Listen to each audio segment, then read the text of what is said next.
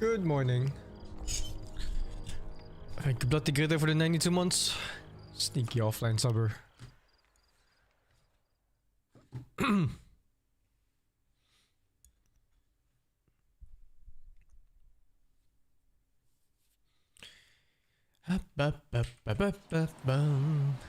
Time for walking simulator 2. Oh fuck. Right, I logged out at the emission last time. And it killed me inside the fucking house because it was bugged.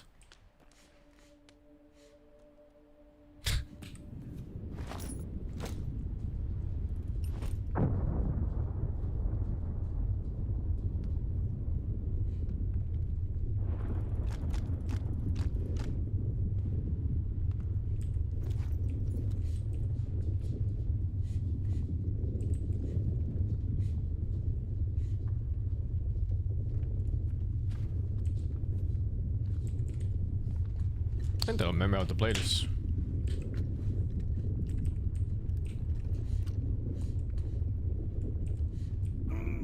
You see? Like, what the fuck is that? Why is it doing damage inside the house? What the fuck? I'm just not gonna move from this spot. Some spots in this house are just marked as not safe, randomly. Like they forgot.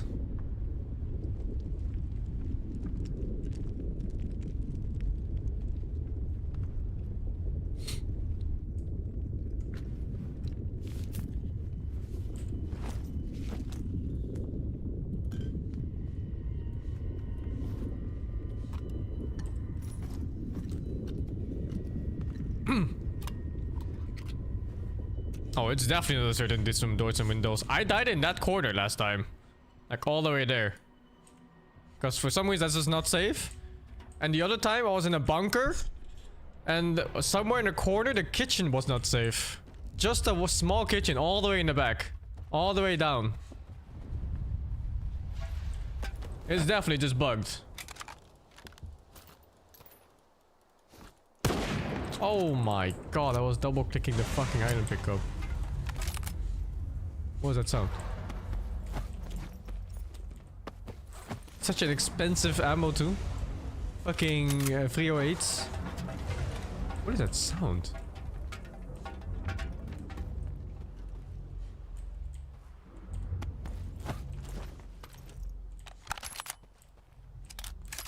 Alright, I think one of these guys has my quest item, but I don't know which one it is. I guess I'll just check all of them.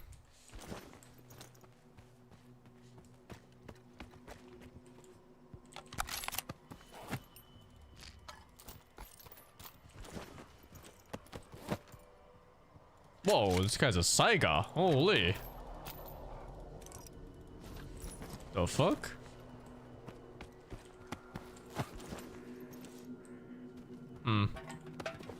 Fuck. Was it even here?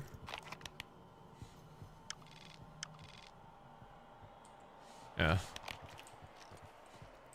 It's simply one of these guys.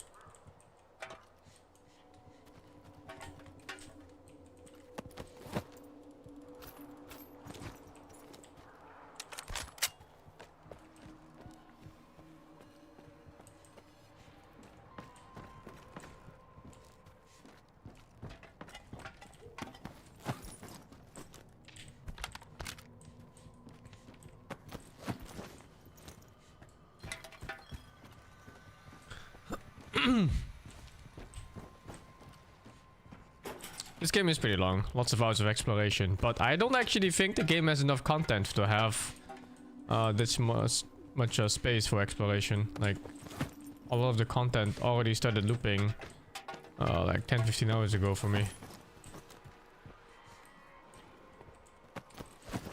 So yeah, even though the game is big enough for like 100 something hours, I don't think gameplay wise it actually is. What the fuck? One of them is supposed to have a color.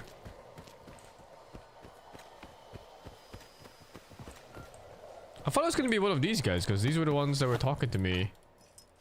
The beginning of the quest. Maybe it's on the ground? Or maybe it didn't spawn because I didn't kill them the quest way. I killed them by myself. Oh no, is it a thing? Where if I leave this blue zone?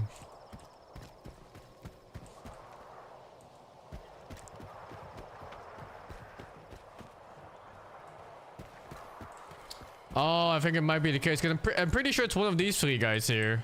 And they don't have it. Oh, that's so scuffed. Fuck. I hope I have a save before I kill them. Thank you, Bolt, for the 51. Man, the end game of this is so undercooked.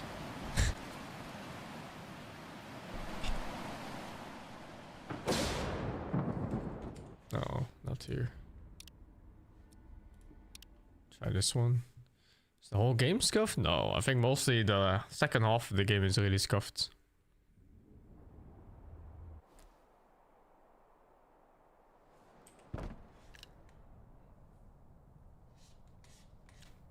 I basically ambushed them. Like, there was an option to kill them and not kill them. And I chose to not kill them and then kill them without the quest option of it. And I think because of that, the quest item didn't spawn. This one should be okay.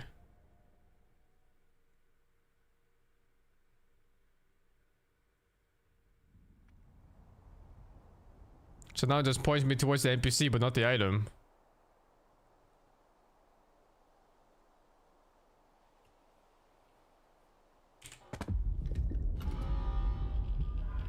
Wait, how far back is this? Oh my god, never mind.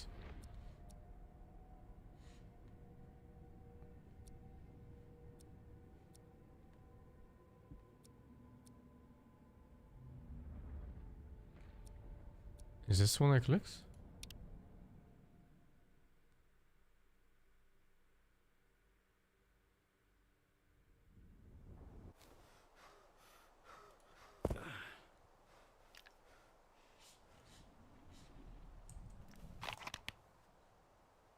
No, this one's fine. Oh, it's so far though, but at least it's not bugged yet here.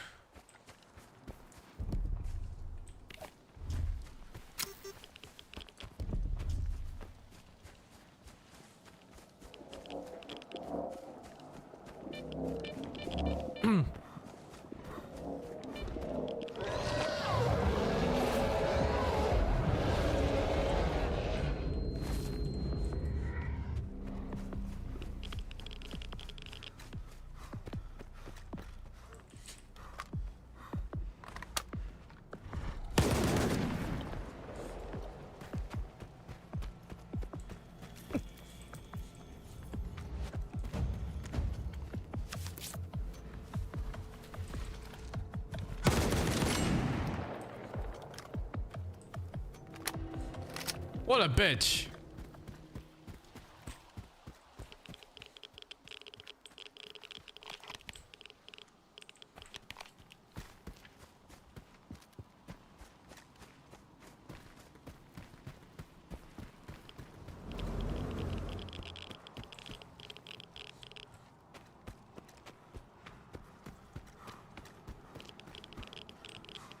Seen this before? I can't really check YouTube links right now, man. Busy.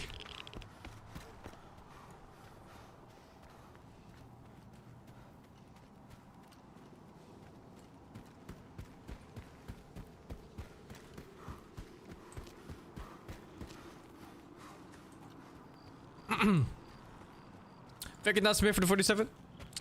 I've been enjoying Stalker so far, yeah. Although I gotta say the last part is a slog.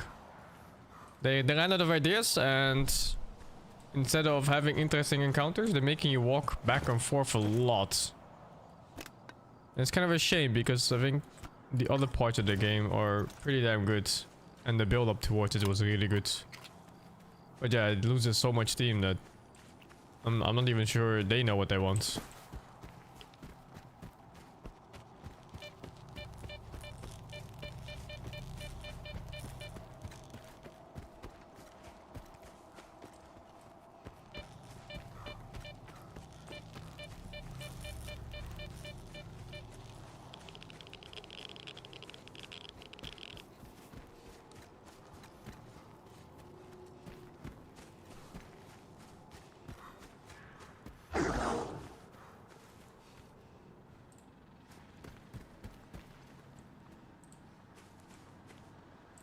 Сталкере, як чуєш? Координати одного з нашийників змінилися. Надсилаю їх тобі, доки тварюка не забрела позна куди.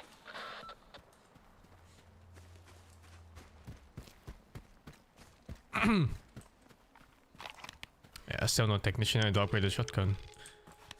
It's so silly, man.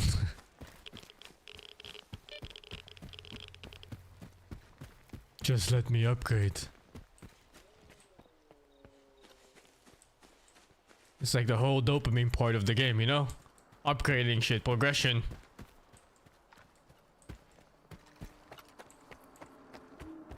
Але погодься, ці учені цирк на дроті. Наши... Ти собрав, Сталкера. Але чужим мене тобі. Ви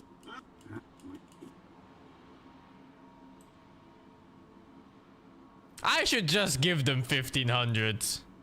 It's like a third of a quest reward. But it's the principle of it, no? The repair cost for my weapon, my ammo, and my armor is gonna be like fucking 10k fighting this. віддайте нашийник або пошкодуєте. Я тільки... Especially on how this fight starts for me. This is why I fucking just ambushed him the other time, because, you know, I just get put in front of fucking 5 people. It's so weird.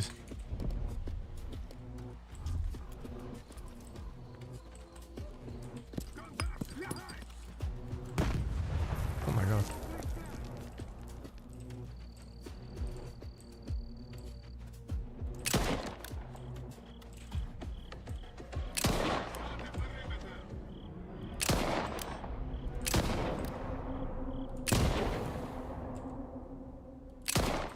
Did they not see me or what?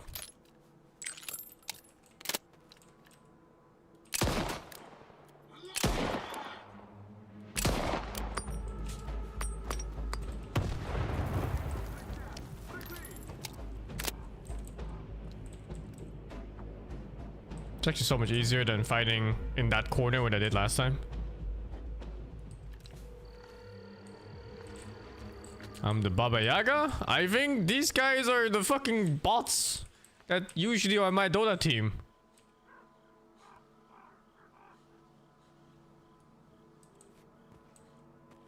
What the fuck? Wait, are these? No, these aren't even enemies.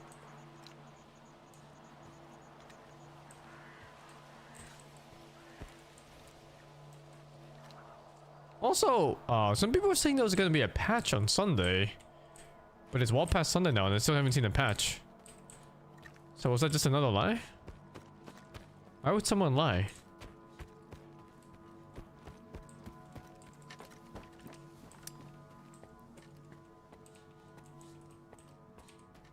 Усім бути напоготові.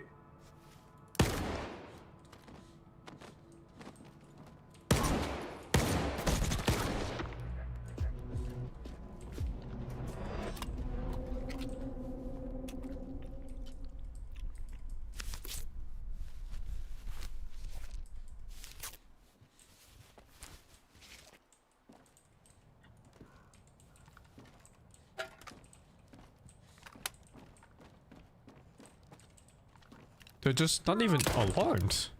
What's going on? Okay, let me check the important one first, because I think it's this one over here that has the collar, right? See if it spawns this time. Yeah, see? It was just this guy. And because I killed him without announcing my attack in the quest log, he just didn't have it on him.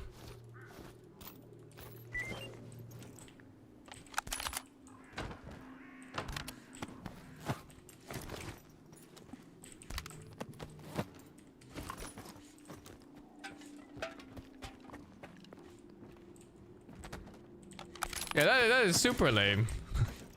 The fuck?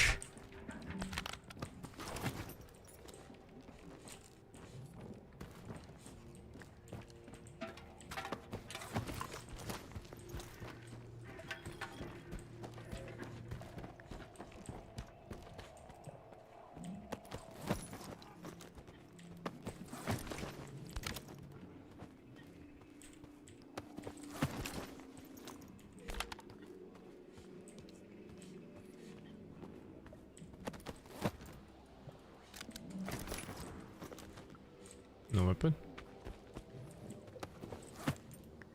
And this is a Saiga guy.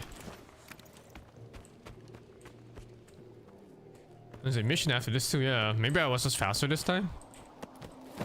Is this Saiga? Oh no, it's AKM, never mind. I also get my own item.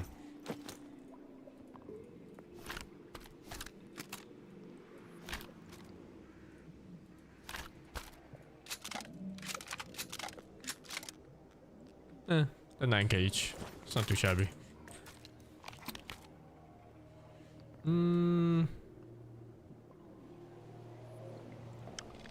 Is this base alive? No, right? This is the dead base. Oh jeez, it's not even a base here anymore. Oh, there's so much shit here.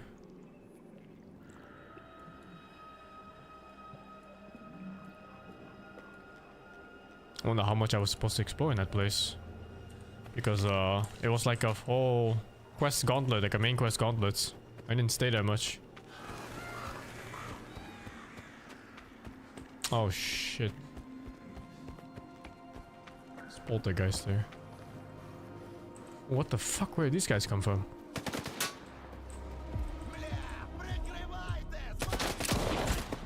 What happened to the base? They died in a quest event, like all of them. Oh my god.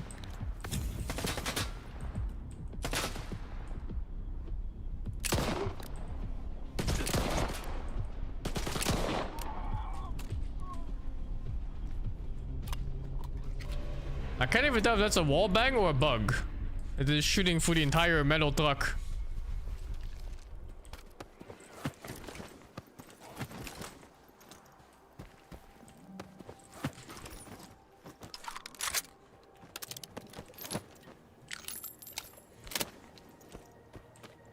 Okay, let's head back.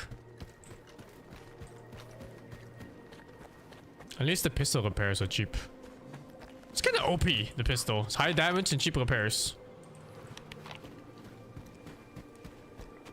What quest am I on now? I need to do the electronic colors for the scientist. Thank you, Kicker, for the 35. There's still parts of the map uncovered right now. Like 5 more parts or something. You bought a sight for your gummy cannons on your gun? You need to buy the rails on the gun. Like the mounting thingy on the technician. And then you can add it. I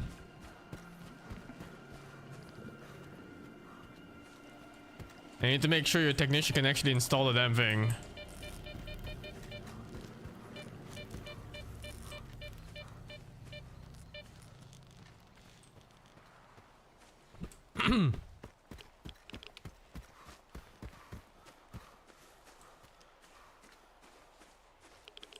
Oh my god, this one's 5.8 kilometers away.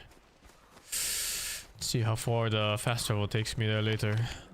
And I guess I'll do this one here first. Oh fuck, I have to go all the way around. Okay, yeah.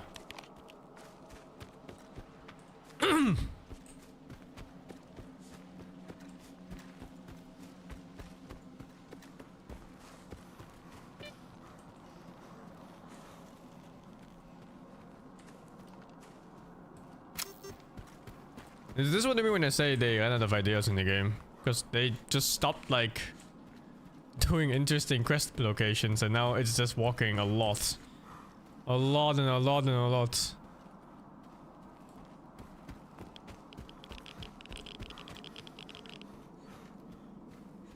And it's also like the same areas you've been to before all the time instead of new places.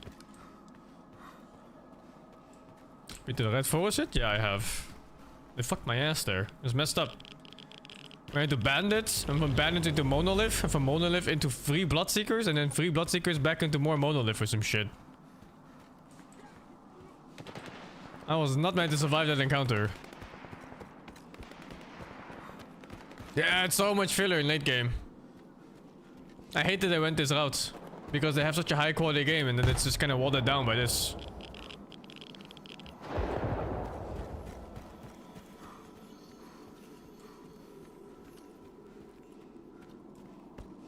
Like, this walk alone is insane, right? It's like the 4th time I'm taking this path or something.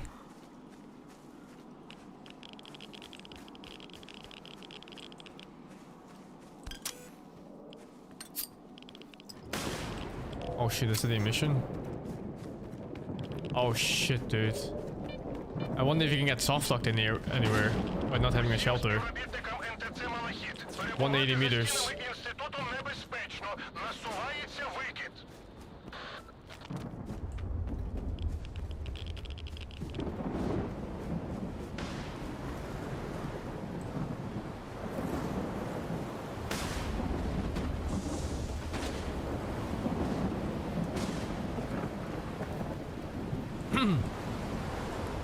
Even if you're not supposed to explore so much, the same quest sends you back and forth in the same spots over and over. So even if you never explored a single step outside of these quests, you would still go back to the same part over and over and over and over. Like 2 kilometers there, 3 kilometers here. How is this the marked safe house? Open up!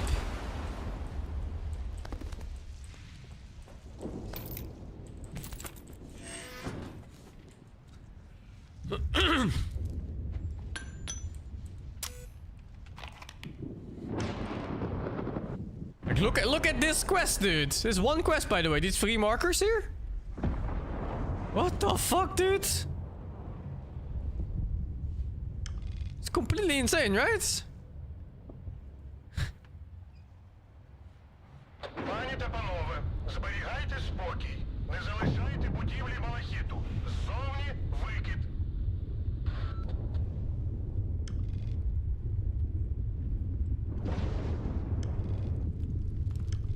You can fast travel between towns, but this town here died, so there's nothing here anymore. So I had to go here first, and from here I have to walk here like this. I'm going to go up, pick up this one, and then from this one I'm gonna go to the town here, and then I'm gonna go here first, go back to the town, fast travel here, go here, back, fast travel back here to the scientist. So I think it's gonna be like an hour of walking and nothing else.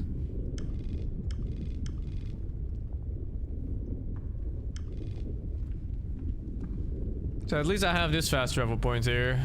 It's not like a full-on walk.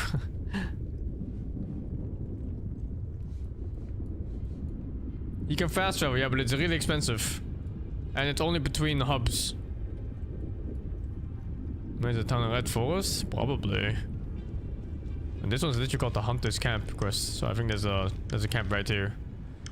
Викид завершився. But it's kind of whatever, no? Знову можуть виходити за межі центру, якщо потрібно провести польові дослідження.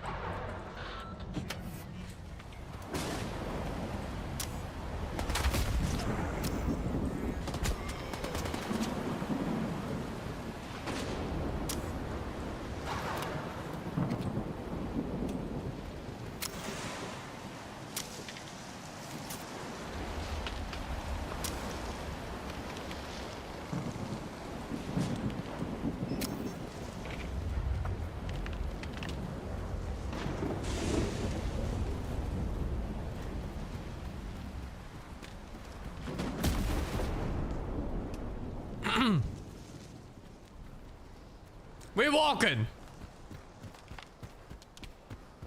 It's my GPU, I'm using 2080 Ti. Can I drop something? Am I in the red?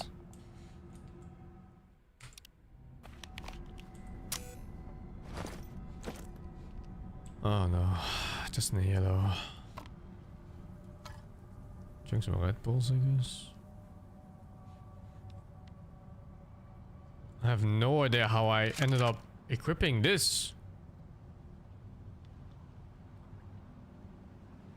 What gun is this even? When did I pick this up?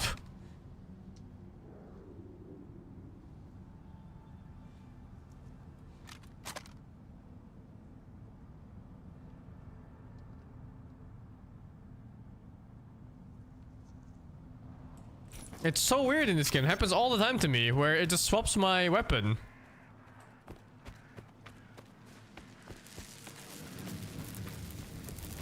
It's a bug that happens when weapons spawn in. Why does it? Oh my god. Why does it like equip it too? Isn't that super weird? Oh no, I used the wrong thing.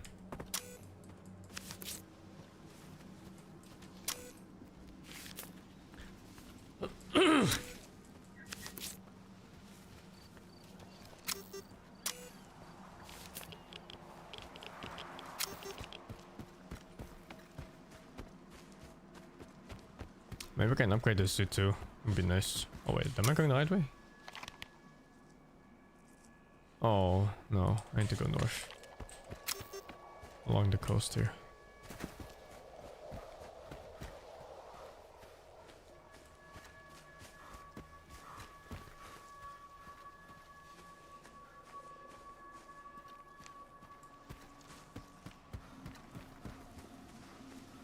Monitor do I have? I don't know, dude. Random shit.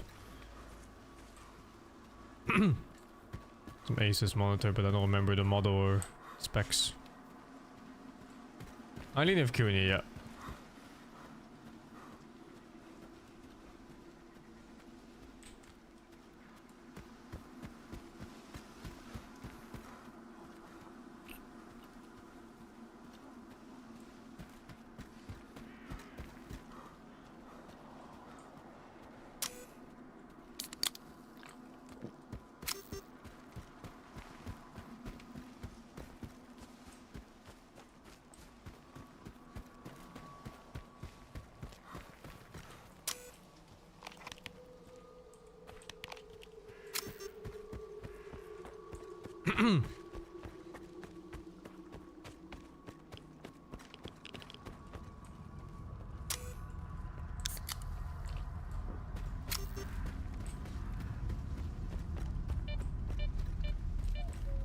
Okay, 1.2 kilometers, 1.8 kilometers. And then back to the middle, and then to the 5.2 kilometers one. It's not that bad.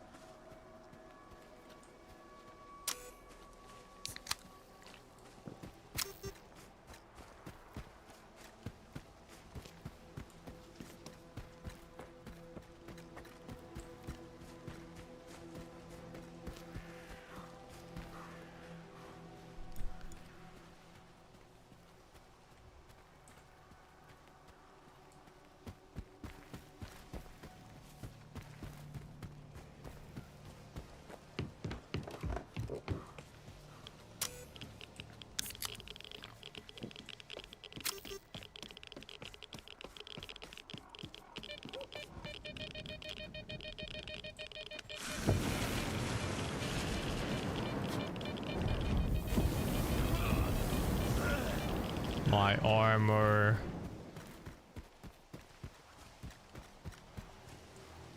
How much was that? Better not be a percent off it. 5% off it, I'm bankrupt. It's over. I will never financially recover from this.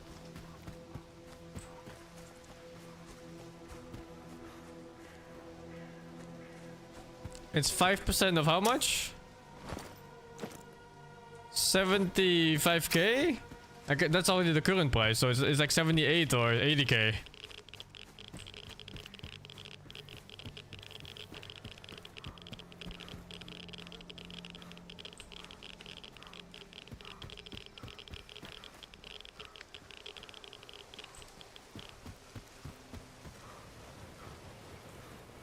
Small upload bitrate? I mean, this is OBS things, man. There's no bitrate that can handle this much foliage. The only thing that works would be streaming them on a lower resolution.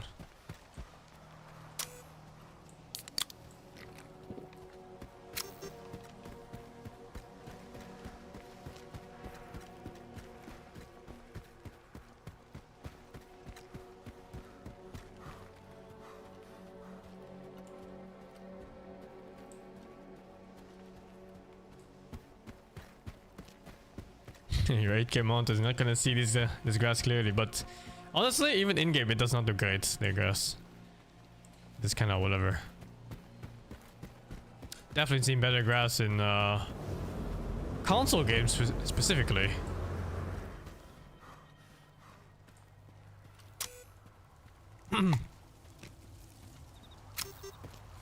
Oh my god, I used the fucking side block again. Keep clicking it.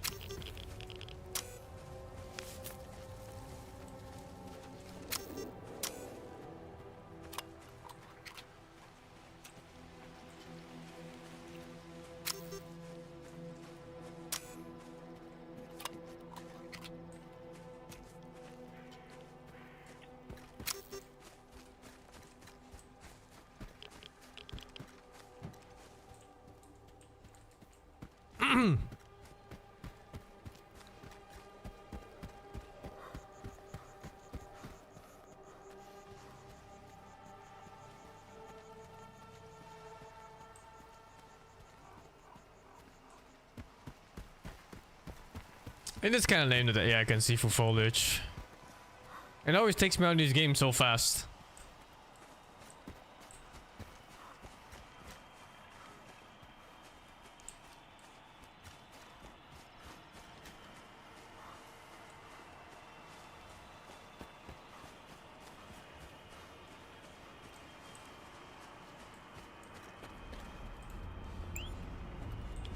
Artifacts. I'll even go in here though.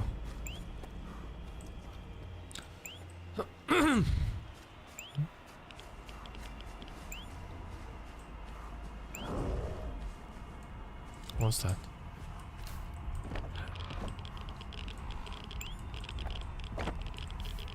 I think that was my quest mob.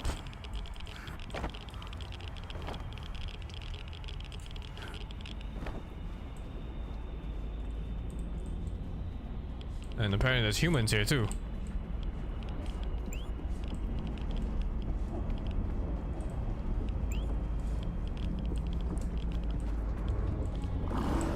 Oh my god, that's the monster?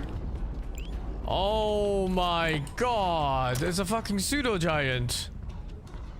Wait, is it even? It's a psychic power. What?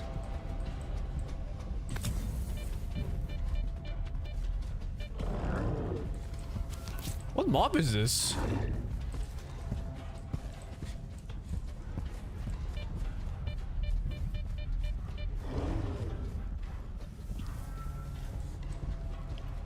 Is it a pseudo giant?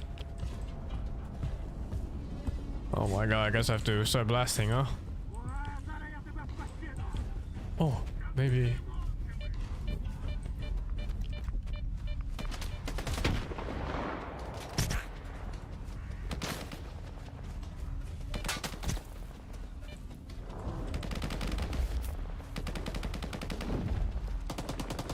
They're fighting each other.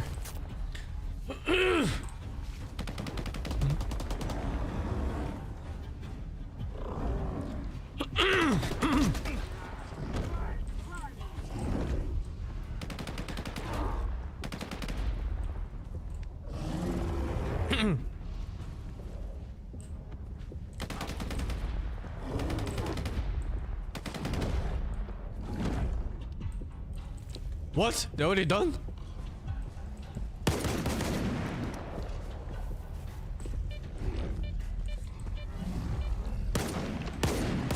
What the hell is this monster?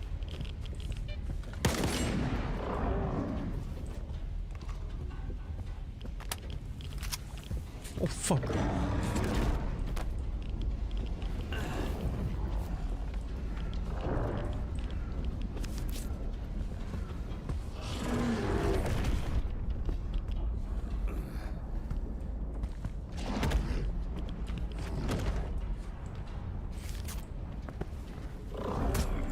What is that? It's like an instantaneous psychic attack that does like fucking 90% of my damage, HP and damage.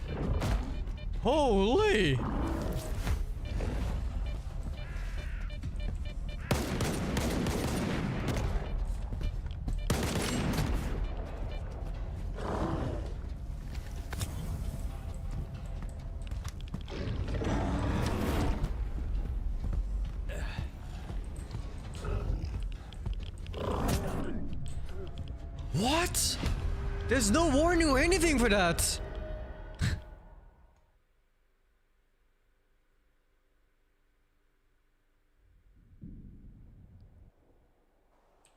It just insta-kills.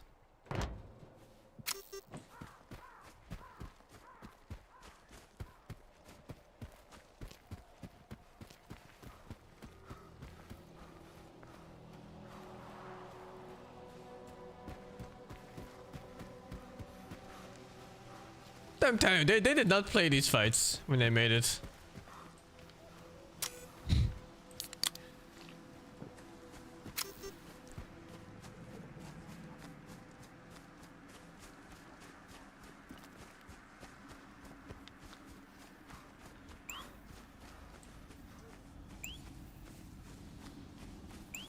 It happened in the same location every time? It did not, dude. What are you talking about? It's 4 different objects. There's a bucket, a brick, and then a fucking other brick and another bucket.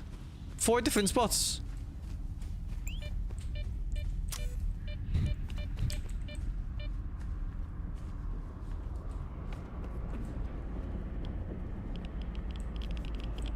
Need to figure out how to fight this thing.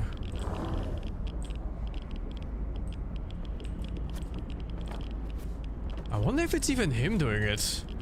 It could just be a poltergeist, but the poltergeist throws, they have a lot of time to react. Like they linger in the air before they come forward.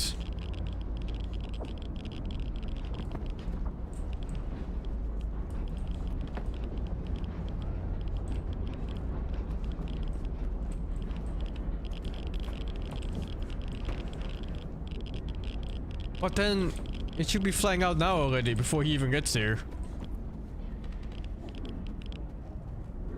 And it's not.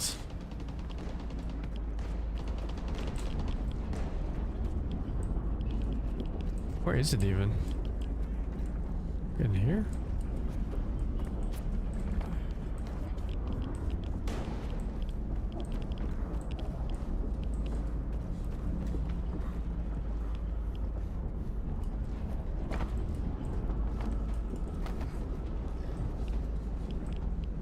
There it is.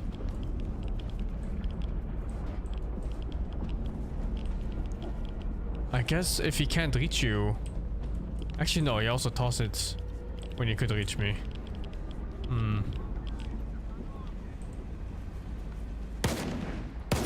Is this fully bugged? I don't wanna fight him like this. What the fuck is this?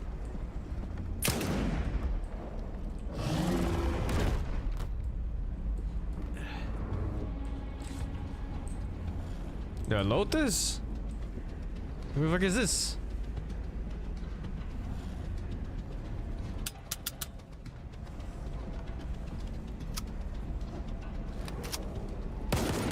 Alright, I'll load. What is this?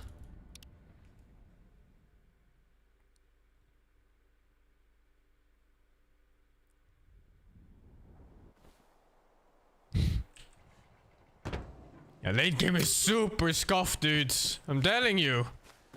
They just didn't play it. They just put it out there.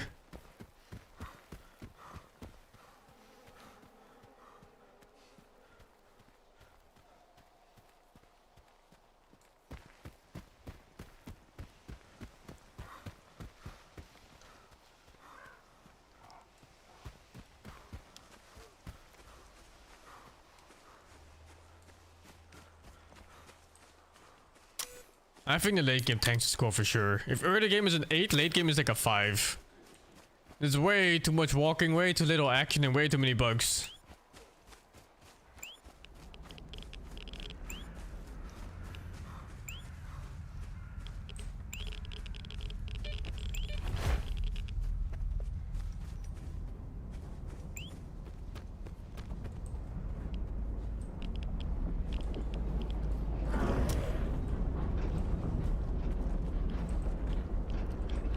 Alright, let me drop my shit first.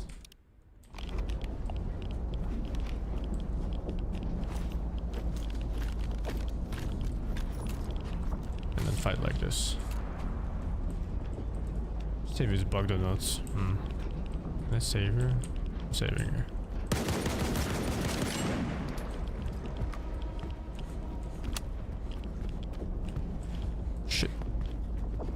What? When did I take damage? What?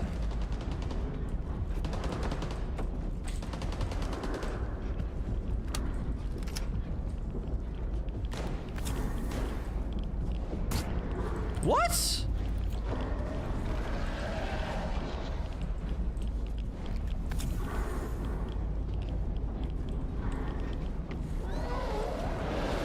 Oh, she's a bloodseeker too.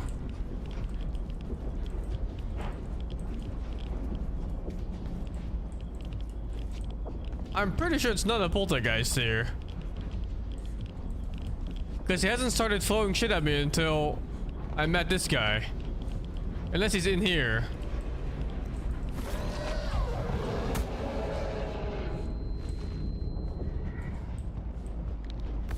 And it's also like a big difference because the poltergeist gives you a lot of time to dodge the attacks. Like, oh my god. It's two fucking Bloodstalkers and the pseudo giant, or whatever this is. And something that tosses shit at me. Or that might be the pseudo giant too.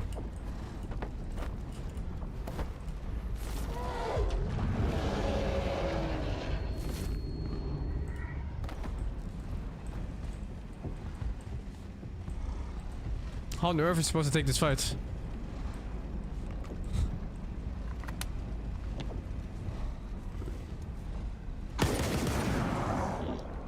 Wow, they die fast in headshots. What? 3 headshots to kill a bloodsucker?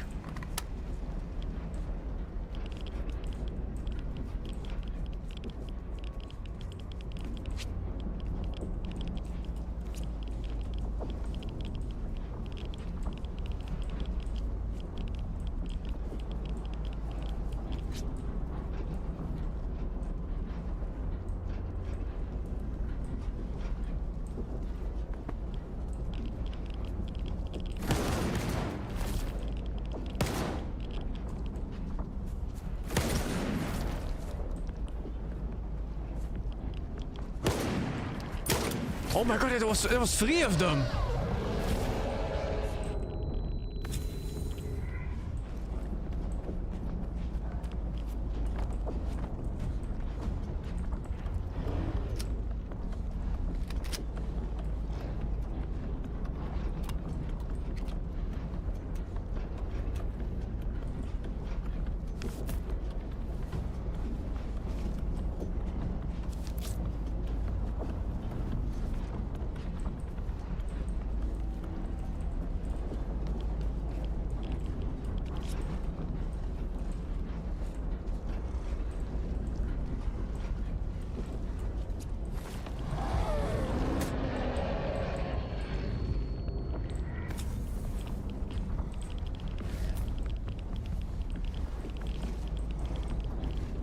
I have no idea how to dodge that telekinesis attack.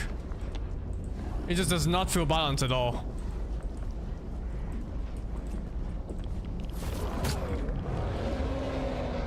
It has to be that thing, right? Like he's aggroed and it started happening again. It has to be that guy, the big guy.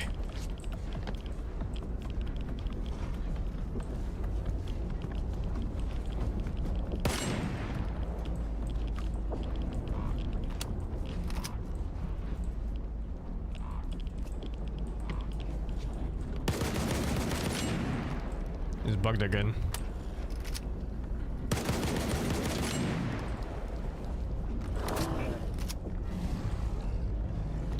A ladle.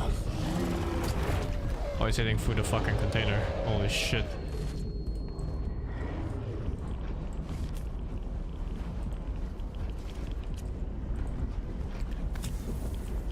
And I can't go down because there's 2 more bloodseekers down there somewhere.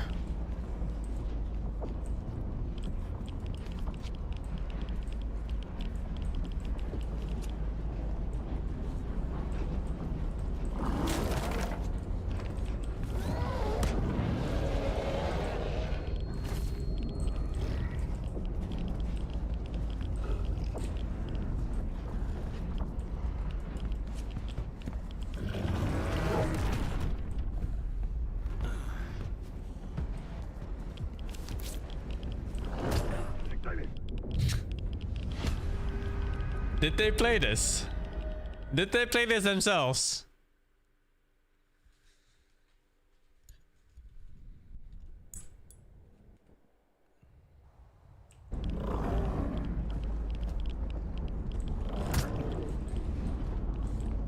It's instant with no warning.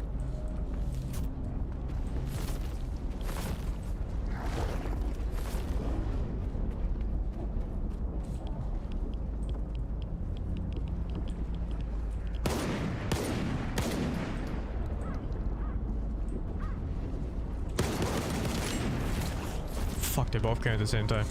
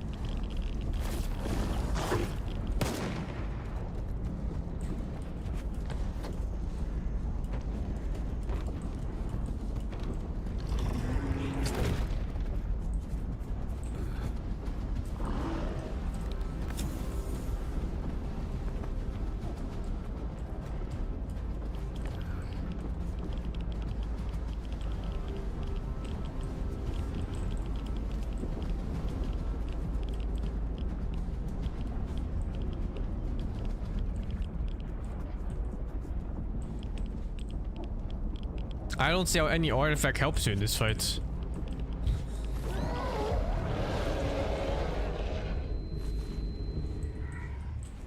I mean, this whole fight is fucking dumb, no?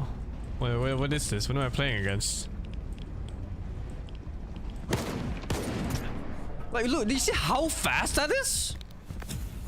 What the fuck? It's like no chance to even react to it.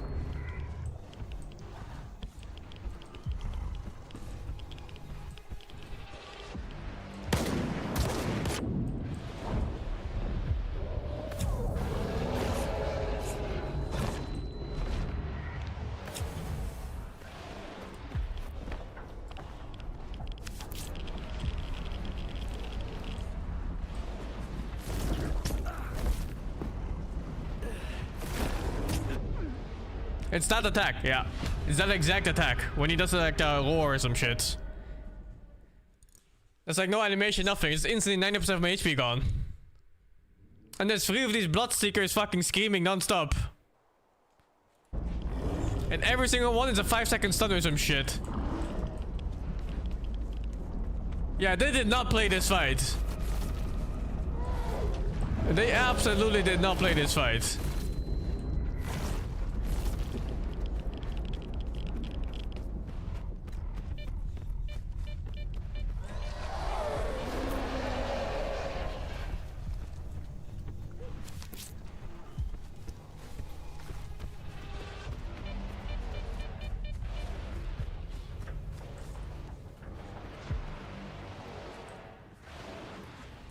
Shit, I didn't see the other one.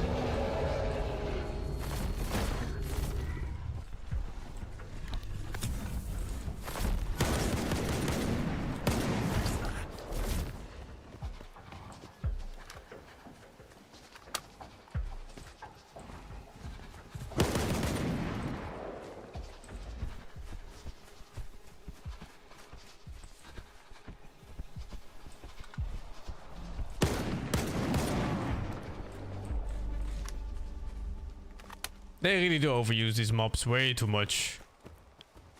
It's like you only fight these guys in packs of 3 over and over and over.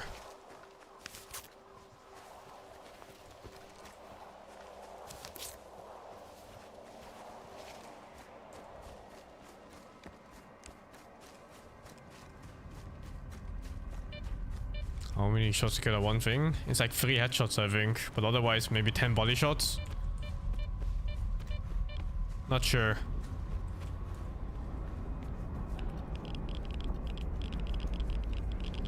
Okay, how do I kill this fucking... this thing? Oh, dude, what an imbalanced monster. I truly think there's no proper counterplay to it. You're just supposed to tank it and then heal up and shoot him again. But no, like, strategy or anything, which is kinda lame. I don't see how that psychic attack is reactable in any way or shape.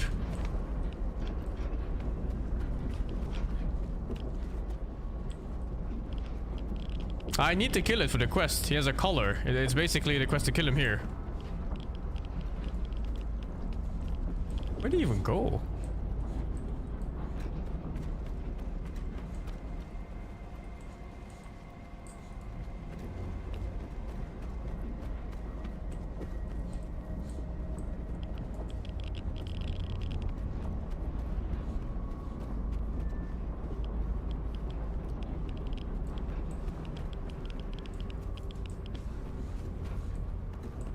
I don't remember the older pseudo giants in their games do anything at all. They just chase you, have lots of HP, and just kill them. Just kite them around. I don't even know where it went. My quest mob is just gone. It fell on the ground, maybe? Actually, I hear him. Or is it him? No, some random shit.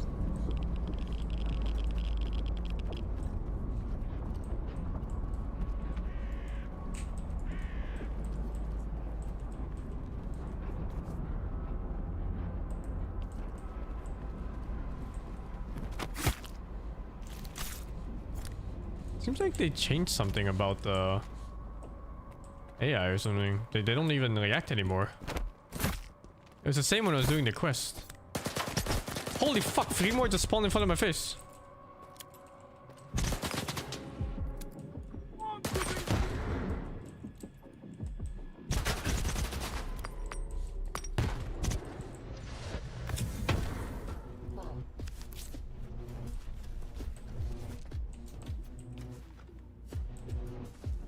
Hey, they killed it. What?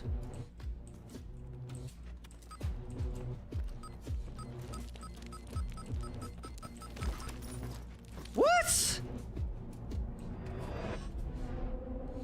How is it even dead?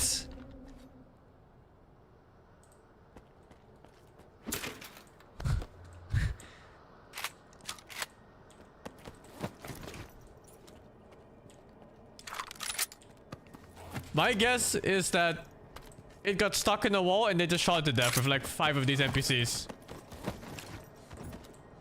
So no for me? No, dude. I didn't shoot it yet.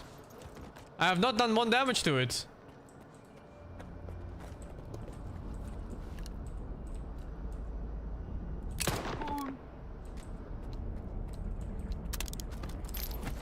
It's so buggy, dude. This whole late game is it's a fucking mess, man.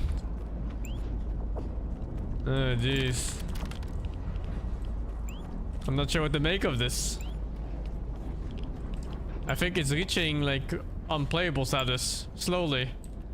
And with every single quest I go forward to.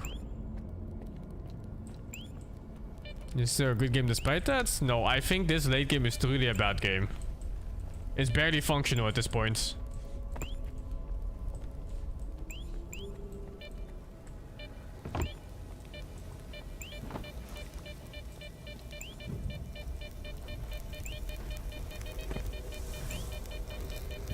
Good luck.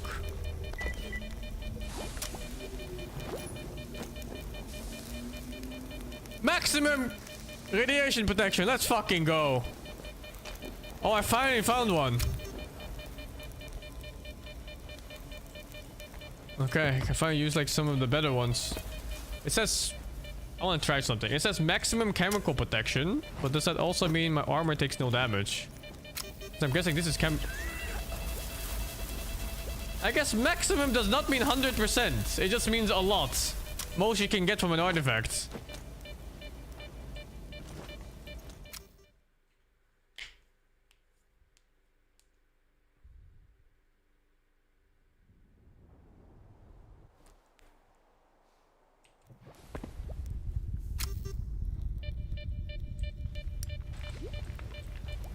Oh, fuck.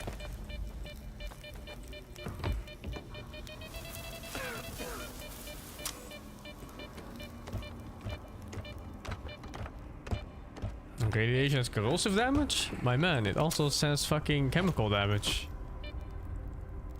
I don't know what else could be chemical damage if it's not this. Because it's not electrical or thermal. It's not psi or physical. So it leaves one damage type left.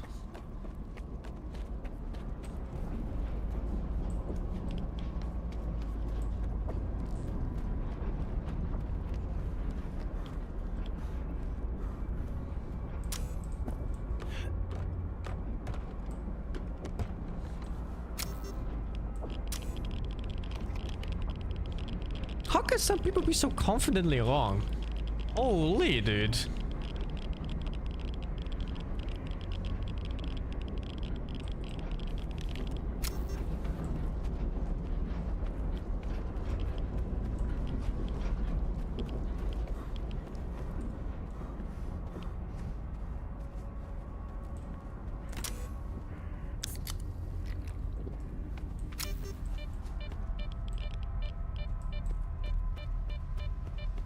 I don't remember if all the games had numbers for the protection. But I also remember in the older games the artifacts were just kind of whatever. You could pretty much ignore them the whole game and not care about it. And then the modded versions of the game, they had really cool stuff. Lots of unique artifacts and stuff like that. And actually stuff worth using.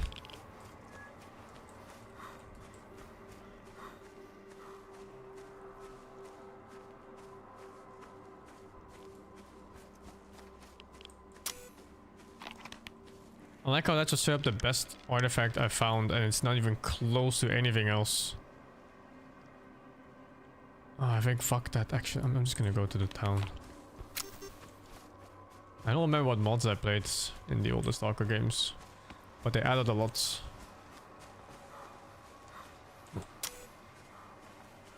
I think it's called Animal, yeah. I was probably that one. Oh shit. No, it's getting safe.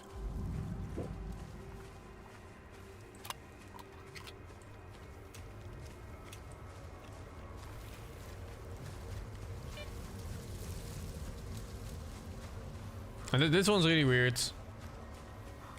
It feels like they made a half a game and then the second half was just there. They just needed more time or some shit. I mean, they wanted to pad out the game time.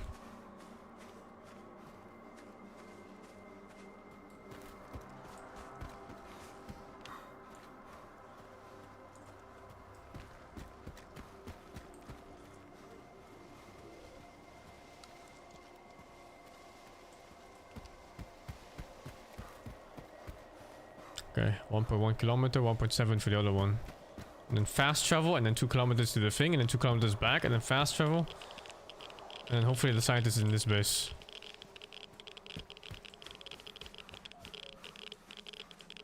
I could kill a kid for the 31. 9 days till period 2. Fucking counting the days, dude. I will figure the 35, the junior figure the 42, man.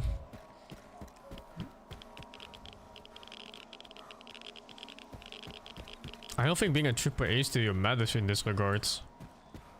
I think they just made a really bad choice of making the game longer instead of better.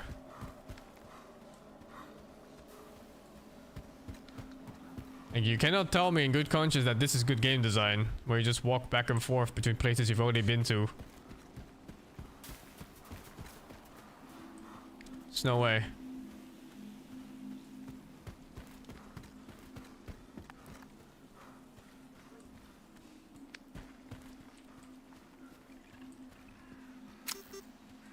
It's like the 4th time I'm walking past this fucking chasm. Yeah, exactly. It's all about scope. I agree. There's no point in making the game this big if you don't have the effort to fill it with content. It's nothing like Death Stranding. Death Stranding has a whole game concept around moving around. This one doesn't. It would be the same as Death Stranding if Death Stranding only had walking as an option and nothing else.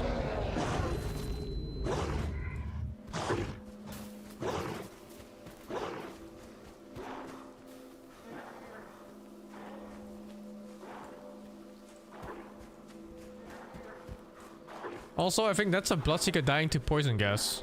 And it's just not moving from it.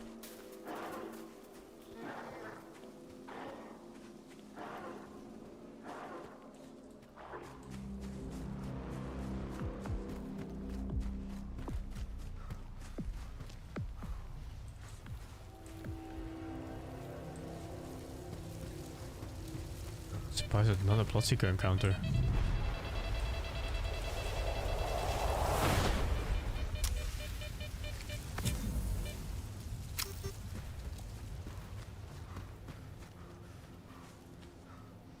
I've been walking for like 40 minutes already since I started stream today. And I'm not even halfway there yet for this quest.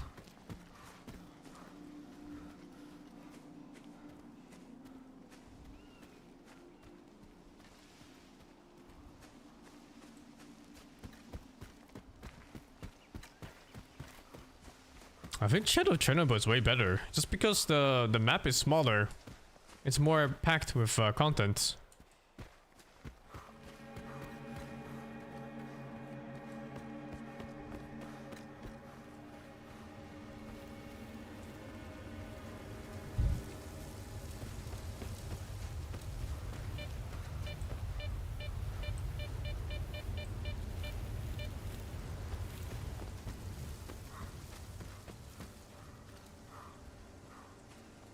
I played Outward. That's also the game that has the exact same problem as this. It was a game where you have a really cool world and lots of things to do early game.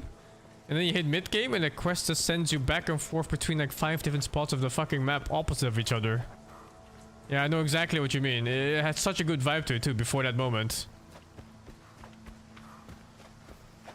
Like, what is this, dudes? There's no way!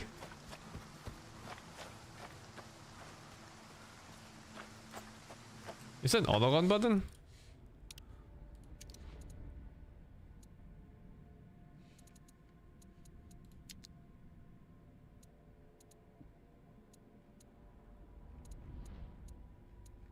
Fuck, there's no auto run button.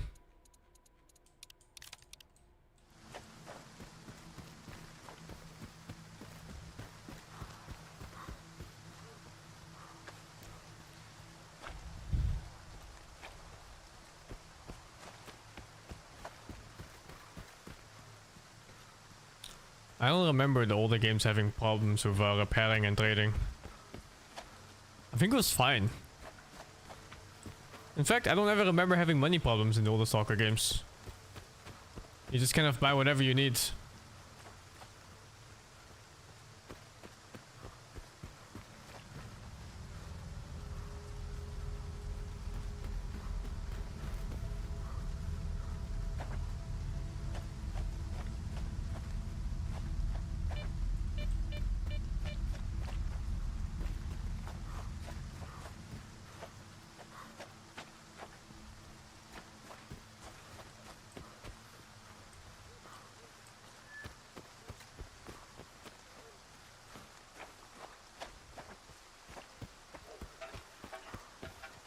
The gunplay that dies in this game too. There's so much weapon sway, it feels like the main character's Parkinson's.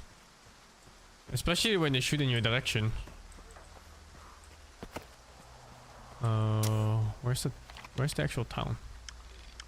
Oh, it's for dude.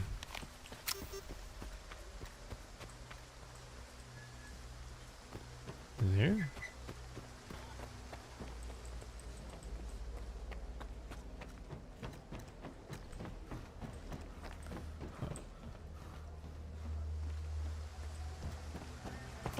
Oh, it's below here. Fuck. Oh, this is the arena town, isn't it?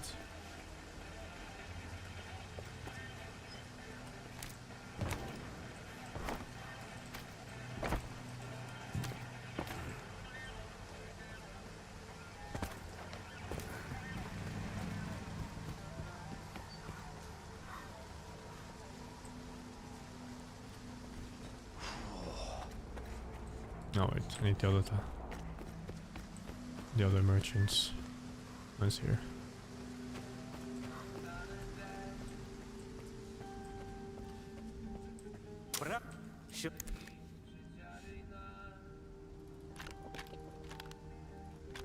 Damn, that's only 6k.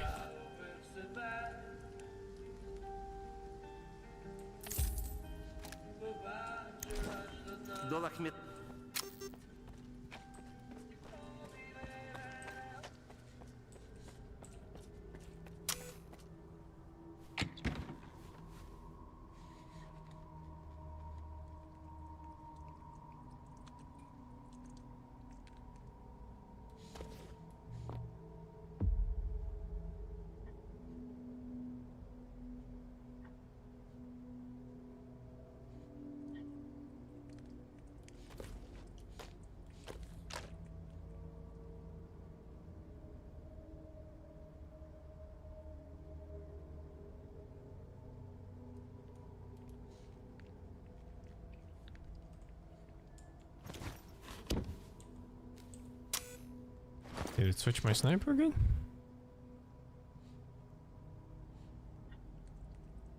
No. I found some useful artifacts here. I just got a really useful one now.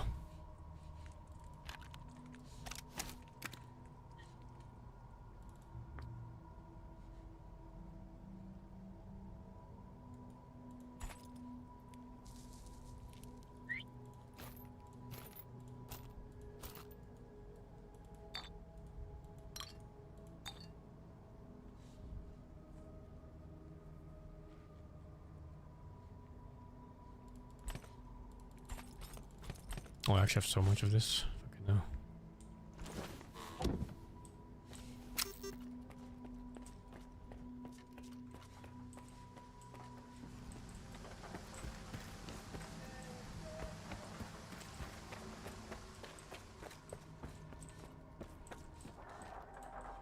Where is he? Where's this guy?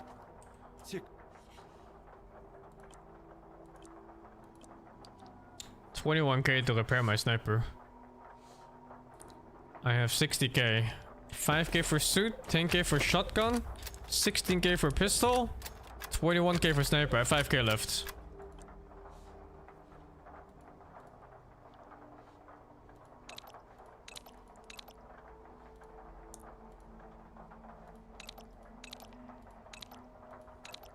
That's the money I've been saving for like 15 hours in the game or something.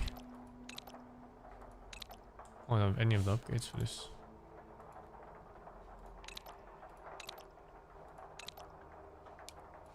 Oh, I only have the blueprint for that container. And I can't install anything because everything has like some shit.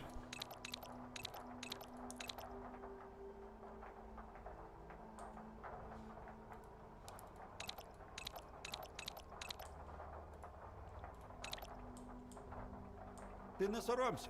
Заход. Okay, no upgrades.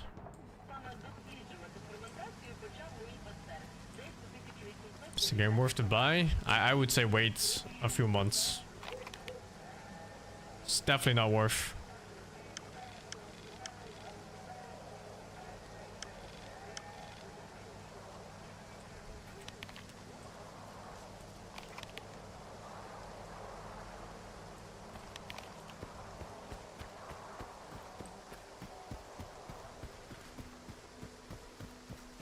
Few months with half a year? Half a year might be lucky, I think. The amount of bugs this game has? I don't know, dude.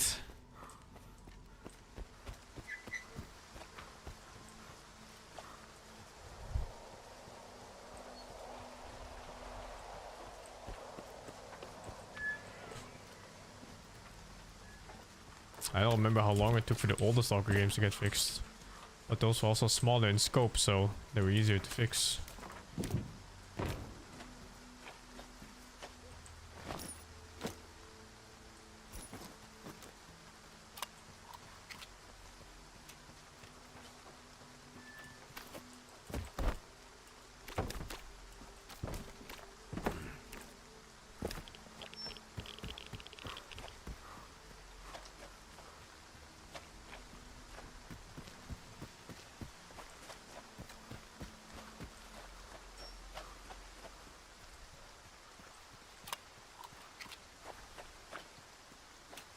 Damn, shame I couldn't upgrade my sniper at all.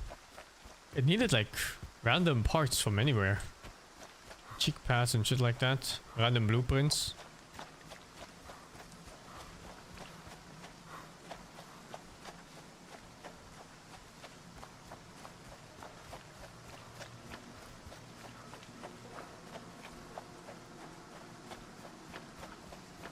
Okay, let's hope this quest doesn't bug out.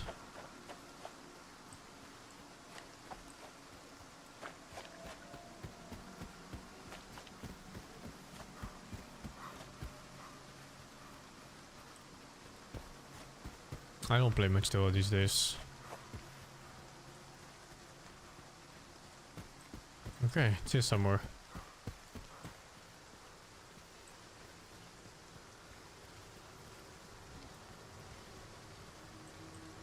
I'm using a legendary artifact yet.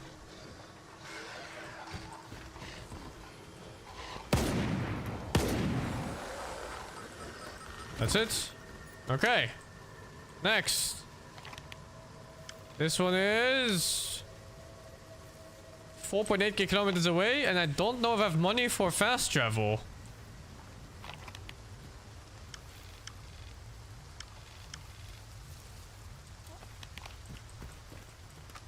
I think I have money for fast travel for one way.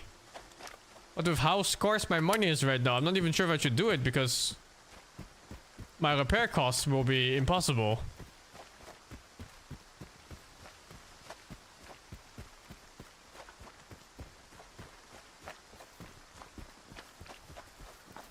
And watch this quest pay like 1200 and some shit too.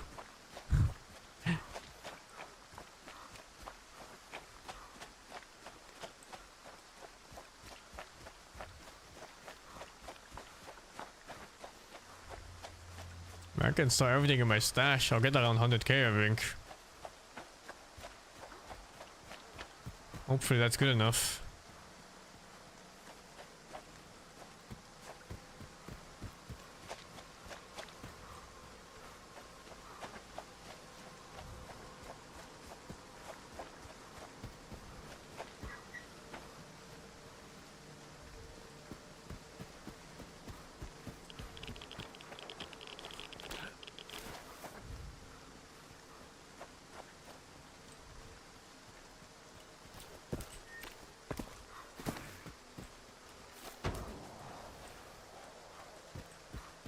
Alright. Where is this guy? Hey, there's a stash up here.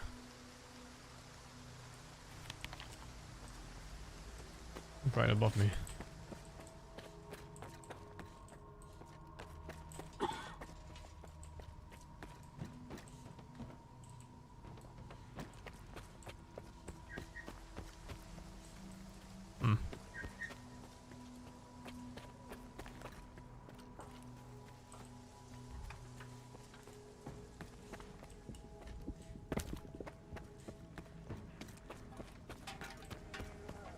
It's up there.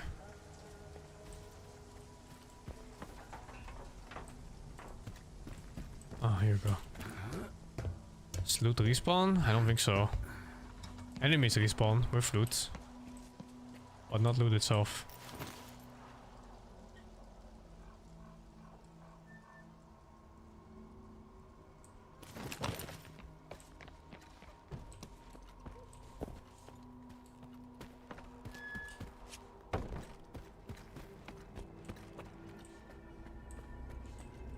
Нарешті ми. Так що тому. Ну ж.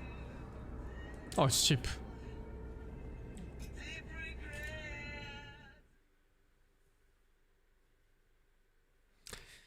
Thank you, Nexon, for the 38.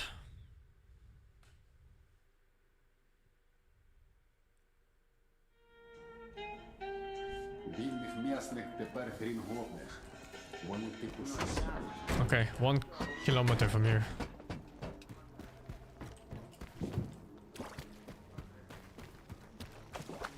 I'm not gonna use a free money glitch. What's the point, man? Just set all prices to 0. You have the same thing. You don't even have to glitch. Save yourself some time.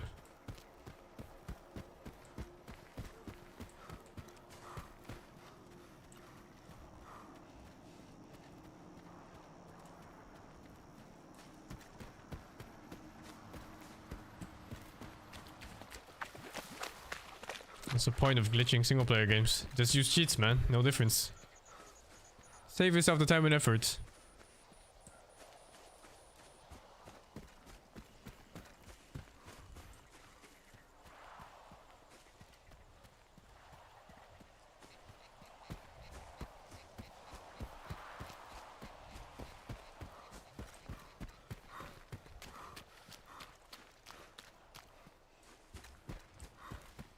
The speedrun community disagrees? I think the speedrun community agrees more than anything else. What the fuck are you talking about?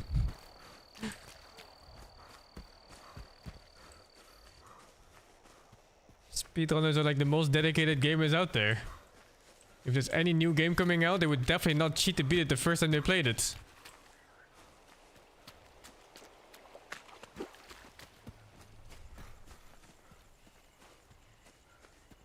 Cheats require mods, glitches inherent to the game? Yes, so. Either way, you're robbing yourself of the experience of the game. You can just make it fast, or you can do it slowly. It's your choice, man.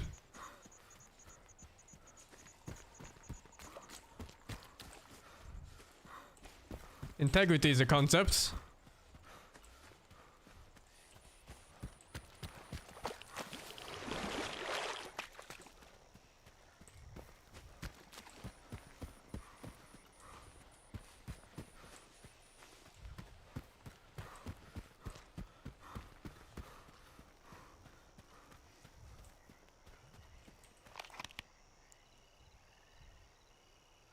To go around.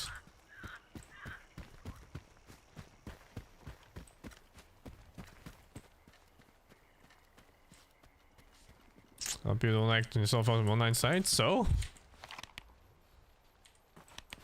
how is that any discussion I'm talking about?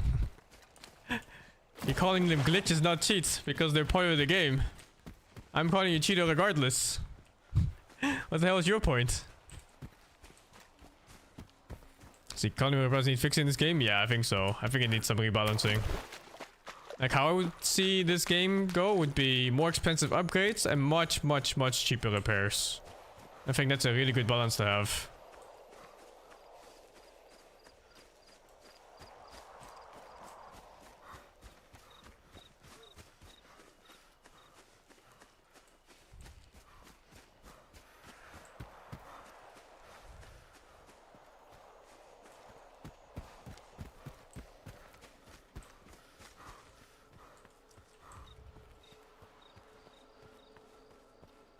Using glitches is cheating, but Jane cheats already use of mods and scripts. My man, you're just making up random arbitrary words inside your head.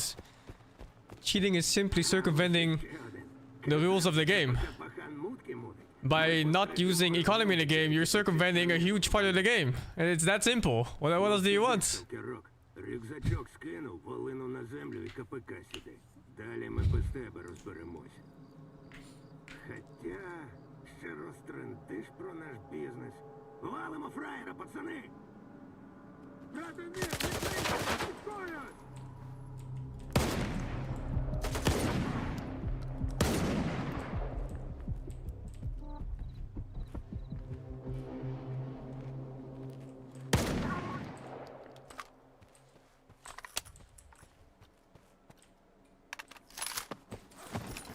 The fuck were these guys?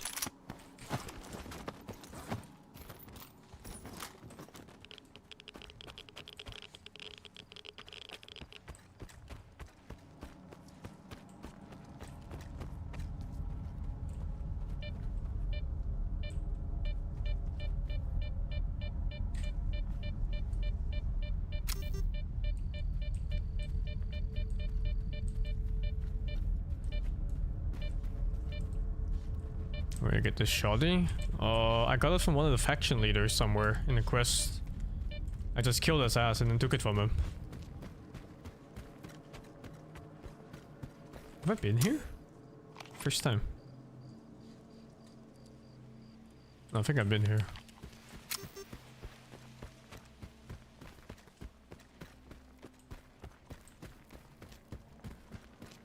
Some people really want to talk themselves out of cheating, huh? It's kind of crazy. They don't think of like any fucking reason ever.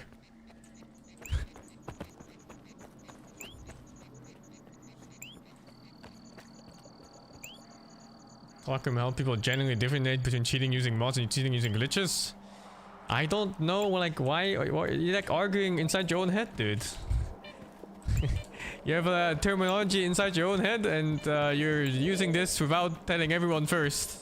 And now you're using your own definition of cheating. Like, what do we want to tell you? I can't read your mind. You just have a thing going on inside your own head. What's the point?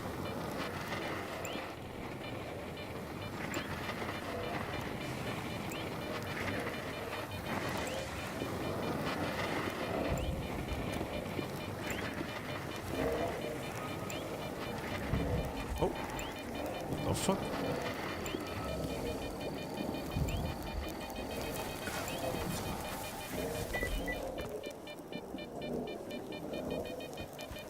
It's a shitty one.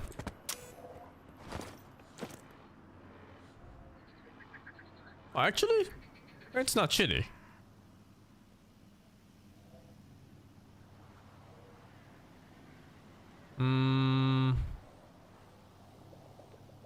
But nothing I can use, I guess.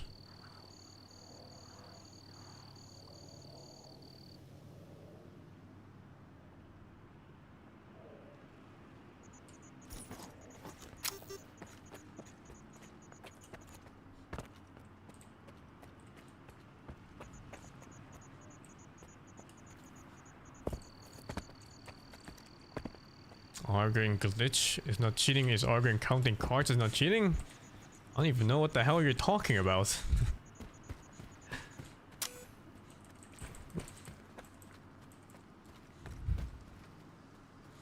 I don't have to understand the difference in terminology? My man, it's literally just inside your own head. What do you want other people to tell you?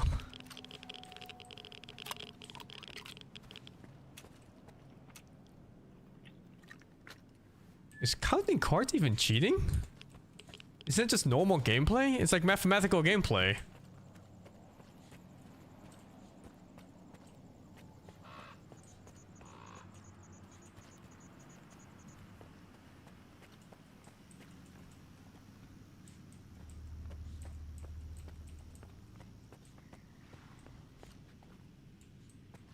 Oh, yeah, I mean, if they have a house rule, then that's just the house rule, no? And that's casinos. Casinos are made to fleece you anyway.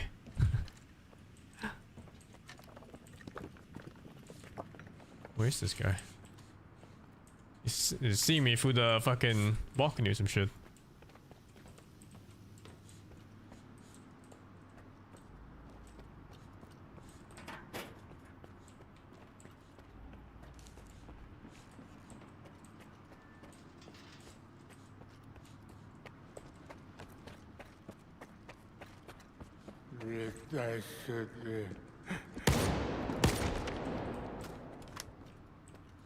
Stacking camps is cheating? You talking about Dota? Because that's the one of the dumbest arguments I've ever heard. Stacking camps was an unintended thing. And then the devs, they looked at it for years and years and years and concluded that it was fine. And now it's part of the game. Do you think right-clicking an artifact in the shop in this game and making it worth 7 times its original value is gonna stay in the game? And it's intended by the devs? Like, what's going on in your brain, dude? If you wanna cheat, cheat, dude. Just don't fucking make the argument for that you're not cheating. My man. Be a cheater, do it, man. It's not my fucking problem.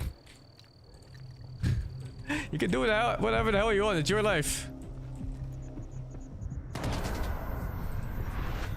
Okay, might be sarcastic? No, that guy has been on it for a few days, man. I think it's just really fucking stupid. Oh god. Jesus.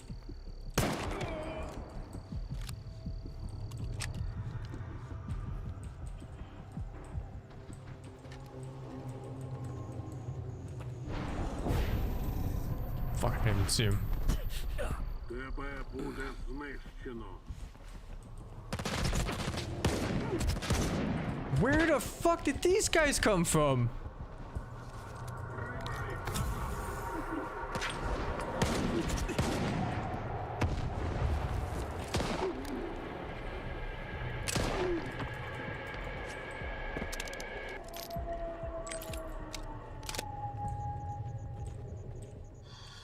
Oh, it's a side attack.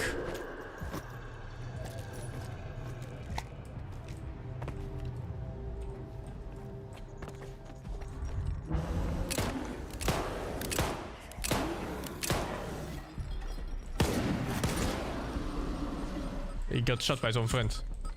Oh, that's the mob I needed for the color.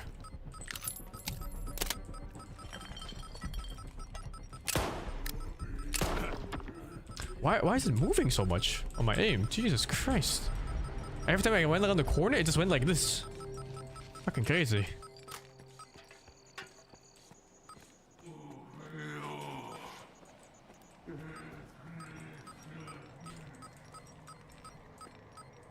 What? Oh, it's below.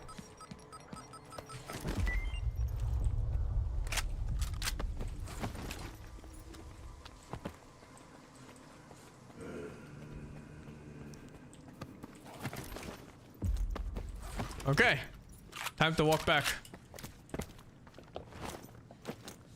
Oh, it's broken.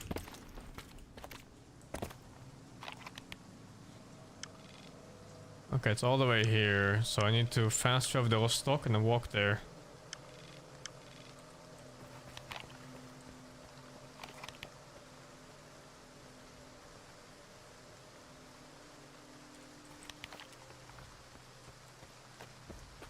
This is close to endgame, I think. Hacks, cheap skills, that people really rightly call glitches cheats. My man, the concept of cheating is not what you call it. It's about circumventing the game's rules. Anytime you do it, you're not playing the way the developer intended it, is likely cheating. Do you understand this concept? If there's economy in the game, and you can somehow get 6x the value of every single item you sell, it's not intended by the game, so it's cheating. It nullifies the whole concept of the economy in this whole game anyway. Like, there's nothing more to it.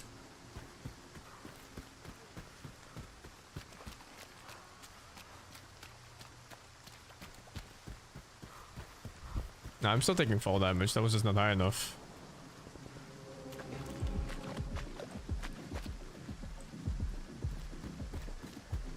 Oh, you can play Unraveling on controller, it's completely fine. But I heard mouse and keyboard is good too. Mouse and keyboard might be better, because I think you can hotkey items on any key you want, instead of having them stuck on, you know, like the assigned controller buttons, which is kind of shit.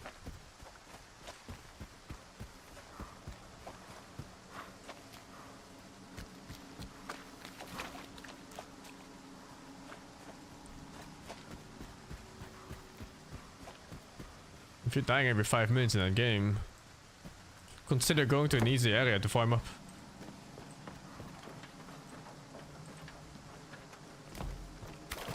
Smoother controller? I'm not sure. I didn't play on mouse and keyboard on Unraveling, but I have a few friends that finished the whole game on it and they said it was fine. No problems.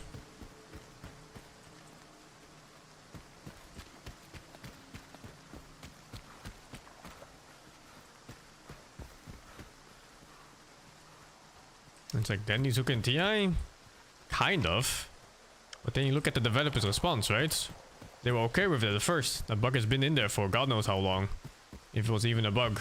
And then at some point they decided it was too strong, so they removed it. And now you can't.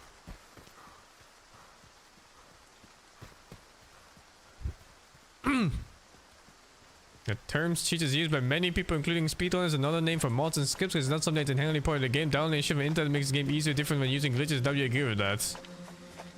I still don't know, like, what are you even arguing for, man? You just have a random terminology inside your head that you and like 5 other people that you know use, and that's it. Like, I don't know what else there is to it.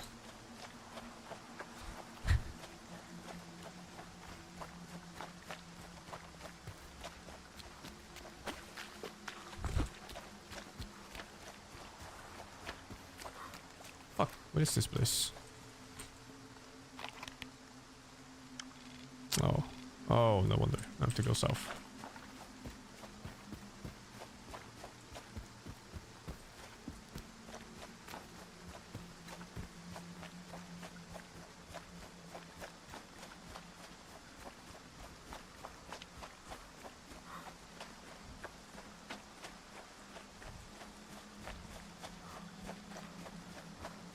Oh, lekker shock badge for the 70. And Muhammad Hagak, thank you for the prime, man.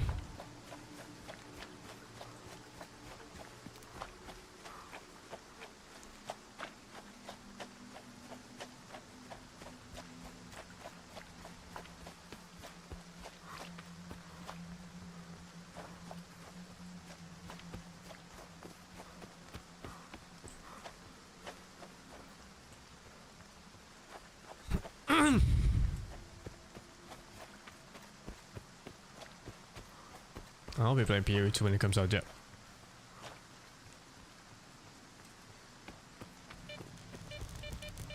Yeah, exactly. Things can be both a glitch and a cheat at the same time. But I don't really understand his argument anyway. Like, he's trying to put a forced definition on the word cheating, hacking, modding, and glitching. Which is entirely pointless.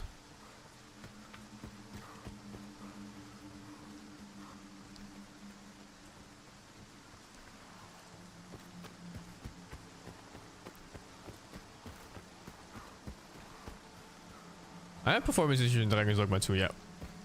I had FPS drops when I went into towns in that game.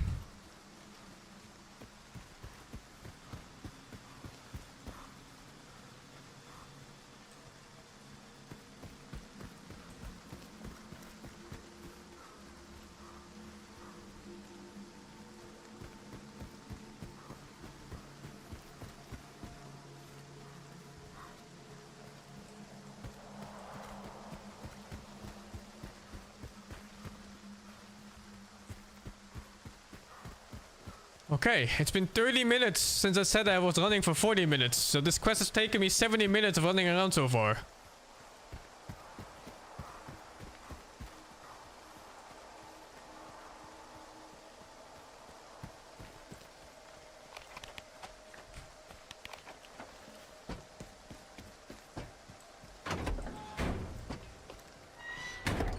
Вільних м'ясних тепер хрін гопне. Oh wait, what's the town I need to go to? What's the closest one? It's this one, right? Rostock. There's no base here. This is enemy base.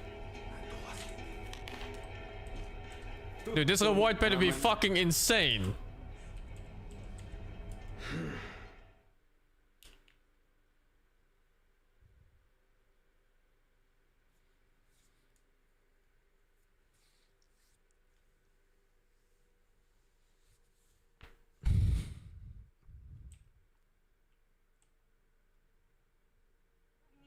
Побитого льоду. Тобто ви будете пити це через соломинку і випивати цей коктейль серед такої цікавої пюрешки із льоду. Alright, let me read this.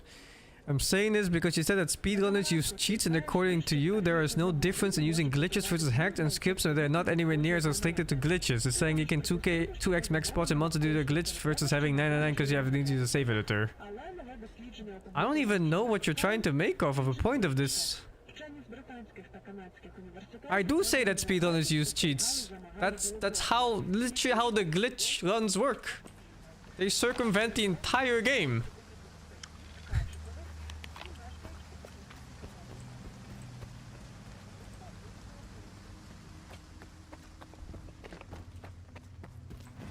I'm 100% sure the speedrunners themselves consider themselves cheaters in those regards. They're literally not playing the games. But I'm not arguing whether it's okay or not. It's completely fine. It's their category of what they're playing for. They're playing for the fastest possible run. It's not about the most ethical run. There are definitely fucking cheats, though, whether you call them glitches, hacks, mods. I don't fucking care.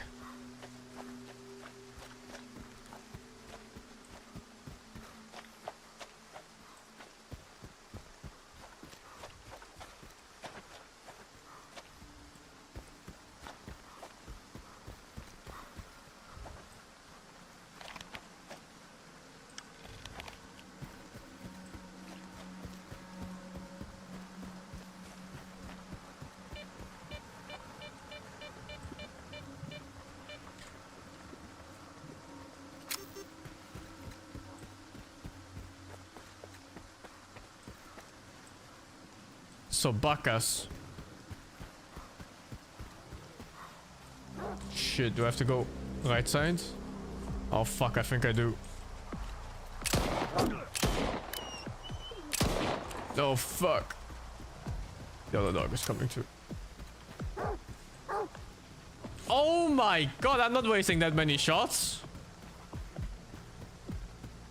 Actually, it's not even the shots I care about, it's the repair cost from shooting the shots. Or not getting any reward for it.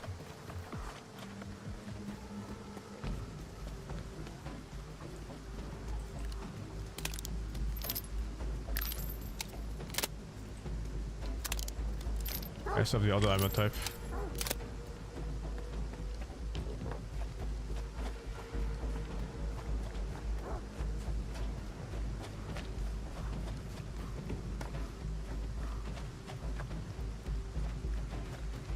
I have still not found the upgrade merchant for the shotgun, no.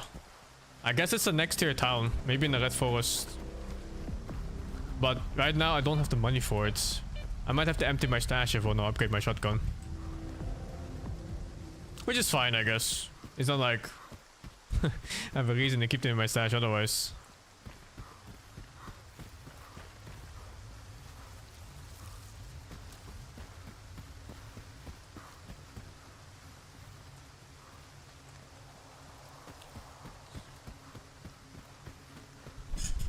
I don't even know what that guy's argument is at this point. I really think he's just trying to classify the difference between cheats, glitches, and mods and whatever.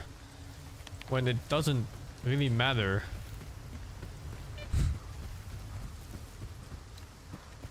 And somehow speedrunners got involved.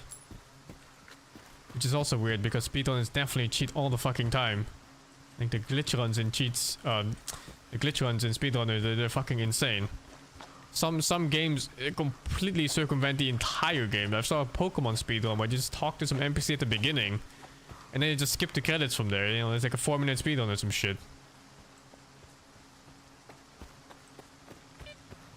Oh, he brought up speedrunners. I didn't say shit about speedrunners. I don't care about speedrunners.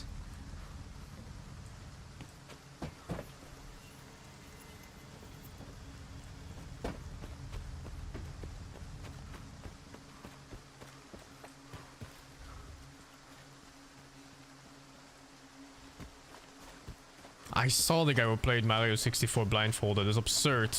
I mean, there's a lot of those, right? There's one that played like all the Resident Evil games blindfolded. One that played Sekiro blindfolded. There's like all these random shits where they do the menu buying items in Final Fantasy games blindfolded too. And it's just like some dude who memorized God knows how many button presses in a row.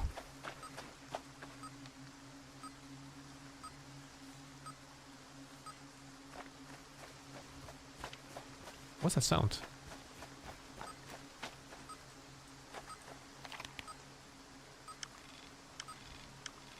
Oh, I think it's the quest thingy. What the fuck does Aladreon blindfold speedrun? That's insane. I guess he dodges monster attacks based on the sound of the attack. And then he adjusts. He just learned how to dodge them, just based off that. That's fucking crazy. The hell is this? О, Сталкер! А я вже думав, сьогодні не буде добрих новин. Ти не уявляєш, скільки нашийників виявилися непридатні. Усі, що приносили металолом. Ти ж не з порожніми руками. Як все пройшло? А давай сюди. Одразу перевірю. Далеко не йди. 2.2k for this quest? It was less than the fast travel. What? Oh, there's a follow-up. Wait, there's a follow-up. Та як же так? І в цих сигнал перебитий. У такому стані вони абсолютно непридатні.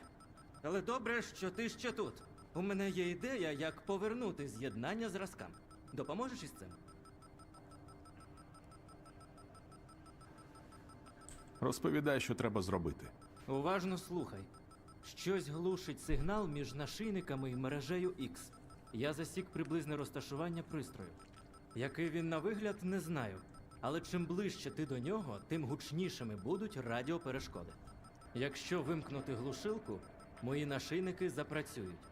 Можеш хоч розбити цю штукенцію. Головне, аби сигнал пішов.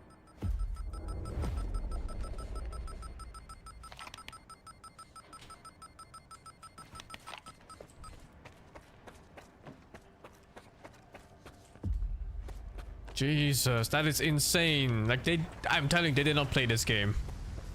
My repair cost well over 15k for that. My fast travel was 2k. And I walked back and forth for 70 plus minutes. And I lost resources on it. Like what? Oh my god, and I broke my legs too apparently.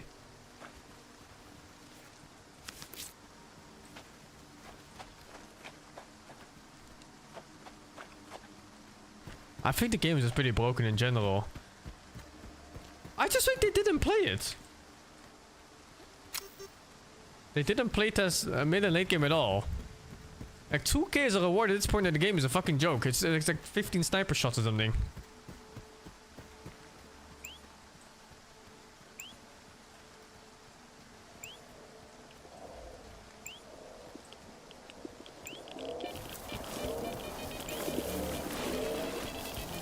What's going on there? Oh god, do I just...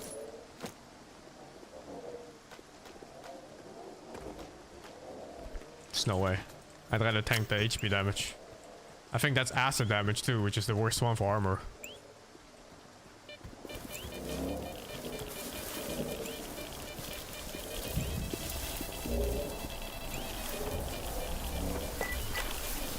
Tourist breakfast.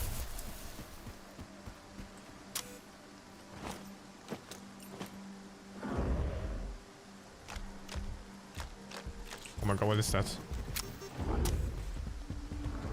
Yeah, no way, muchacho.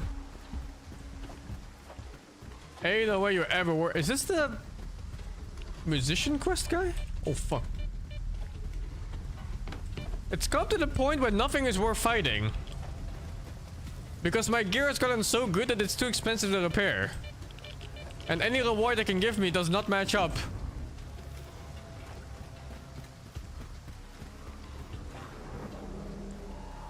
It's a really weird part to have in any game.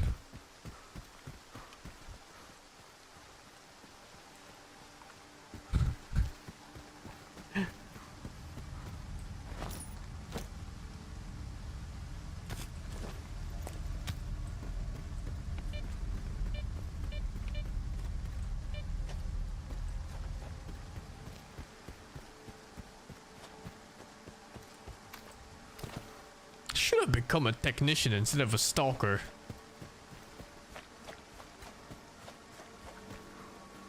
And the rewards not scaling is fucking crazy, dude. 2k in reward for that much time spent.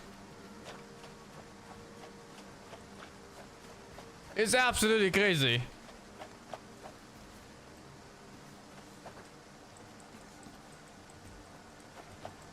Is the story okay? The story's kind of nice, but it's also weird. I'm not really sure what's going on right now in the story.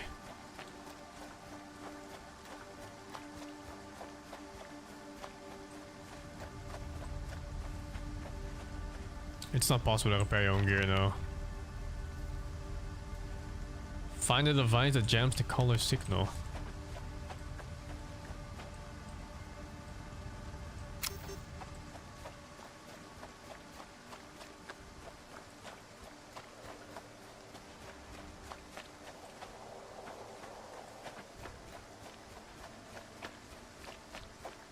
Sure. Main quest is not done though. I was doing this quest because it seemed important in terms of story progress. But it appears it's a mistake to ever start this quest because it is very expensive and it gives almost nothing. Oh, I think it's below, huh? From here. Yeah, it must be.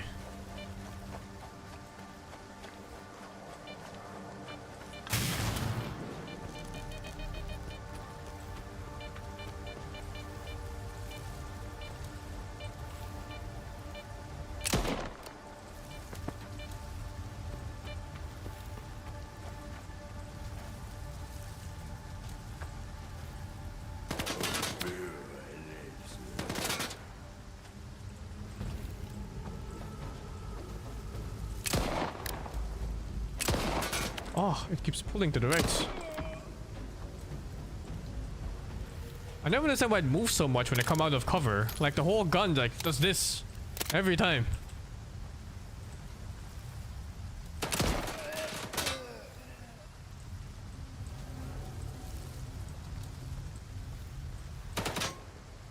I think it's because they're shooting in my direction. Fucking suppressive fire or something.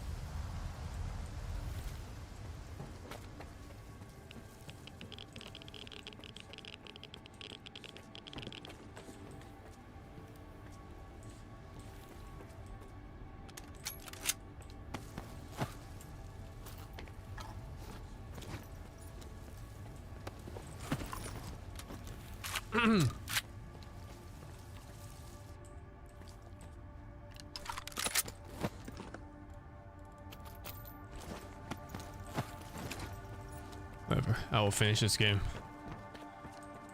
I will slog through it. Is this it? No.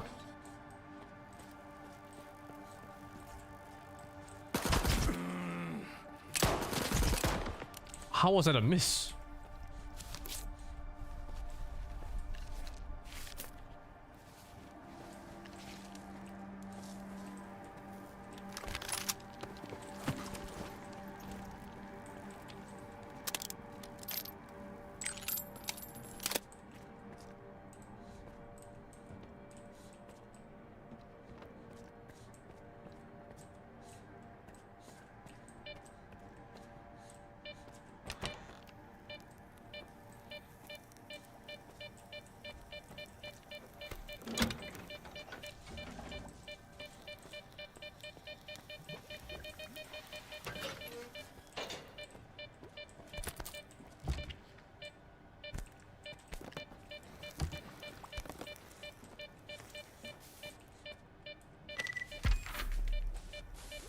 Богдане, треба зібрати прилад, щоб заблокувати сигнали нашийники. Блять, професор, я швидше тебе заблокую. 3 година ночі. Ти не слухаєш. Це проєкт «Повідець».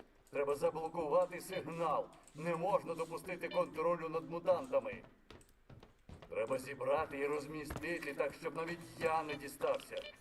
Якщо хтось захоче не просто винищити потвор, але й керувати. Я ніхіра не зрозумів. Давай завтра в лабі нормально розповіш. So expensive every single fight.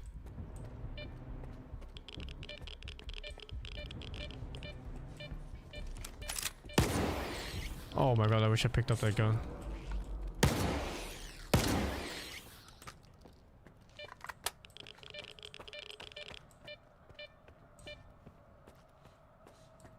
This reward better be insane. It's a chain quest even at this point.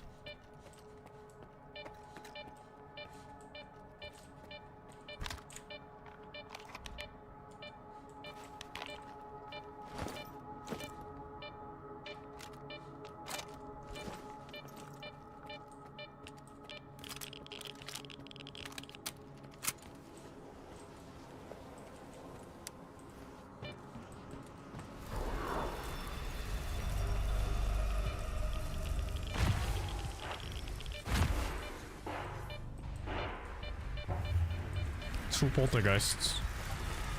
That's one of them.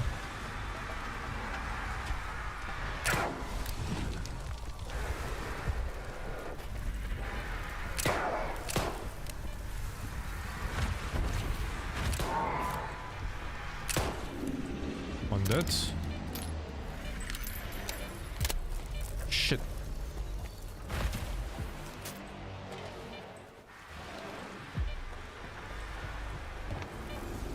Oh fuck. Oh, I see the other one.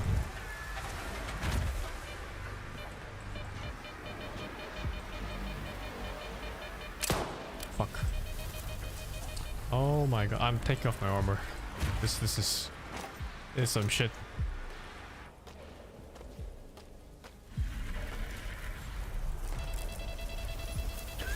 Oh my god, he burned my armor before I could take it off.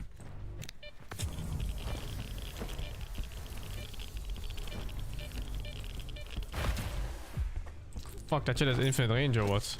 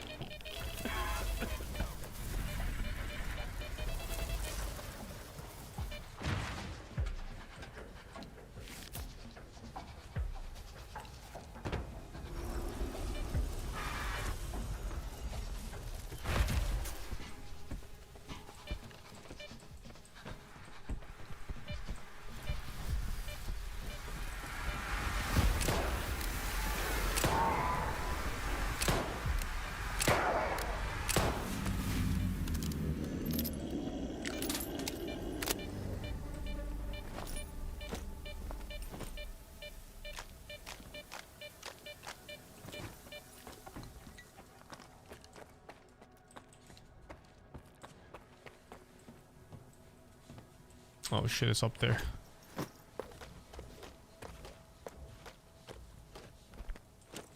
I need to pick up that gun from before too. Where did I drop it? Here? Oh, here. Oh my stash. With nothing in it.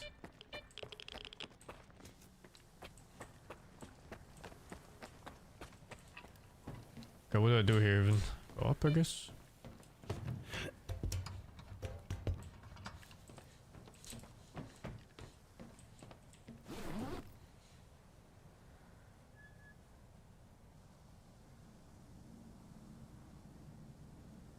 APSB. I don't think I've seen that gun yet.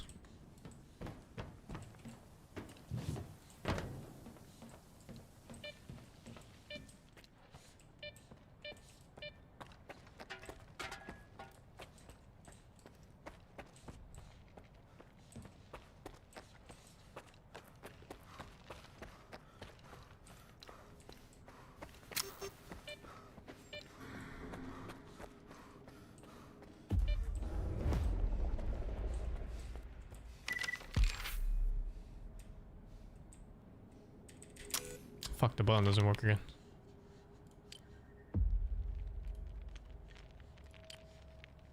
Ну, професоре, зібрав я твій блокувач для нашийників. Як просив, установив так, що до нього хрін дістанешся. Але якщо пошкодити, то сигнал від мережі X знову буде пробиватися. Слухай, я можу викрутити блокувач на повну потужність. Ну, щоб відрубати нашийники раз і назавжди. Напрягатися? Думаю, звичайного блокування достатньо. Навряд чи хтось стане з ними возитися, як вони сигнал не приймають. Дякую за допомогу. З мене чарівна. Заходь. Обмиємо.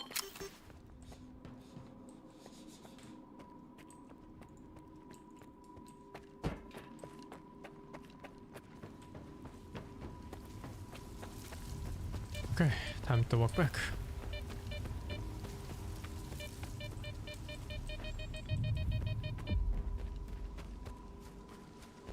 Скіфе, я краєчком вуха чув про нашийники. Від'єднав, так? Отже, ти все закінчив. Кардан мені ще давно пропонував, а я... Oh, the bugged artifact.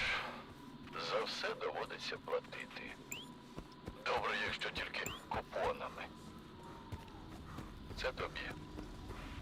Сподіваюся, більше не побачимося. 6K, let's go! Сталкере, щось пішло не так. Мої нашийники тепер взагалі не подають сигналу. Ти зараз біля глушилки? Що ти зробив? Я подумав, що краще заблокувати нашийники. Що ти подумав? Ти хоч уявляєш роботу, якого масштабу ти обробив? Це ж ось ця моя кар'єра! Такий шанс, як мені випадає раз на життя! Життя! Та я міг! Та я все життя до цього йшов! А ти спеціально вліз і все зіпсував!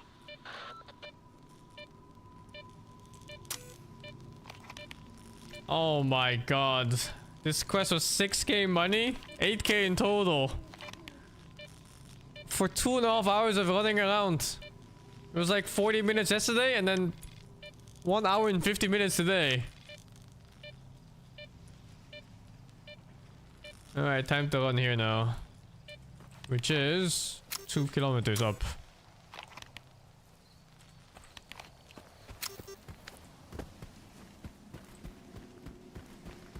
Makes you wonder how much I've lost in resources too compared to the quest rewards. I mean, that should just never be a thing, right? Like, a quest reward can never be less money than the amount of resources you spend completing the quest. That is like a reverse game design. It cannot be. What did he give me? He gave me 6k money.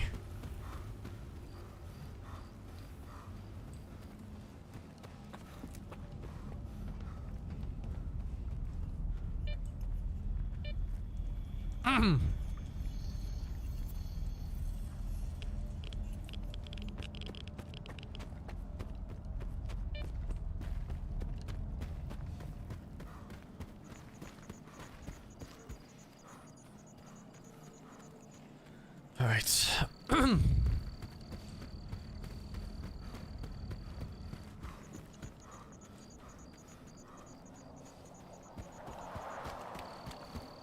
Yeah, I love having minus 10k in profits.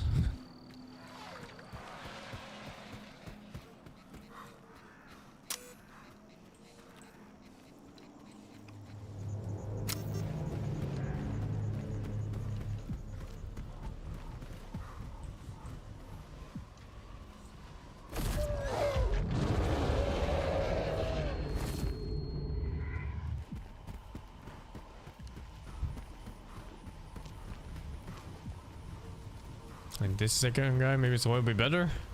Yeah, we'll never know, right? Does it matter though in terms of game design? Regardless of any choice you make, don't you think a player just wants to be rewarded for time spent on anything at all? Yeah, I don't think it matters.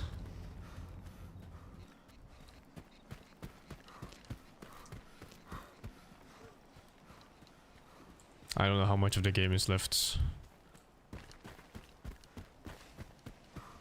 I'm 100% sure they didn't test high difficulties. They didn't play it.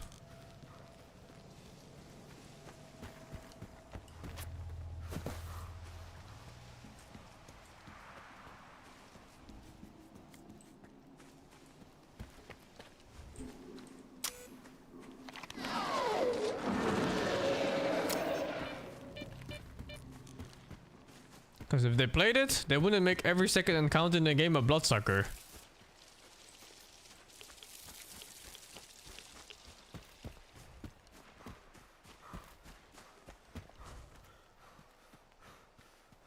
Now, the certain and Fallout rewards are kind of pointless too. Yeah, but what's the point of this argument?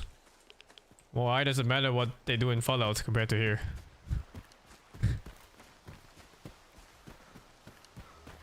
It makes absolute zero sense.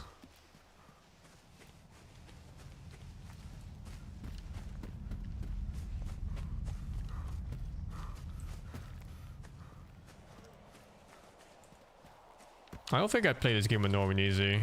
Like it's not a difficult game aside from like a few encounters.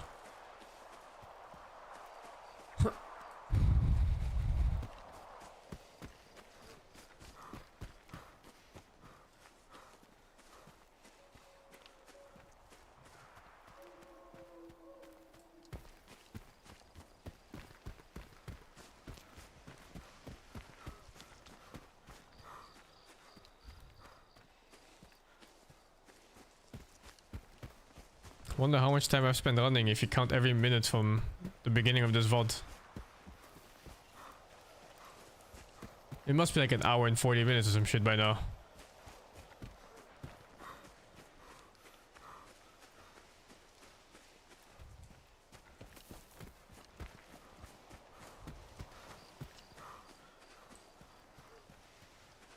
I can come out for the prime. Pandemic Fire Fango to 17.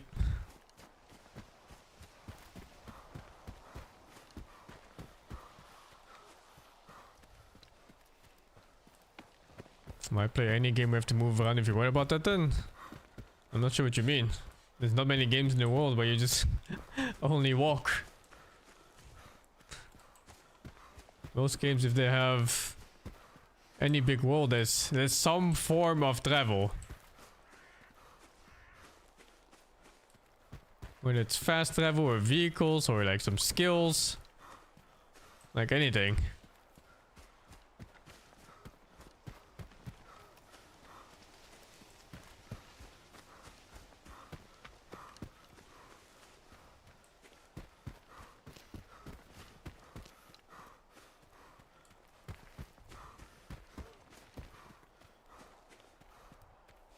There's no way you can fast travel. You can't fast travel to most places.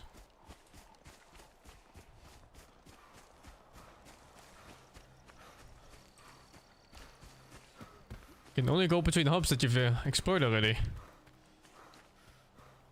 I also prefer open world games not designed around fast travel.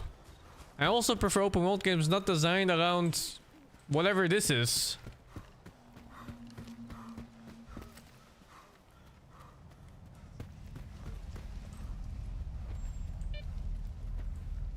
I'm sure there's a middle point you can reach where you don't walk 100, sorry, not 100, fucking an hour and a half doing nothing.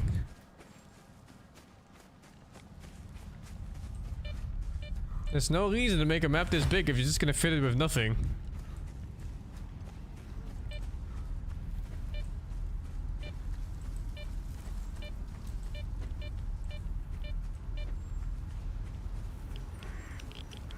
What is that? Side attack? I couldn't see what that was.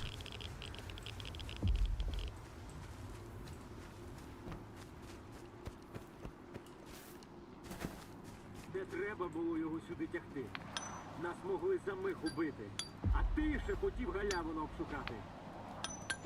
Не волай. Він тобі півроку тому життя врятував. Не можна було його там лишати. Мертвим похер де лежати. А мені ще ні. Ти подивися, хто міг таке з людиною зробити. Відомо хто. Ці найманці. Шукали доктора, а знайшли сивого. Херня. Навіть найми на таке не здатні. Люди не мутанти. Вони на все здатні. А тепер помовч. Мені треба зрозуміти, чим це сивого так. Може, тоді цих виродків вистежимо. Вибач, вільне, але ти невчасно. Ми сьогодні не торгуємо. Так, вали нахер. І двері за собою прикрий. Не торгуємо, але поговорити можемо. Лише недовго. Сам бачиш, що тут відбувається. Я шукаю доктора. Мені сказали, ви можете знати, де він. І ти теж? На цих уйобків, сука, працюєш. А ну відповідай! Опусти ствол. Негайно. А ти, вільний, скажи, нащо тобі доктор? Я стрільця шукаю. А доктор знає, де його знайти. Не знаю, нащо тобі стрілець, але навіть доктора знайти непросто. Ніхто не знає, де доктор оселився. Знаємо лише, що він допомагає пораненим. І людям, і мутантам. Років за 5 тому він мені життя врятував. Що ж він сивому не поміг? Доктор твій. Зайнятий був. Кровососу мацака на сраку пришивав. Чи мисливець гірший за тварюку, а? Не допоміг, значить не зміг. Або не захотів.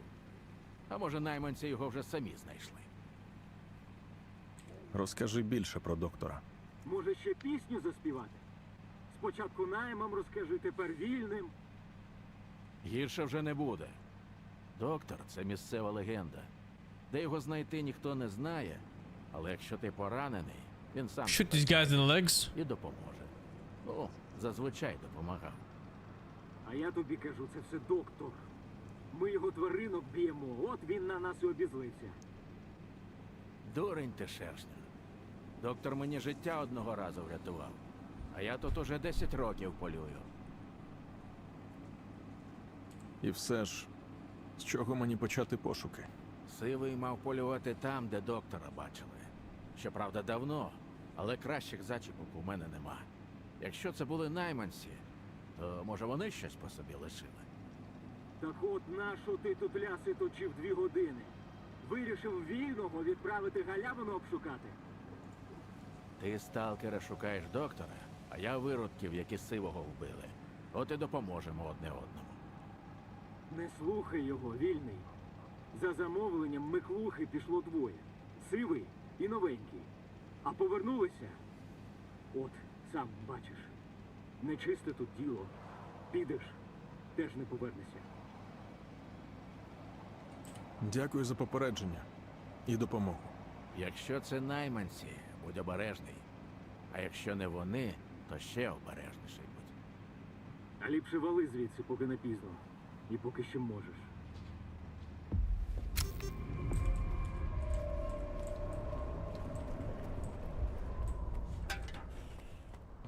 Ah, it's not a town here.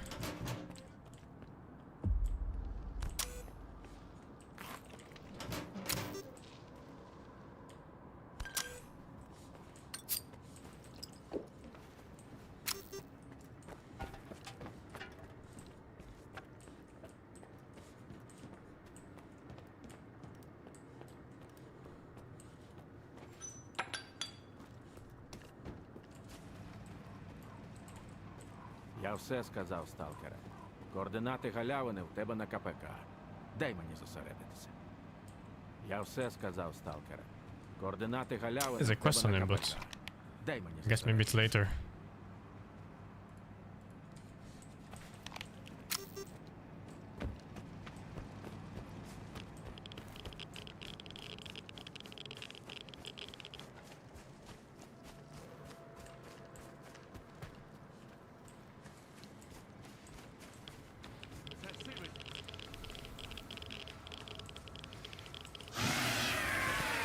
Видихайте, пацани, нема нікого.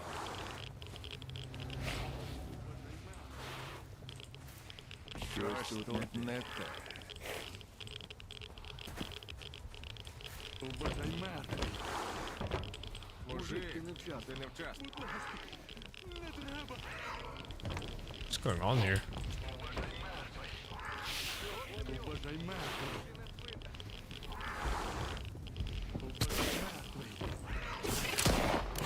Щось тут.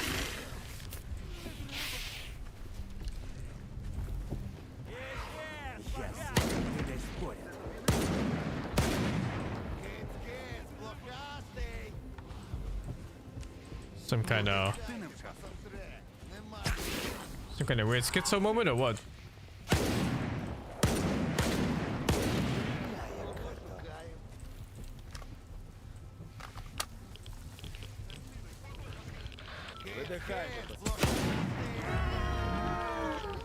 Мужик, ти невчасно.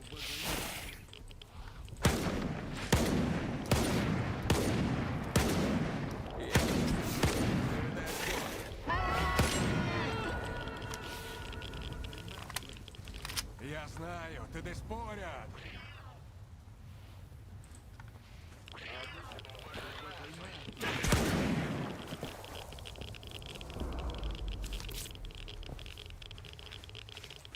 Wait, a cat's talking? Архіпе, ти мене чуєш? Архіпе, це сивий. Блять, аномалія їбуча. Тундру підстрелили. Ми лише місце підготували, те саме, де доктора бачили. Я ще подумав, що раптом побачимо, найман здамо.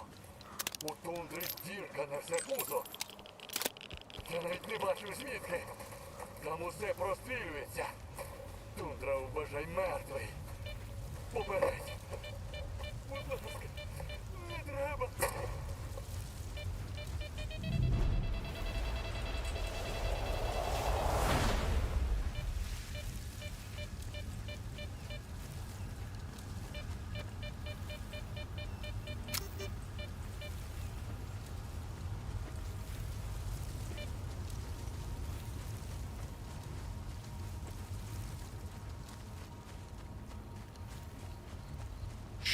Is that too deep? No. Oh, it's this place again.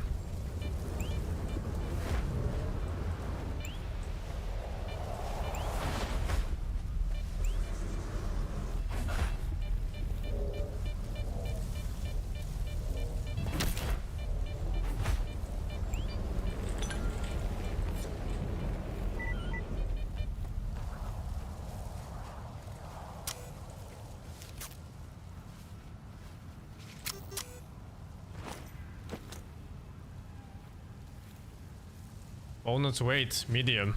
Sounds kinda nice.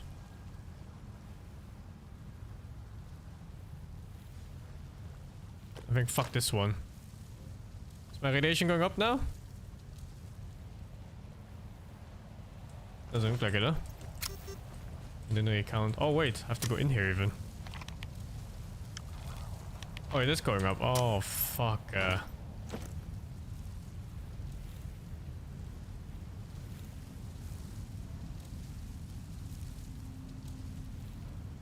Oh well. Guess I can't use it. Unless I move something else. No. I would have, I would need another one of these.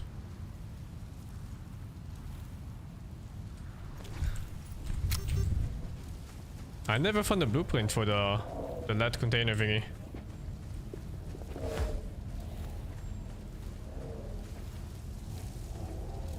Let's use a side block here.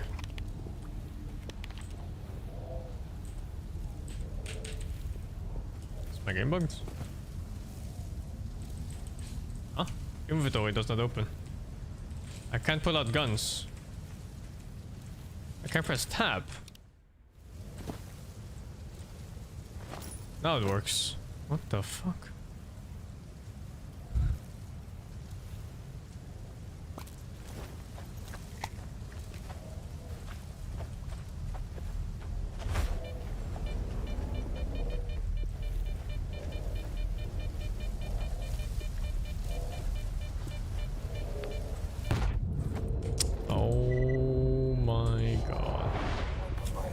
What was that?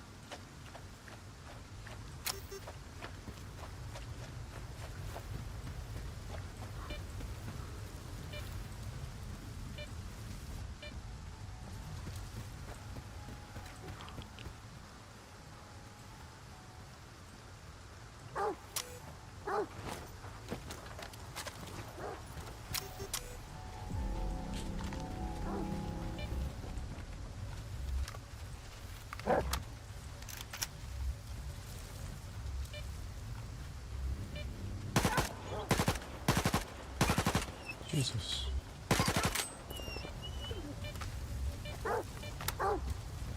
Oh, the reload is so fucking long with this weapon.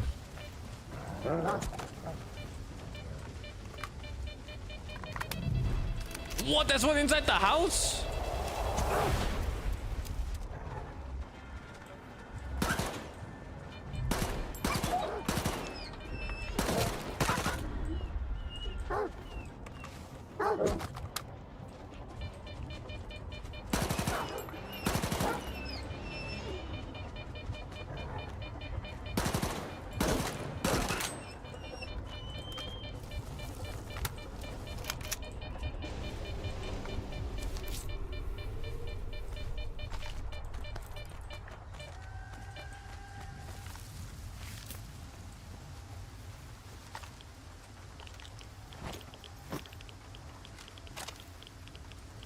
Oh my god. It's only minus 20%. I actually don't have the money for it. The screw dome was a quest reward, I think. Yeah, it was quest rewards. My pistol and guns are the same bullets, do they? Oh my god, they do. Wow, that's such a bad gun. Oh my fucking god, dude.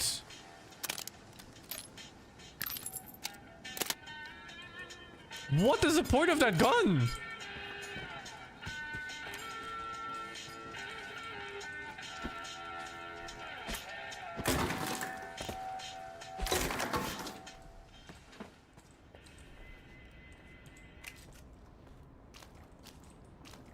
The fuck? It wasn't even armed.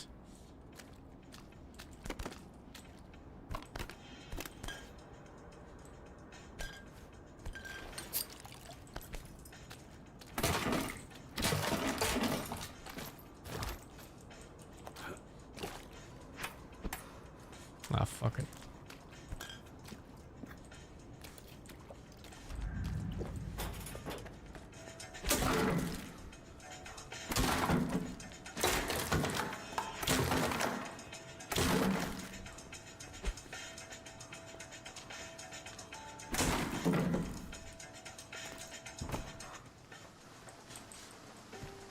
What am I even looking for here?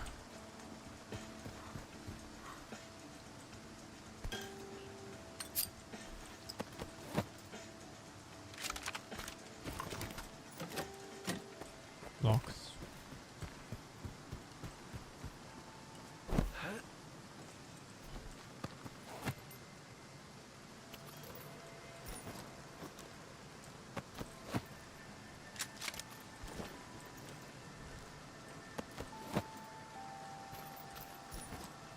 It's as good as the previous games. I would say this game is much worse than the older games. Mostly because the older games don't have as many bugs anymore. And the gameplay is pretty much the same thing between this and... Fuck, he's not dead. Between this and the older ones. There's no real reason to play this one at all. Not until it's finished. This is a half-finished game. Ти що тут робиш? Боляче ж як. Я шукаю доктора. Ми теж його шукали. А тепер він сам нас знайшов. Нас прислали сюди знайти доктора. Я казав Овкодаву, що не треба з цим замовником працювати. Ми ж його навіть не бачили ніколи. Я думав, що ми тут як у Бога за пазухою. Аномалії, радіація. Він через неї на Пролом попер, розумієш? Там лічильник плавиться, а він іде собі як на прогулянці. The older games are way better, yeah. Він це Especially if хто? you mod them up. доктор. Це він усе. Це він мисливців убив, а потім по нас прийшов. Знає, що ми на нього полювали. Я навіть нічого заробити не встиг. Він спершу двох зі снайперки поклав. Раз і все. Нема пацанів. А потім через радіацію попер. Я в нього двічі влучив. Чуєш? А йому похер. Взагалі. А потім він просто підійшов і впритул.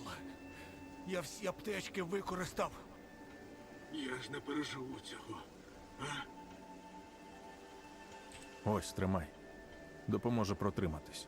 Дякую тобі, вільний. Хоч би хлопці швидше повернулися.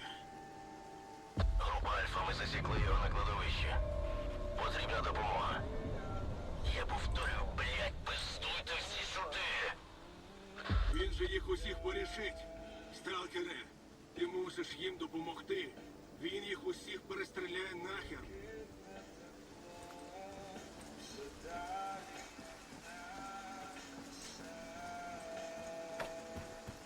$700? I just came from there.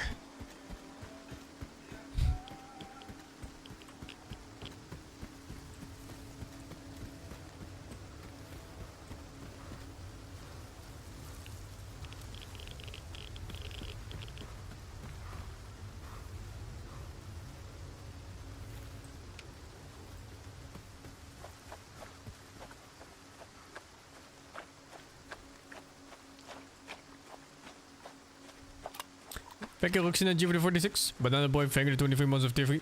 Excited for Wilds? I haven't looked at anything yet on Monster Hunter Wilds.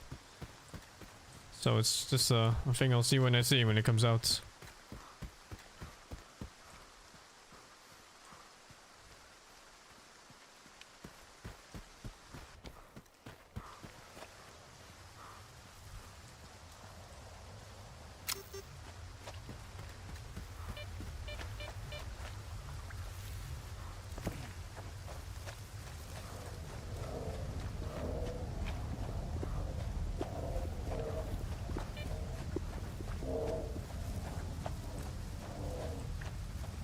Russians got radiation poisoning in the Red Force when they were invading Ukraine? You mean in real life the war?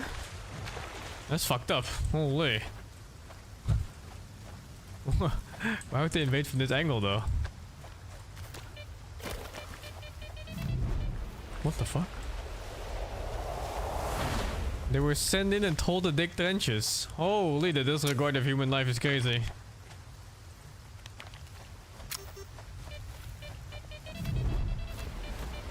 What the fuck? Again?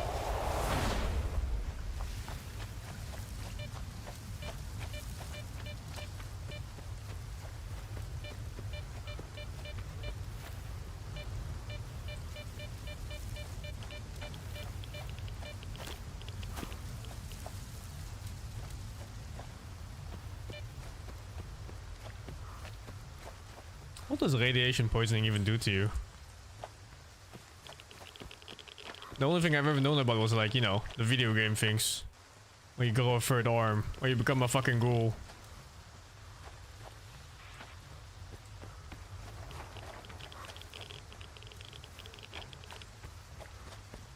Cancer? But it's probably faster than just cancer, no?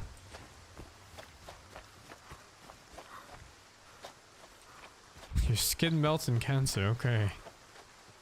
Got it.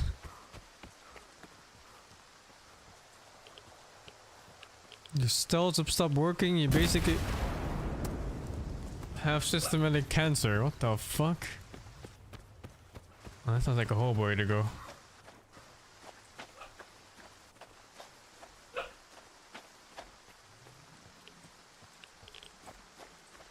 Think it's parkourable? Nah, there's no way. Okay, what's the path? Around the mountain.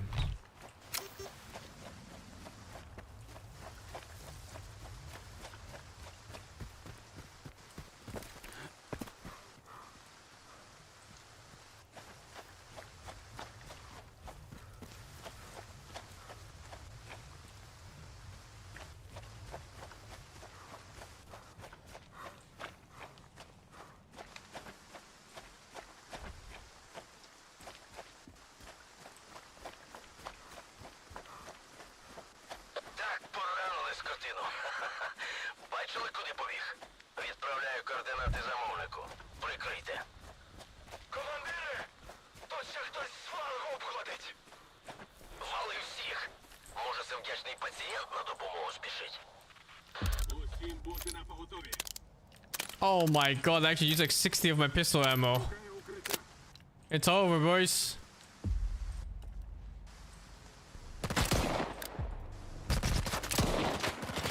It's fucking over.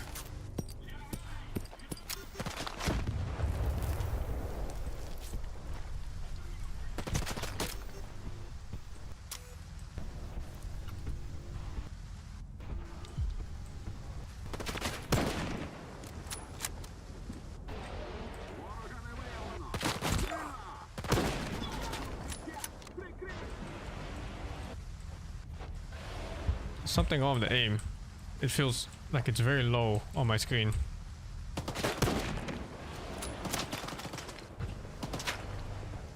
And now it's normal.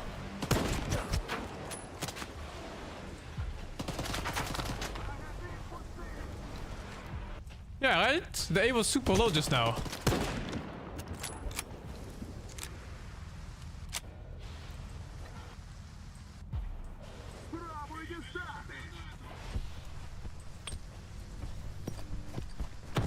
Feels really weird aiming with this gun. Like every time I shoot it feels different from the shot before.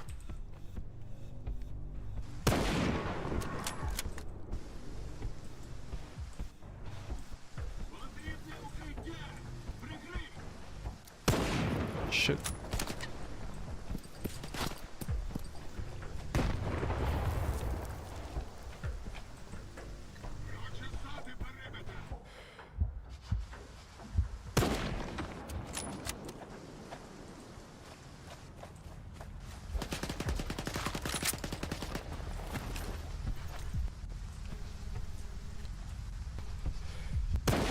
Fuck, he stopped.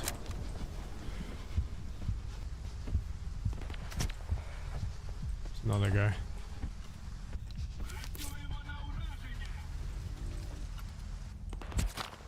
Oh, where is that guy even? Holy.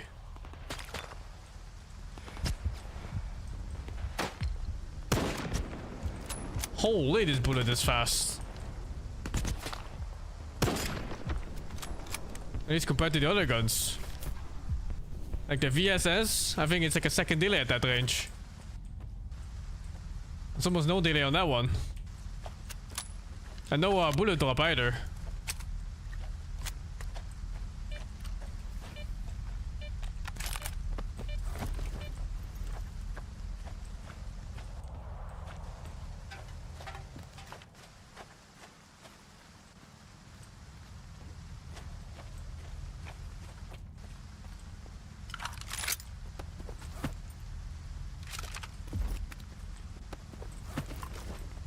Oh, that was the boss. A boss is kind of weird in this game, huh? They just kind of get one tapped in the head anyway.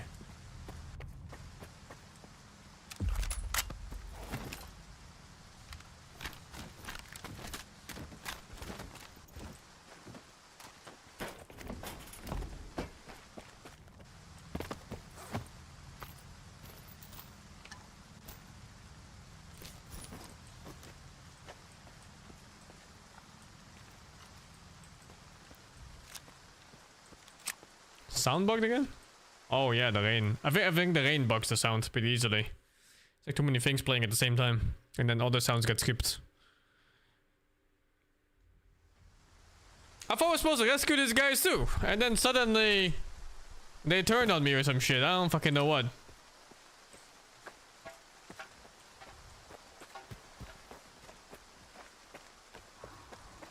I'm sure there's an exoskeleton in this game, but I cannot imagine wearing an exoskeleton in this game. Every single time you get attacked would just be a financial disaster. Like, how do you play?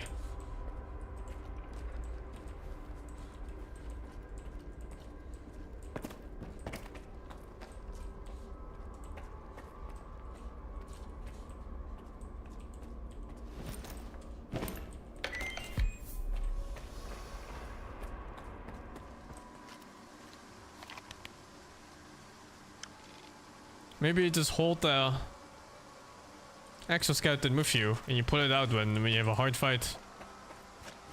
And then for the rest you just walk out naked on the map. I'm not sure how else you do it.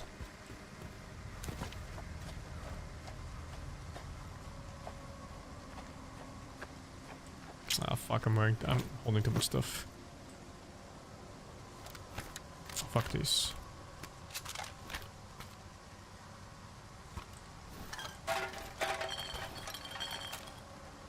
What's still so heavy? It's too much shit, I think.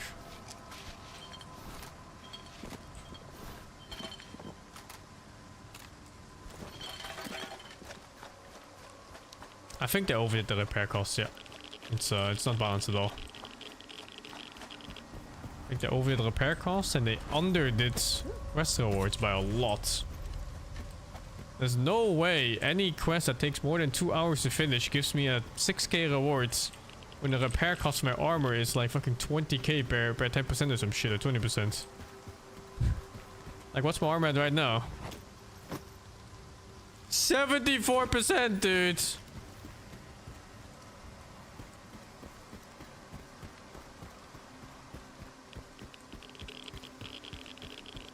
Oh my god. Okay.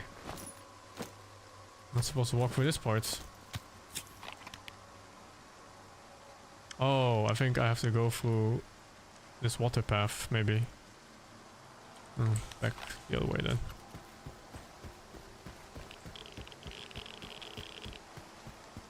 Oh my god, it's so unclear whether the part is irradiated or not.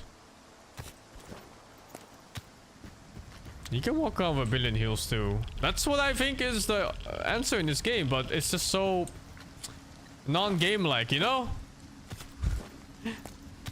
I think a fun part of these games is just... Oh, what the fuck. Continuously upgrading your shits. And just have a loadout and you can just go like, wow, you know, I'm so fucking strong right now.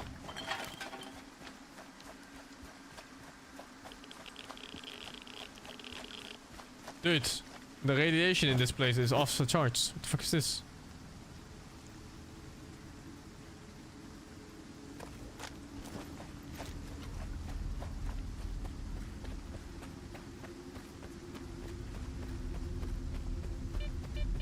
Oh my god. How much was that? I think the start of the game was really strong too. That was minus 2% by the way, going for that fucking anomaly.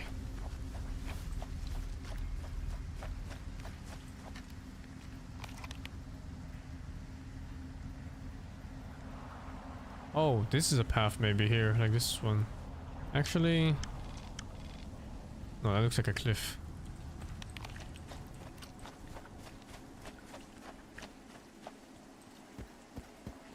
Ideally, you just want players to feel good about upgrading their gear, you know? It just seems to be a normal part of video games. I was so sure I missed that.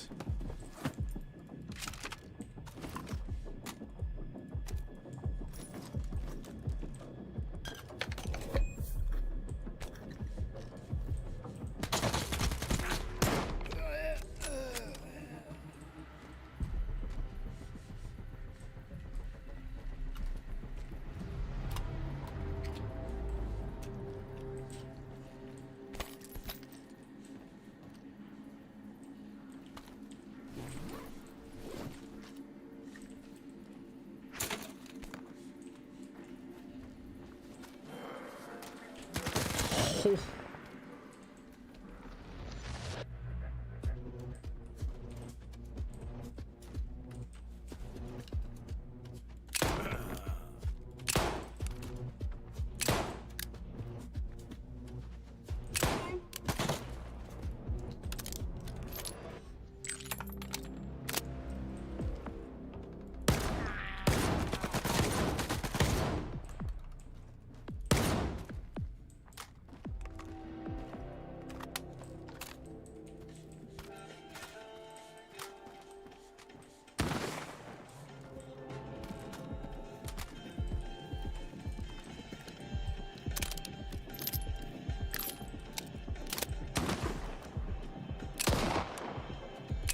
Jesus. That's one mechanic I still don't understand. Like, why is there so much weapon sway when he's not even shooting? He missed. It wasn't even aim punch.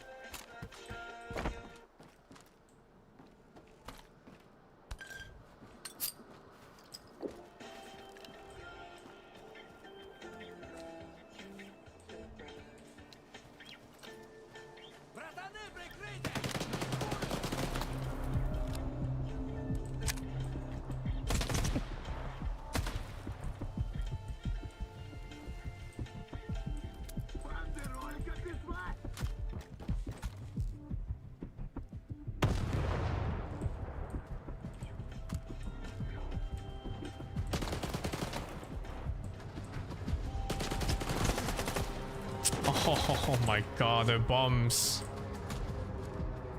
Oh, every shot is so expensive when I shoot bombs.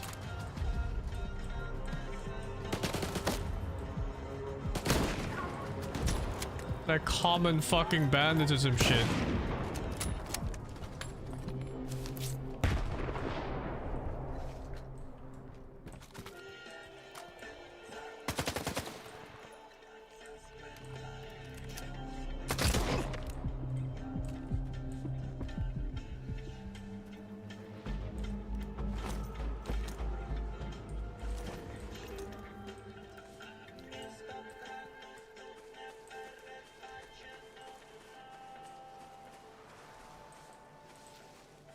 Why is it still red?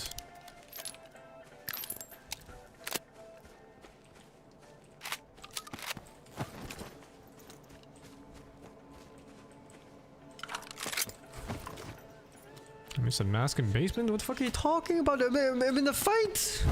I didn't miss anything. I didn't finish looting. I literally still just finished fighting now.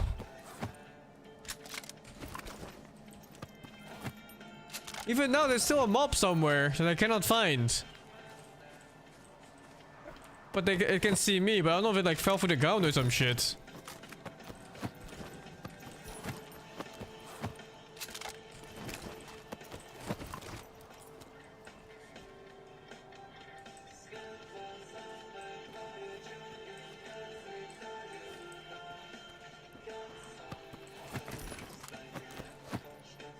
Could be a zombie that fell through the ground.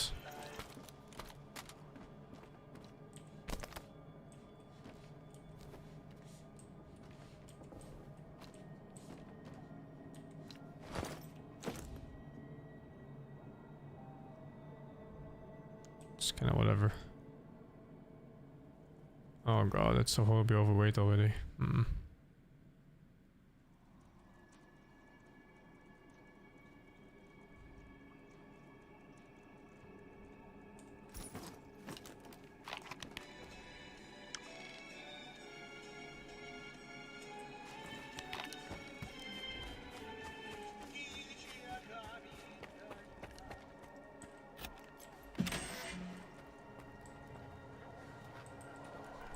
What the fuck?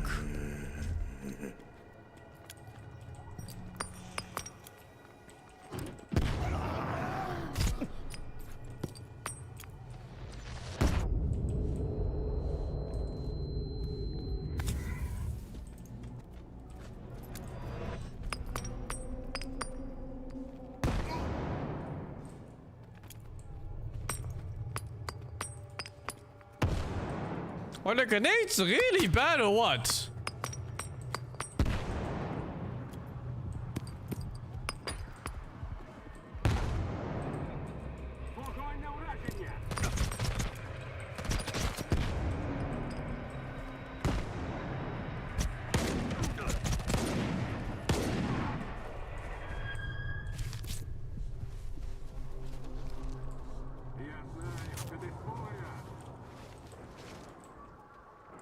Oh, what's the side attack?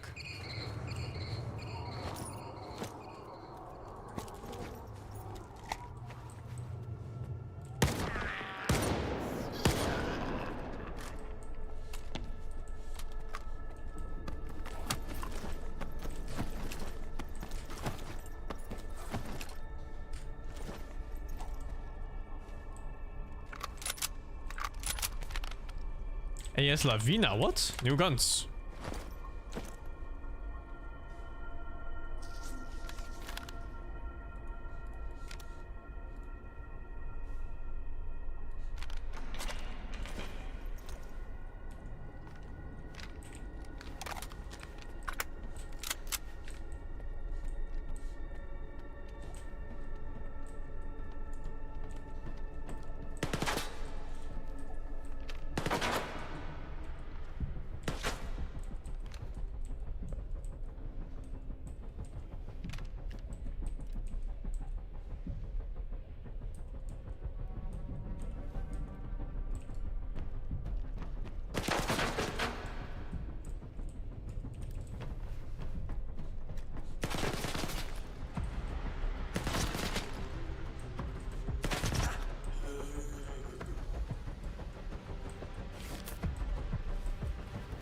What the fuck?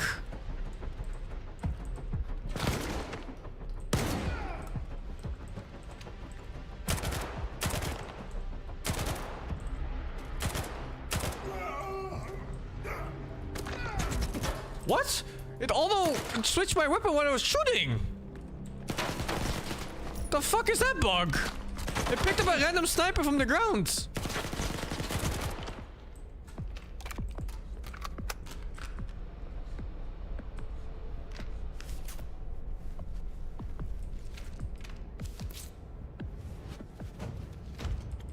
What do you mean mouse will switches weapons? It picked up a different gun from the ground. This was not even in my inventory. This fucking guy. Some people really have nothing better to say, huh? Jesus Christ!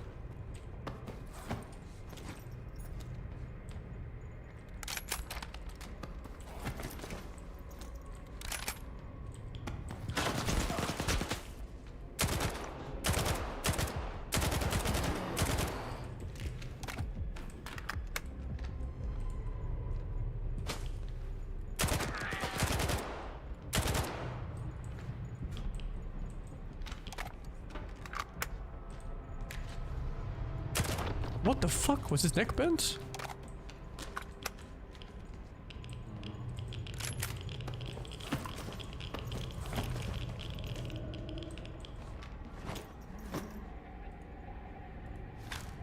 These guys are zombies because their brains got fried, but oops. Oh, that's an equip by myself. They probably ran into a controller here.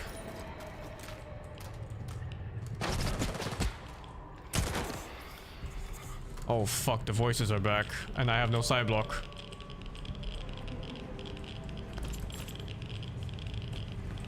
I have to finish this up.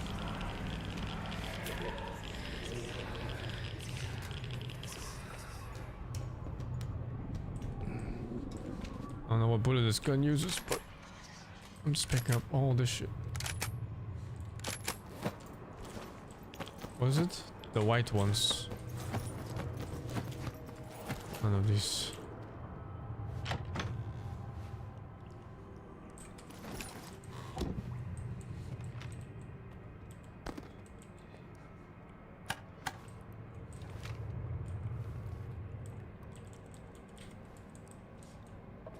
Oh no, is it a quest thing? Oh, this might be a side quest thing that I don't have, so this has nothing to do here. Fuck. Oh, that's the controller.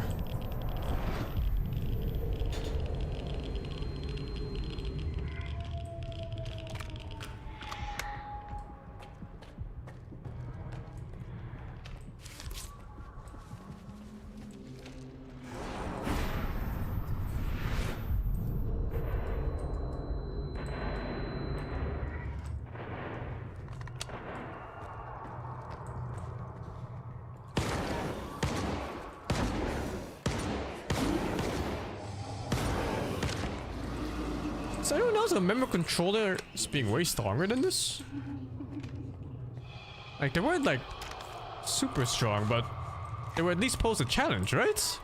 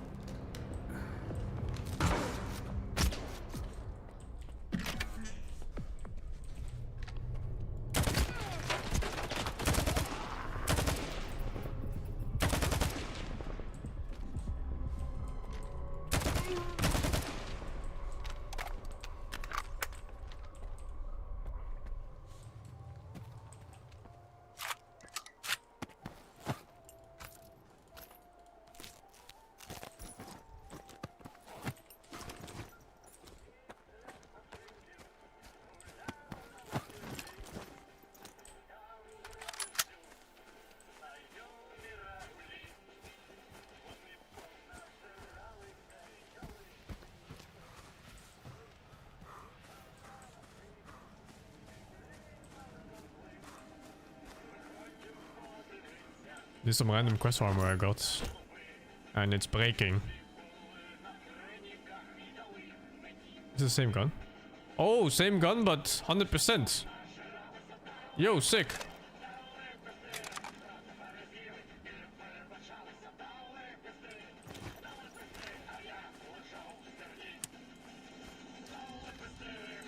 Oh, I need to ditch some stuff. I'm really heavy into the red right now.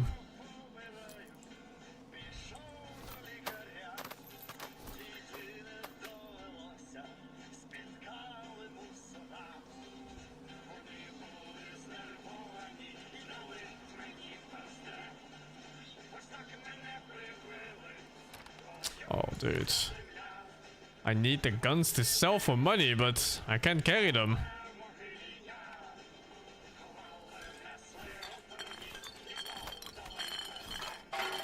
Okay, I think it will get better than yellow.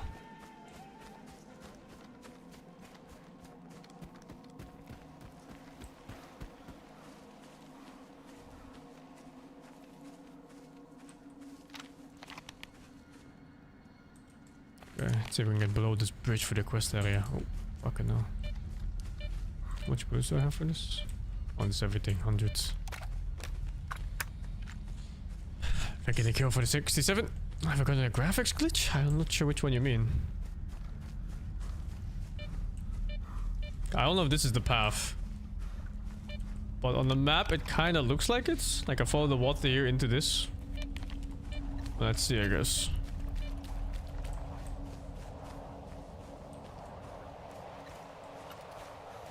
Why am I holding a... Why am I holding a sniper suddenly? When did I even pick this up?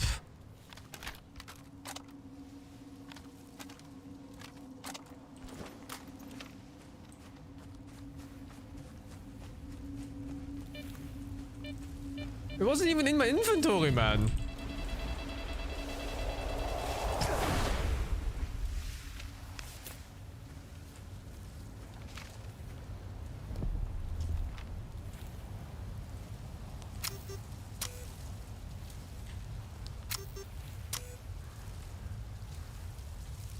Oh, 7 removes both items.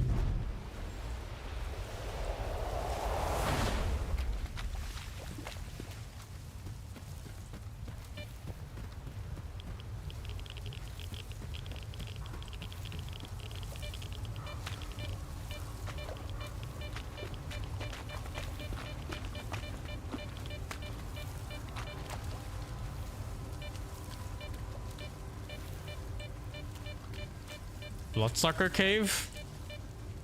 Looks like it, huh? Or not. Random cave. With beer and vodka.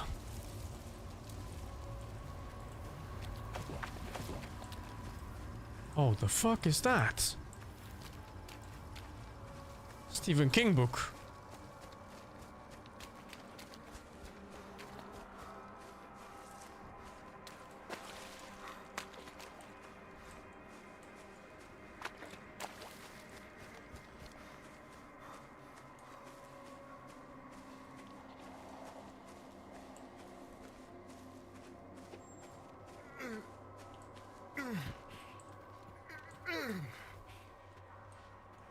What the fuck?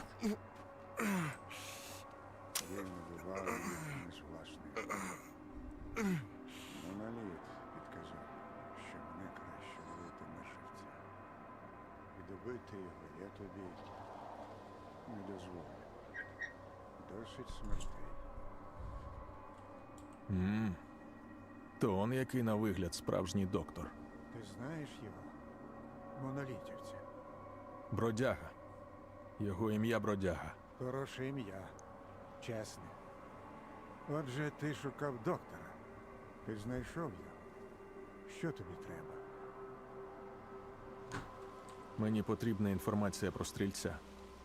Я знаю, що ви були знайомі. Не думаю, що стрілець навчився повертати життя. Тому нам доведеться діяти самим, щоб допомогти бродязі. Усе інше потім.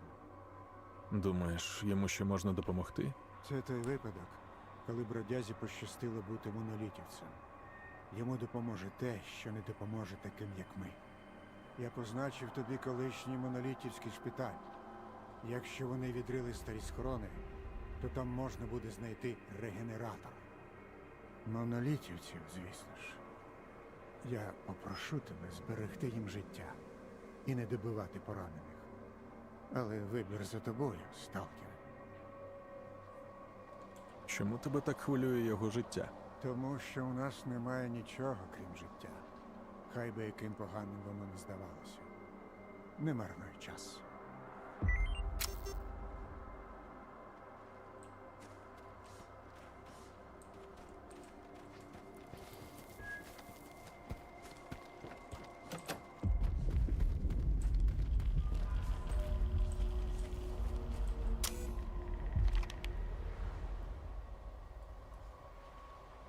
No town here, huh? Damn.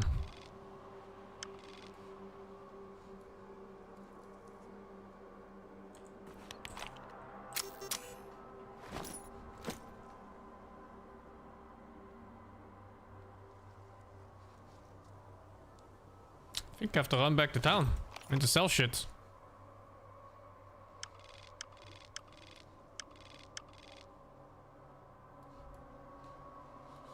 What's the closest town? Wostock? I'll play Dota today? No. I'm gonna watch Dota today. But that's at 4 PM and 7 PM.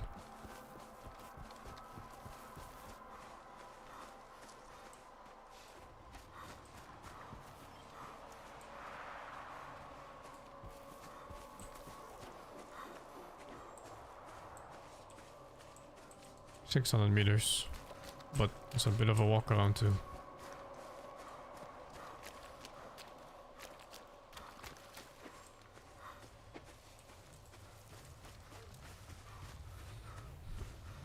Oh, thank you GG much for the 24. And GG Rafiki, thank you for the 20, man.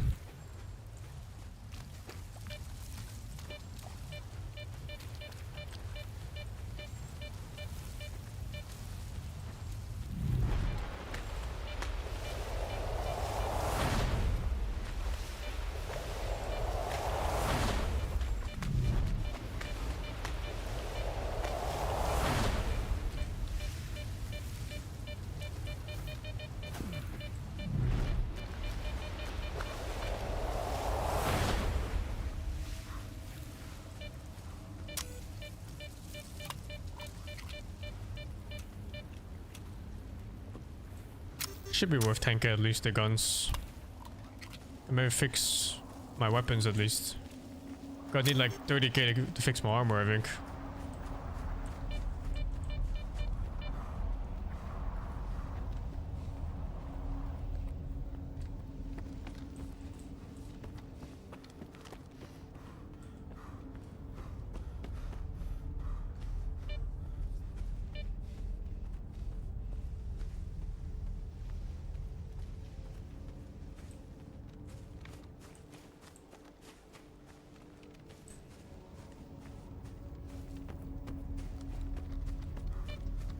Will I ever make a game?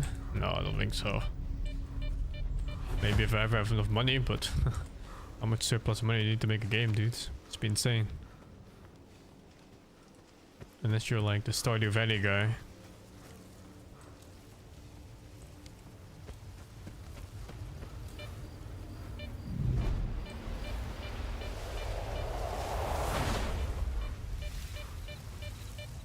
Is the game good? The game starts really good. But it really doesn't stay good, sadly.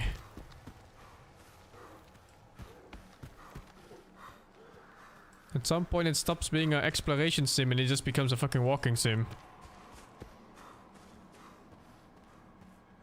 Holy, I'm holding W with my right hand.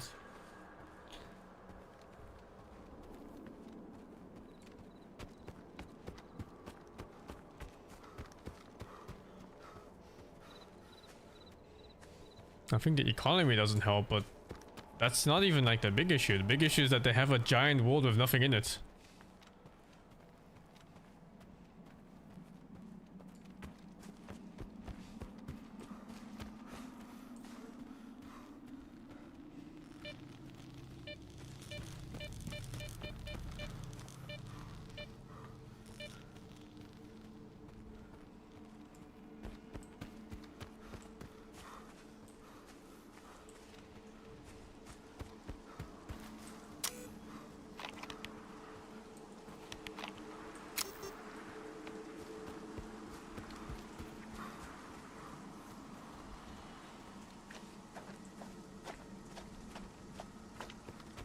I think I'll play PoE2 early access in party, but I'll see.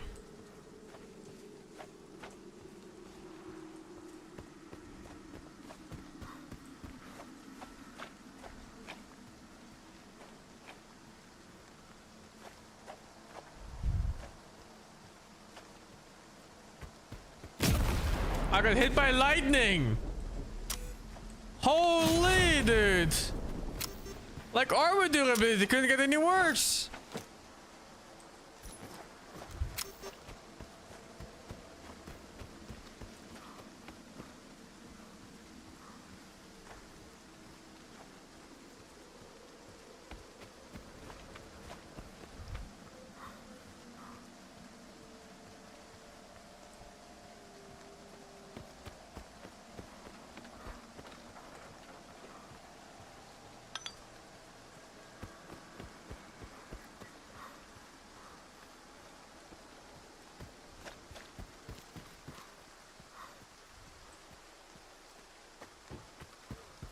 I know mods will fix a lot of it, but it's such a big shame, you know?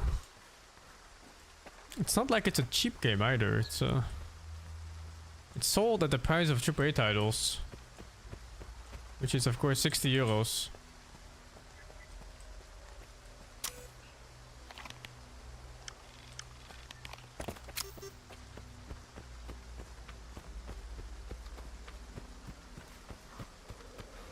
Shit, I never know where the shops are from here.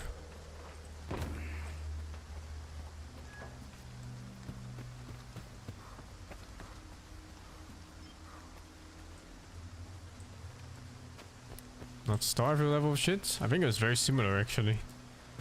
Instead of having infinite loading screens, you just have infinite walking moments with nothing happening. And the thing about walking is that it's not even that bad if you walk in new places. But the game makes you walk back and forth to known places over and over that you've already explored many times.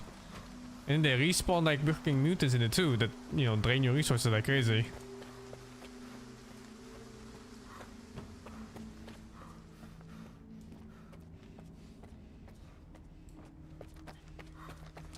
Fuck, where's the... oh, is it there? No, it's there.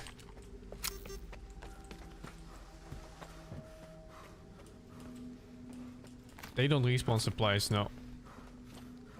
So you basically forced to run away from most encounters at some point because they just cost way more than they could ever give you back. Especially mutants, because they literally give nothing back.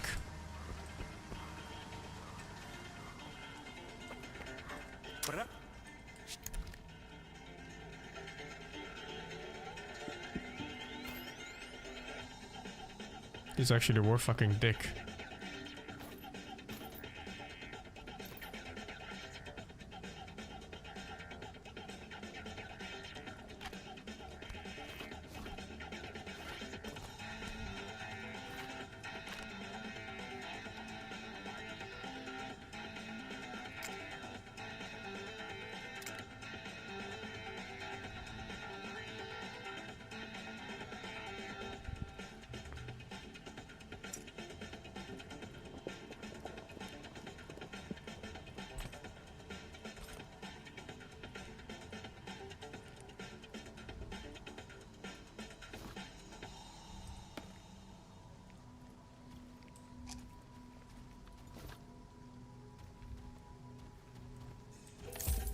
$18K from that trip. I might have to sell more shit to repair my armor. Ah, this... 7K gun? 5K shotgun? This one's still max, I haven't shot it yet. 3K sniper? 22K armor. Oi! Can you upgrade this? No, Technician's too low level. That's another thing about this game. Technicians being too low level to upgrade your things is some shit.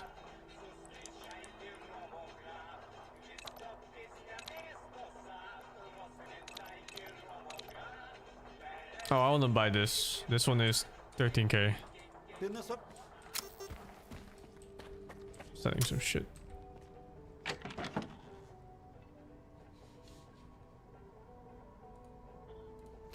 Fucker to sell this shit. Oh my god, it's so heavy.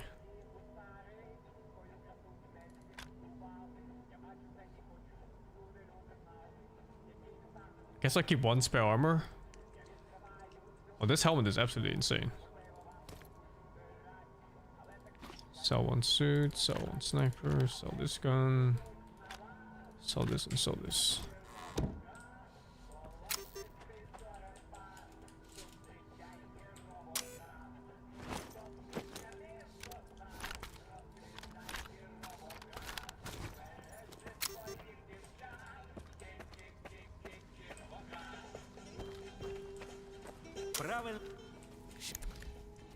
Make sure I don't sell this one. Is this one the same? Oh, it's the same. This was 80%. Oh fuck, this is for this gun. Oh, I can't even sell these. It's the wrong bullets.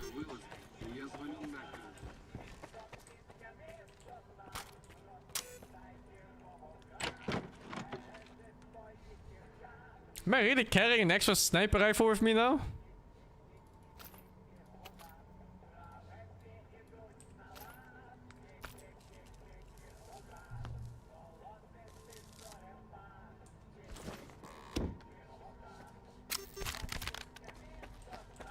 I do have like solutions for every combat scenario right now, like this.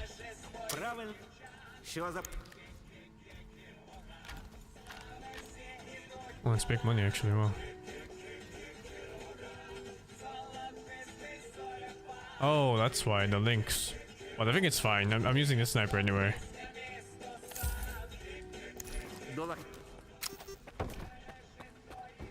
Okay, let's upgrade this armor.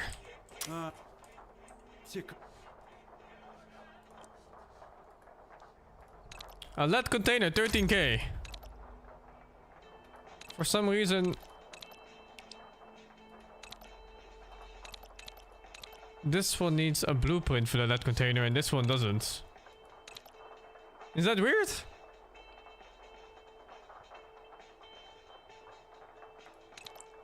I guess it's like an extra version of it or something.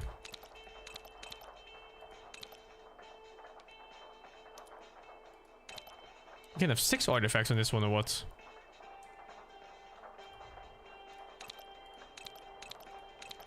Wear resistance here, 25%. Oh my god, isn't that insane?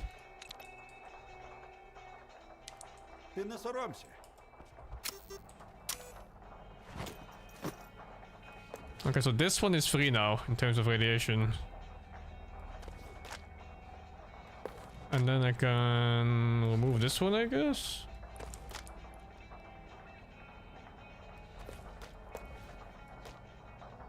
I wonder what maximum even means. I guess it's 33% each. So like weak is 33%, medium is 66, and then maximum is like hundreds. Or 99, I guess, I hope. I'm not sure.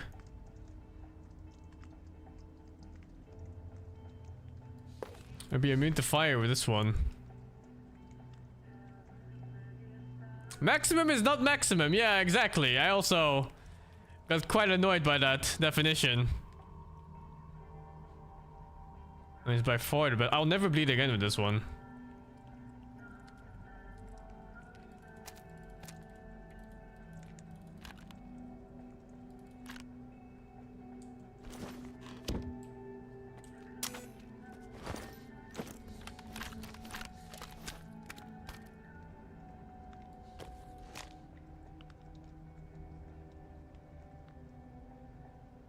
So yeah, this one should already counteract just this one.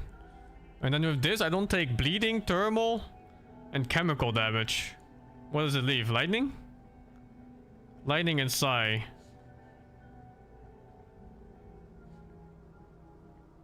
This one gives stamina. I can choose between stamina or weight.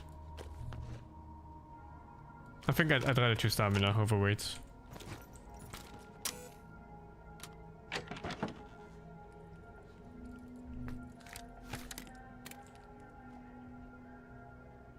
I'm only at 42 kg. The weapon is what? This weapon is a bit too much, maybe.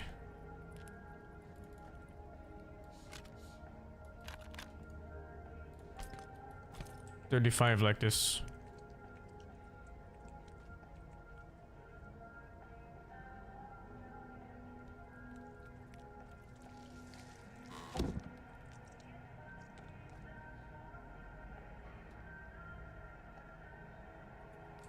Why'd the box even close? Yeah, what the fuck?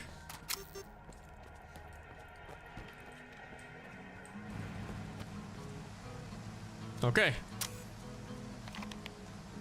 Back to the quest. Cable tunnel. Wait, did I bring bullets for my pistol? How much do I have? 70 or so shots. Let's bring a little bit more. Because these shots don't really drop from enemies. I'm not playing with any mods, no. This is just vanilla. What's a can artifact do? It lets you carry more. Plus 6 kg. But as you can see, I don't really have the slots for it, so...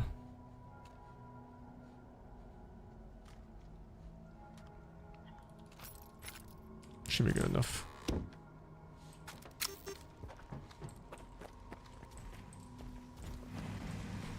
Yeah, 1.3 kilometers back from where I came from.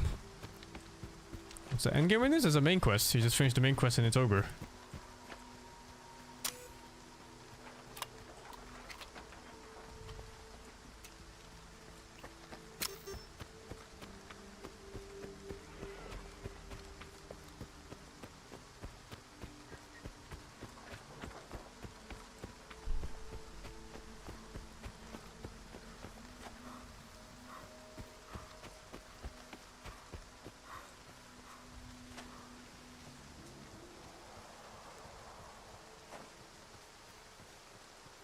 I'm gonna grab a drink, right back.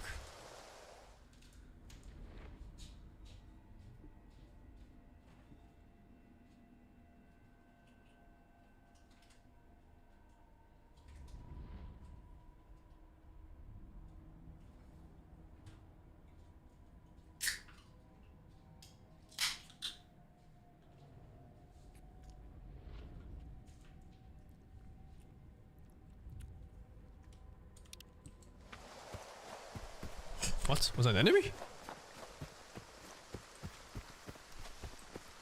Oh, the shit part of this gun is that I can't put upgrades on it yet. Both of my weapons, I can't put upgrades on them. That's so insane for an open world game that you just cannot upgrade your stuff until later. Oh, you can link the gamer guide thing, dude. For the other guy, it's fine.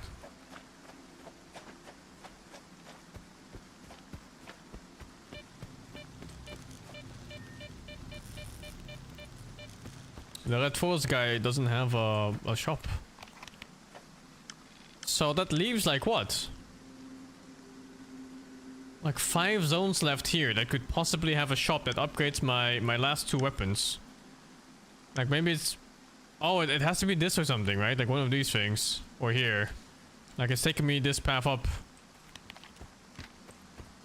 Fucking hell.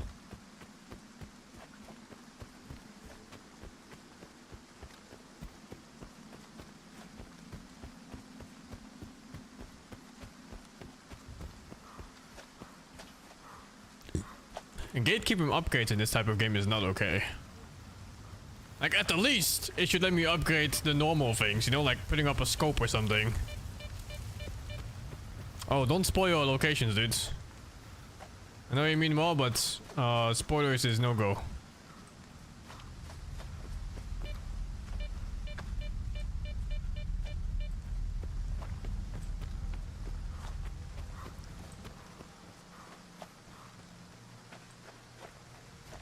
Just remember, if I ever wanted to know anywhere, any location here, I could just Google it.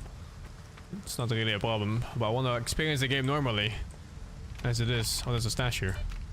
Blow the bridge or something. Hopefully I don't blow up here from these fucking... whatever these are. Where is this? Oh, here. Late game loot! 3 shotgun shells and a vodka bottle.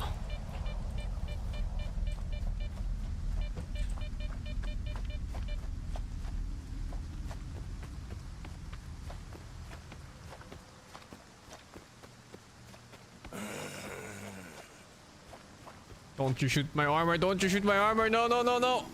I just fixed it!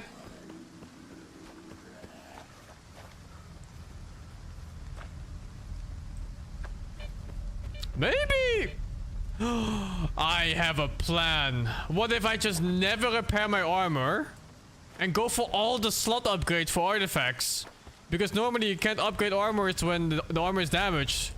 What if I just don't care about the damage reduction? I just go for the slots and nothing else. Because I'm sure they don't diminish in any effects.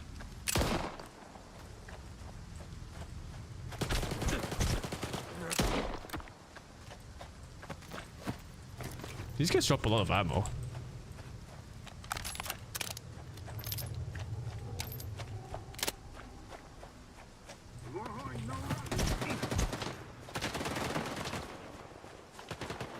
They just spawned 20 meters away from me, by the way. They were not there. That's on the path I walked. Or was it a side attack? Oh fuck, maybe it was a side attack, that's why.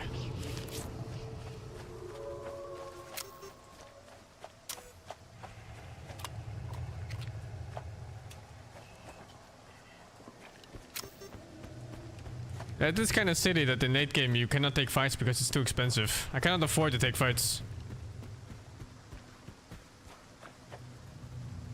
I also don't know what they mean with the external sources on wear resistance. Maybe there's like another thing in the game where your armor just degrade over time no matter what. And then external sources when they shoot you. That'd be the main thing to make sense of it. But yeah, I'm not certain.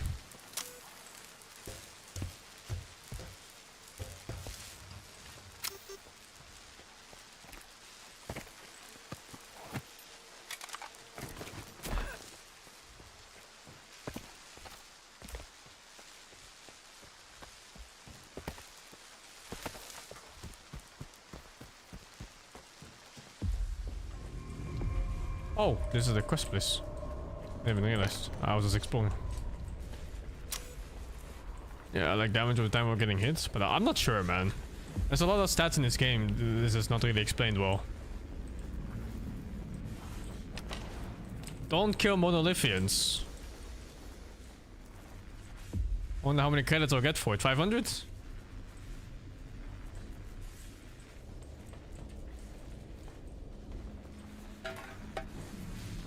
These guys' brains are fried. And so am I.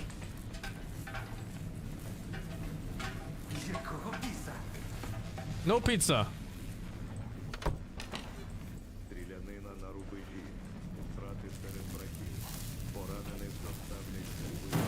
Oh my god, that was so impossible.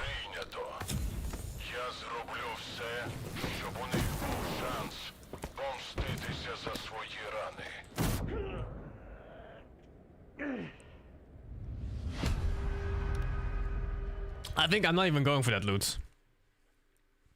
That's 10k in repairs for like what, 5 shotgun shells? There's no fucking way. And I think the thing tracks. It's sentient. It follows. So they want me to not kill these guys?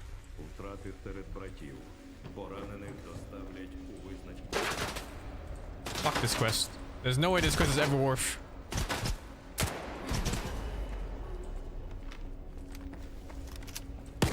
I like how the quest popped before he even died.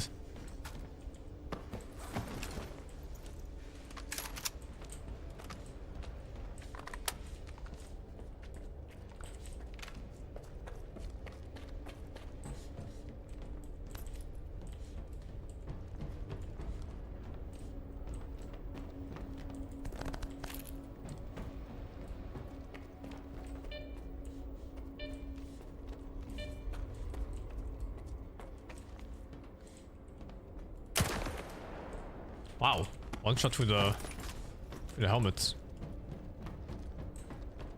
Like how this game plays, I was expecting like what, 4 shots, 5 shots with this gun.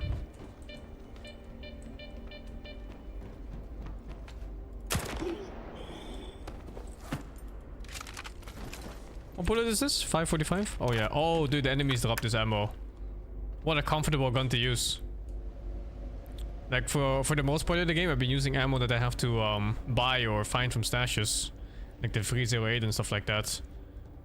But these guys actually drop 545, so.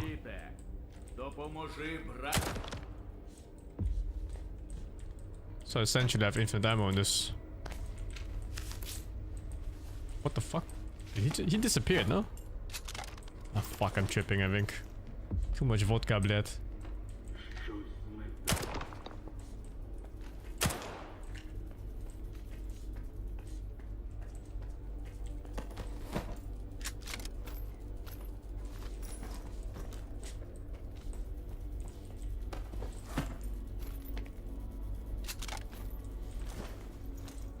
What did he do? He was living.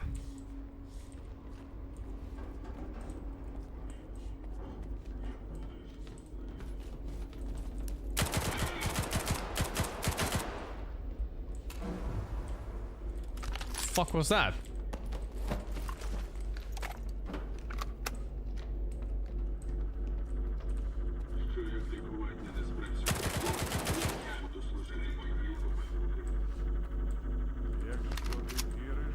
Oh, if that tiger's yellow, it's good money. Let me see. Oh, it's decent cash, no? 10k?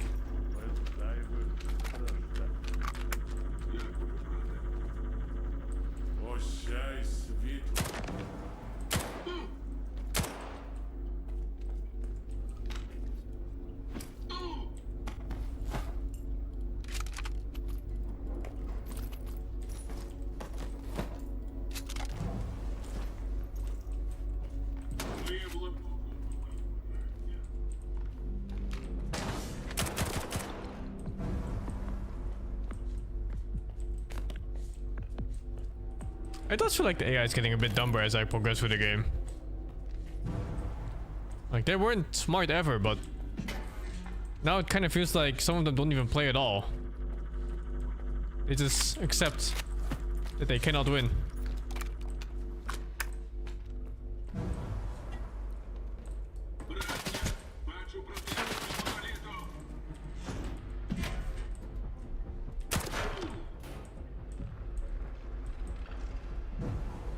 Damn, they wanted me to stealth this? There's no way.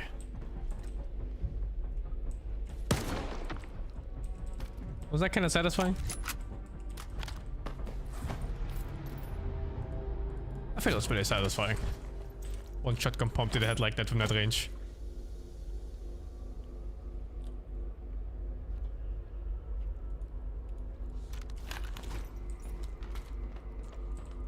Let's see, where do I go? 14 meters this way. Is it this thing? Oh, oh, it is this thing.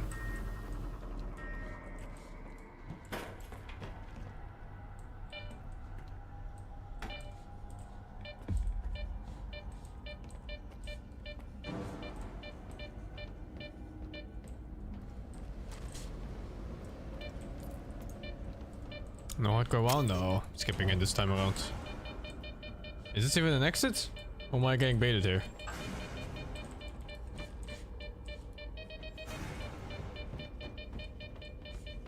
A ladder or something?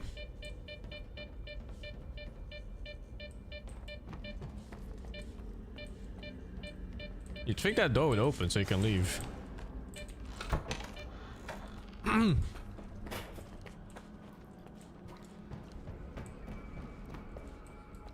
I don't really know what the big deal is about World of Warcraft hardcore modes.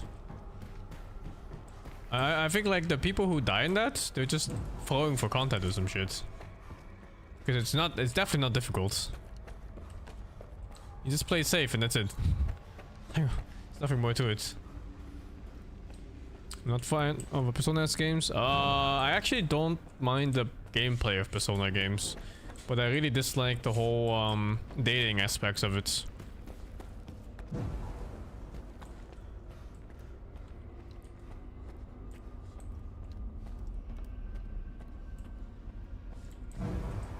I don't know how to leave.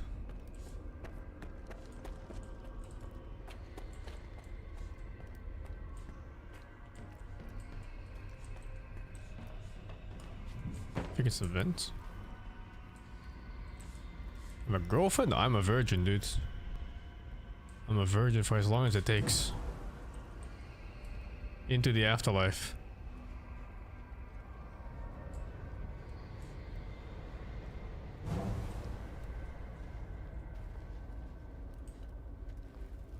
I'm a wizard? Is a wizard at 30? It is, right? Great stage is 40.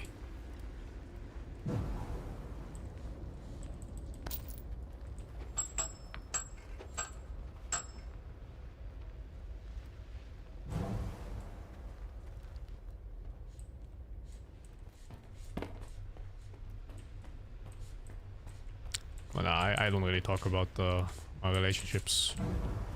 I usually keep them as private as it gets. And I'm virgin, of course.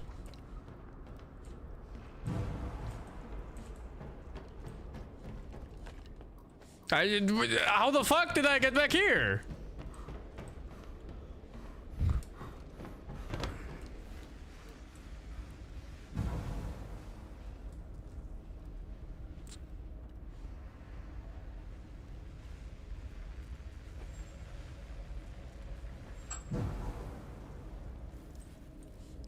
Kids? God no, dude.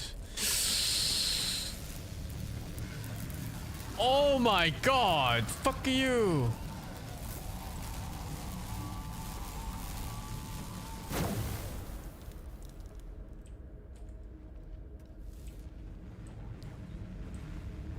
Think it takes damage?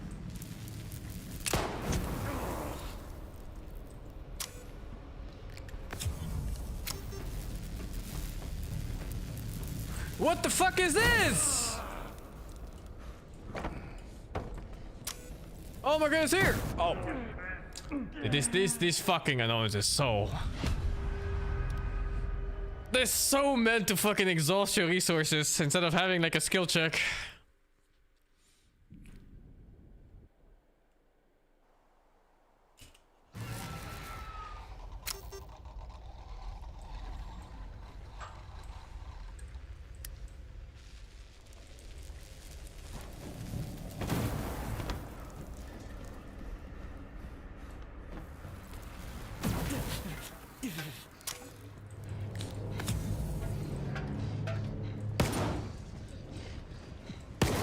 What is this, a Dota lobby?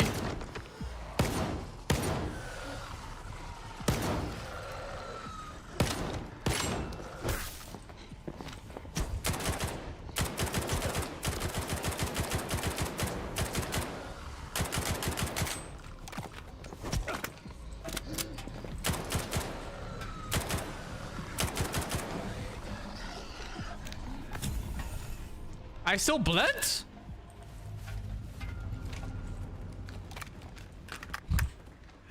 Okay.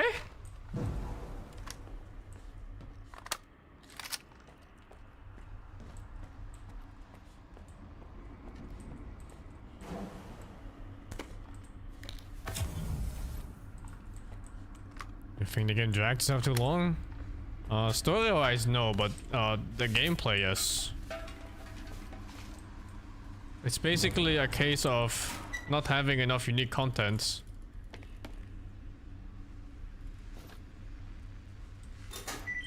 For how big and long they made the story.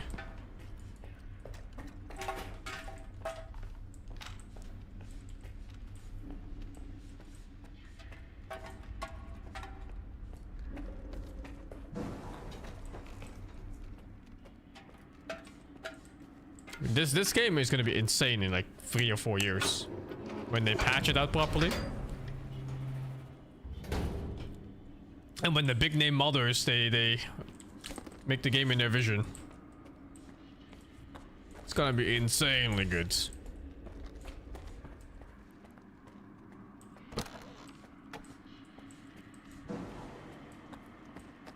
What's my durability at?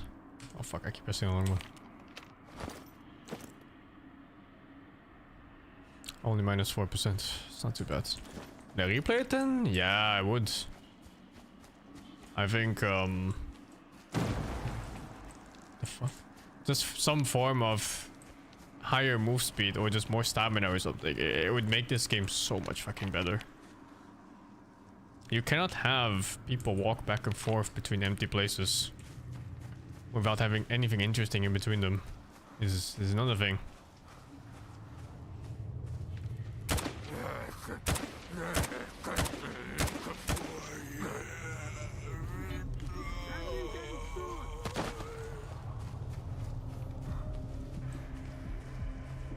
I guess the branches blocked it? I'm not sure.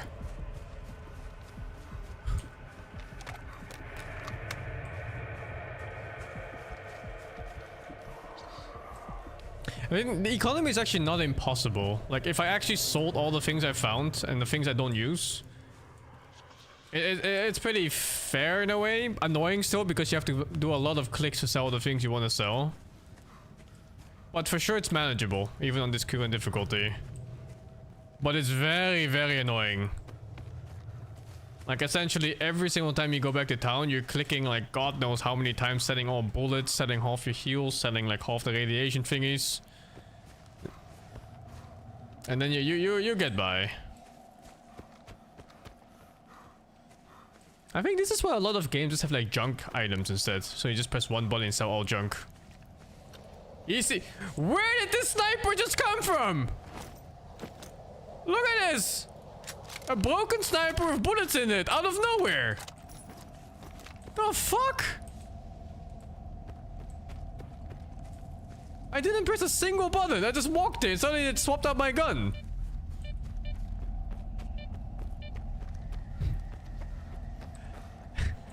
What the fuck, dude? Oh, I'm supposed to go here.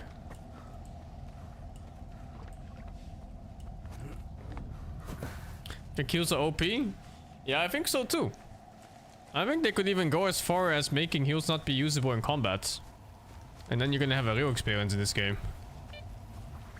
Right now, it's like this game kind of like... It's trying to be a military sim type game, right? So you have like all these shit mechanics like giga weapon sway and then recoil that's fucking crazy. And all these attachments and then the not damage types, the ammo types. But then in this game you just kind of tank through everything. Which is super weird. Like you have a gunfight against 10 people and every 5 seconds you just put out a fucking bandage and you put it up your ass. Yeah, just out like every encounter. It feels really weird to play. There's no like real strategy, you know? You're not outranging enemies or something with better guns or luring them into traps or anything like that. You just shoot and heal. Заходь під купол, ти спускайся до підвалу. Я чекаю на тебе там.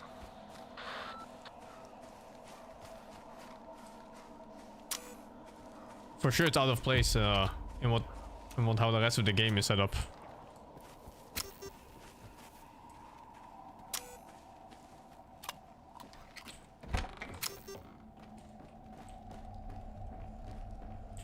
Whip.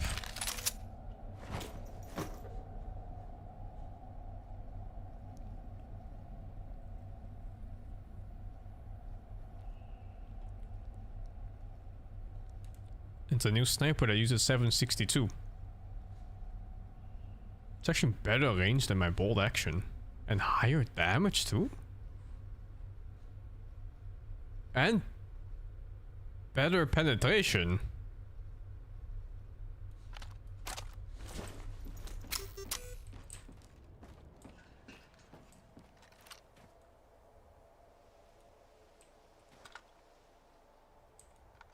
How many bullets does this have?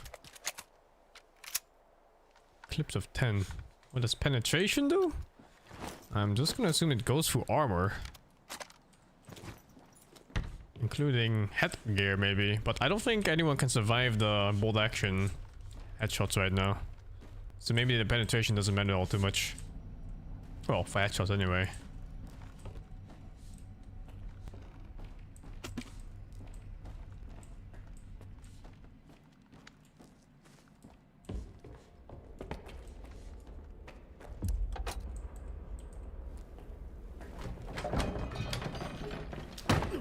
Ik heb holding dat je voor de 93. Strelok? Is het?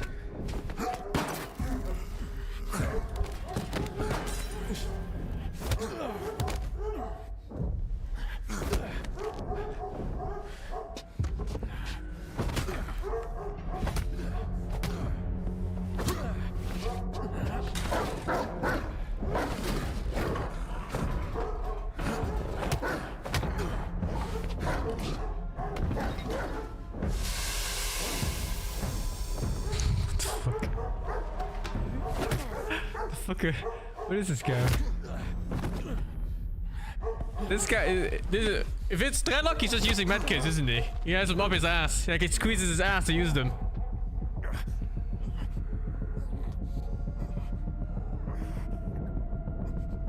We should all remember what Strelok looks like.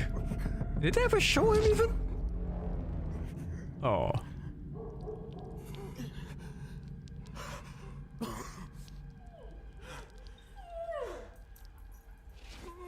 What? Really?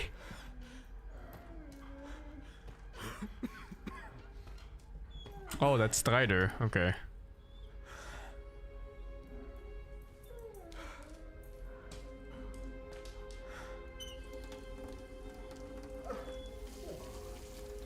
Як довго ви були знайомі? Недовго. Я зустрів його на Дикому острові, коли він був ще людиною. Він був тим, у кого забрали все. Минуле, здатність боротися і навіть ім'я. Ми здатні на все, аби приховати свої помилки. Ви про що? Група вчених працювала роками, щоб підключитися до ноосфери інформаційного поля Землі. Show his face during Call of Pripyat. Oh, that's cool. I don't think I got that ending. Хіба що із підкоренням космосу. Це був поворотний момент і не тільки для науки, для долі людської раси. Та з усього людства, кожного з моїх колег, насправді цікавила лише одна людина. Він сам. Вони мріяли про світову славу, про лаврові вінки на своїх блискучих лисинах. Звичайно ж, не можна було дозволити, щоб таємні лабораторії, кровожерливі експерименти та інші темні справи виповзли назовні. Всі вони не могли натішитися своїми мріями про ідеальний світ. Знаєте, як кажуть, найрозумніші мислять однаково, але й дурні, приходячи до однакових висновків. І ось полюбуйтеся, що ми маємо через десятиліття по тому. Зону за нашим образом і нашою подобою. Ви ж були там, вірно? У проєкті «Свідомості». Як і вони, я обманював себе. Проте мої сумніви зростали швидше, ніж їхня впевненість. Тому в момент експерименту одна капсула залишилася пустою. 8. А може, 1? Капсула доктора Кайманова. Моя капсула. Ось ти і розкрив ще одну таємницю зони Сталкера. Найбільш незручну. Доктор Кайманов, радий познайомитися. Учені, про яких ви казали. Свідомість. Вони все ще живі. Цього не може бути. Ні, стрілець добрався до них ще у 12-му році. Я поговорив з представником через візіограф у Малахіті. Вони продовжують існувати у вигляді якоїсь тонкої матерії. Тонка матерія? Але це неможливо! Це означає, що все продовжується. То виходить, це ви What створили the зону? fuck? Створив? Ні, звичайно. Вона створила себе сама. Я ж лише допоміг їй з'явитися. Хоча я і мої колеги уявляли результат експерименту абсолютно інакше. Бачиш тих сліпих псів? Я намагаюся приручити їх уже довгі роки. Але вони народилися в одній з лабораторій, де не відчували нічого, окрім болю та страху. А от Барс знайшов мене сам. Просто одного разу вийшов з лісу і намагався украсти ковбасу. Він народився на волі і був вільний у своєму виборі, розумієте? Зона – наше спільне дитя, але ми не навчили її нічого, крім страждань та горя. Вона не знає, як бути іншим. Може, тому що і ми самі не знаємо.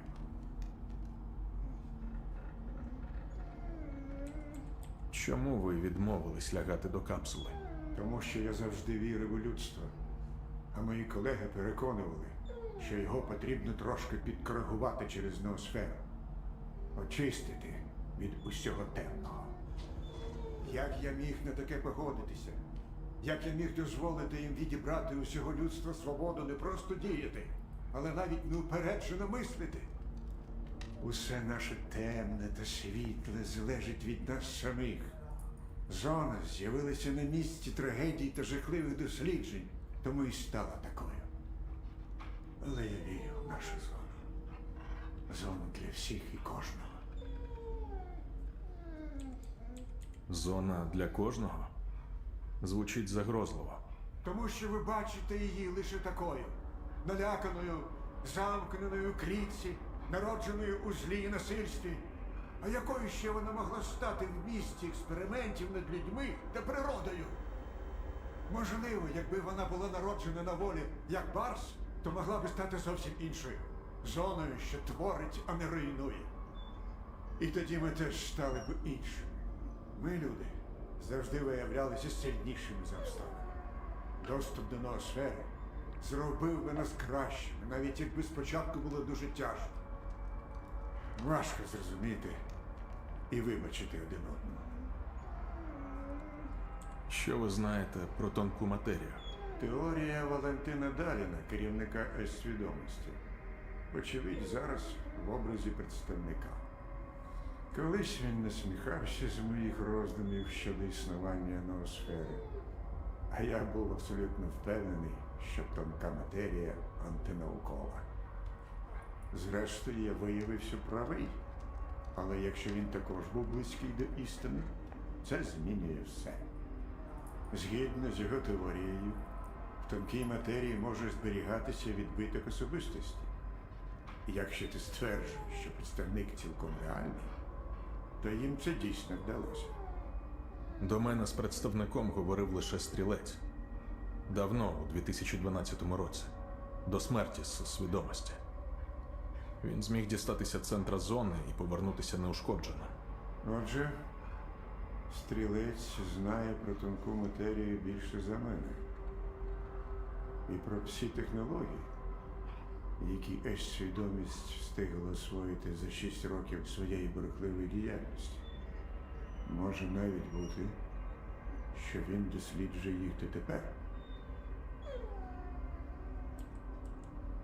Тому я і шукаю стрільця.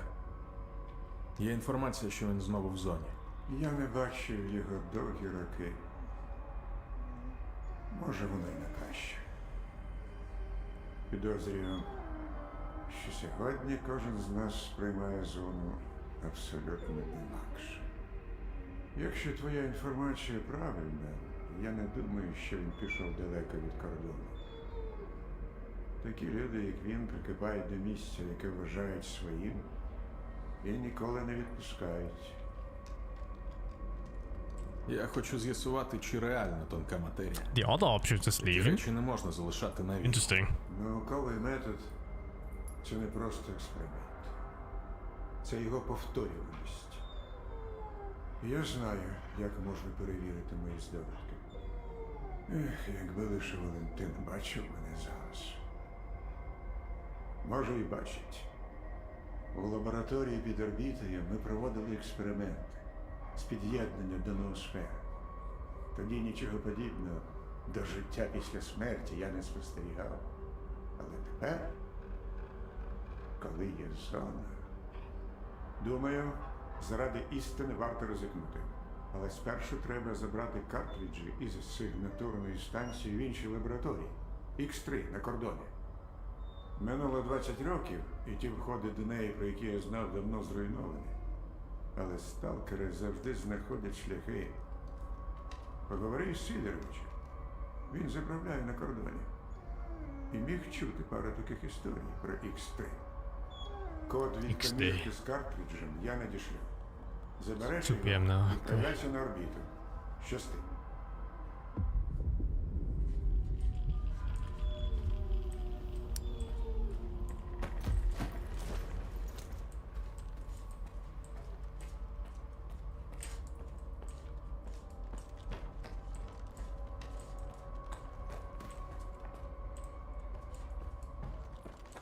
This game's not over yet, no. There's still 4 zones left, dude. I don't know how much that is in terms of, you know, time spent or story or whatever. But it's sizable. Let's see, where do I go now?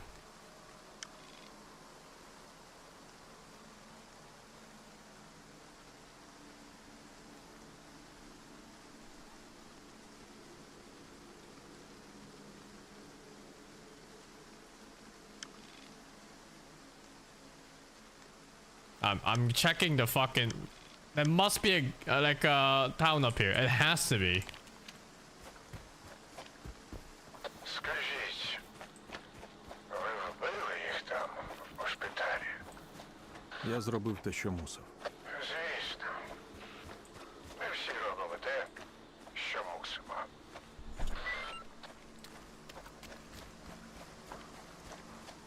$12K. Holy dude, that's enough repair cost for like 1 weapon.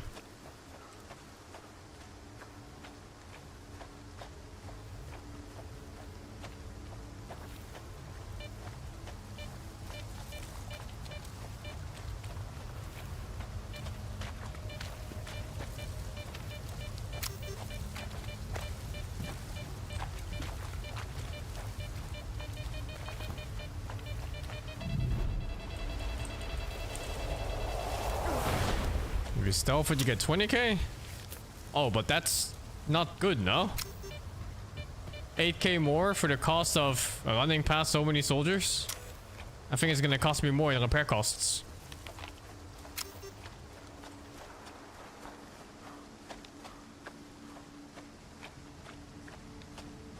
I haven't upgraded the shotgun yet, no. Still haven't found the merchant for it. When did I find that shotgun? 20 hours ago? I think maybe it was bugged that boss dropped the shotgun so early. Such a high tier weapon in such an early game zone. The fuck, the guy was standing up.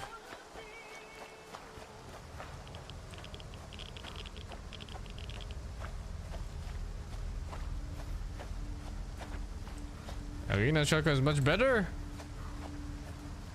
Is it now? I doubt this. That was the previous tier shotgun with the lower rate of fire. That one shoots like once every half second or something. This one shoots like fucking 6-7 times per second. It's as fast as you can click. I can easily click 5 times a second.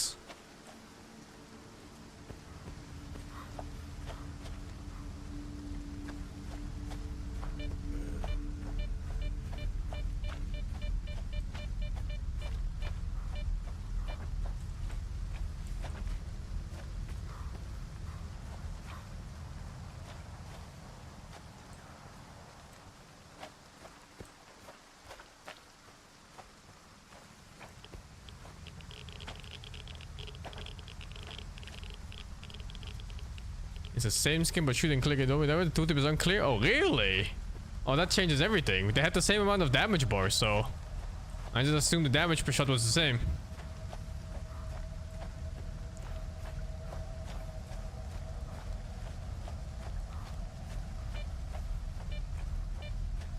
God, I'm so fucking slow.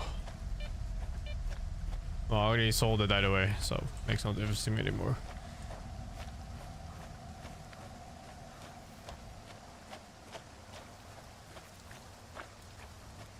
I'm literally walking like a meter per second or something. You see that? That's a bit faster. It's like 1.5 meters per second.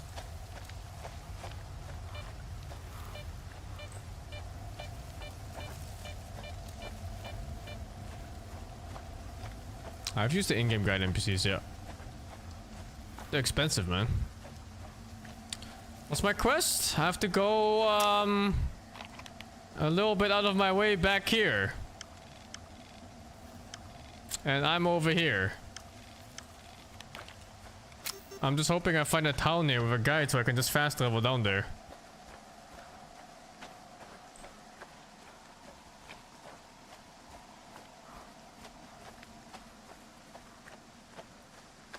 But yeah, that's a good hour-long walk, I think, if I don't use the guides. Maybe more than an hour.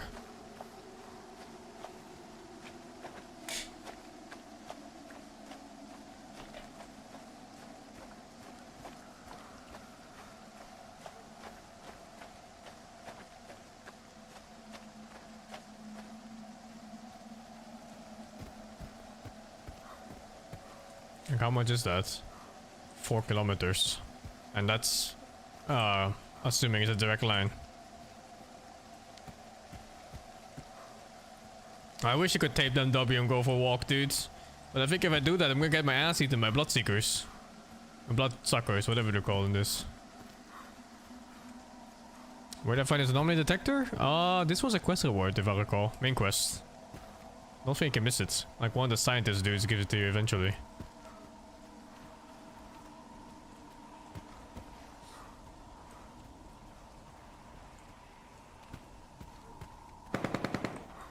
Well, I don't think this is a town.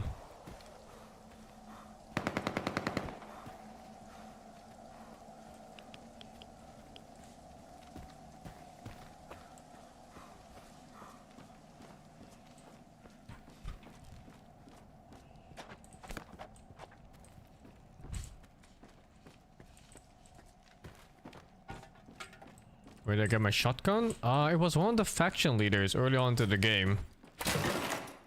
You had to like choose between Shah and was it Varan and one more guy, and then one of those three gave it. I think it was the Shah that gave it. I just walked up to his room, shot him right in the head, and then took a shotgun.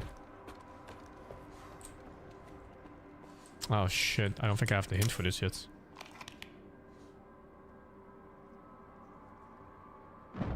I do have the note actually.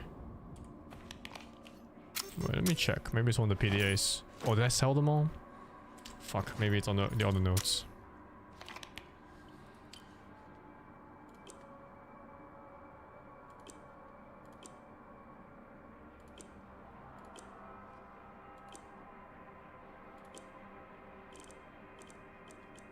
No, I don't know. Maybe it's written somewhere. Not here anyway.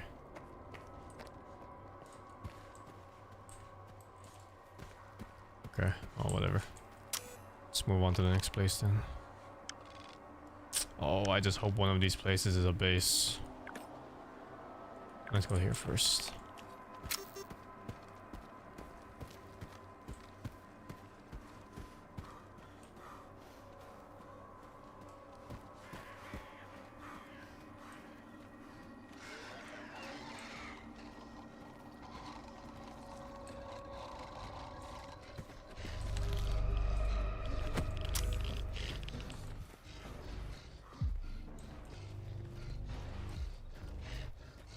Okay, walk around, find a town? I think so.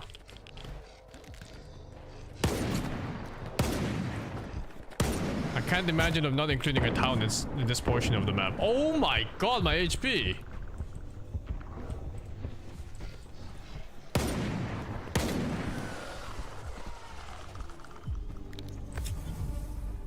The hell is this guy's damage? Well, I killed him anyway, might as well explore it now.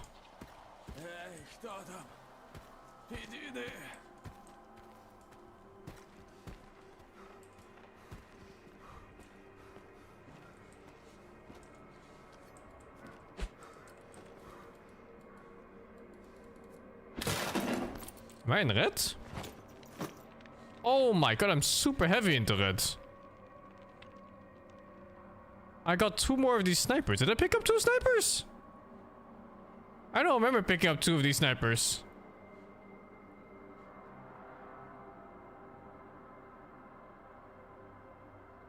Why is it always this sniper too? It just comes out of nowhere. I'm even holding it as a third sniper. The fuck? I'm not even selling them, I guess. There's this bugged or some shit. Just spawning in my inventory non-stop. I was wondering, like, why am I in the red? I was like barely above green at first. It made no sense at all.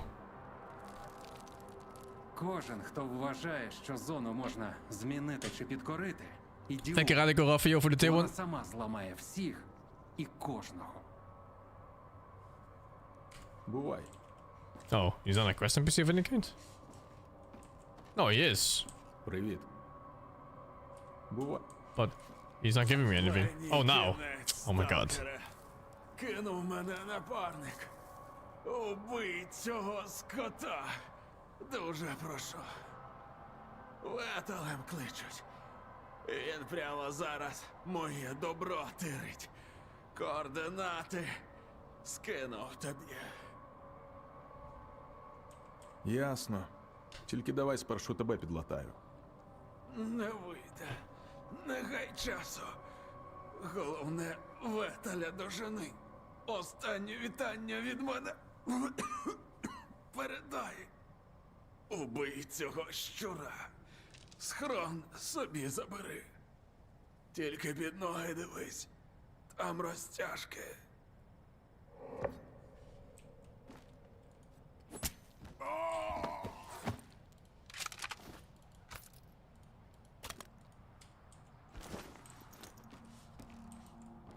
I mean, he said he was dead anyway. I just made it, you know, faster.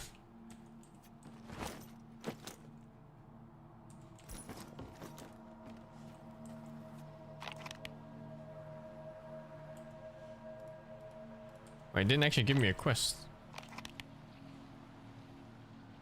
Oh, is this not like a proper quest?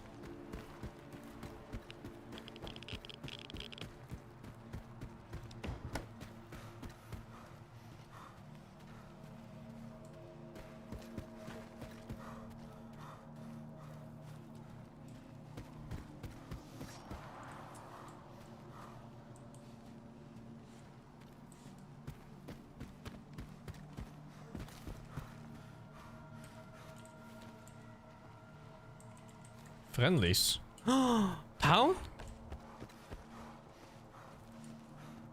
No. Just drunkards. Jesus, these guys are decked out.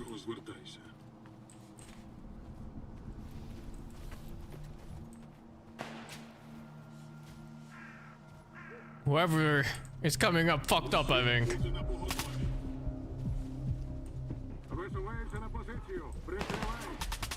It's a bunch of bums.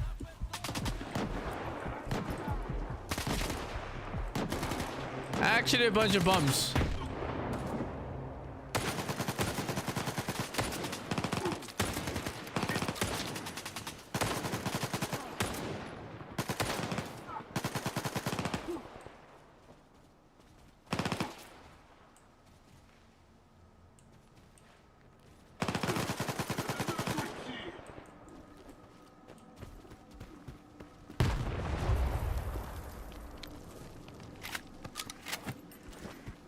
That's all trash.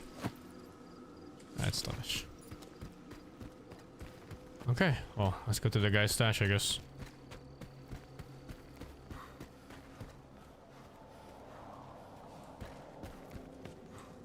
Can I use a new sniper? Was it this one? Whip. Looks kind of nice.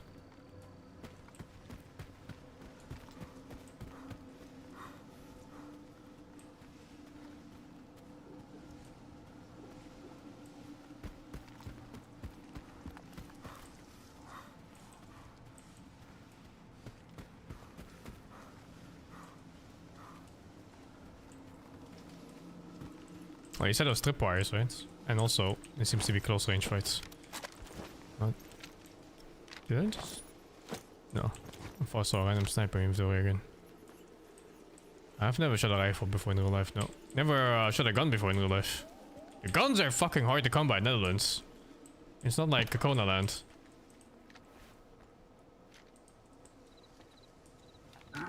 таке?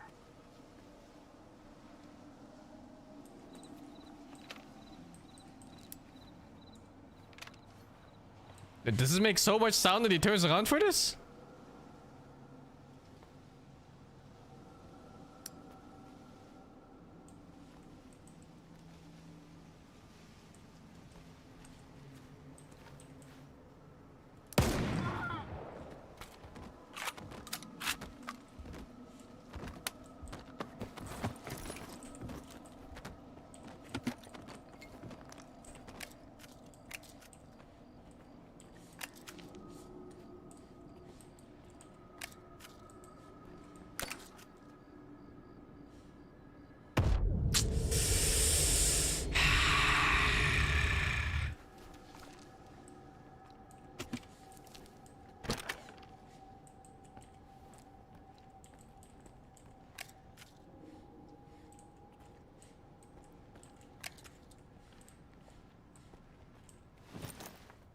This is his stash?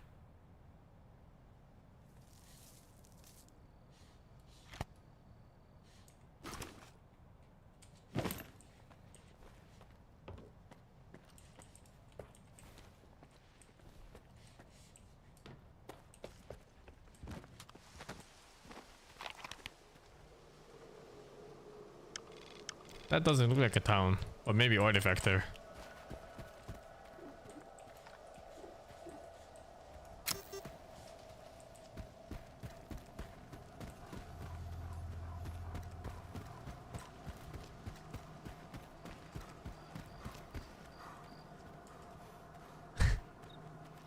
Okay, hit the lurker with the 40.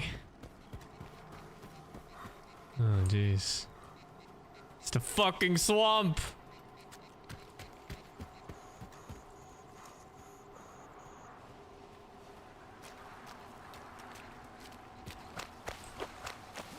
Let's see, what's this place called? Bog Poppers. Looks like a quest area or something. Not gonna bother. Okay.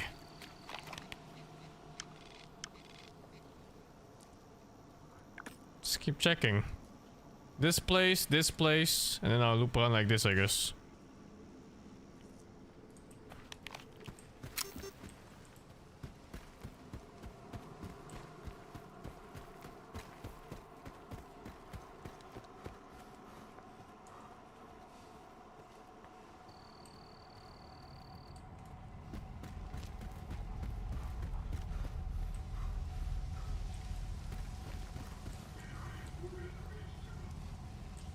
Monolith.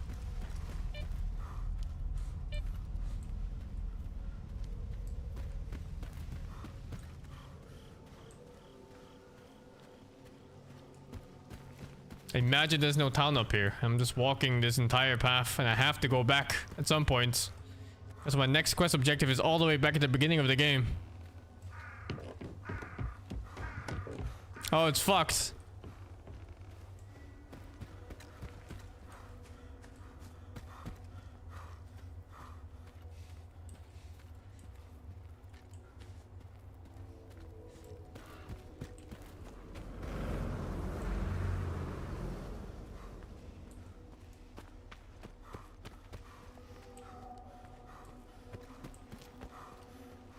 The thing about this quest is that I already know, like, this quest down here, it's gonna send me back up here.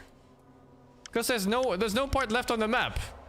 Like, this is the only, like, 5 zones left or so.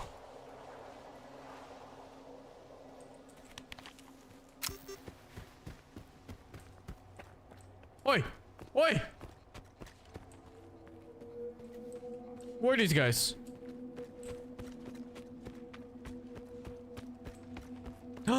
A town! Hey, it's green here. I guess that means they really like me. Maybe better setting prices. Oh, it has fast travel and everything. Let's fucking go. I found it. Тільки встигай поповнювати запас. Багато. Якщо нас...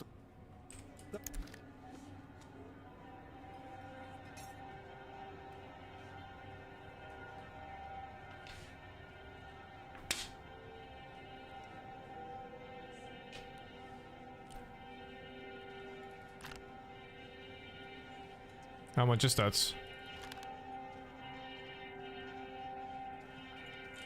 Заходь ще. 1400. Цікаво, скільки монолітівців тут за твоє здоров'я склянку підіймали? 11.7 down to 1400. What is that percentage wise? 8%? I'm not sure. Oh, it's not weapon merchant. That's the only one.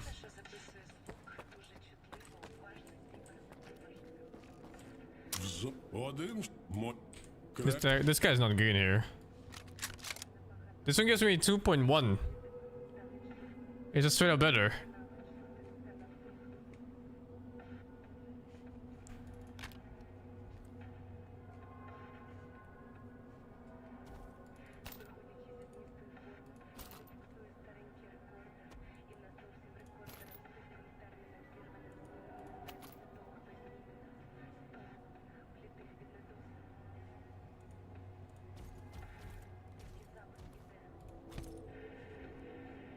Actually, this one uses 762.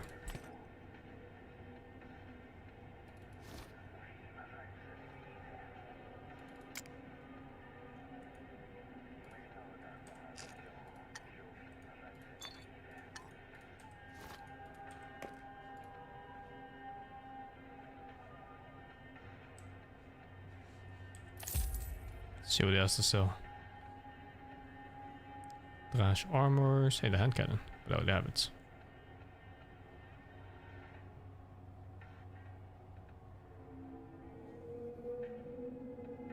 What's this gun called? The Dnipro.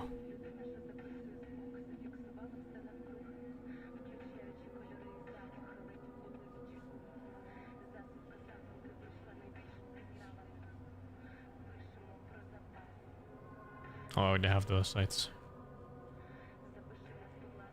No new guns here. No new attachments, no blueprints, nothing, no new armors. 4x for the Dnipro? I think I would take a 2x. But I also have the holographic one, so it's fine, I mean, it's good enough. I need to check the technician here if he actually upgrades the new weapons or not. Шкода, що... А от ряд... Будь... It works! She upgrades them! Holy!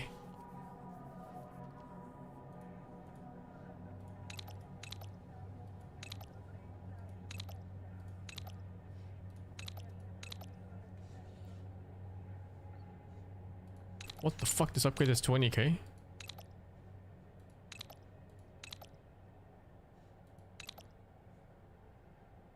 Let's sell some shit. Where's my stash? It should be here, no? Weapon merchant here. No, it's by the bets then. And the bets are... Oh, here.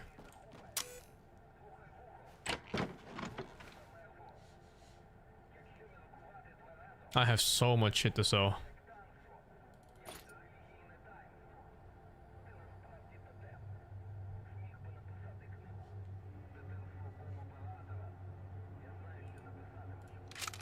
This one I can... So, what the fuck? Why did it kick me out?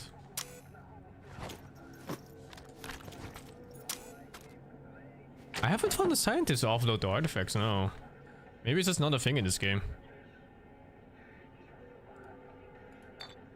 65 bottles of vodka.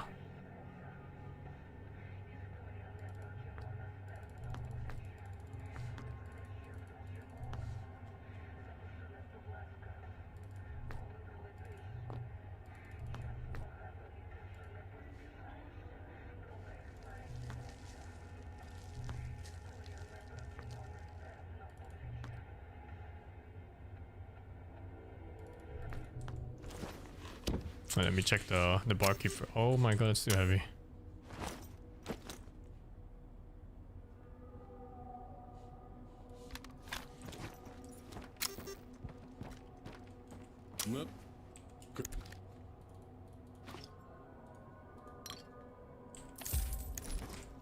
I wanna check the barkeep first to see if there's any quests for the artifact that I have right now. Who's the barkeep here even? It's not this guy, no? No. A technician at a quest. It's not that guy.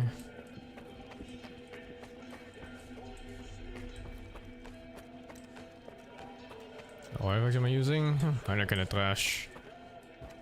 Nothing special really. Oh, this place doesn't have a bar?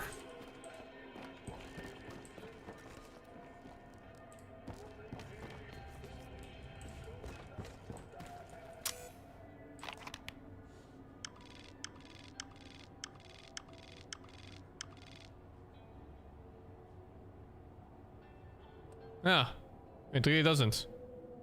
It's just this guy.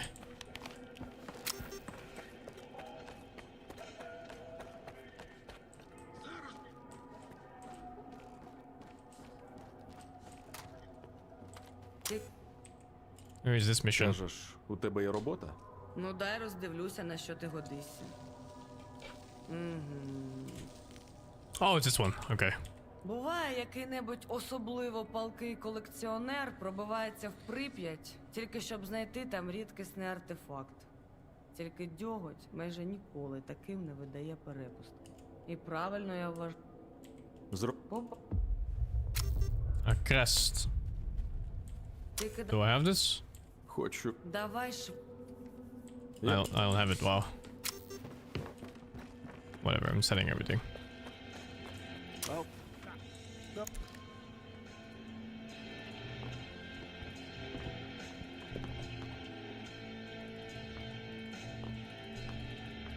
Maybe we should keep the rare one. What was it? Torch? Yeah.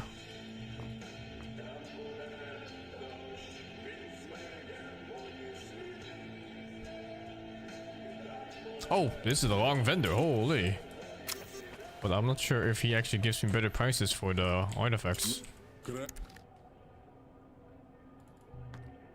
1400s. Oh, no. 900. Oh, this scamming piece of shit. What an animal.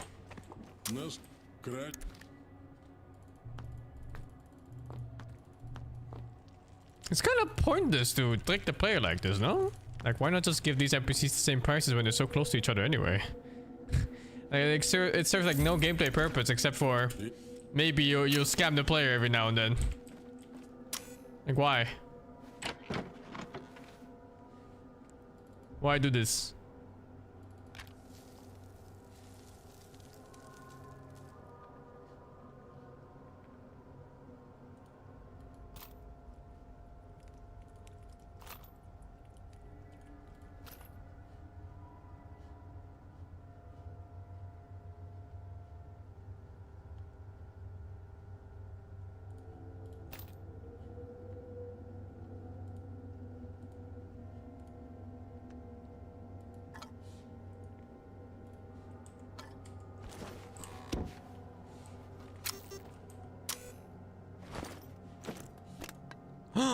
No, fuck.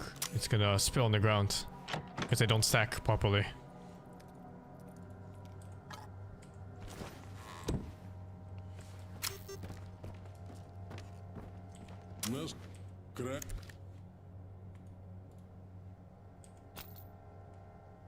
Really? Wow, this is not worth anything. Are you kidding me? It's not worth selling ammo at all. And then you buy it back, it's like fucking 10x the price, you know? Well, I have 71k to upgrade my weapons. And maybe a little bit more probably if I sell a bit more things. I don't think I'm gonna bother selling ammo. Just in case I find a better weapon and it's also a pain in the ass. Let's sell like these things and stuff, I guess. Grenades maybe too. Oh, I can get the sight too. This one works at the Nipro. Do I have anything better though? These things are not worth anything, huh?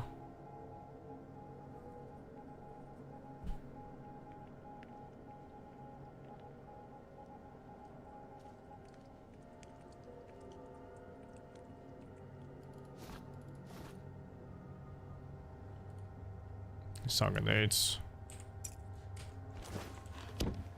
Grenades are so fucking bad in this game. But at least the AI doesn't react to them at all whenever you throw at them. They just look and go like, huh?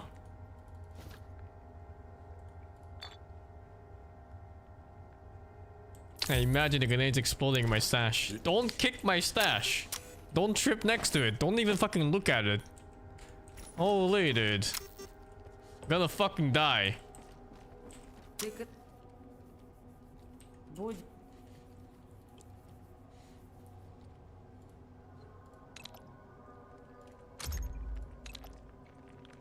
Caliber changed to 762. Wow. I think it's a nerf though for this gun because 762 is much rarer. Wait, where's the upgrade for the rail?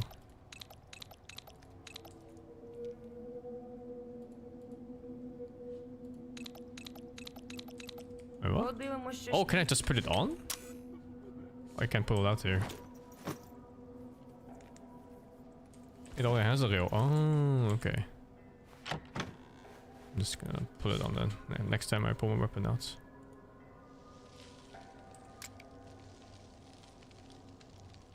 Why is 2 in the middle? What the fuck?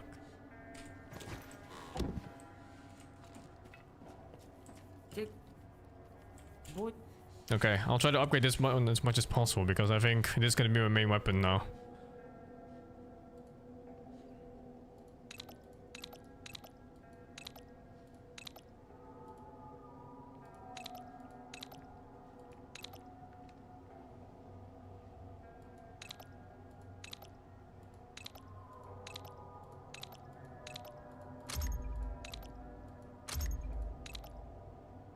Extra bell rifling, don't have it.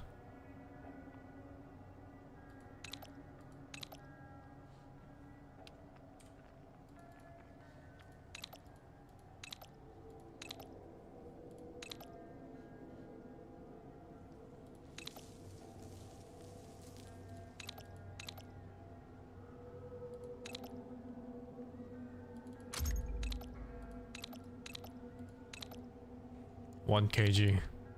No, I'd rather have this.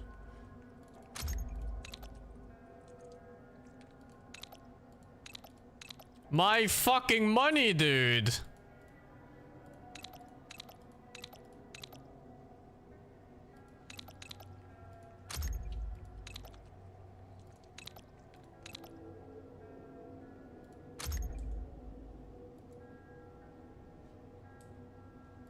Holy, my fucking money! And shotgun upgrades? What? What is this? Oh, the fucking UI is like overlapping. Like it's clicking stuff in the background here despite it not being on here.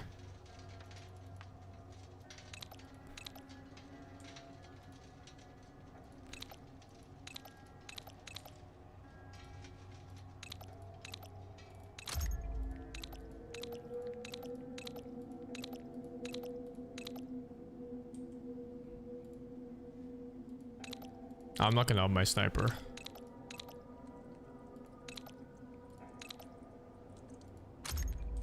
I think this is the most important weapon. And AR, because these are gonna be my medium and short range weapons. Shotgun is really good against monsters. Oh, I don't have money to travel. I need to sell some shit. My armor is barely touched on upgrades, man.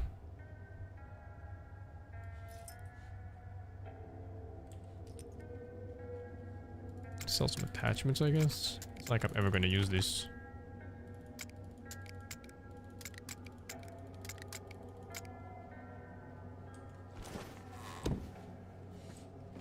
The rocket launcher is in red. Can't sell it. Crash.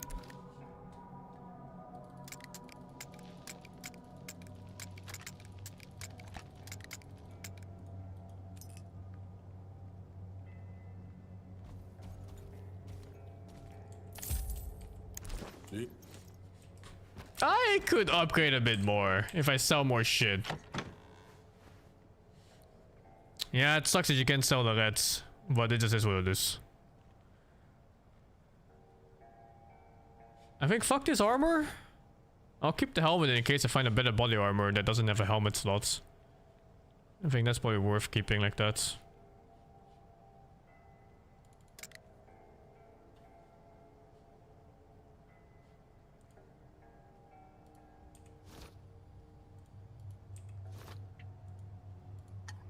Oh my god, that's heavy.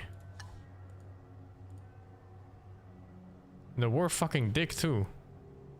Yeah, they're all worth dick. Oh, these are worth a lot. I'm selling them all. The bullets barely give anything, man. I was selling bullets earlier just now.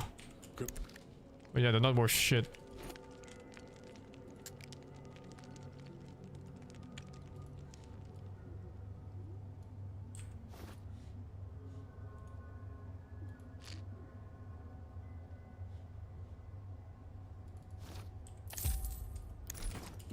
Okay, that's all I'm doing. I just need like 5k for fast travel, I think, and that's it. Like the eco isn't too bad, right, in the game, if you really saw everything, but it's a pain in the ass that you have to do this much.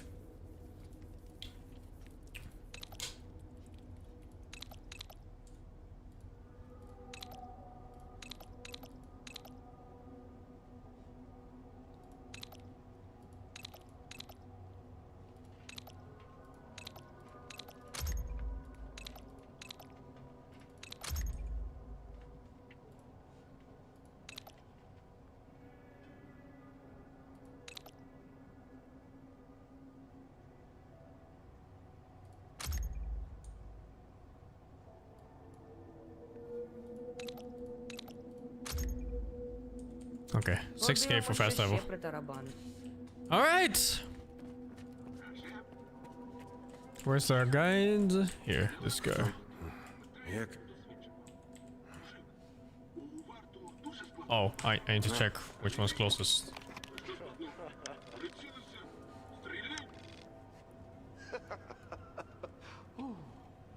Zalicia is the close. Oh, I think, isn't this town fucked?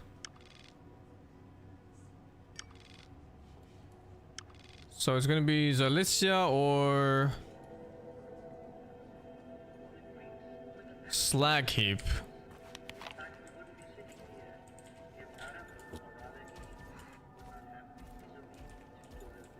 Oh my god.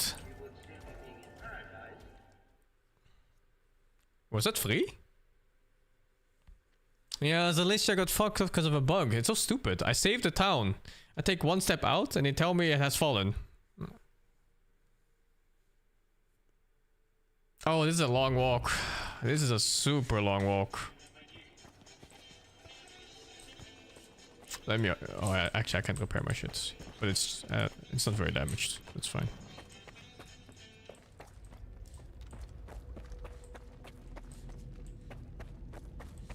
How do I leave this place? How far is it? 2.4 kilometers back and forth.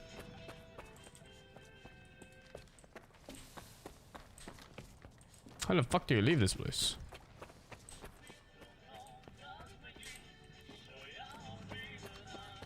Oh, here.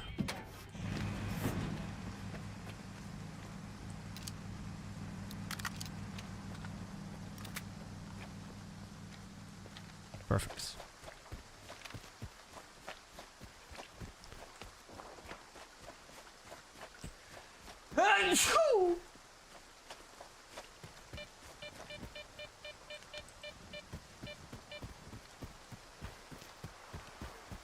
Nah, you can't sell red weapons in this game. They just don't take them. I have to go around even. Oh.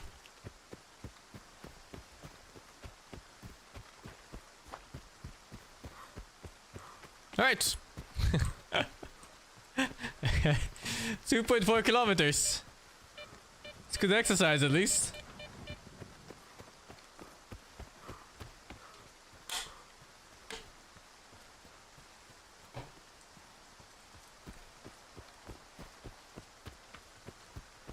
It's not energy drinks, it's Coke Zero.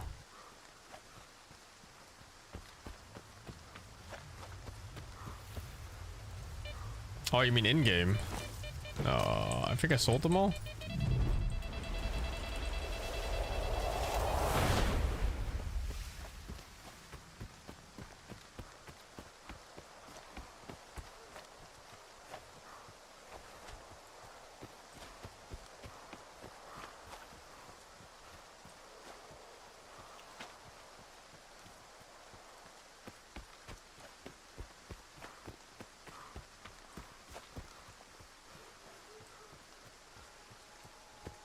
10% there. Detector on? Ah, shit, man. I gotta keep making money. I think I can still sell shit for my stash for another like 30 or 40k or so. But it's a pain in the ass.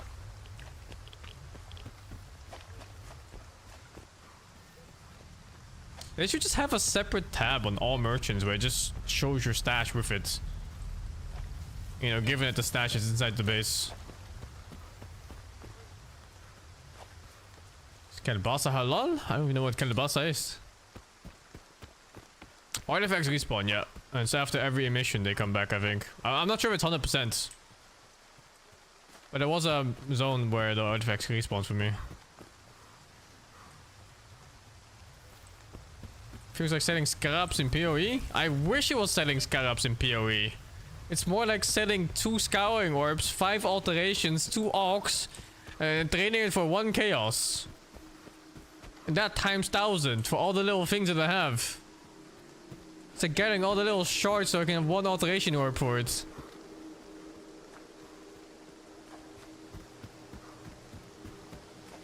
I wish it was trading in the vines.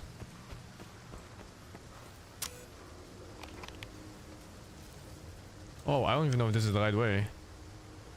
Eastern checkpoint, oh, that has to be it. Oh, Compasta is a sausage, I see. That's how you made money last league? My condolences to your hands. Specifically your right hand's wrist. Jesus Christ, dude.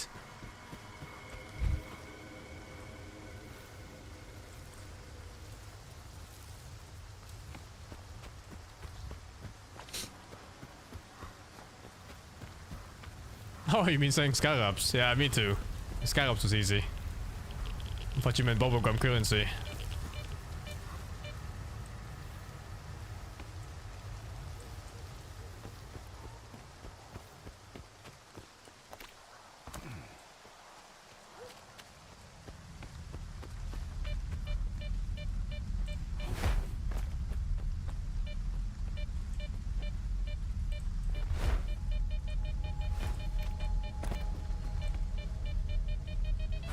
Oh, fuck.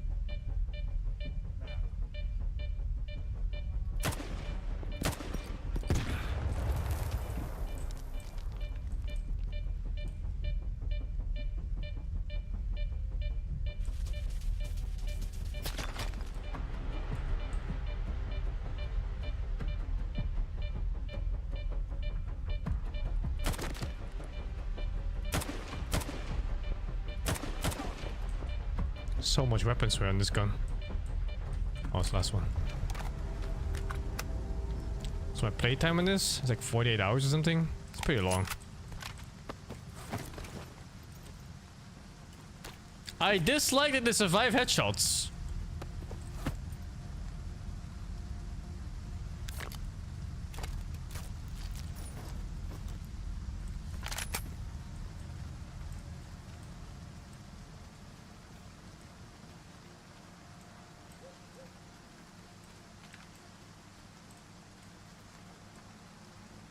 Where did I kill him?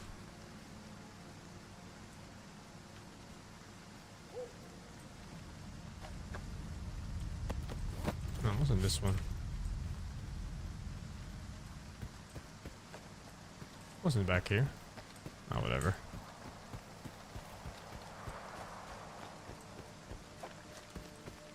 Thank you, Callaway, for the 41. Why the Mercedes logos on my detector? Is there? Barely. Pick a joke duck for the 35. Would I recommend this game? No. I would say wait 6 months, 10 months. Play the first 3 games instead.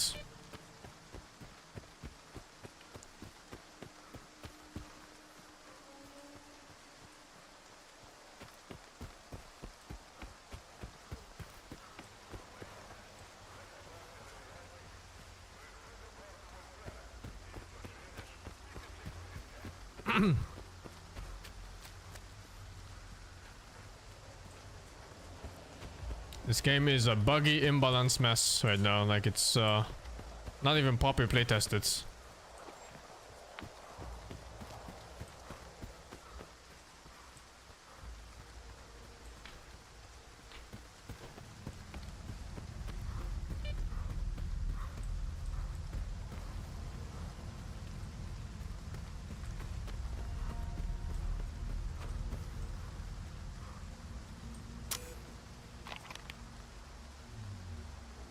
Oh fuck, I think I have to go this way.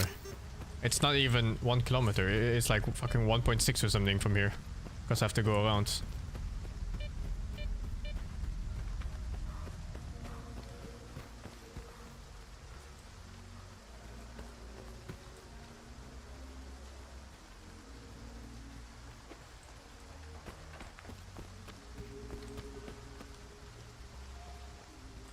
Walking again? And this game is all walking.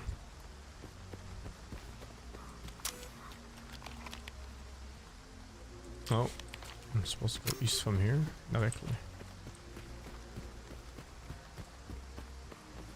Let's hope there's a town in that place.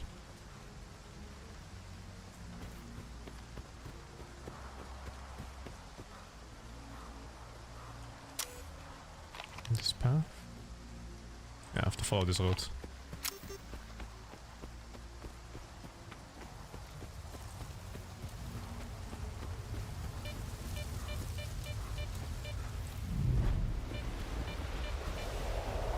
Curious about the multiplayer. I think the multiplayer is going to be a disaster.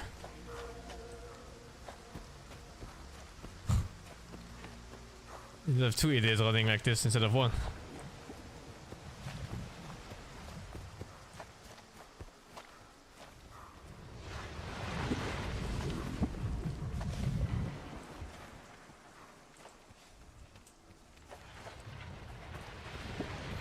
I think modding the game is going to be great.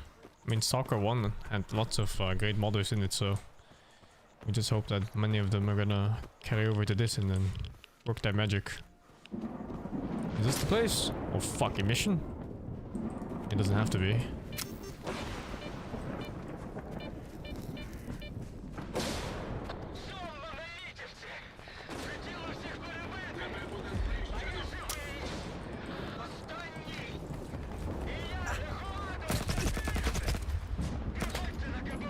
He slapped my ass?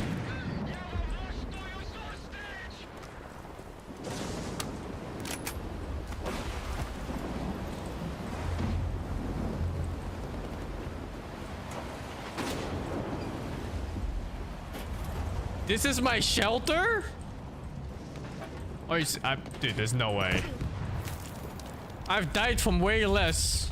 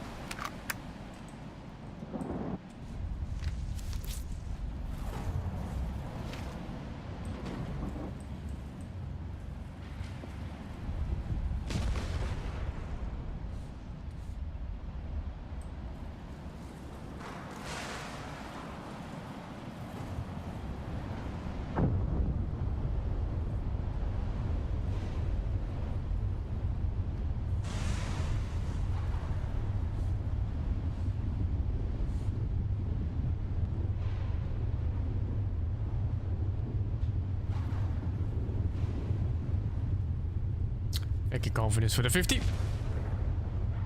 When Dota, 4 PM. It's gonna be Heroic versus Spirit in 30 minutes.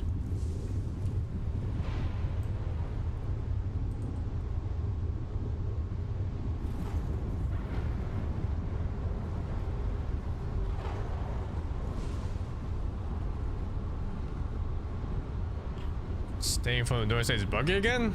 Are you like some kind of super retard? This is literally the designated hiding spot, just like the one before. My goodness. Same guy from yesterday too.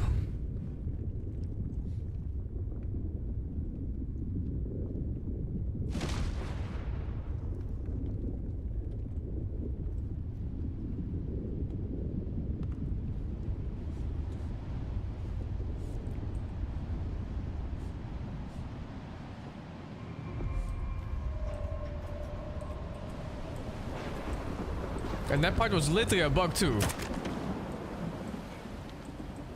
There's some parts of the save spots where they just didn't like mark them as proper save spots despite being indoors. Besides that, the mission doesn't even work like that. It's programmed to be just damaging spots and safe spots. Whether you're by a door or not does not matter at all in this game. It's not like something flies in mechanically. It's literally just the ground they marked in a box. And if you're in the box, you're safe. If you're out of the box, you're not.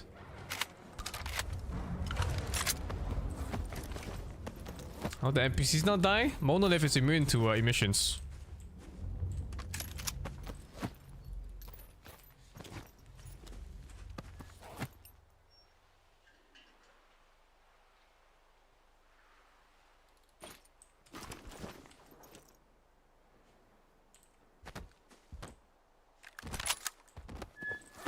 Why did he just drop an exosuit?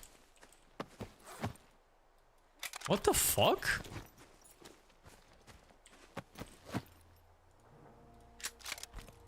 Is that so fucked?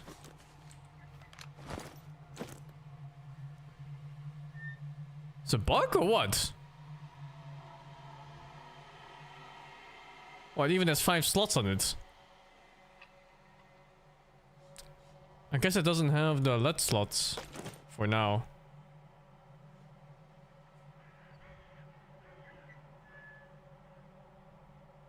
Holy fuck, why is it even better in terms of repairs? Yeah, it gives max weight. It's a power armor. Makes you stronger. Which is fucking sick. Okay, I lost one slot from the LED thingy, so I need to change how this works right now. Now I can choose between bleed and thermal protection or endurance, and I think endurance is just better in this fucking game.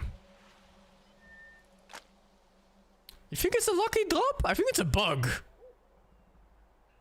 I think they probably spawn items on these NPCs, and this one went to its inventory instead of in his equipment slots. I really doubt they just dropped these things. But it's hard to say, you know, whether it's a bug or not.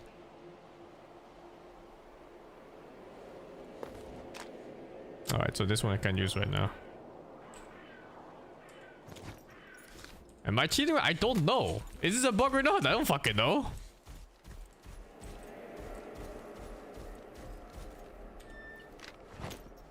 You can't fucking sprint in it. Oh, it needs an upgrade, right?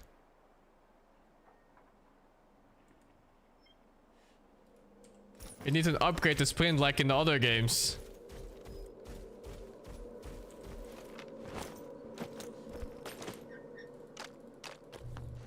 Wait. Not this one. This one needs to go here. Maybe it was intended, yeah. Oh no. Unsure if it's a rare drop or not. Oh, let's ditch these guns. I'll keep this one. This one's worthwhile, I think.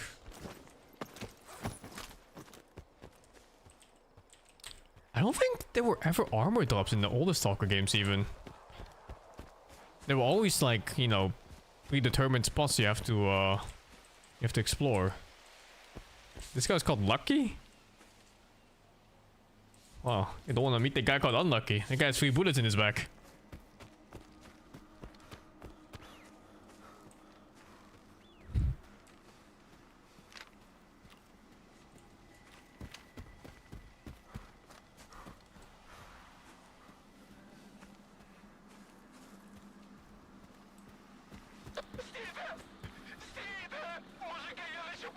Thank fuck I didn't upgrade this armor much.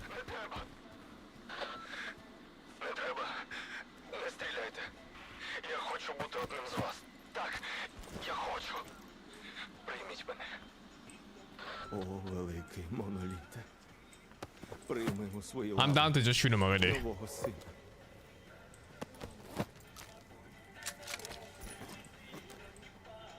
Привіт. З великої. Бувай. That seems mildly bugged.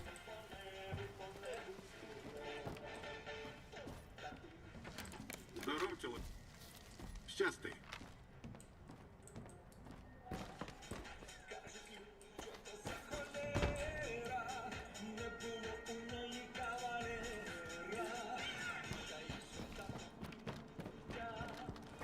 Alright, moving on, I guess. Is this the right way? Yeah. Wonder if this is a town here somewhere. This series? Is it a town? Nah. Maybe this one.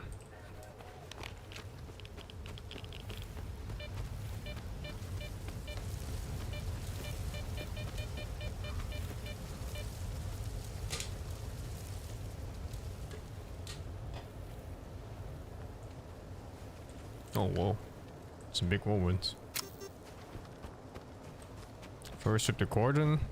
I've just been following the main quest line. And they've been sending me to all these places. Oh. Artifacts.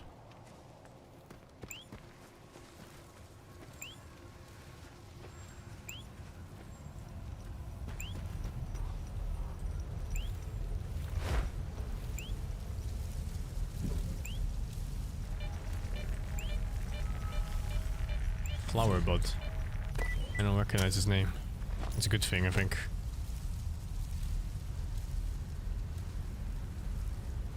Yo! Medium endurance, medium physical protection. This is one of the better ones I've seen so far. I mean, it's still better than this one, right? Actually, no. It has a strong radiation.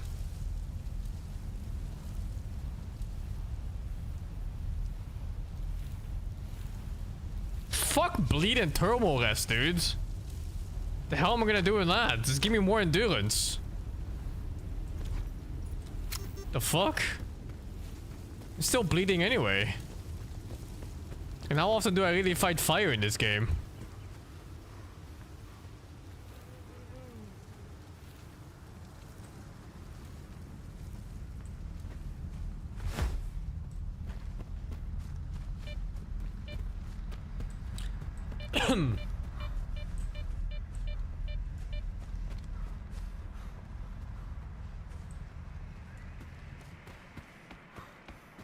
Even if there's gonna be fiery geysers and stuff like that, I can swap back to it.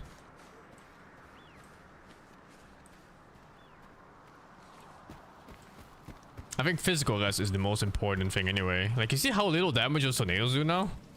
That used to be like 80% HP or something, and now it's like, what, 10% or something?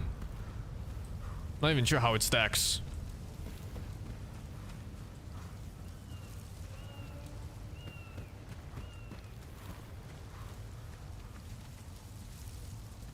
Is this an early game zone or something? It's like nothing here. No enemies, nothing. How much random carry and artifacts? Not that much. They're like half a kilo each. I have 6 of them or so. So maybe around 3.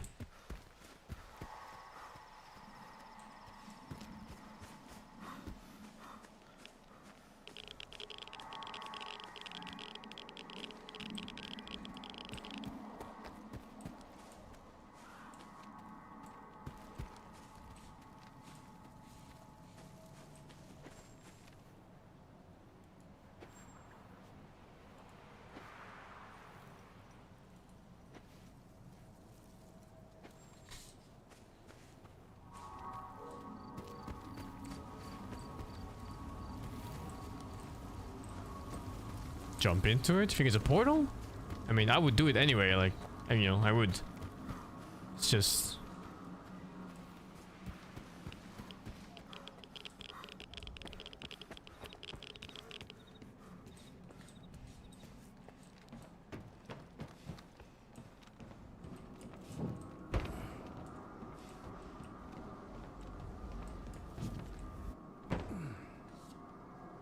Exhilarating.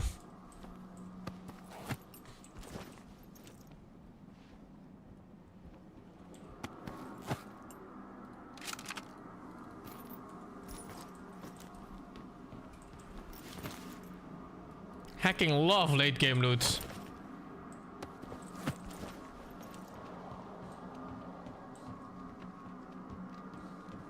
Now how the fuck do I go down?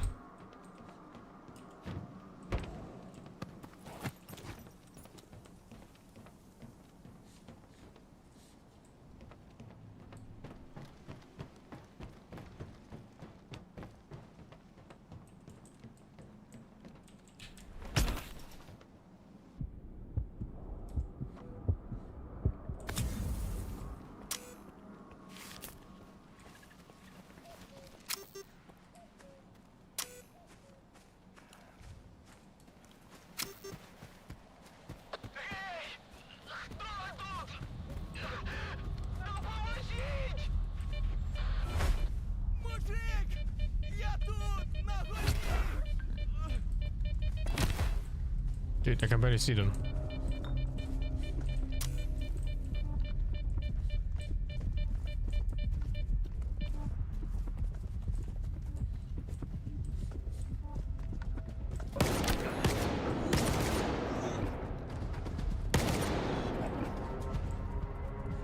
I get the feeling this is an early game zone if I'm fighting boars.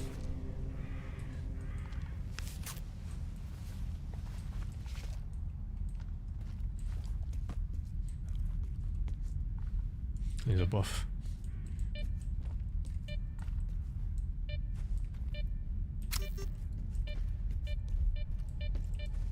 I don't know if it is. First time here. Oh, what?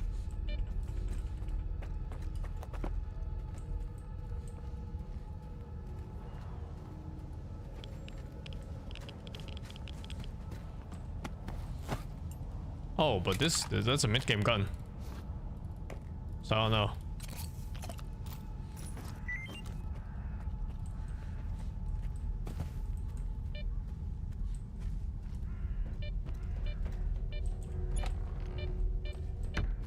I found him?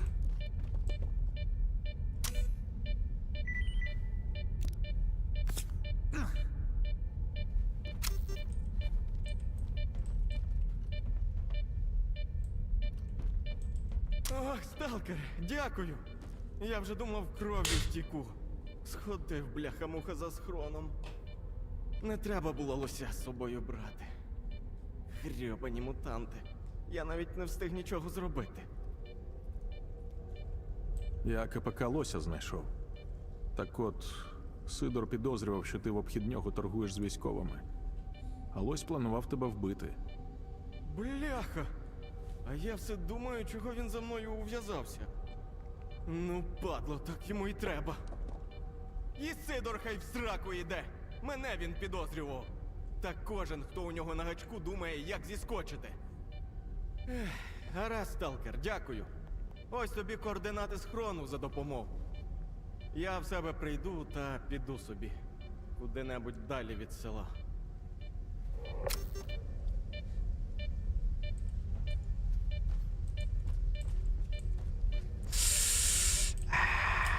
If the loot is bad.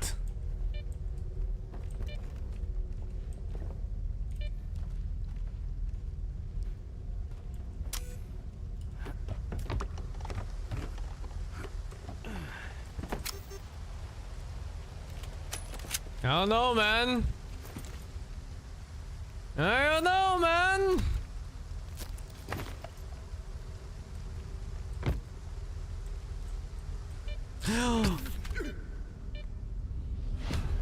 I'm killing him.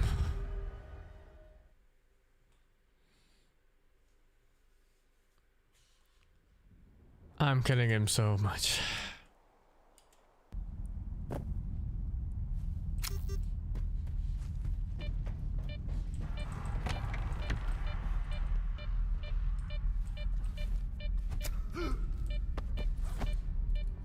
What? There's 2 AK special? What?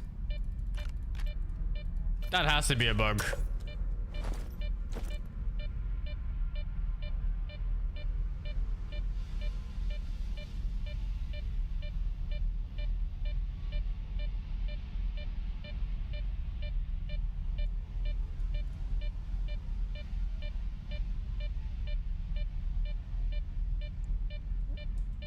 It's a really awful weapon though. I think I don't even care about the stash. I think I should throw away one. Like, what is this fucking weird ass bug that they dropped 2 of them? It's a unique weapon to begin with.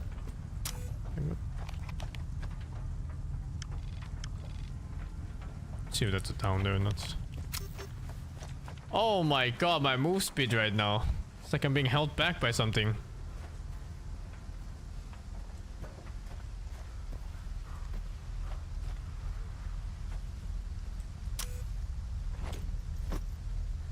Oh, I'm in red, that's why.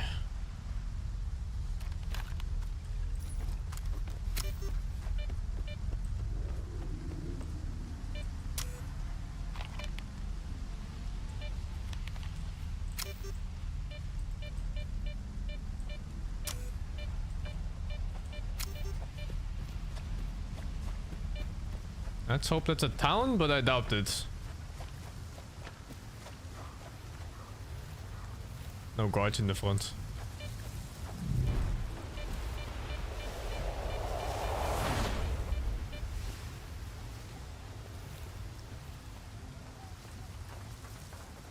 It is definitely not a town.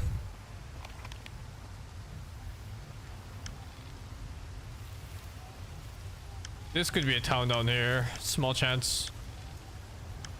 Oh, let's go quest location first, I guess.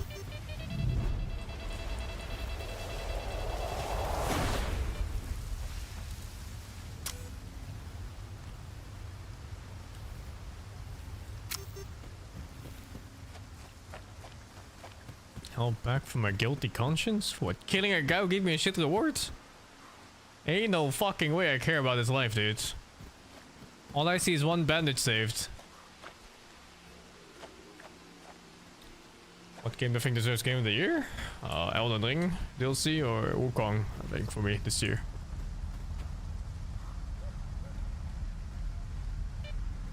I don't remember this being the first area in the first game.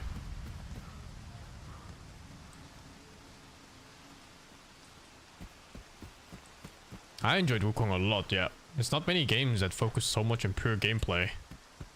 And they just kind of went all in on it.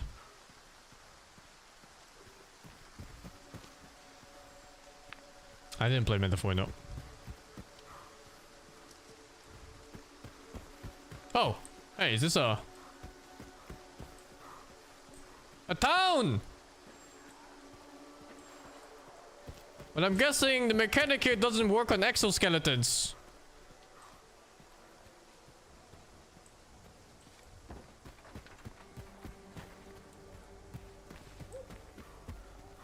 Аго, сталкере! Маєш хвилину? Oh, secret ladder?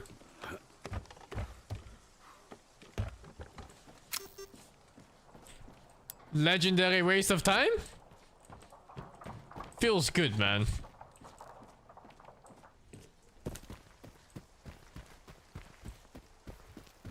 Гей! Можеш допомогти? Oh, there's a guide here. Thank fuck. I don't have to walk again. А може жодного нас. Та тут See if we can upgrade these. He cannot. He can also not work on the exoskeleton for some reason.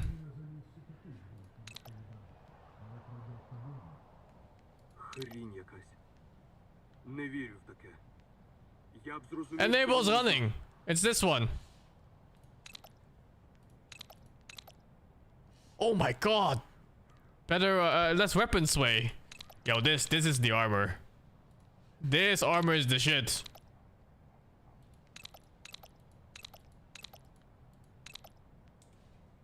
I need a lot of money. What? Do you see that? It's quad lead containers. You don't even need radiation protection anymore for artifacts. Only for 1.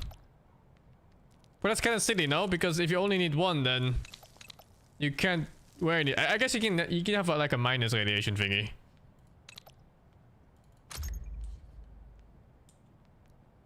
Радий був допомогти.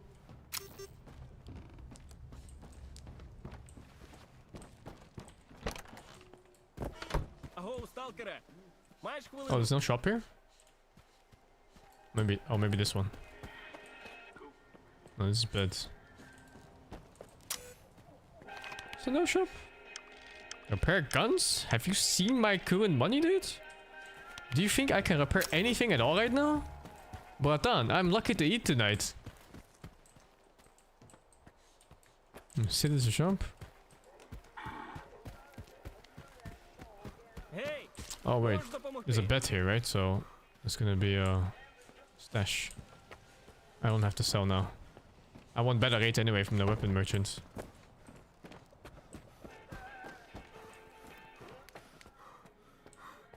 We eating dirt tonight? Bro, I don't think we can get as fancy as dirt. Tonight we're eating water. Water with cooked water. And we're gonna have boiled water and fried water. Oh, I love fried water.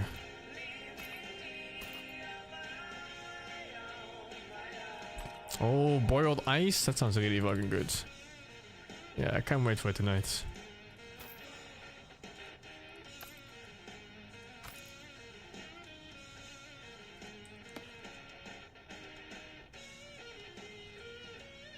No grilled ice? I mean, grilled ice is pretty nice too.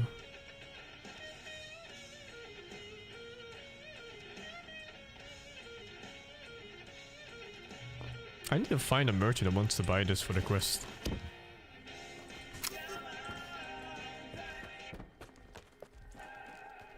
Гей, можеш допомогти? Мужик, заціниш анекдот?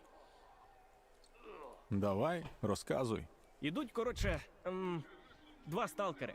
Досвідчений і новачок. І, коротше, як там далі? І досвідчений каже новачку: іди он до того дерева, але дуже повільно. Той нервово підходить туди, а досвідчений задоволено кричить. Як же він там сказав? Чекай, зараз згадаю. А досвідчений кричить: брешуть, значить, про аномалію. Та бородатий анекдот, навіть я його знаю. Так, блін. Слухай, сталкере, я тут у компанію влитися намагаюсь, але ні біса не виходить. Гадаю, ти вже зрозумів чому. Допоможи мені, га? Давай я до мужиків підійду, а ти через рацію мені анекдот наговориш. Ти на вигляд, наче бувалий, маєш багато їх знати. Та кілька анекдотів чув. Спробуй допомогти. О, супер! Давай так. Я зараз піду до хлопців, а ти залазь он, на горище біля вогнища. Як будеш на точці, зв'яжемось по рації. Погнали!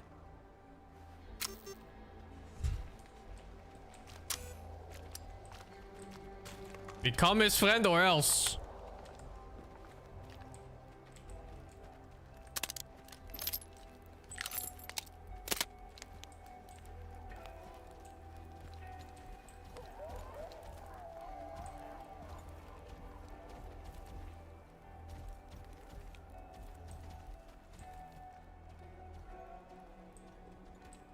Ось драбина.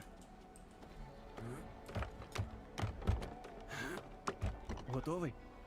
Тоді починаємо. Мужики, увага! Анекдот! Блін, знову цей гумор. Блять! Заходить сталкер до бару. They can't hear me? А бармен його питає. Really? Коротше, заходить сталкер до бару, сідає за стійку, а бармен у нього й питає.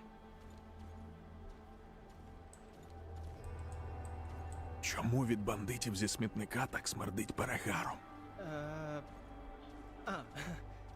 А знаєш, чому від бандитів зі смітника так смердить перегаром? Той сталкер каже: не знаю. Чому? А чим вони тоді від зомбі будуть відрізнятись? Ну і бармен відповідає: а як тоді вони одне одного від зомбованих відрізняти будуть? Непогано, непогано. Ну, чого мнешся? Давай до нас. Я, звісно, не бармен, але налити можу. Ну тоді давай, наливай. Тільки все не випивайте. Я зараз.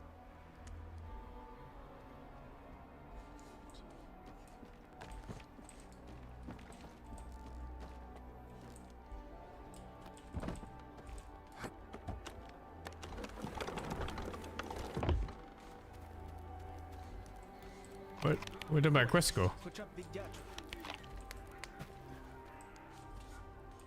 Сплю тепер як на гулках. На якій шухі. В голові одразу паніка. Oh, yeah. Пустоголові пости вирізали. Дякую, сталкере. Перший крок зроблено. Місце біля вогнища знайшов. А там скоро й напарника собі підшукаю. Ось тобі за креатив. А я до мужиків пішов. Бувай здоровий. 300 coupons. This has to be a starter zone for this game as well. But it's so weird because none of the quests ever took me here. Bitch. Yeah, but even if it's Cordon, it's a different game, dudes. It's a completely different game. They could have made this a random late game zone.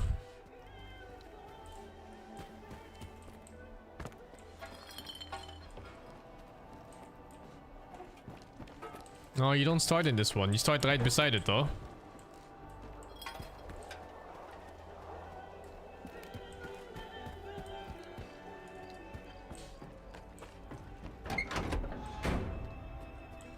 Ну, зовсім як у старі добрі часи. Зона панікує, моноліт стріляє у всіх підряд, сталкери власної тіні шугаються. А торгівлі хоч би хни. Тільки вгору пішла. Роботу шукаю. Що запропонуєш? Можу парочку завдань підкинути. Обирай давай, що ти вилупився. Отже так, замовлення в мене є. З великої землі. Люди хочуть артефакт. Живий? Oh, rock. Never found it. Якщо ти чекав лося, то він не прийде. Але й за п'явку можеш не хвилюватись. Що ж, тоді це тобі. Oh, what is the quest to kill him? І сподіваюся, ти вмієш Speedrunning тримати quests. язик за зубами. 400 coupons. Мені треба потрапити до X3. Знаєш, де вона? Тобто я землю носом рию, щоб її знайти, а тобі одразу все готове подавай. Звідки про неї знаєш? Доктор розповів. А ти маєш дуже корисні зв'язки, бо якщо вже сам доктор, значить байки не брешуть. Отже, давай прямо. На хіба тобі треба X3 мене не хвилює. Але коли вже так склалося, You can't kill all NPCs. Towns disable your weapons. Міняю свою інформацію на твою послугу. Що скажеш? І що ти від мене хочеш? Хочу, щоб ти мою посилку повернув. Кур'єра, що мені її ніс, якісь зальотні бандити завалили. Мої люди його вже мертвим знайшли. І порожнім. А я так не... Добре. Тут не... I am gonna go to the Dota games.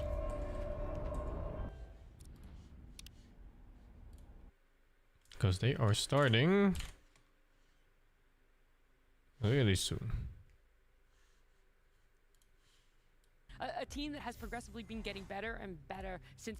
I mean, with the new roster, that they got third at Dream League, they came second at the 1W online event. So it's like, what, they're in one grand finals on the cusp of another grand finals. Like, to have this many roster changes, especially when you have like the players that stepped away temporarily from the roster to have to replace them. And luckily for Team Spirit, they do have a incredible kind of academy team with Yellow Submarine. Their ability to scout. Oh shit! I'm gonna walk my dog real quick before they start. BRB 1 sec. Compared to any other org. So when they do need to find those quick replacements, it's not as if they're having to look deep into the talent pool or the leaderboard. They already have that kind of plan B prepared for them, and it's working out great for them so far. Yeah, I mean, I would agree. I think this roster is doing a lot better than I expected, for sure, because they replaced 3 of their players, right, from the core roster. Of course, you do keep your captain, Maposhka. I think that helps a lot, and having that reserve of talent just to put in with that leadership of Maposhka is working out well. Yeah, it was working out well, is what I'm going to say. Okay, I don't like to use past tense too much, but we have talked about those previous tournaments. They got the 4th in Dacha, and then it was that 3rd in Dream League, that 2nd in the online tournament as well. And I really genuinely had high hopes for them. I thought we could have seen them just get first in group. That's the trajectory that they were on. But we're going to take a quick look at yesterday, and you will see it did not end up that way for them. He'll get out right away. We do have a roar on top of him. All the heroes there. What a great combo! Woo! They're just gonna call it. GG is called. So for any player, stepping out from underneath the shadow of a 2-time TI winning behemoth is a tall task. And while Satanic has proven potential, Team Spirit and their young prodigy have a long road to match the organization's storied history. Good force staff to get some distance away from the SF, but Satanic, can he deal with this Mickey who refreshes up BKBs? They kill the Razor, yes, but you're going to get wiped. Was yesterday just a bump in the road for this roster, or will continued failures show that they've gone down the wrong path entirely? Well, there you have it. We did get to see the one win that they had on the board there against OG. We got to see a couple highlights there, but unfortunately there were just a lot of rough team fights taken by them there, and now it does bring the question, what's lacking for them? Is it this laning part? Is it the team fight for them? Where has it all kind of fallen apart?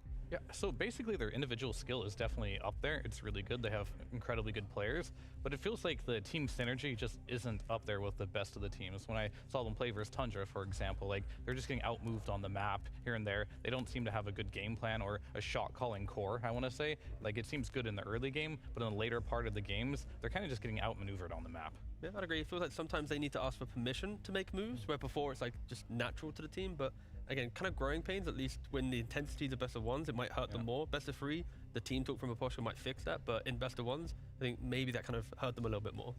I do want to say as well, with the best of ones, something that I didn't really factor in was the coin toss, right? That's going to lead to whether you're going to get a priority pick or not, and then do you go for that side pick? Do you go for the draft pick? And it was them having second pick the whole time, something that Team Spirit are kind of showing that that's not their strength at all, right? That's something that is kind of falling apart for them. Yeah, if you're not used to playing something or something's your comfort, I mean, especially in best of 3, right? It's like, okay, you lose the coin flip, you get what you want the next game. You have the chance to also learn and grow throughout the entire series. I don't know if they're just, I mean, clearly they can't adapt to that yet. It would be nice to see if they can pull out today. They're also with a best of 3 today, so they no longer have to struggle through that, but yeah, it's not great because you have to adapt your entire draft, right? Your amount of bans change. You have to like look at the priority of your heroes. Everything just feels uncomfortable. So I don't blame them. I think that's hard to deal with, and it's good to be shown that through a format like this so that you can now focus on. And maybe with some uncomfortable heroes or a draft that you're not super confident in, it can lead to the start of the game going very poorly for your team.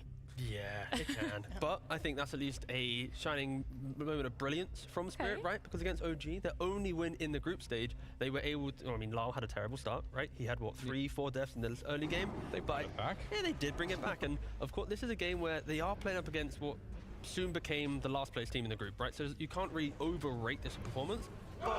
You can. Oh, that's a little bit loud. That actually scared me. Yeah, all right. That actually scared me. You heard that, but that was Heroic doing their team talk. But yes, so for Spirit at least, this was a game where Lyle, he was under a lot of pressure early on, but the fact that from being in 0-4 Invoker in the start to the game, he soon led his team to make a lot of moves around the map. He dragged his supports in. This was also a game where Makoshko on the Lich did still win Aegis, but I feel like these highlights just are testament to the philosophy of Spirit. When you think that you've beaten them, they will still find times to rally back together and then to take over their opponent. So Heroic, they cannot come into this series if they get 2-3 kills on a core in laning phase, if they feel like they've mentally broken Spirit, you just cannot do that because they will keep going. Even if they have team issues that we were mentioning before, their ability to keep finding a win will always be in play. So Heroic, they can't just get comfortable. Yeah, I mean, you can definitely beat Spirit by just outplaying them, I feel, but you can't make major mistakes against them because they can come back from it. And that's kind of what OG showed, that they were making some critical mistakes against them, and Spirit did capitalize on that. So you can't allow that to happen.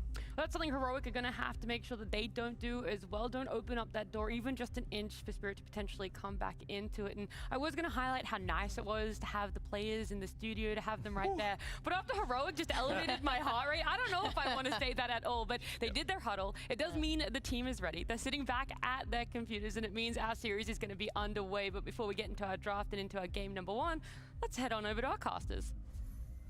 That's right. It's going to be Cinder and I taking you through the opening series of the day. Cinder, I feel like this matchup is about two teams whose past kind of overshadows their present. Yeah, You know? I think that's fair to say. You know, we go into this tournament, like the panel was talking about, Spirit is supposed to have a better scoreline than this. For Heroic, you could argue, all right, they've already been on a little bit of a downward trajectory. Things haven't been going too hot, but perhaps this could be the type of, you know, comeback tournament for them where things can get better. And I think that was interesting to hear in KJ's interview was that we had a bad day. We still feel prepared and ready today. Yep. And this is the type of tournament you can get insane momentum. You know, just get started on that gauntlet. Every series you win, you get that bit closer, and it goes pretty fast. And it's only one series a day until you're there at the finals. So yeah, a lot of potential for upsets, I think, with this sort of format, both through the group stage, but as well as just, as you said, this is kind of single elimination all the way through. You start getting that momentum, especially later on in the bracket. So some of these teams are going to be 2 days off of playing an official, you know, and we've seen that happen before in previous formats, right? I'm thinking about, you know, the TI last chance qualifier, right? The team that made it through that last chance qualifier, you knew that they were going to be one of the favorites for the entire tournament because they were warmed out, they figured things out, they were confident about their ideas, they had tested their ideas and came through that crucible that they had to go through and managed to make it into the main stage. And, you know, compared to everybody else who was, you know, just starting, obviously they kind of had a running start on everybody. And that's where I guess in a way you could argue, well, shouldn't Spirit kind of be on that warmed up trajectory with how many games they've had to play because they've gone far in multiple tournaments back to back, whereas Heroic, they've kind of bombed out a little bit. Yeah, they bombed out at Dream Dream League compared to Spirit. Yeah. Dream League was pretty short for them. Spirit had a long run there. The 1W tournament, they had a long run as well. So you'd think they're warmed up, but you know, it's always one of these things where you can look at it from both angles as well, with the other one being, well, the other teams have a ton of tape on them. So if there's a specific thing that they do that has led them to victory, the other teams might have, you know, figured that out and start taking advantage of it. Now, for the two of us yesterday, we had the pleasure of casting 2 Heroic games. We did not get to cast Spirit. I feel like with confidence, I can say out of the games we cast yesterday, Heroic looked the poorest out of all the teams we covered. I would agree. What do you think was the biggest issue if you had to pinpoint like one primary problem that happened in the games? Because the games we cast, they were like 30 minutes, both of them, or even less. Yeah, I just felt like execution was not very clean for the team across the board. I didn't really feel like there was anybody who was just like, oh yeah, he's playing a great game. You know, it was just across the board. Everybody was struggling here, but we'll see. It is a new day as we head into playoffs, an elimination match, and a best of 3 ahead of us. So we've got our draft ready to go, and we can go to our draft panel to break it all down for us. Thank you very much, Cap. Yes, Fear and I will be going through this first game draft, and already we're going to set the foundation. No Doom for Divine Llama. Are we on the same page here? Agreed. Agreed. Okay. Spirit, do you want Satanic to play Magnus? Yes or no? No. No. All Okay, right. we're on the same page. So a lot of similarities. Oh, and a lot perfect of timing. Agreements here, but yeah, we are going to have a look through this first draft. And Heroic, the self-ban.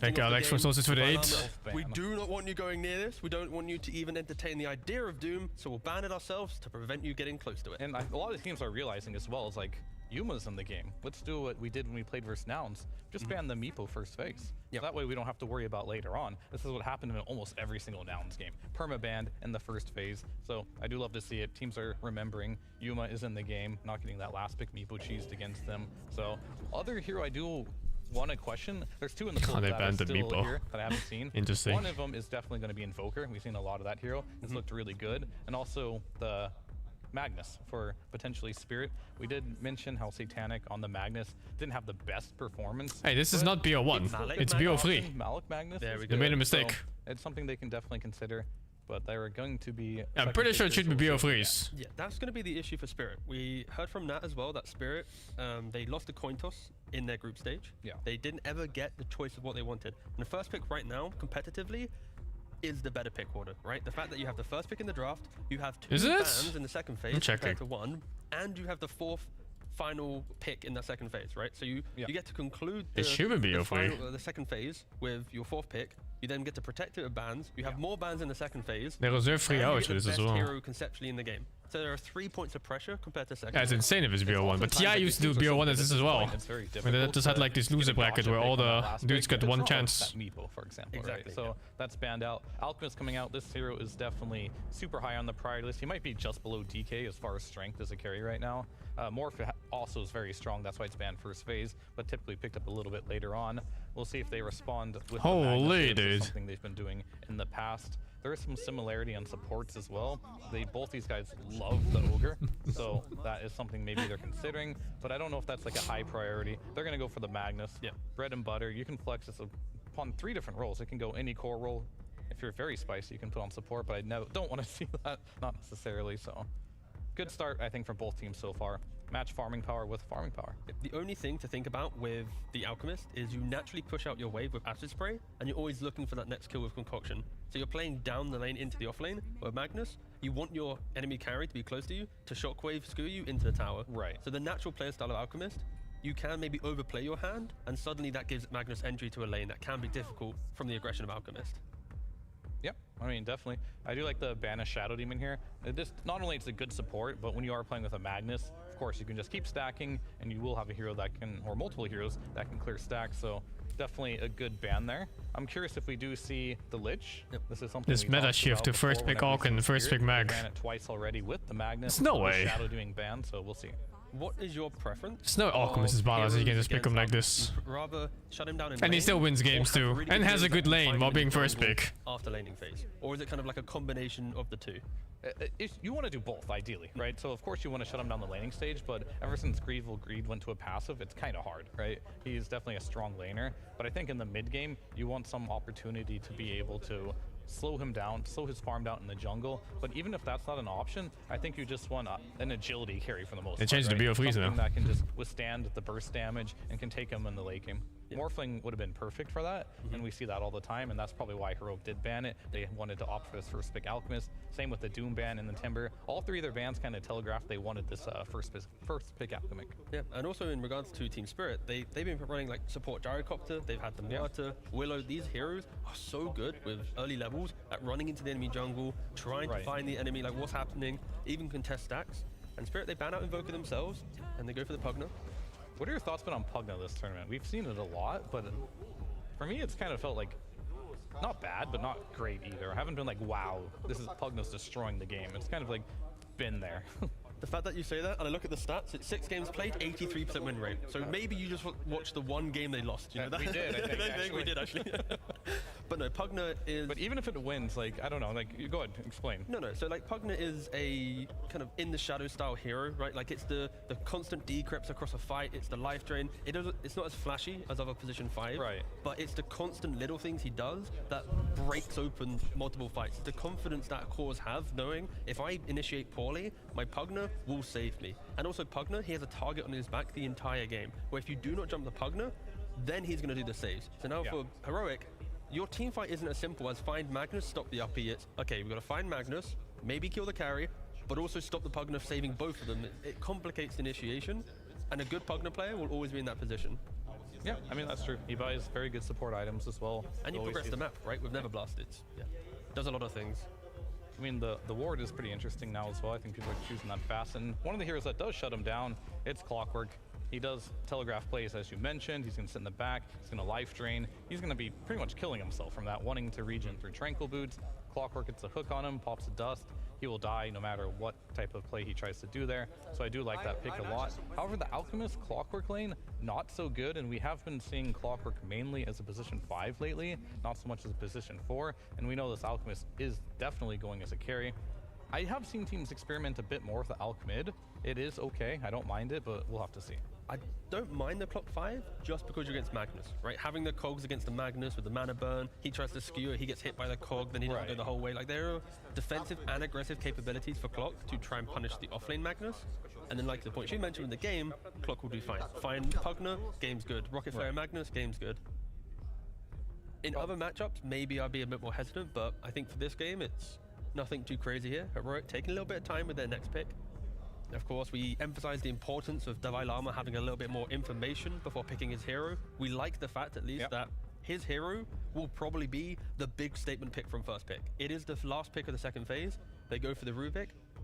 I like how Rubik comes back into the meta because of Magnus existing. Lama picking his hero a little bit later. I mentioned as well that there's not many carries right now. You can just early first pick, but they managed to get themselves one of like probably the 2 that you can, like the DK and the Alchemist. So far so good for them. Rubik, This is a Schofield healer. He does like to play it. He's very good on it.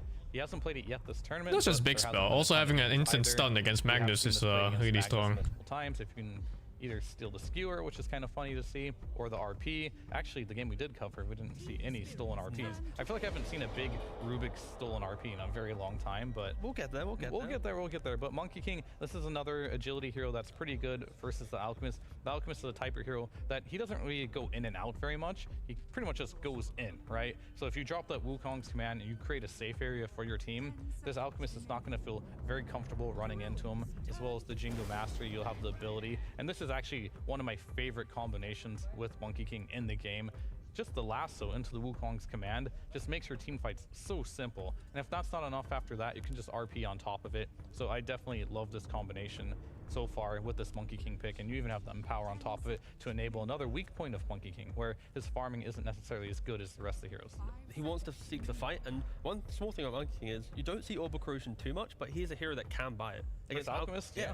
Early on, Alchemist, he's strong because he has the evasion from the Talisman, or the completed Radiance, or the chemical range HP. Yeah. If you have a hero that can buy this 1,000 gold item, get a corrosion, 20% HP reduction, run around the map, now those moments where chemical rage feels like it's the thing that's keeping him alive, you can actually get that killing blow. It's a very small thing, but it's enough to kind of layer into the aggression of the Pugner with the bat and the mag with a 12-minute blink dagger.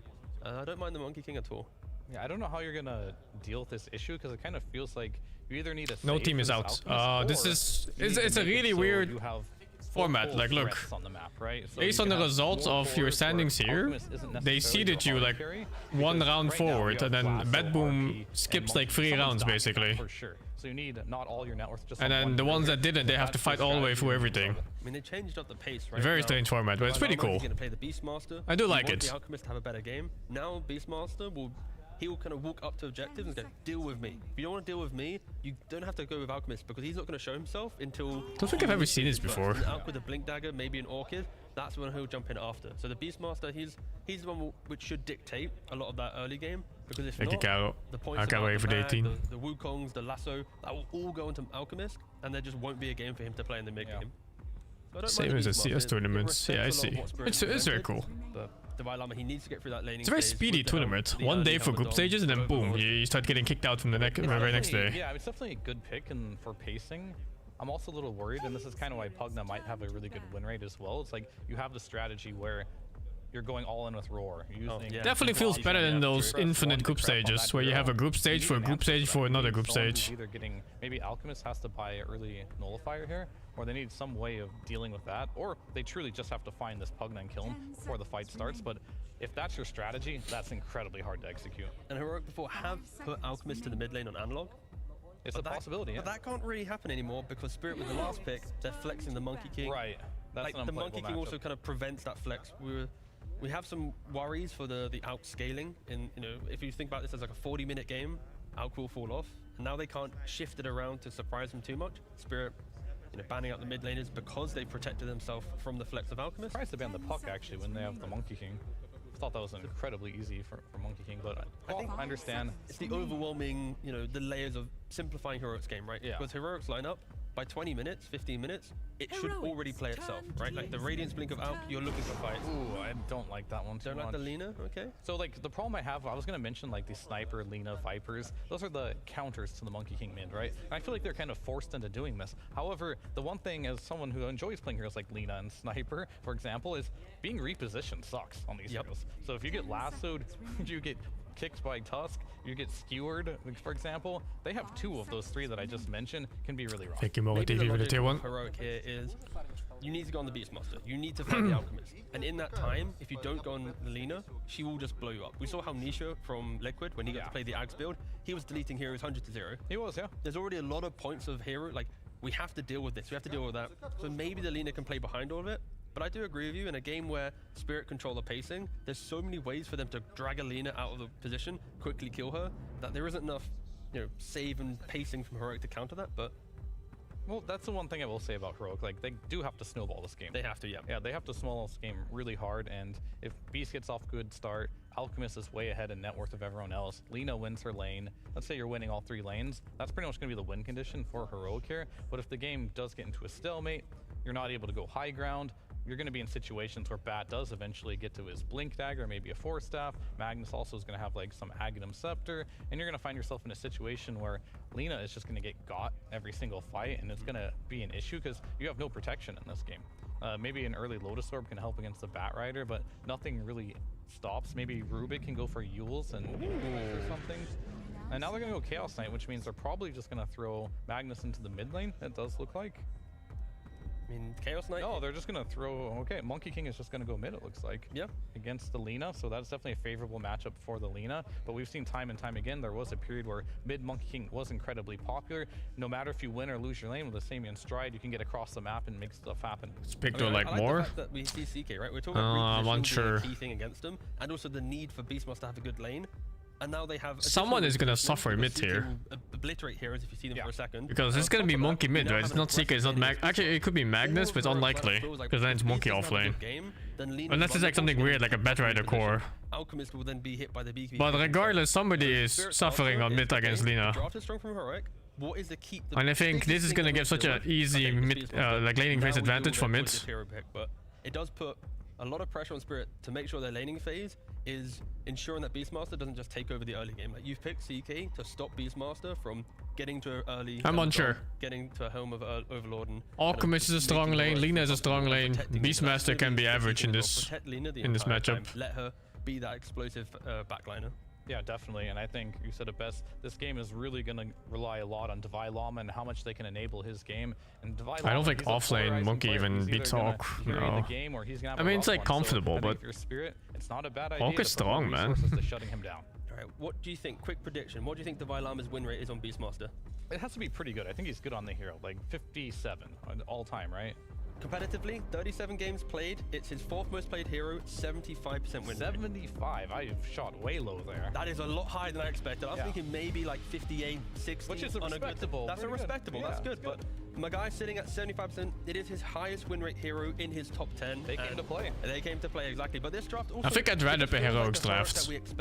But Heroic also hasn't won a fucking round yet in this whole tournament, so... You know, it's more than just picks.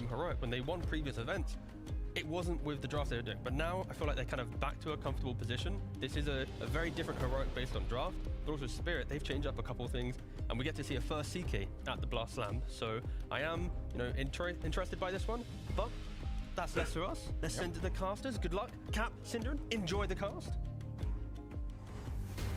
Talk about overreacting. Thank you, Robson. With Synderen next to me, how could I not enjoy the cast? Aww. We are going to be getting into a Spirit versus Heroic, our first best of 3, our first full series of Blast Slam. And Synderen, it is quite the interesting draft here. There's a lot of heroes that I did not expect to see. So we talked about Rubik kind of coming back into form a little bit. So that hero's kind of coming back. Lina got buffed up in the last patch, and we've seen some Lina. She's been creeping into things. Yep. I think this tournament has 4 sets of casters, dude. No, I think he's the most. I know yesterday they had 4 sets of casters. I think everything else looks pretty. There's 2 streams, and halfway through the stream they had other people. Analog has a pretty rich history on playing Lina in the South American. His first game of the day, yeah. It's his 4th most played hero, yeah. He's very comfortable in this one. However, in recent times, we've seen more from Analog on those like mid Earth Spirits, the mid Monkey King as well. He was playing in Valachia with great success. So this is definitely a different archetype of hero. And I will say, I personally, for me, Analog's biggest strength as a player is not hardcore lane mechanics, which I think Lina is the type of hero that truly exploits when you have that type of player. If you have someone, you know, like a mid-master class player, such as like Sumail, for example, who can inch out where other players get like a 10% advantage, that kind of player can get a 30% advantage. I don't think Analog is that guy. I don't think that's what makes him good. I think it's rotations. And Lina is not the greatest rotating hero. So I'm a little bit unsure if he's going to find that major impact until he has the farm compared to the other heroes he found success on, but we'll see. Can you explain to me why you think of Lina as a more laning intensive hero? Because my dumb offlaner brain says... Oh yeah, Lina mid, I just spam out Dragon Slave every single time I want to get the last hit on. They are setting super late. The start of the tournament was 4 PM instead of 10 AM from yesterday. It's kind of So weird there's two ways how they of swap so looking at much. Lina. One is you lose to basically nothing because you can always just farm, right? But a lot of the time when you're playing, Lina is one of the highest range heroes in the game with the highest overall just constant pressure. what was if the you lanes do rune in the control end? and do very good last hitting. And I think the biggest Monkey S mid. factor that Lina has against certain I heroes don't even is know who being the able to players play are on the enemy other team. hill I on guess it's mid Lina mid. lane. If you get the lane placed perfectly, she can play this oppressive style that you're used to seeing from like Vipers or mid-rangers. I in think good this matchups, monkey's gonna etc. suffer.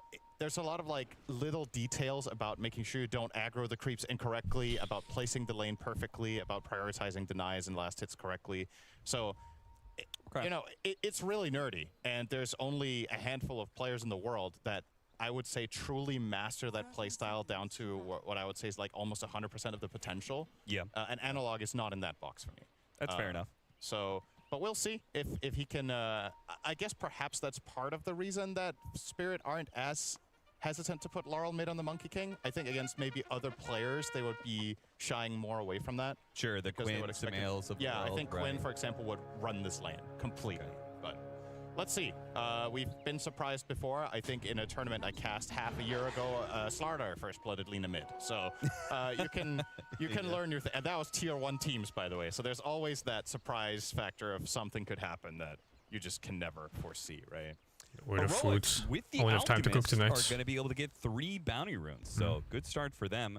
Interesting Guess I'll little check after this wrinkles. game. We saw more and more teams experimenting with the smoke and boots, early boots pickup to run down lane. And I think Maposhka, he was standing in the river. I think he was either trying to see if his smoke breaks early from somebody trying to plant a mid ward, or he was trying to fake out the fact that he was planting a ward on the enemy side of the river. Oh, he when in filled fact the they put it further on the left thing, side. but it's fine, I guess. But I guess he either just wants to wait to whatever die. that strategy Didn't is to really it, feel. it's cool to see teams experimenting a little bit more with the first minute and a half of action of the game. Yeah, I think this is actually a very good start for Monkey King to get the wave into his tower. You get the faster level 2, you get a couple of relatively protected CS. Now you're obviously going to push back the other way, and we'll see if Laurel can keep the ball rolling here. This is not a lane that you would That ever was an expect illegal Monkey King asset. to win or kill in. But if he can get his farm, like the panel talked about, Simian Stride, you can make rotations around the map with a couple of levels when it's time. Also, we had Trickery got nerfed, right? It is now down to a 0.1 second invulnerability frame. That probably means he can't dodge Dragon Slave. I think we just saw him try to do it. Oh, that's a good question, actually. There are probably some spell interactions that are just... I'm not sure if he dodged that or not. But there are probably going to be some spell interactions that you used to be able to dodge, now you just flat out can't, no matter how well you do it. I don't know exactly how Mischief is coded. If you Mischief and therefore dodge the first part of it, you know, like when you Dragon Slave the Mud Golems, when they're low, then the Dragon Slave is traveling, so even though it damages them, Sitting it is also right, I damages think. the units that spawn out of it. He just has to dodge With the... Monkey King, it could be He just has to similar eye from the logic where damage you might be time dodging once. the front of the slave with your Mischief, but if the total travel time it has through you is more than 0.1 second, then you can never dodge it. Sure. Because Manta disjoints in a different way. I guess you can't Manta dodge Dragon Slave, right? Because then it would probably be the same thing. Yeah, I would assume so as well. Bounce back, flame break, Satanic trying to make it away. Blood Grenade's going to slow him down while they beat on Maposhka instead. And Divine Llama will continue his at least early game dominance with the Beastmaster, as the panel talked about. Beastmaster wins this lane? Successful hero. And, Okay, a hero dude. that I feel like Heroic drafted all heroes that they are very Damn, could they comfortable. dive that? The analog, the Lina, the Divine Llama Beastmaster, right? Schofield's Rubik goes pretty far back in the day. Ruined some trouble, beat down by Yuma. The skewer placed Well, this is how I saw the game going, except for that bottom lane. I thought the bottom lane was gonna go even. They're putting him up And then mid would stomp, and then top lane would be just okay too. It's really easy All for to not heroic. look great. He's probably the most But the monkey's polarizing actually player kind in of the fine roster in mids. terms of performance, which I think part of it is down to who he is as a player. But it's also, if you're first picking an off-lane hero that is exploitable, then you're kind of just... You're just amplifying that player issue, if you will, right? By making half his games just unwinnable lanes. You give him the 4th pick of the draft this time, you give him a hero he's very good at, you give him a good matchup, and you can see night It is so broken that Alchemist can be first picked and still win lanes and do well mid game. Much better. Oh, he got the double bounce. He's out of mana. He's got a Lotus to work with and 1 stick charge. I mean, they're certainly not going to be getting aggressive at all in this lane. And a little bit of issue here Kalle. 2,000 net worth lead already, Synderen, between the 3 bounty runes and the 2 kills. And I mean, CS is better for Team Spirit, but they're up by 2K on Heroic. Yeah, the first blood bounty, of course, and just the value of those early I'll just kills. ban I don't know Orc how much because they don't have regen enough plays bans, into dude. this. That's all I the know heals to there's been ban. a lot of regen bought on Spirit by necessity. What a punk. Wish it was But that yeah, easy. This is definitely a very healthy start for Heroic. As far as Devi goes with this Beastmaster, they talked about him having a 75% win rate. I wouldn't be surprised if his second highest win rate is probably Timbersaw. Yeah, the what Devi these- Llama Timber is pretty notorious. And what these two heroes have in common is their ability to play very hard on an advantage, right? So if you get the first kill as Beastmaster in the lane, you get the fast level 3.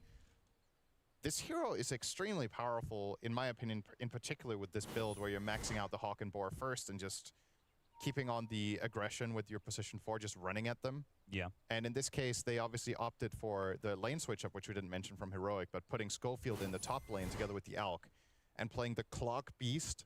That's a really good lane. When heroes get cogged in against the Bird and the Boars, it can be difficult to sustain yourself. And King Jungles has done a really good job bowling so far. Oh, yeah. He has hit basically every cog push. You would be correct, by the way. Timbersaw is his most played hero, but also his 3rd highest win rate. Right. And then Broodmother is his 5th most, which I would say is kind of in that same vein of taking advantage early on in the lane and pressuring the enemy as much as possible. Koshka with the gate play here. Yuma in some trouble. Shockwave gonna be able to pull him back. Ruse on the other side. He is being sandwiched. They're throwing blood grenades at him. They're throwing spells, and there's just nowhere he can go. Oh, Jesus Christ, that looks so awful. Back down into the ground.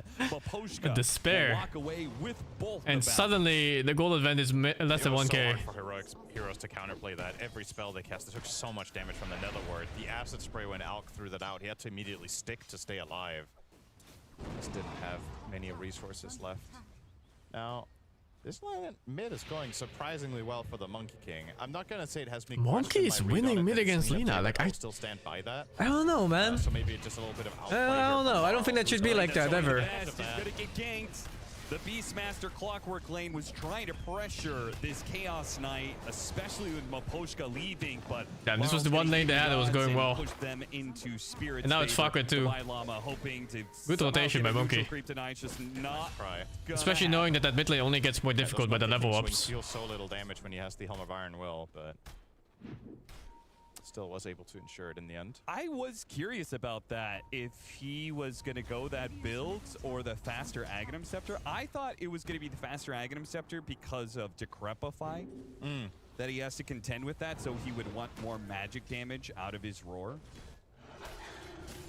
Why do you think he is opting for this? And the first waves can be pretty hard for Lina, because her attack animation is really bad. You have to nuke for the CS, but you can only nuke like once or twice at most I've seen him also per wave. great on the drum. This is a nice kill, by the way. Jesus, that's such a free kill. They better even use anything. I mean, I was starting to already dig deep with, do you dominate a satyr for the purge? But then you're not getting value out of your overlord, right? So I think it's just probably the logic is I'm gonna take this item that has more map pressure. The simplified way of thinking about it is with the Dom you have more map pressure, and with the drums you have more teamfight impact.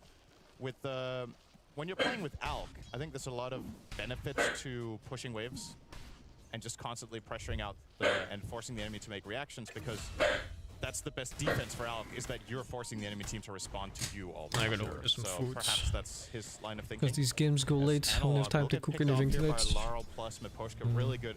Honestly, I think Miposhka is just a world-class rotator. I think that is his single biggest asset as a player, aside from obviously being a good captain and strategist and contributing a lot to drafting. He always rotates in these games so damn well. Yeah, and frankly, rotating is his best option as this bottom lane continues to be terrorized by the Beastmaster Clockwork duo. And with Yuma opting to go through the gate and join them, he'll collect a double kill. So he says, all right, Maposhka, you go through the gate, I can do that same trick. Yeah. And this was not a... honestly, maybe in a way this was a somewhat predictable move for Spirit, considering the placement of the top lane. But when it's Alk, you always keep them guessing, right? He could also just be jungling. Sure. So a lot of the time, other carries that really don't like jungling, if they push the wave that close to the enemy tower, they're generally using that as an opportunity to gate. But with Alk, yeah, you just kind of have to take a guess. And this time, Spirit definitely got caught by a very nice rotation there coming out from Yuma. And now we can come back into lane as it pushes into them. But got to be careful. Don't want to be too greedy. As the Monkey King's gonna make the rotation, but they caught Maposhka. Telekinesis back into Yuma, hits him with the unstable concoction. They were prepared this time. Team Spirit were making the move with Laurel and his Monkey King to try and help out and collect another bounty on that Alchemist, but they counter it, and Analog got a lot of free time on mid. Hit by the Shockwave, pulled back in. LSA for one, but Laurel is able to leap to the other side. Analog needs some help, but they've already used most of their rotations to help top lane, leaving mid high and dry. Yeah, that is going to be the biggest question mark on this game, is how will Analog find impact when he's getting dove and killed mid a couple of times. He's now the lowest net worth core in the entire I wonder game how many Lina games Analog has. Great in their respective core positions, so they could probably offset the problem and generate the space that Lina needs. But it is a lot of the time, I would say, Lina is kind of a win more hero, where you do well in your lane, you continue that snowball, you find an early Ags, and then you start finding pickoffs around the map. Every single death, you're delaying that build by a ton for the side of Spirit. So I think that's the major thing they've accomplished in this game, is negating Analog a lot. Yeah. And then the other side of things, it's they've negated Satanic a lot, right? Yeah. Which is like my basic level of strategy. That's what I would take it. You know, if I'm matched up against Team Spirit, who have this hard 4 protect 1 lineup that every single time that is just their go-to strategy, I would want my off lane to have the most successful lane possible and to keep Satanic down, and they have done that. This time around, the draft that Spirit does have more scaling potential than just relying fully on Satanic, though, right? The mid hero being a Monkey King, your offlaner Mag. The other lanes went so well too. Look at that. Both BM and Alchemist are fucking stomping. So I think as far as Spirit's it's just that mid lane type of strategy, I agree with you 100% that they're very Satanic focused. At 42 matches with Lina, okay. So it's not even like inexperienced or anything. So perhaps this is a bad game. That's the or it's hero issue. Yeah, Satanic isn't having the best start, but this is maybe one of the games you depend on him the least. Sure. Getting some stacks going on. Yeah, a lot of well, they do have a strong draft. A nice good heroes against CK2. Gonna give the brunt of it too. Looks like just some nice family farming. Yeah, we do it all together. Whoever gets the last hit gets the last hit. It would be nice for Malik to get the faster Blink Dagger, which is what he's working on. Oh, he has 155 games, okay. Yep. Give them a little bit more playmaking potential, but instead opting to give it to this UI blocks the medals. We can't see their Dota plus levels on the heroes. Because we've seen Magnus go like auras, can't tell if he's some fucking silver player on it. Semi-carry items. I guess there's no like obvious aura here. It's not like an outstanding Crimson game. It's not an outstanding pipe game. And he already has treads, so Greaves is off the table and generally not really a popular build anymore anyway. So is it just Blink BKB into AC? I guess that's really good for his teammates. I think that's probably the right. I am torn because I don't think he should be too greedy, as he's got Chaos Net Monkey King. The hook shot not quite landing. Now going to be RP'd, skewered back underneath the tower. Hurricane back into play though. Analog throws out the Laguna Blade. Not going to be nearly enough damage though. Oh, you can see the portrait. Yeah, you're right. Move, by the way. It's gone from the top though. That I believe did not fully connect, but if nothing else, they forced out the RP, and that should result in a tower and a very nicely timed Radiance. Yuma is stacked. Let's see what level Lina is. What's 155 games? He's gonna rock up to the tower with this. You wanna watch her go? Sure, man. Phase, Soul Ring, and Wand. So all those stacks on top of the kills he found through the gate, being 4 and 1. Oh no! He's off to a potential monster of a game here, where. Hi. It's not the perfect Alchemist game for sure with the matchups. Oh, hang on. That is not a surviving Schofield. Schofield, I'm kind of curious why he was pushed forward like that after seeing so many heroes, but... It's a heroic versus spirits. Heroic hasn't won a game yet. Damn. And this is also elimination, by the way. They have a really interesting format here. Trying to hit the cogs out on Laurel. Laurel just managed to stand his ground with the Wukong's command. Eventually gets burned out while King Jungles sticks on to Rue for as long as possible. Couldn't get the unstable concoction. Can Rue get away as a result? No, not at all. Oh, that's close. Tries to throw some damage back at the Lena. Doesn't work. So Analog does manage to pick up 2 kills out of that fight, I believe. Come on, Puck, so that is some W or nice what? recovery No, wait. for him as he has picked up Boots of Travel. Will be going Aghanim Scepter second item. Yeah, pretty standard in terms of the build path. Doesn't really think about deviating despite the rough start. I would agree with this anyway. I think you just have to stick to the script here with the Travels Ags. But yeah, another nice fight for Heroic. Now a 4K lead. What the fuck is that format? What? I know, it's unique. Well, in Dota it's unique. It's common among the tournaments apparently. Promising for Laurel. Well, if there's one thing you can say for advantage, every game matters. Yeah, every group stage matters so fucking much. More stacks. Surprisingly, they didn't manage to stack the Ancients here. I'm not quite sure what happened there, but I will say that, you know, Lena may have had a rough Gold start level to things, Lena, yeah. he does have some really good synergistic core setup, right? You've got the Alchemist who's going to pick up Blink Dagger and can stun people. You're going to have the Beastmaster who can do the exact same thing. Analog's got the frontliners to be able to just sit in the back and throw out spells nonstop. if that Nether Blast, by the way, from Rue would have hit, that was a dead Alk. And I think they might have won the fight off of that, so. And instead, close call. The Alchemist is the one to get the kill on the Monkey King thanks to the acid spray. Is Blink Dagger and rapidly approaching a BKB. Once he gets to that BKB, he's kind of untouchable. I feel like that's the point where, yeah, you've got physical damage. Wukong's Command, Chaos Knight. That's good. You have the RP to lock him down during that. But I think. It's good, no? I wonder if your physical damage is just not going to be online at 20 minutes. It's fixed.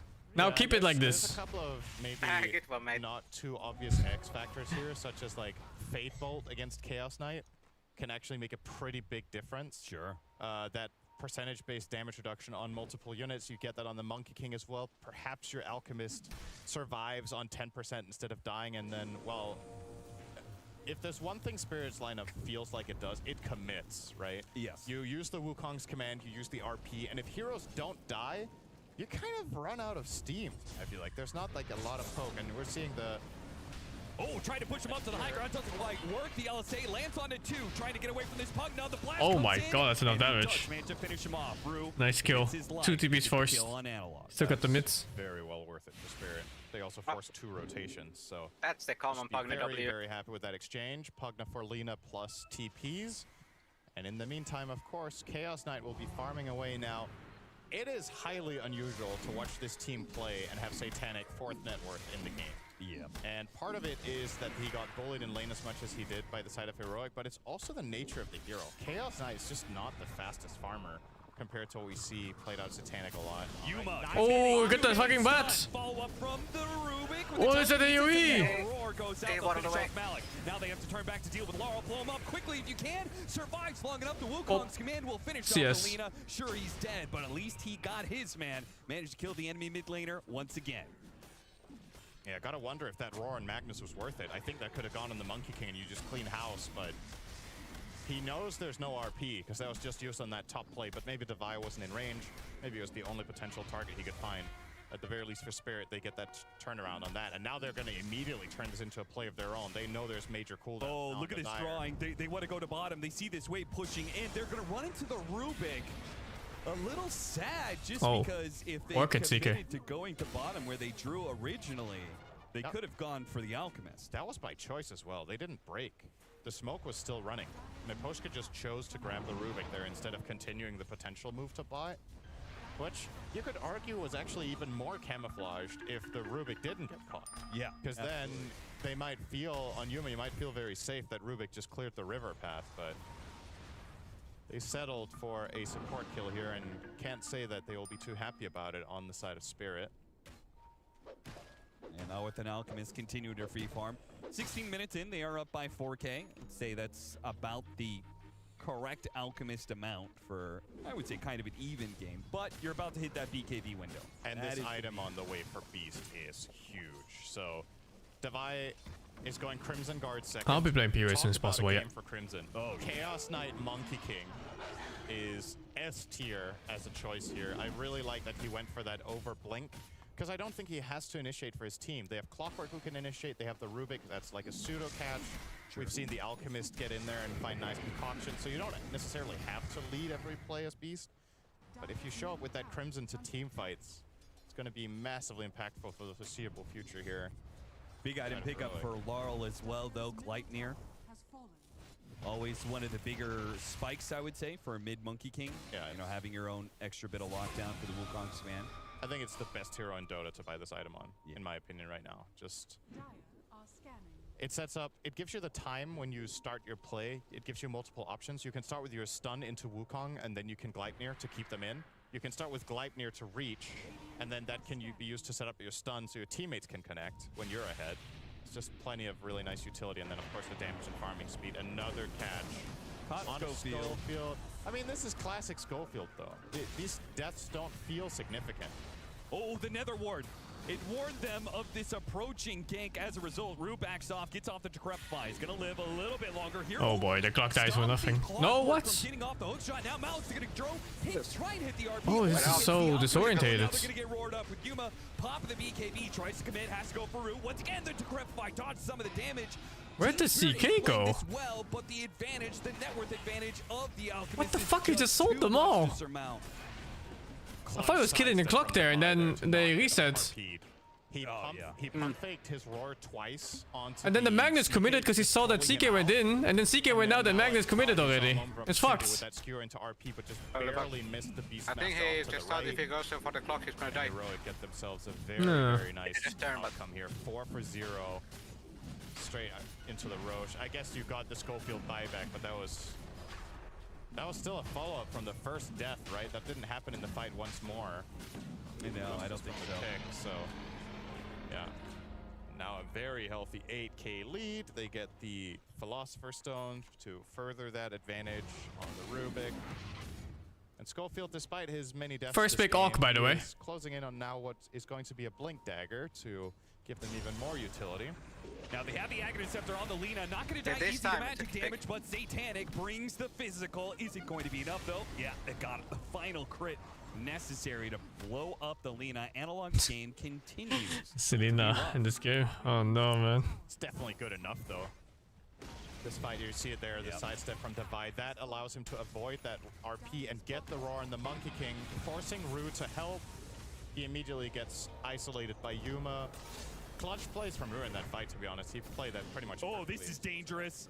Schofield, he's going to be jumping around the trees. Never mind. No, he's not. Blown up off the Orchid. Now, they can commit for Satanic here. Wukong's command is going to be laid out. Yuma popping his BKB, trying to commit to finish off Satanic, who is armor toggling during his Decrepify. Isn't he? Hoping to stay alive. Stun lands, and the unstable concoction has oh, this guy. out on Rue instead. The Green Goblin. Another Decrepify from Rue. Being clutched with these, just trying to delay. Yeah, well done, Spirit. Only losing the Pugna there, getting Satanic out of trouble, making the moves despite being down. This is something that Spirit kind of made a name for themselves with years ago, was their ability to, in challenging games, still take initiative. And I really want to commend this team in general, in its entirety of its history, for having the approach of losing positions are solved by making aggressive moves. They always, and that doesn't mean they run in heads first when they're behind. They're just like, all right, let's just go and hope for the best. It's very strategic, it's planned through, but they understand that recovery in the game is based off putting pressure. The moment you flop over and start farming, you're just letting the enemy team run the show. Sure. So take a little bit of break here to deal with the Tormentor. And the Pugna one. I mean, I get you're playing Pugna Bat. You're just going to get bad shards, right? Yeah. It's not. Hey, Pugna shard is okay. Really. Got it on the Pugna Bat shard though, which is better because the Bat. Yeah, that one is kind of trash. That's like F tier. It is really just trash, especially for support. Support Bat just doesn't use it, right? So absolutely one of the worst for that. There's like a specific core build where the shard is interesting, but we're not seeing Bat played in that way currently in the meta, so it's my least favorite shard to see my team get. They have the Crimson Guard. They almost have AC. Yeah. So soon they're just going to be able to walk through this early physical damage from Team Spirit and shrug it off, I think, for the most part. That's the big concern here, is how does Spirit deal with this timing that's coming up? I'm with you. I think if they pop all their stuff and they run at them, you're playing kite. You just don't have the damage. And I guess this is back to the draft, if we think back enough in this game. Do you feel like Chaos Knight is a good solution against the Dire lineup? I'm not a fan. I don't think this hero was a good pick, personally. I feel like individually, it has been a good matchup against every single one of the cores, right? It was one of the better cores to be able to deal with Beastmaster. I ordered food, right? waiting for Because it you now. have this self-sustain and you can hunt down the board. That part was nice. What the fucking... Oh, the ward there. Had a ward on him, farming up the Ancients, and the whole team follows through on a smoke gank. Yeah. Still a very sad place to die. They can't get top Yeah. dogs. They're way Feels too illegal, forward. doesn't it? But maybe Clock can find some collateral damage here. Has the hook Any shot. hook shots? Oh, he's trying to be clever about it and go we went the wrong deeper way. where maybe the Monkey King is. Not actually where he's at, though. So you were saying CK had a I good ordered matchup against chicken. Beastmaster in the past. Right, and then you have the ability to jump backline heroes. Oh, that's chicken. Lena, obviously, we've seen Chick. that in action. Gets blown up really easily Bang. by the Chaos Knight. Yep. And burst damage is usually the preferred method of dealing with an Alchemist, right? So Right. all those pieces kind of put together for me to be like, okay, maybe it is a Chaos Knight game. Yeah. And you also have Empower on your main. It's one of those situations where I agree. You look at the individual core-to-core matchups, but I also think perhaps our perspective on that is a little bit outdated. Sure. I find that sometimes a read I have on a hero matchup has changed so much with the introduction of facets and with new build paths and itemization. Yep. Because you could say the CK against Beastmaster is good, right? But if Beastmaster can get a kill in the lane and then turn it into a 20-minute Crimson, how good is the matchup really, right? Yep. It just seems very volatile where there's so much pressure on you to win the lane then. Like then you're picking a favorable matchup where you need to crush, where drawing is not good enough. Is my go to take out delivery? I usually order guild meats from like Middle Eastern places. His ally cores now, but he's still behind the And guild lamb and stuff like that. Charcoal guild especially. Of course, Alk is dwarfing everyone. Spirit are not really bleeding out any net worth. They're keeping a consistent 6 to 7k disadvantage right now. Yeah, not too bad. Looks like there could be trouble brewing here. Clock was potentially going to connect onto the Monkey King, but I think he didn't see him. He ported on the outpost, so it looked like KJ had an idea with that ward he had around there that he could find a pick, but Laurel wisely disengaging. How expensive is that? It's not that expensive. Like 15 euros for a meal or something. Dodging fights. Oh, he didn't pull the trigger on it. He didn't have backup close enough. Yeah, I think that was a good call. Now he Oh, tries for a blind one. that was a completely random hook, right? Did no vision whatsoever. He just tried. This game, I feel like this window for Heroic. He just knew to go in that direction. Good. I think they would Low like enough to take a cooldown, you team can actually fight. do that. But even just like 5 minutes from now, it's possible that that turns against Spirit. That or Spirit that goes in the favor of Spirit. That Spirit finally start getting more damage, right? That the Chaos Knight he's got a Blink Dagger now, so he's gonna have an easier time of being able to catch that Lena or blow up the Rubik at the start of the team fight.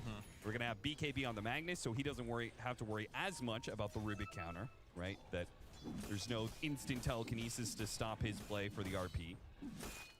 Yeah, you can definitely see the path that Spirit can find. But I think a lot of it is going to come down to formation. If you never leave them the opportunity to find a 2-hero RP, I don't know what 1-hero RP is good enough right now. So I would say I'm looking toward Miposhka to really get this going for Spirit, finding a good lasso to build the fight, making the enemy team respond and perhaps break formation, stack up a little bit too much, and then you get the punish. Yeah. That could work. Or you could start with some lower commitment that instead of RPing, you just blink skewer someone and build the fight from there. Force out some cooldowns. Full Sanjin Yasha now for Yuma. He is... I really like this SNY quite a bit. It's not an abnormal item at all, but there is one thing to be said about Team Spirit's lineup is that they can heavily commit to killing one person, right? Lasso pull back into the Wukong's command, and then the RP, right? BKB may not be able to save you from all of that. And they don't have a save on the side of Heroic. Fuck. So there's nothing to stop What do you mean the fuck? Spirit from just That's watching the game. Sniff? You're alive? Status resistance I can am. certainly go a long ways to What do you mean protect alive? against that analog. Have you not confirmed my existence? I don't know. I thought you were super sick from your Riyadh trip. Never recovered. Blade 1136 damage. Yeah. All right. I've been doing blasts for the last 2 days. I will say. Oh, you work on this too? Heroic are Interesting. playing Yeah. without a I didn't know. How to say? I haven't seen any state your reason for pause, so it's hard to tell. Yeah. Or that, but I they was do in have lobby. the Crimson plus Maybe Lotus on we've these. dodged one another. So I still feel like they do have a defensive line. And I mean, I just watch the streams. Spirit have to be very cautious. I'm looking at this, and the only hero I really see them going on first with success is I feel like it's either Lena. it was or quite it's hard to displacement. avoid Those are the two the options. Sure. So blink skewer the room or cameras blink lasso post-game. force and then bring someone in. But I'm a little bit concerned that if you blink For lasso instance, force pretty the Alec, wide. perhaps you can't burst him fast But I've done enough. my He gets best. Maybe I Lotus, he gets succeeded. Crimson, and gets Who knows? BKB off, and then you've just Invisible committed your sniff. abilities to not killing him, and the I fight will wish. get really complicated very quickly. Is there a moment in this game that you feel like that opens up a little bit? Have you guys enjoyed the games? Where Spirit Yeah, they're pretty good have actually. certain This format is very items or interesting. items on The some of gauntlet? heroes Yeah. that gives them Yeah, I The think so too. placings for them is pretty cool. I think the CK Bloodthorn is the. Yeah, item yesterday here. was a long day, but which is not that far away. Still got a definitely. bit to go, but The ones have been Team pretty damn Spirit cool. have done a really good job of dodging Heroic, I think, for the most part. They are now down 10k. Some of that's just the nature of matching up against an Alchemist. They've lost a little bit of ground from that 6k you were talking about just a few minutes ago, that they were keeping it constant. it's Alk. So Yeah. if nothing happens, you should be losing. Which arguably made it more impressive that they were able to keep the 6 to 7k against Alchemist. That means you're effectively winning. Yeah. While playing from behind, but yeah, they found their Monkey King BKB now, so this is going to open up for a potential fight, and they are anticipating that Heroic are setting up for the Roche. I feel like but Heroic are is just gonna anticipating that out-aura they're them. anticipating that, so they're wrapping around. I think so too. And now, But they might randomly lose heroes like this Rubik because he's walking in the front. And then the fight becomes So fucked. they must be doing this, and this game of perhaps rock paper. Also, the scissors, Magnus has BKB for this. Around the pit. Oh fuck. His initiation. Now competent telekinesis skewered back onto the Yeah, see, the Rubik died doing nothing. This is what I mean. And now it feels so shit. So now Like the Rubik played first for some reason. When he doesn't have to, he has like fucking 3 tanks. Spirit is going to put Heroic in an awkward position now.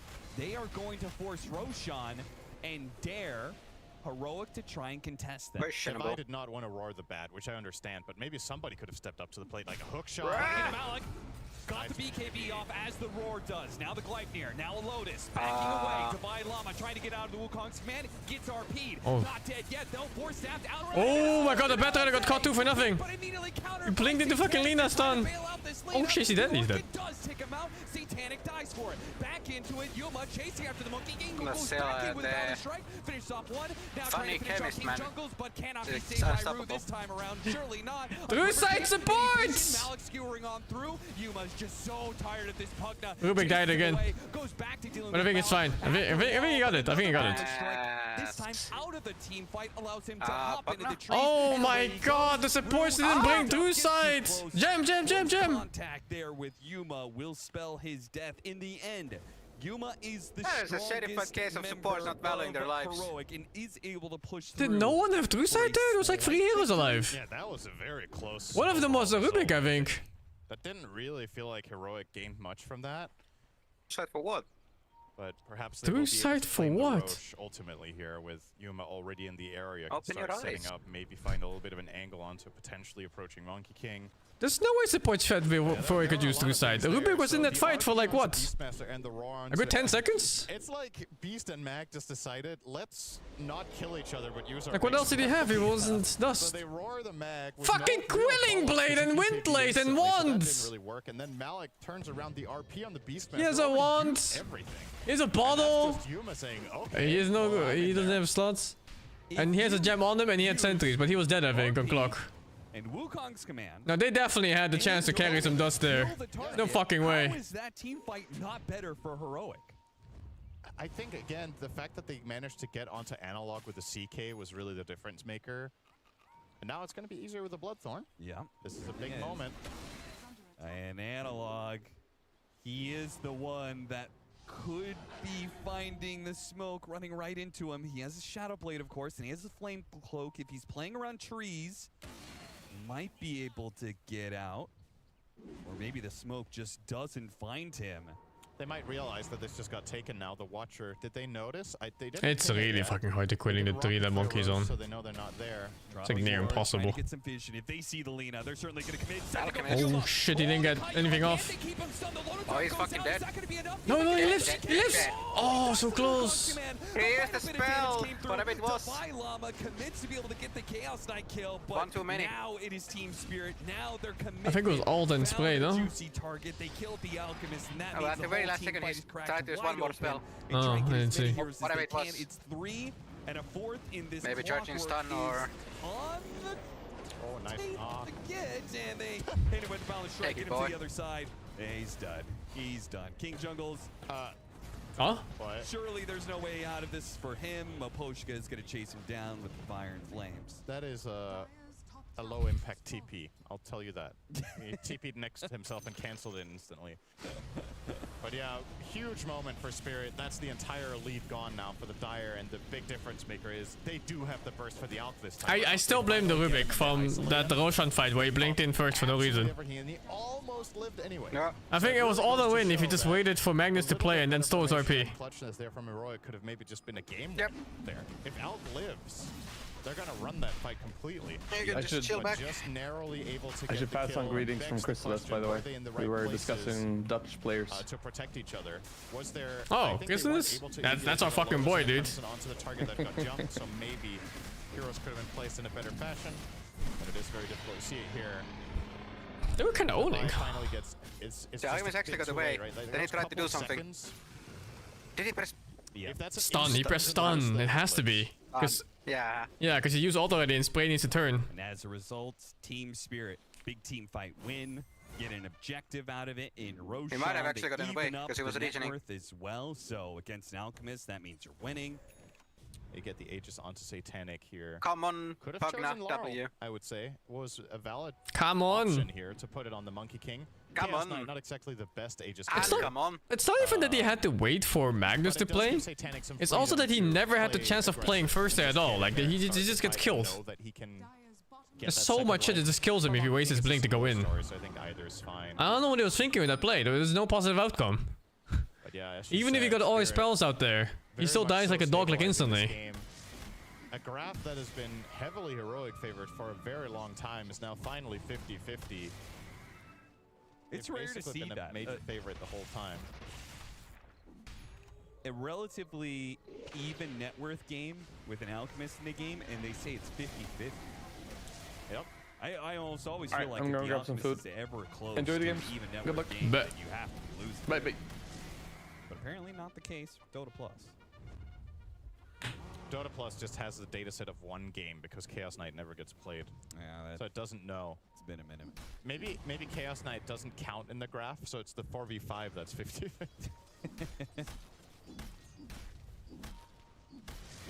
Well, the 1-4v5 has been kind of constant. Analog has not been able to really live through a team fight, at least a successful one. He lived through that last one. Yeah, I think he did get the burst off on Satanic in the previous one, right? That was the one kill they did find, was through all the bursts they have, but not much else to write home about. What do you make of Malik's item choice here of getting the Lincolns? I think you're playing with CK Monkey King. We were talking about how AC would be the item here because both heroes benefit so much from the aura. What are you...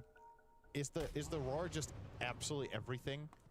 Is that better than the AC? When you already have shown Decrep being a great defensive tool, did you need this? Yeah, it is kind of curious. Just not even going AC. The Lincoln also blocks Rubik's Steel. Necessarily, like it's hard. At least buys you more time to use another spell. To get a good roar, I think. Between Chaos Knight and all the illusions that he's spitting out, and then if you roar the Monkey King, but he's already set up his command, like, is that even gonna feel good at all? Mm-hmm. Start talking about the Lincoln. Lasso. Oh, look. A deep grab. Gotta pick off on the Rubik. That will set them up for a potential high ground push. Maposhka has had just some stellar wards. I mean, he's the whole reason that they killed that Alchemist in the first place. They narrowed down where Heroic was in the big team fight around Roshan. He planted vision to be able to scout out the Alchemist in the first place. Now he's found a pick off on the Rubik, though that ward is quickly dealt with. It's really hard to high ground here. You can get hookshot cock pushed back, you can get roared and just burst. Yeah. I think Spirit with the absolutely correct play call to not try to push their advantage there after only killing the Rubik. Now they will be splitting out on the map as a result, and maybe Analog can get something done here. He'll see the Monkey King now on this bottom wave, and, or rather he might see him on the camp. Well, who sees Oh who? no! Oh, bad timing. That is rough. Analog pops the flame cloak, trying to get away. The invisibility and the dust. Is it gonna run out? He's still underneath the That looks dust balanced. so That's it's no not more gonna Dota go anytime gameplay. soon. Yeah, I mean, heads up play for Spirit to be running around with dusts on the Monkey King because he knows this thing can happen, right? Yeah. It's a very big moment there for Laurel. I do kind of question, like, I think this is finally the point in the To be game where fair, Lina can just constantly be looking. If he for was kills lacking like health, he that. could not be doing just it. the fact that Analog was Yeah, instead if he was missing seemingly health. just farming aggressively. Well, I'm gonna and play then and start keeping back running. instead of just waiting on the wave and seeing if somebody shows. Do you like his Octarine, by the way, on the Lina? Was this the type of game where maybe you buy BKB because you're so exposed? I feel like maxing out on offense on Lina, especially with everything that's going on with Flame Cloak, giving you the maxed out Fiery Souls, and then you've got the Thermal Runway, which supercharges it. I'm okay with just, maxing out your damage. Right. Because if you supercharge it, when you cast Laguna Blade, you're basically getting an extra 300 damage on both your Dragon Slave and your LSA. You can get 2 or 3 off of those in a team fight. It's pretty massive. He's just died in the first, 5 seconds of most team fights. That's what I'm getting at. Are you Oh, setting it up? boy. Oh, they get the good skewer. Beautiful RP skewer back on 2, and the game might just be over like that, Cinderin, with a dead Alchemist This- for 80 seconds and a Divine Llama who Game, made the ball as Ogre? well. This was a throw. They had the game in their fucking hands. Actually, it's not over yet. Yeah, Satanic Death was... That's a lot of buyback, but still. On the second life, but they need more. Chasing down I Team Spirit, mean, missed LSA this was on a Malik. decent. Malik. Oh, no, Monkey, what are you doing? Until Skewer, Is it Laurel turnable? finds himself pulled down from the trees. Orc is dead for a long time. Isn't sure they can Where's actually Lina? Take this team fight, sadly, and will not be able to. Oh, Lina keep just up the backed pace. out, huh? That is still a very nice victory from Spirit. A nice find for Malik, getting that 2-man RP skewer combination, it's not over, pulling but them in and negating Alchemist it's completely. definitely going that way. They had no impact in that fight on Yuma despite... I think being they the could have richest kept hero in the chasing game. there. If Lina manned up.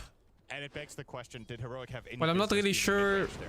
why they Just let weren't. the racks fall, Maybe it's like low or morale. stand far back, glyph, Because it and looked really obvious as a third But person the reason Spirit went for that play cam with full vision that it was free fight. to the previous time in High Ground where they hesitated to go, this time it was Lina that was dead, not the Rubik. Yeah. And that is a world of difference because it gives a lot of freedom and safety to Satanic. It's really Now cool. low morale does make you misplace. Place it. Oh, bonus guides. It's fucking. That might just be able to bail out Analogs. The nullifier comes in a little bit too late to get Actually, it's actually not that bad. She did waddle away. Yuma decides Yo, look at the monkey. No BKB this guy. Lina follow up stun. It's free. He has W on Rubik though. Though he has to deal with the ward first, otherwise he'll just die, Nah. and they can't get the kill on the Monkey King. Now they've been kited around. Now it's a problem. Another nullifier thrown out onto the It's not enough Alchemist. that Monkey can jump on trees with no cooldown. Oh my god. I don't even think he blinked for the bat. I think he just blinked out just to get out. For another horn toss skewer back as well. Won't find anyone initially though.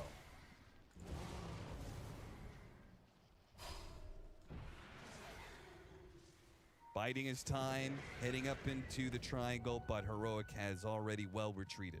You can take Collapse out of Spirit, but you can't take Magnus out of Spirit. They're still gonna run that. And they're still gonna get their horn toss that they want to TI with. Yep, that is. Feels like it's coming on this side lane. Yuma's got to be so careful in his positioning here. Okay, they're setting up on their side. This could be good for Heroic, actually. If they plan this properly, and have the Beast Master. Oh, they go for the Chaos Knight. Oh, the roar didn't go off in time. The quick Manta disjoints that animation, and now it's the Lina once again in some trouble. Eon Disc again protecting him for the Monkey Game, blows him up. Lakota Plate goes down. Prime War committing for the Monkey Game. A force down, trying to get him away with the Glitter Game. The Wukong span goes up. It's trouble now for Heroic. They've committed their spells. They didn't get the kills, and now they're on the run. Divine Llama with his BKB, trying to get away from Satanic and Laurel. Hot in pursuit, though. They will get this kill eventually, as the rest of his team has already retreated. Now the game is all already good. out. King Jungles, he's not making it out alive either. It's just the Alchemist with 4 Who's Yuma anyway? Was that the replacement for Parker? Yeah, it has to be. Not a fan. How come it feels like this is the only guy trying in this team? What the fuck? He actually had such a perfect game. He's just jumping on him, popping the nullifier, and just going to town. And Analog just cannot stand his ground in these fights. He's 7, 8, and 7 on mid Lina, which is that score line on that hero does not win games. I've seen Yuma is not bad at all, yeah, for sure. He plays well. Good stable performance this game. Good laning phase, good mid game. Decent team fights. Team fights are hard to say because they're behind in these. Specific game and what has been happening over and over, and you just ask yourself, wouldn't a BKB have saved him in like 3 or 4 of those fights and allowed him to really turn things around with Carry with nouns. Oh, okay. Alina in this game had a really bad game. Losing that lane that hard, getting outroamed by Monkey. Those random deaths in the game. Ugh. And the Rubik deaths are really bad this game. I think Clock and Orc had good games, and everyone else just felt like they just were on autopilot or something. A really bad game. Losing lane Alina, who does that? It's against a Monkey, but I'm not sure how that matchup goes. I thought you would stump Monkey, but apparently not. They will take game 1. And this was a game 1 where things were looking. Yes, I just another matchup as well. Lest we forget, they were in a very good position. They had many good early rotation and team fights, and they were building the momentum, getting the Crimson Guard, the Lotus on Beast. Everything was coming together nicely. But then a couple of team fights just don't go their way. And the man on your screen here, Analog, was a very targeted approach from Spirit in every fight. They know this mid Lina, they know how it works. Laurel plays it too. And they made the call over and over, let's go on this Lina. With the exception of the one time they lassoed the Alk to start up a fight, it felt like most of the times Analog was just in the crosshair. Yeah. And this continues the sort of narrative, for me anyway, of Heroic's performance at this tournament, that there was never a single game where it felt like all 5 of them were clicking. And we obviously have seen them be able to do that before, but this time around it was Analog and his performance and his positioning that comes up short in game 1. Both of our casters bringing up great points there, especially for Synderen. I think I want to highlight what he was talking about, how they were able to snowball a lot of these lanes. They're off to really good starts on the side of Heroic, and it felt like for a moment this was it. They had changed everything from that day number 1 from them. They had taken everything away from best of 1s and from group stages and were ready to put it out here in a best of 3.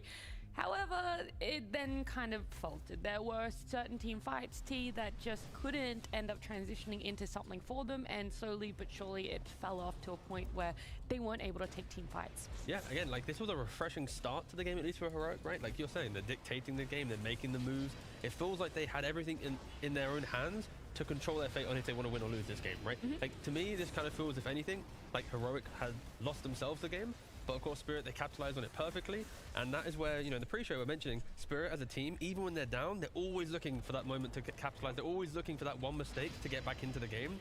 And even though Spirit win this game, it's not a clean game at all from them. There are multiple times where they're forcing different fights, they're jumping by themselves, they're not syncing up their spells. So it wasn't clean on either side, but Spirit was able to win, you know, the bigger fights to get into the better position in the game. What would you say was that turning point, that one big mistake, Fear, that you saw, oh, okay, it's really like, you've just done it. You've already opened that door up for Spirit. Yeah, I mean, I think generally it's going to come down to the Batrider initiations here. Getting the big lassos on the big targets, either the Alchemist, the Linas. Thank you, Matt Fish, for the 16.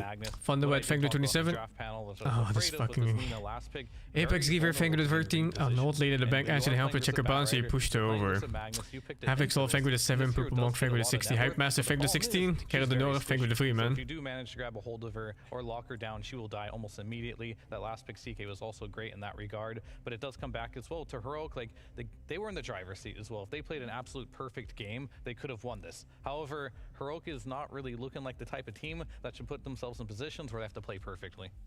Well, let's talk about how they got into the driver's seat, all right? Because we come into it, we might have slight favors when it does come down to draft, but either way, they start off a clean slate and when it comes to a brand new game here. But the Beastmaster lane, this off lane for Heroic, it did wonders. They were able to take that safe lane tower before 10 minutes. It was one of the fastest safe lane towers we've been able to see this team take. Yeah, that was an absolutely amazing performance by Divai Llama and the rest of his team there. I really especially liked like the moves that Yuma was making. There were some good portal plays that we'll probably be able to show in a second, and I think like that was the reason why this game was so good for them. And we'll see here, like we'll highlight that Yuma, he's pushed his lane out, which is really important, and Divai Llama is pushing his lane. So once you push your lane out, now you can take the portal, now you can join the party here, and he shows up, kills Satanic, and on top of that, gets the kill on this Batrider. They break down this tier 1 tower. Now all of a sudden the map is opened for Divai Llama to play the way that Beastmaster does want to play his game. So this is an amazing start to the game for Heroic, but unfortunately it was a draft where they had to play absolutely perfect from this moment on.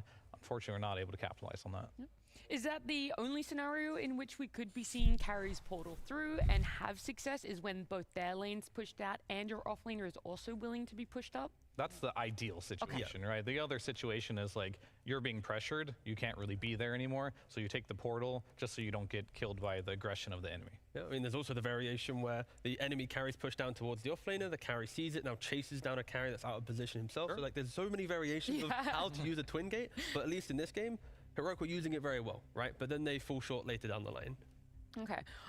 We do want to talk about, I guess that's a better way to word it, right? It's not so much maybe Heroic falling a little bit short, but Spirit being able to hold on for the way they I don't care about the Parker situation. Seems like with how high school level drama. Intrusive Heroic Very boring. on this side of Spirit. I thought they were going to lose all of their farm, and that was it. We weren't going to see this Chaos Knight get anything, but for Malik on this Magnus, he was using this RP what felt like on cooldown. He was constantly being able to find pickups with it, and then slowly that transitioned into, okay, now I'm RPing 2 heroes. Now I'm able to get good initiations for the fight along with that Batrider as well. Yeah, and that's the key thing with the Batrider, right? You know, when we think about when was the real pivotal moment you asked earlier, I didn't want to give you the answer. No, because that's all right. Yeah, I wanted to wait until we could show you the highlights for it, but you know, 32 minutes into the game, this feels to me where Spirit, they're the better team strategically because they're respecting vision, right? As you see on the screen here, Maposhka, with the smoke, he places the ward down, but look at Yuma's positioning right now. He's in the tree line. There's a high ground ward above for Heroic. So right now, like the vision side of things, they see everything, but we're going to continue the clip a little bit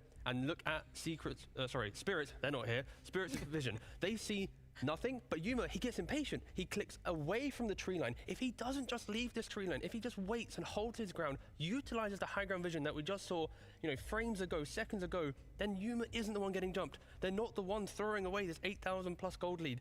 But he gets impatient, and then we'll watch out the entire fight. Paposhka, with that ward he plays from the smoke, they drag the Alchemist, the only hero they did not want to go on first. If they jump any other hero, Heroic probably can go even or win this fight. But Yuma's impatience, like, again, just hold that tree line, hold that position, and Heroic are going to be perfectly fine. But the fact that he steps up, and Spirit, not Secret, are utilizing smokes, getting that nice position, respecting that high ground is so fundamentally held around the pit, they outplay them. So strategically, they were just a better team.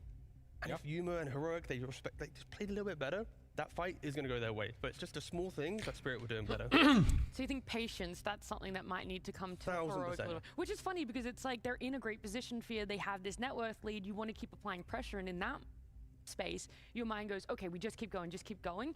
But it's actually sometimes to keep going, you need to fall back. You need to just sit there and wait for them to be able to make the mistake, open up. And I kind of got deja vu watching this game, and really? The OG game we watched where Spirit also won, where they had a Magnus. It's just like they seem to struggle a little bit in the early game, but they like to pick these heroes that are extremely dominant in the mid-late game, especially like this Magnus, this Batrider. They like to punish your positioning. And they did it this team. And if you're not a team that is incredibly like methodical on how you're playing and where you're moving on the map, these heroes punish that very hard, like these Magnuses and stuff. So they're punishing these teams that are making these mistakes right now. Sure, maybe Magnus isn't the best laner right now. He's still pretty strong, but they're not drafting to win their laning stage. They're kind of drafting to win the mid-late game, and it's working against these other teams if they don't snowball too hard.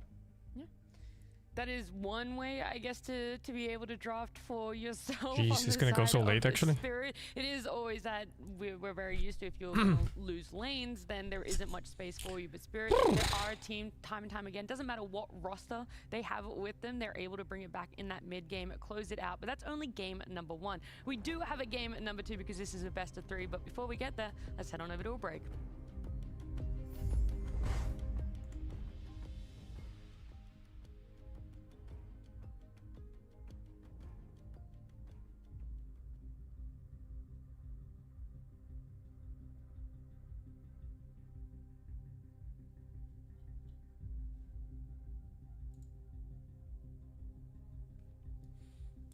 Yeah, it's only 2 matches, but there's lots of breaks in between, and if it goes to 3 matches, it can go pretty fucking late.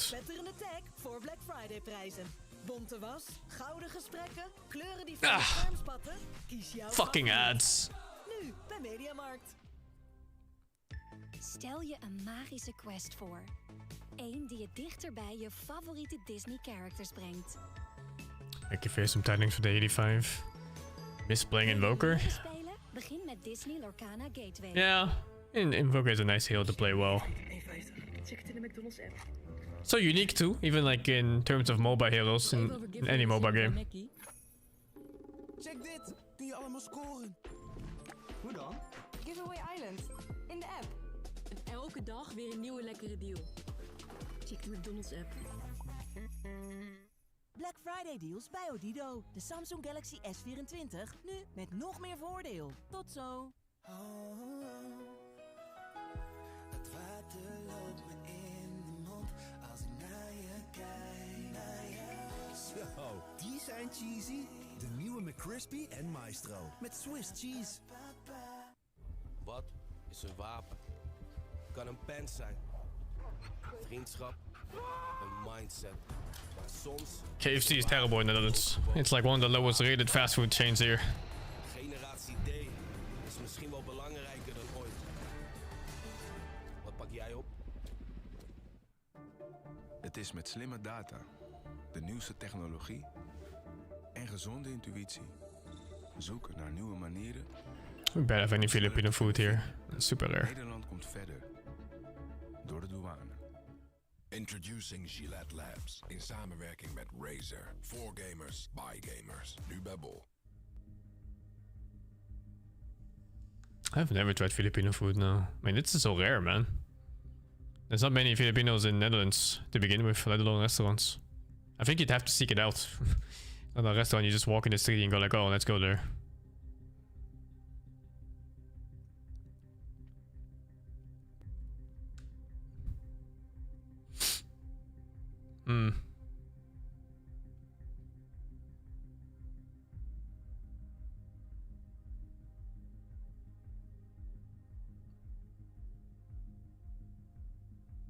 I don't go out often to eat now.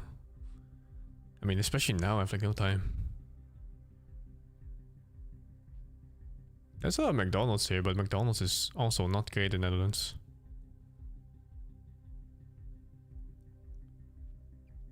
Like I said yesterday, McDonald's is the rare combo of expensive, bad, and small portions. It's a pretty rare combo to have, honestly.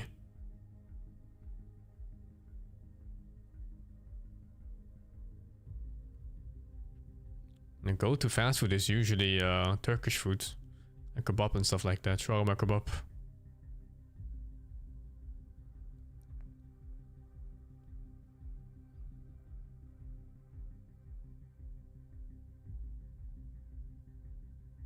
Sounds awful? No, it's great. It's the best. Where the fuck is my delivery, dude? It's been like 40 minutes.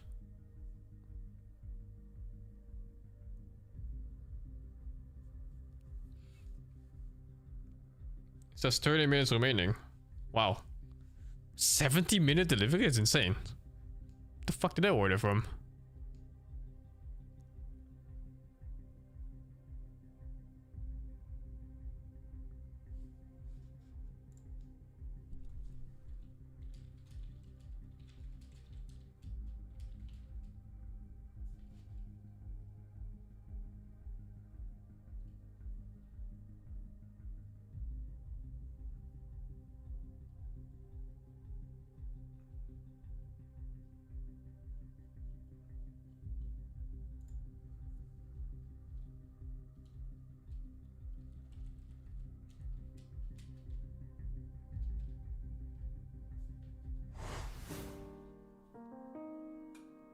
Hi guys, I'm 9. I'm just a low-key chill guy who likes Dota.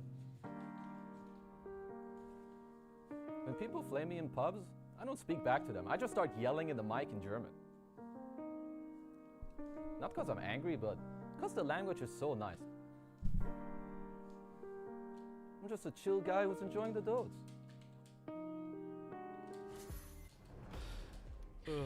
He's just a chill guy. He's just enjoying it. We will get to see that chill guy playing later today, but right now we have to close out this best of 3. Right now, Team Spirit are 1 game up against Heroic. They've had a little bit of time to adjust themselves, get maybe into a better headspace for them. Maybe just forget about that game entirely. I don't know if that's Warning, what you want to. You might hear a loud sound soon. Nice. we got the Heroic huddle. Thank you. I needed that. I needed the warning. Why don't we do panel huddles? Huh? Why don't we? Did you want to?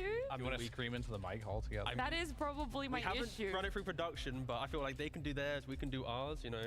Maybe when we're ready to send it cast. That just sounds like a very parental no. You're just telling me no. Great idea, Maybe but next no. time, honey, we could do it, all right? But for now, let's focus on changes that Heroic might have to do for themselves to be able to stay alive in this tournament, because it's a single elimination. They're already facing the odds of going home. I think the best thing for Heroic is, even in their loss, they did not do it in a way where they have to overthink why they lost, right? Like, we can break back the replay. It's like, this team fight wasn't very good. You strategically a little bit out of position. Your early map movement was great. Like, it feels like it was big picture problems rather than yesterday. It's like, we hated the draft. The play is sloppy. Everything's lost. Like, today, completely different. It feels like it's, as a coach, when Caps comes in, it's like, guys, run it back, but need to be better here and here. Like, it's a simplified loss compared to yesterday. So I don't actually feel that bad for Heroic. I'd like to think that they can bounce back and recover. But they're, they're still in a difficult position. Yeah, I mean, I definitely think there's multiple angles you could take here. One could be Spirit has been winning, they've only won once, right? And it's a very specific strategy. They like to reposition you, they like to play the mid game. So you could eliminate with that in the bans. Nobody's out of the tournament yet. You gotta play your BO3s now. The Magnus one is the big question mark, because there's no more group stage. You just play until you're dead. Was it impactful enough, and are you comfortable enough that, okay, we could use this against them? Or are you willing to then let through? Ban, I think. I think you would rather ban that. And the other approach you could do potentially is what T said, is like just play better, in a lot of ways. Yeah, that was a little bit tougher to change in 10 minutes. There was some nuance to it. It wasn't as simple. That's not all I'm bringing to the panel. So. I know, but it's like they had a good draft. They could have won, right? But like they essentially just had to make less mistakes in that particular game. So it's either you focus on your strat, as you mentioned, just play a little better in that regard, or you could try and limit their strategy on Team Spirit. So that's another option potentially too. So I don't know, it's a very difficult call, because as you were talking about before, if you ban the mag, you let something through, right? Yes. And that's just something you're gonna have to deal with. So it's a hard call, and they're gonna have to decide which route they're gonna take. Yeah, I'm not too sure which one it is, but I do know that our draft is not too far away. Before we get on into that one, though, we're gonna catch up with Cap and Sind. Yeah, so I think analysis-wise, I think it was pretty on point, but honestly, I just need you to kind of cast better. Yep. Yeah. I'll try for next game. I'll cast a bit better. Yeah, that's really good advice, Fear. Thank you. Thank you. I decided to pass that along to Cinderin. We'll see how it works. I'll take it to heart, and I can definitely change that within 10 minutes, unlike this team. So just play better, guys. We'll see whether or not Heroic can indeed play better. Draft-wise, we heard some of their thoughts. Do you have any ideas? I think banning mag is interesting, but I don't know, in modern Dota, there's just a lot of heroes right now that are really powerful for a team like Team Spirit. So I'm not quite sure which one I would remove for mag out of the ones they banned in the first game. But yeah, I personally think that was the biggest problem for them in that game, was that individual hero. And then my own questions about Lena's itemizations, of course, as we talked about in game 1. I think there was maybe something to be done there. But. Okay, well, it is time for draft of game number 2. It's not in Singapore, it's in Denmark. Game 2 draft is about to be underway. Oh, I've not been able to say that before. That was very cool. That was nice. Cool. Very good. Magnus, that's the key theme from game 1. The breaks are so long in this, man. Draft, we're talking about Magnus and Dooms and how Magnus now became very prevalent. In game 2, we're talking about Magnus once again, but Heroic, they ban it out. I was looking at the stats, and Analog, he hasn't played the Magnus since 2022, right? Compare that to Divide Llama, he's also not really played it too much. He's only got 17 games. He has played it within the last month, but it's not as if we could maybe entertain Heroic going to block pick the Magnus. Yeah, I don't know if that's a good strategy. That's kind of why I like doubted that, because it's not something that I typically see Divide Llama play a lot of. Same with Analog. So if you put yourself in a position, you're one game away from elimination, right? Do you want to pick an uncomfortable hero from yourself just to block pick? Too risky of a scenario here. They decided to actually take out the Magnus, which was a great call, I think. They ban out the Pugna as well, so some good bans here. I mean, finally for Spirit at least, they're on first pick. They've been complaining about having to be second pick for, you know, I was gonna say time, it's been 2 days. The beauty of best of 3. That is true. They finally get their preferred pick position. They broke the curse of always losing on second pick, arguably against a weaker team, so maybe not as much value, but Spirit now go straight away for the Morphling. Yeah. Sure, flexibility exists for the hero, but Satanic has shown some incredible performances on the Morphling so far from that carry position. Yeah, I saw the Enigma ban come out. I'm like, why would they ban an Enigma first phase? And the moment I saw that Morph pick, it all made sense there. So they're going to go with that hero. It is definitely very strong. It does put you in a situation where maybe you're thinking about picking that Beastmaster again. Another hero that is fairly good versus Morph in the laning stage. Underlord is another hero that comes to mind, but I don't think that hero's been super popular for a while now. And I don't know if you want to pick it this early, but you do see Morph. This hero is almost exclusively a carry. I don't think many people have been messing around with the strength Morph as support. We saw a little bit of TI, but since then, been pretty dead there. They're going to take line. Great support against Morphling. You can burn his mana. More importantly, you have that instant disable and burst damage. He is generally a low HP hero with high armor, not great for his magic damage. Yeah, the line will set up for a lot of offlaners to exist in the lane. In difficult lanes, the line will always give purpose to those offlaners, right? It's back in historical time when Alliance was a good team. They were always going to be Tide Hunters and the Orc is finally banned. Pair with the Lion. You can never lose that lane. They both farm up. Finally. Do good. We've kind of seen it fall off a little bit. It's got a bit of a resurgence at least, but yeah, to the points you made, strong stable pick will open up for a lot. And I'd like to think with the Enigma ban, they aren't really going to flex the Morphling. Of course, you could still flex it if you want, but yeah, Morphling is just so strong in that carry position. I got no idea. You go Vlad, I wonder if that hero is even OP, or if people are just scared of playing against it because it's the unknown. It's the great unknown that's just set to be strong. I mean, the draw ban is it's 100% a Morph carry. Yeah, 100%. Unless, have you ever seen a team waste bans to make a hero? No, I'm joking. Oh, I'm not gonna, they're baiting him. No. Wasting bans to... Maybe it was a different hero. They really want them to take the bait. They're angling it. No. Just to be clear, I'm not caring about that. It is a Morph carry. But yeah, if this was a different scenario, then maybe, but no. Not today here. Not today. So heroes that generally speaking are pretty good versus Morph are going to be like either heroes that stop your regeneration or heroes that can instantly disable you, and illusion heroes have particularly been really good. So how about tempo? Like the idea like Visage and heroes that you enter the lane. Risky business, but it's very, again, it's risky because it falls off, but the idea of just overwhelming the map can hurt Visage. But I agree with you, I prefer the stable approach of fighting into the region, having like a Shiva's Buyer, having heroes that can just overwhelm in that sense. Yeah, I mean, I think the Beastmaster sure didn't work last game, but it's still looking really good. Works well with Lion. You're gonna have tons of lockdown. It's kind of weird about AA. Doesn't like to. I don't know if he even want like AA Lion as your support. Feels like shit. Right? And that's something he just has no tools equipped to do so. That's why they banned that Enigma. Actually, Focus would probably do it. I wouldn't be surprised. We haven't seen that hero in competitive in quite a while. It is returning though. As much as they're banning Ancient Apparition for the Morphling. Oscar? Nah, it's for the Morphling mostly. It does give you the option of playing Oscar though. But I don't know if you even want to pick AA into a Oscar anyway. Yeah. Because that was kind of like an online qualifier, you could argue tier 2. I think you'd rather just pick like laners that survive and like, high fizz damage or high pure damage or something like that. That ban is being used against them here too by picking that Chen right away. And I did mention earlier that Morph does not like to play against summon units, so Chen definitely fits that bill of being a summon unit that can either take the gate, bully you, can't really deal with his creeps. With the AA ban on top of that, you can't really deal with Chen's heal either, so that's a nice little pick there. And Chen with the Shadow taking that facet, you send the little guy through the Twin Gate, he can just mana burn, so you don't even need to send Chen through the Twin Gate. True. You can just send your creeps. Man, battle support is so comfy. It makes mid game feel so nice. You just grab some bitch and kill him. Everything is so easy when you have good initiate, man. So the Bat Rider, once again, Spirit will get their hands on it. It'll be interesting to know where they go here, but you can't ban them all. No. They're gonna pick the other repositioning hero. Oh yeah, we get the axe, yeah. I mean, there was a long time throughout the meta where range carries. AA is terrible for the meta. The problem with AA is that he doesn't win lanes. Like Bat Rider Tusk, It's like the absolute opposite of winning lanes.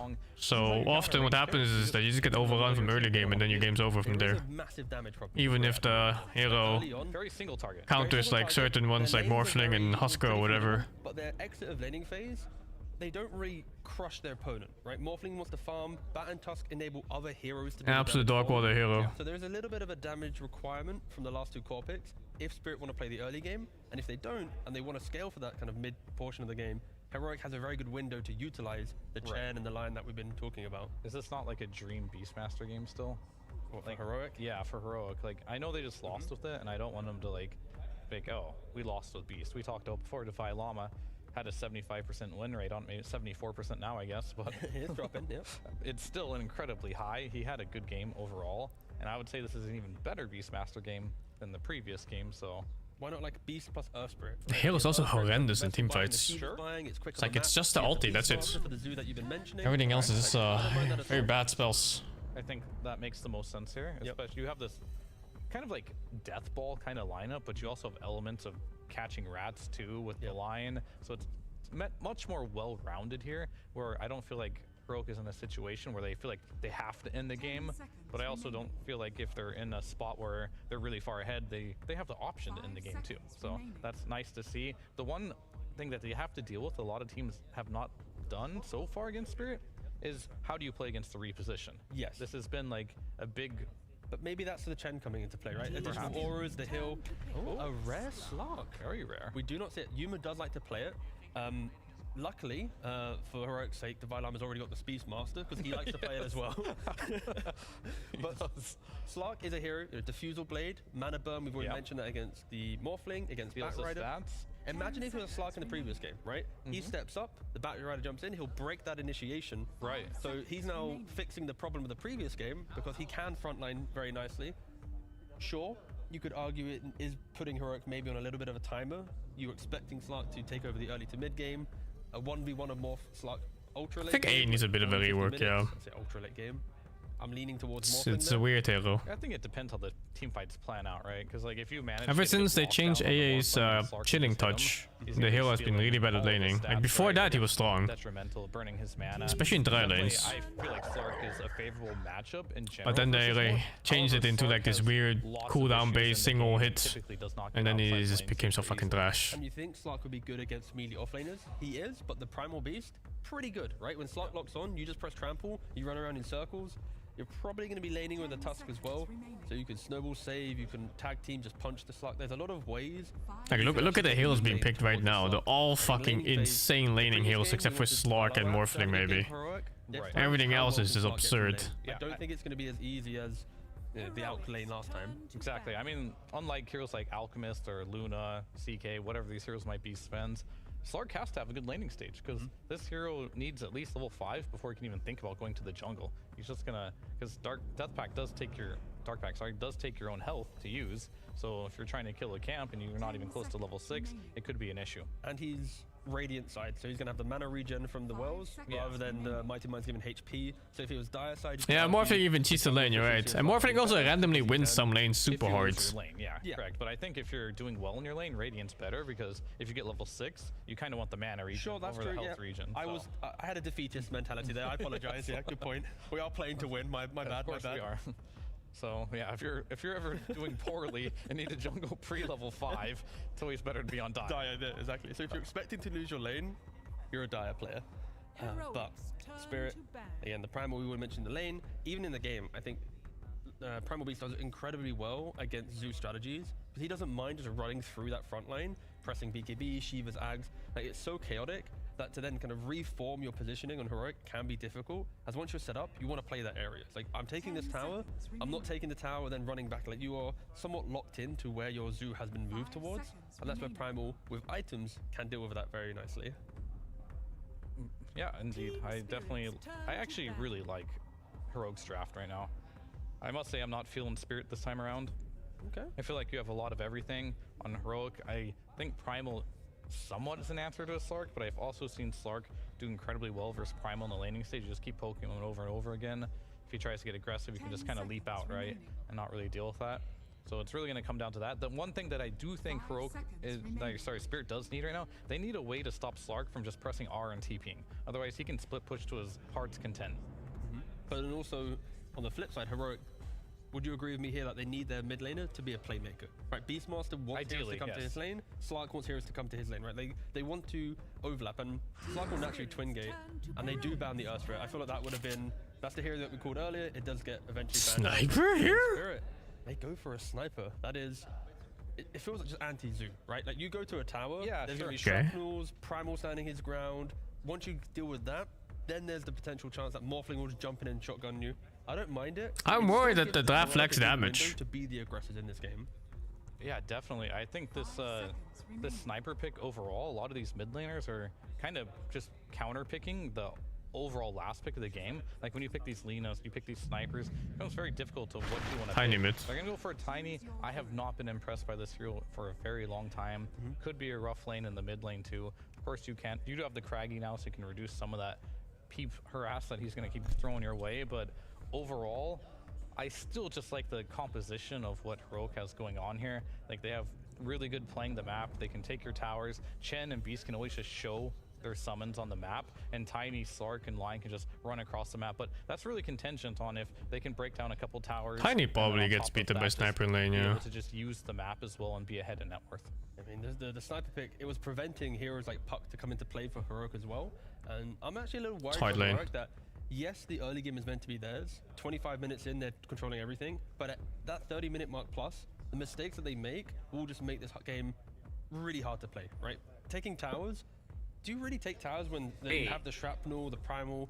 Like, again, it feels like they're very locked Slark into pick, momentum, rare carry. early game, flawless gameplay. And as soon as the game gets difficult, positioning is the key, right? If you get a good smoke and you kill the sniper beforehand, I would say Slark pickers think they are good, but they don't if they make mistakes, that's where Spirit. Like, it's so sounds about like, right. Snipers on the back line.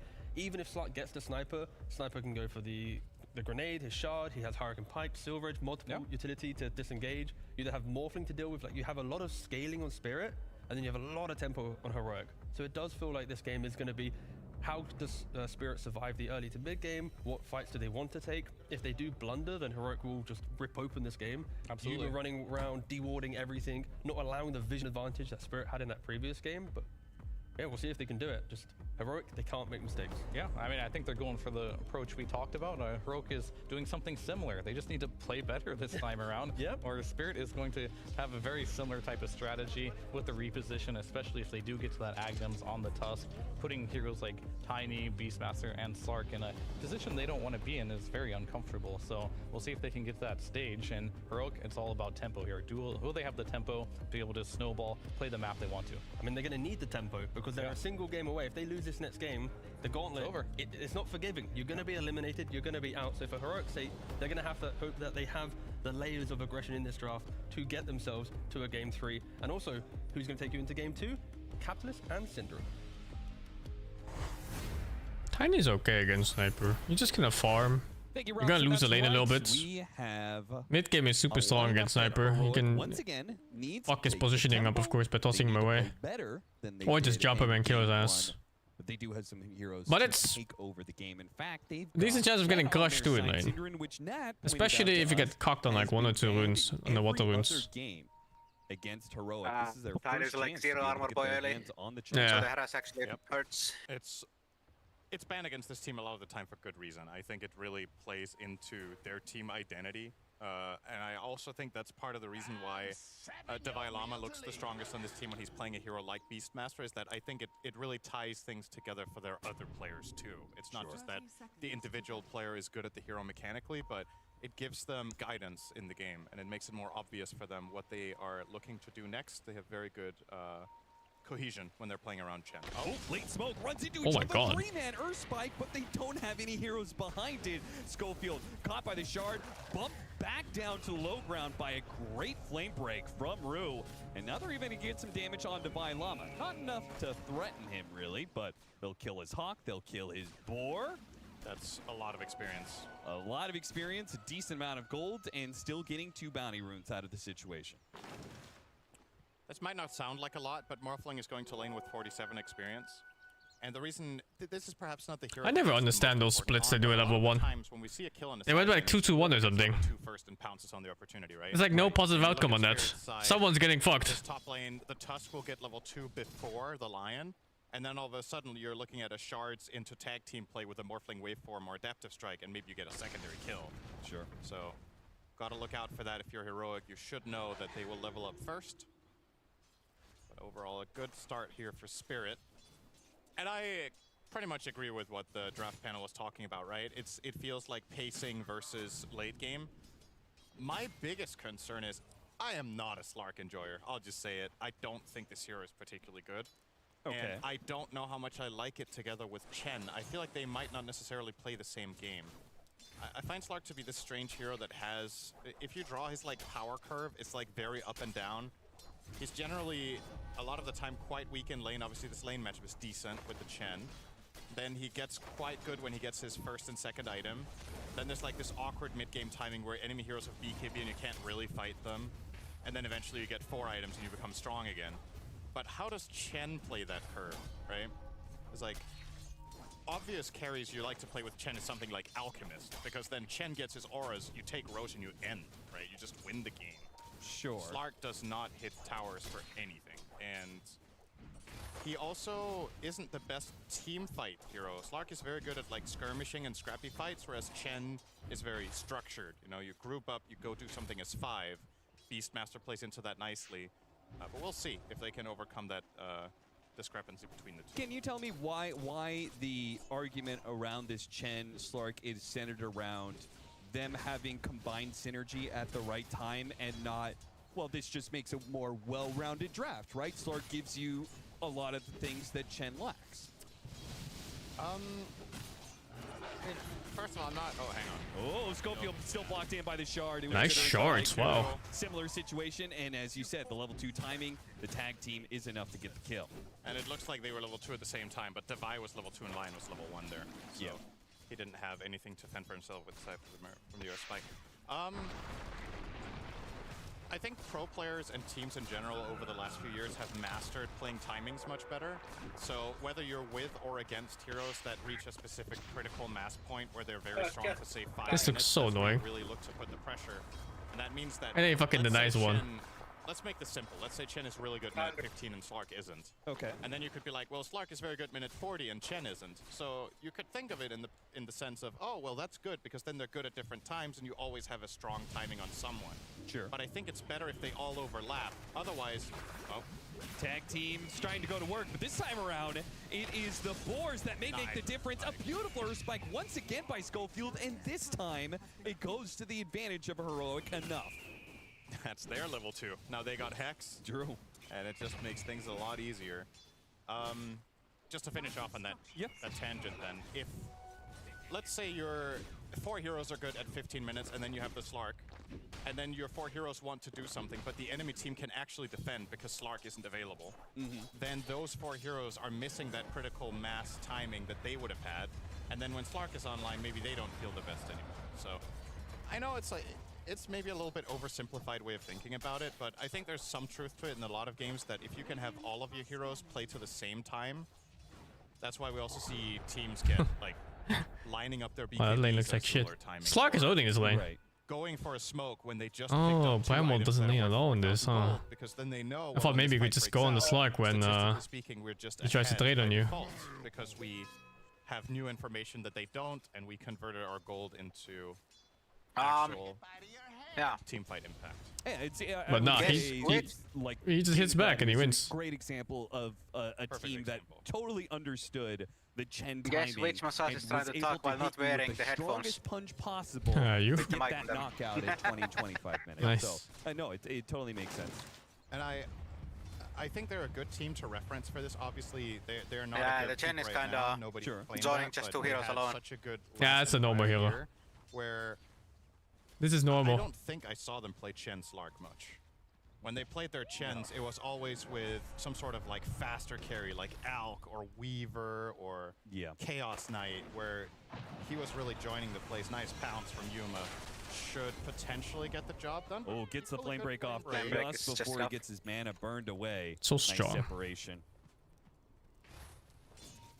Yuma certainly has proven to be a menace, at least for the laning phase in this matchup, as Primal Beast not having fun against the Slark and not much the Batrider can do to rectify the situation. On mid lane, panel was talking about this as probably being sniper favored, which I would agree with, and that is also the current state of affairs. Of course, sniper is very vulnerable to rotations, and that's where Tiny can be really good in this matchup is, let's say Chen smokes in there, or Lion comes in with a Lion, just a little Hex Earth Spike to set up Tiny to reach. All of a sudden things are looking hot, but... That is such a bad pulse timing. Up very high. A mid-air Tusk is going to land onto Laurel. Is it on pulse without saying a word? Yeah, what the fuck? Don't look up, Laurel. He's about to get Goomba stomped. Hopefully the lag. Nice perspective. Side soon. The only Chen and Slark pro games in 737 have been Liga team, a win against Yellow Submarine, and Beast Coast, a loss against Apex Genesis. So 1-1, and not a not tier 1 teams, right? Both Beast Coast and Liga, I would say, are you know, in that tier 1.5 or tier 2 whatever area, but their matchups, right? Those were not tier 1 teams. Analog still going to be stuck by the shards. Earth Spike on 2. Slowed down by the shrapnel. Bumped back by the flame break into the middle. The first shrapnel leaves him with nowhere 23 and 3 versus for Schofield to go 31 and 13. Titanic is going to join in the mix and chasing after the Lion support. Mid difference again. Brought down by the creeps. Although this time the laning phase was off. Good job, creeps. This is a very healthy early game for Spirit. Talking about how Heroic will want to play pacing and dude, this lane is just 15-minute mark. Is depression. Slowing down these heroes' progression is very nice. Now, of course, the big winner in this will be Yuma. He's playing Slark against Primal with the help of Chen constantly. Primal will never be able to win this. I wonder if Slark just kind of carries this game. Oh fuck, another pulse. Win this lane, just by constant harassment. Let's go against sniper mids. Oof, that's like nothing, dude. Single time you're just stuck. You can go like DK or something. Don't care. But Primal can never go for Chen is backing up. The counterplay. Sniper just kind of wins almost every lane in the game. You gotta pick heroes that can farm. You pick SF or Lina and just hope you don't die. You're just conceding that is the trade-off. Or you accept that lane is gonna suck a bit, but you can pay back later. Sacrifice Malik a little bit for Laurel. He's doing okay still. I'm looking at this graph, and if I have to pick a single core in the Dire that should suffer, it's definitely Primal. It's the same. The Sniper beats Viper. To be off to a good start. Sniper beats Viper, really? Sniper in particular can play a very I mean, if you want to stack hits on him, you're gonna have to stand in shrapnel or take headshots or something annoying. You know, if you have like a subpar game, it's ever so all right, slightly you can still outranges you. serve the purpose of being a lightning rod, going in. Husker does not win against Sniper. Bad, says Malik. He's not having a great time over here. Actually, honest, 28. Honest. They asked him for a CS and he said 28. Oh, and Beast says, wow, they're actually telling the truth. Except Laurel, he says 40-40. Laurel is, I'm kicking ass in this guy. In this everybody else is saying the nice pub today, nice guys. Pub Ooh, today. What happened in today's pub? Maybe they went to have a drink before the game. Oh, what was it, like a 70-minute delivery? Insane. There's a good pub nearby. There probably is. Imagine waiting 70 minutes to get your food. Studio, but yeah, well, today... True, we are kind of in a... today I don't have time to cook, man. It's... And so are the teams because they this is getting way too late. This is the second game from the first BO3, and then there's another BO3 after this. I got the 1-0. That's fair. Heroic. We're gonna be here all evening. Haven't quite shown Probably. up to play at this tournament. You know? On a side note, if you stay awake for all these games, your sleep schedule won't get fucked. Unless you stay up even further after that. Then it's super fucked. I think that's more likely than me going early sleep this time. Unfortunately, things just haven't quite come together. I don't feel that like yesterday. They said in the pregame interview, right? It's like just don't feel. Things could have gone a very different How are way. you doing that? We just woke up a little bit better. I've been cooking a lot lately, but only because I started gymming again, so I need to like get back my protein count. How much of that is down to the fact that they're playing an opposing team? It's hard to keep track of protein when you eat out. Or in their group is obviously kind of hard to quantify, but I definitely think their drafting today has been, especially in game one, was better. For How much protein? Yesterday. Oh, we're back. What is gut read, Sidran? If they, again, this is the type of tournament where if Heroics somehow win this series, right? Let's say they win 2-1. I wouldn't be surprised to see them go another round or two, just off of getting started, you know? Like getting some confidence, getting the ball rolling, figuring out what they need to solve of problems, and then the distance in skill between the teams at this tournament is not big enough that you can just write a team off and be like, oh, they went 0-4 in their group, they're definitely done. Like, they don't stand a chance, you know? Yeah. I don't have that vibe with Heroic. I just think they're in a bit of a slump, but those can turn really quickly. There's been countless examples of that in Pro Dota over the years. We have not gotten much footage of Group B. But if you had just a gut read of the situation, knowing the results of both the groups and maybe just seeing this game one, which group do you think is going to end up looking stronger at the end of this playoffs? You know, usually in most tournaments, there's one group that it was actually stronger. Right. And like a majority of the top 3 or top 4 teams are from one group. I think considering what we cast yesterday, I felt like Falcons were not playing their best. Agreed. I think Heroic were absolutely not playing their best. I think BetBoom still looked stable. I was positively impressed by Extreme. Yes. So still pulse? Compared to the expectations I went into the tournament with, Heroic maybe slightly underperforming. I still wasn't expecting them to do great, but I was expecting them to look a bit better than this. Extreme overperforming for me.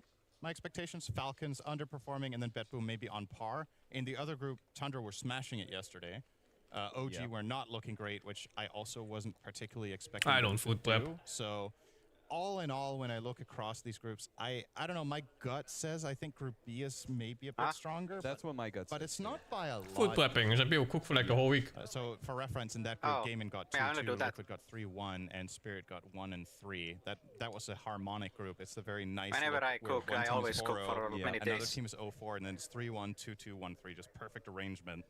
No ties, nothing in that Can't group. be asked to cook too often. For me, it's the fact that Team Spirit went 1-3.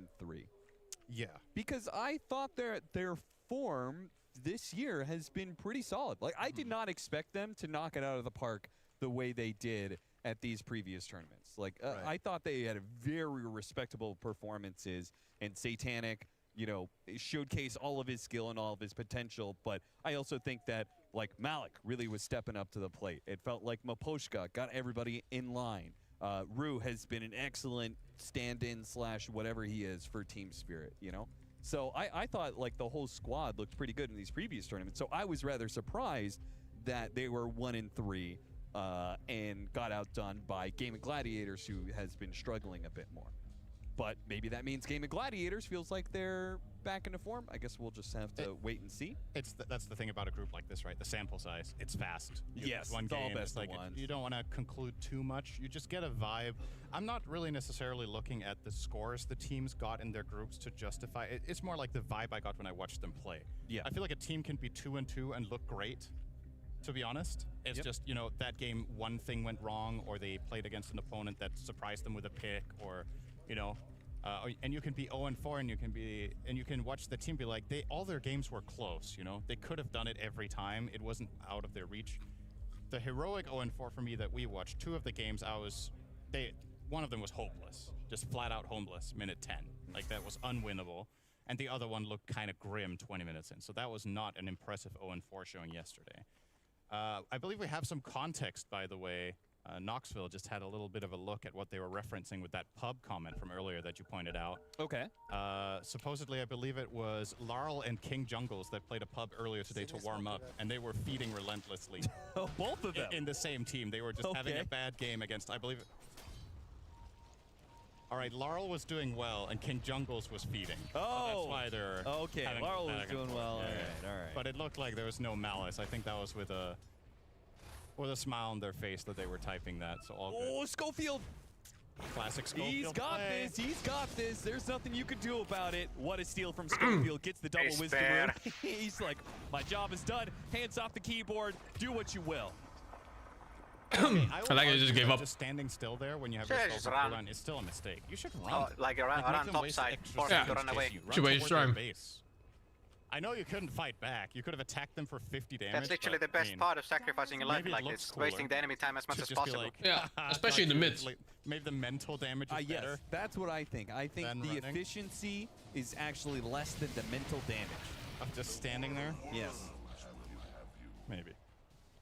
especially, you know, with stealing Wisdom Root. Oh, that does leave Yuma a bit alone here. Does manage to get a pounce to the other side of the trees. Now Analog is here for the punish. Avalanche, toss combo, not quite enough to kill the Bat Rider, and he runs out of damage. I think the one creep ruined the toss Ava combo there, so Analog couldn't get the full burst, but Yuma, he's trying to get away, but a waveform does manage to bring him down. King Jungles is still looking for this kill. Analog helps him out. The toss of the Ogre Bruiser finishes off Rue, but Yuma, who was having such a great laning phase, now finds that his momentum has been halted a bit. All is said and done with this Satanic rotation. This is going to be the bottom tier 1 tower going the way of Spirit. Coming back into play, Analog does not have a whole lot of mana to work with, though. They get the pounce, snowball. It's a slow snowball, eventually thrown out. Malik is going to be able to run interference, though. Analog finally gets the toss, finally got the mana to be able to finish him off, but he's in pretty deep. Laurel, he's going to take his time with the Zam damage. Pick him apart. And Analog might not have expected Morph to have skilled his ulti there. A lot of the times we see Morphlings not skill ult level 6. Yeah. But this time around, the turnaround potential that you have by turning into someone like Tiny or Line is just too good to pass up. Sure. Grab that. All right, finds left, right, and center, but Oh, can no. even get this done? Oh, he's trying to use the no. ultimate for the extra bit of movement this is speed, but real now he awkward is now. stuck at a dead end. This is going to be a little awkward. They do have the roar coming out. Tobias Llama will help create some space for Yuma to escape. The snowball is going to chase after him here, and Tobias Llama, he doesn't have boots. So it's going to be... He's tanky, though. Don't get me wrong, he is rather tanky. He can still take the fight to Rue, as Rue does end up dying to that Satyr. Now, Tobias Llama ends up falling. Yo! Holy ravage! Is this gonna be enough for Yuma to claim a kill off of this one, or is that steal just not enough? Avalanche on through. That finishes off the Primal Beast. A toss up in the air. Oh, he dodged it. Over to the toss, but he managed to snowball, dodging the toss damage there. Schofield shot by Laurel. Satanic. He's trying to deal with this courier. He will get that courier, make a run for it on the other side of the shard, so the waveform will have to keep up with him. Satanic is netting a double kill. The end of all this, Satanic has been involved in a lot of kills. Despite finding that 3-hero Earth Spike, can't really say that Heroic won that exchange. No. I guess there's a little bit of an X factor with this. Oh, okay, surprise kill. Yes, crash just getting landing. a little kill in a tower immediately afterwards. Now I think they feel a bit better. Certainly, with the tower being grabbed like it was. But I think that team fight for me, or skirmish, whatever you want to call it, I think is the perfect example of the problem I have with Slark right now. Like, yeah, he was in that fight hitting heroes for 20 seconds, and it was almost like he wasn't there. Yeah. In a meta where carries are being more and more active in this 10-minute window, awkward upheaval push. Unfortunate. You would feel like if that was a Weaver making that rotation, or a Gyro, or, you know, whatever. A Monkey King. There's so many carries that... Countless carries. Alchemist. Yeah, like there's so many carries that could be more effective in this side lane rotation to rotation, going through the gate deal. There's so many carries that are more effective. Still, though, game in a pretty even state overall in terms of gold. A lot of the advantage, or the only slot really that there's a significant advantage for Heroic, is in the offlane position where they have a 1300 gold lead Beastmaster over the Primal, to be expected with how resources were allocated. But I guess also a slight advantage on the supports. The Lion actually sitting on 3k net worth here on Schofield is a good look. Smoke gonna break. Try to pounce up to the high ground. Does manage to hit him with the inhibit from the Diffusal Blade, slowing down Malik, netting them the kill that they were searching for. So still have the finger available. I think some players there choose to finger to just get the stacks running, but I agree 100% with holding that. Keep it for the next fight so you have potential for additional kills, and you pose way more of a threat by being off map right now. And especially against a Morphling, right? Yep. Having that burst damage is so valuable. Extremely valuable. Laurel can't do much to defend his tower against the Chen push. Through, around and around he goes, trying to deal with the ward right now. The courier's going to die, so he doesn't have the vision. There goes that finger. The Bat Rider dies. Excellent trying finger. to get the D ward. Schofield, is he going to kill the ward, or are they still gonna play for this vision? He kills the ward now. Schofield with what's gonna be a 13-minute blink. That's really good. Yeah. So great timing for him here. Has some good heroes to play with it. He can burst heroes together with the Tiny.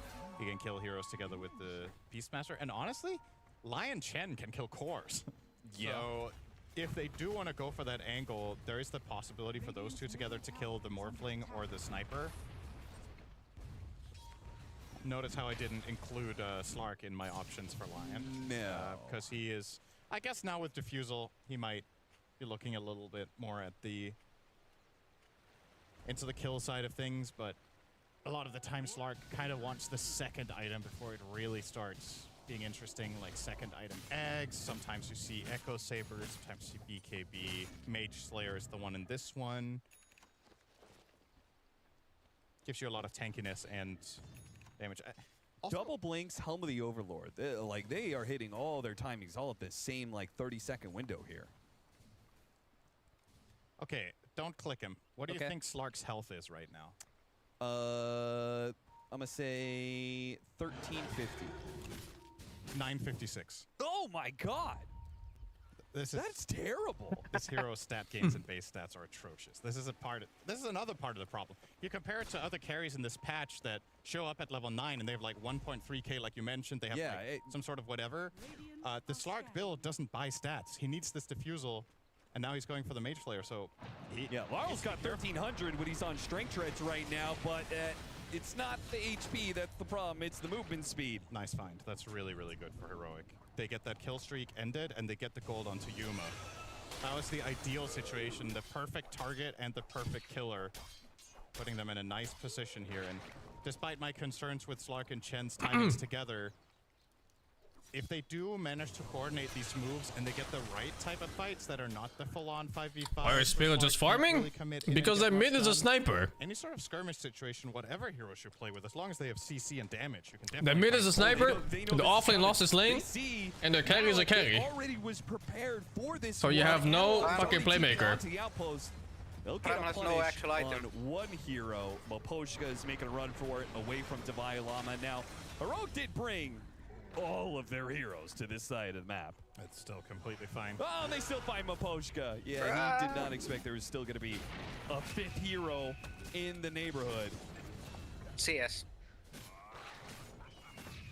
All right, well, that's going to be a push on that offlane tower, most assuredly.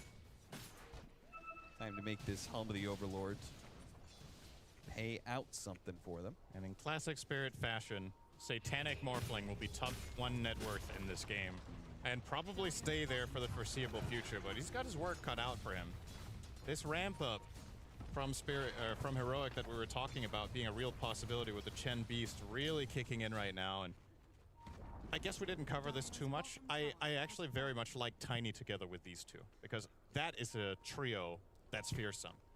The Chen and Beastmaster push out the lanes and give the info for Tiny to make aggressive moves, and every time he finds a pick, you take a tower. That's what has been the story so far. They find a little bit of a jump, they kill the Primal, turn it into a bot tier 1. They've already taken all the 3 outer towers. Divai Lama needs some help from Schofield. He's got it. Double Sable's going to be used, but the grab may still spell the end for Divai Lama. Now he goes down. Yeah, it was a big kill. Coming in from the side.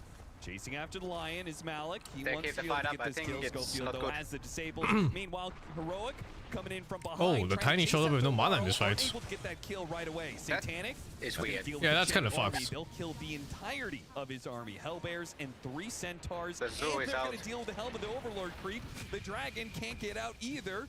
They just got a lot of gold without getting a hero kill, really. Killing the Chen army and the Overlord creep is as good as killing a hero, I think. Jump at each other, manage to get the toss on the toss. So now counter snowball there from Slark. In some trouble. Shadow Dance can't really pounce away. Still on cooldown. Committing for a kill like that and dying right away. I mean, Baboshka did buy back, but still, that was certainly not worth it for the carry of Heroic.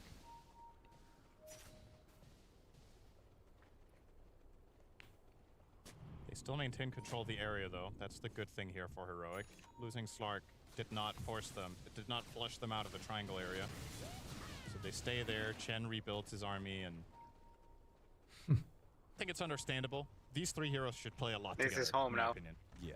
Just make these moves, scout enemies out with the Chen creeps. If anybody pounces on them, you can get that burst with Lion plus Tiny. Oh, dude. Slark will show in mid. Teams seeing each other. There's a ward versus the Slark night vision. Yeah, he knows about the vision, goes up to the high ground, does not want to have back-to-back deaths here, can't afford it. But it comes at the cost of this mid tower, perhaps. This Satanic is going to stick around. Look at Analog, though. Slipping in, potentially from behind. They know there's some vision. He might know there's a sentry there, but he's going to go for the Primal Beast. Toss back into Yuma, hit the pounce, and the roar. Heavy commitment to bring down this Primal Beast, but they certainly have him. Yeah, they also just barely didn't lose their tower, so I would say well worth it there.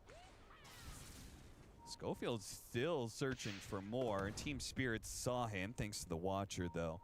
And they are going to move to the gate. Oh, he's very aggressively chasing. Yeah, seriously. I don't know if him finding anyone here would even be good, but Spirit don't know how many players are a part of this move, so they have disengaged. And looks like nobody's going to get caught at all. Oh shit, they see Bat taking the Lotus. Satanic.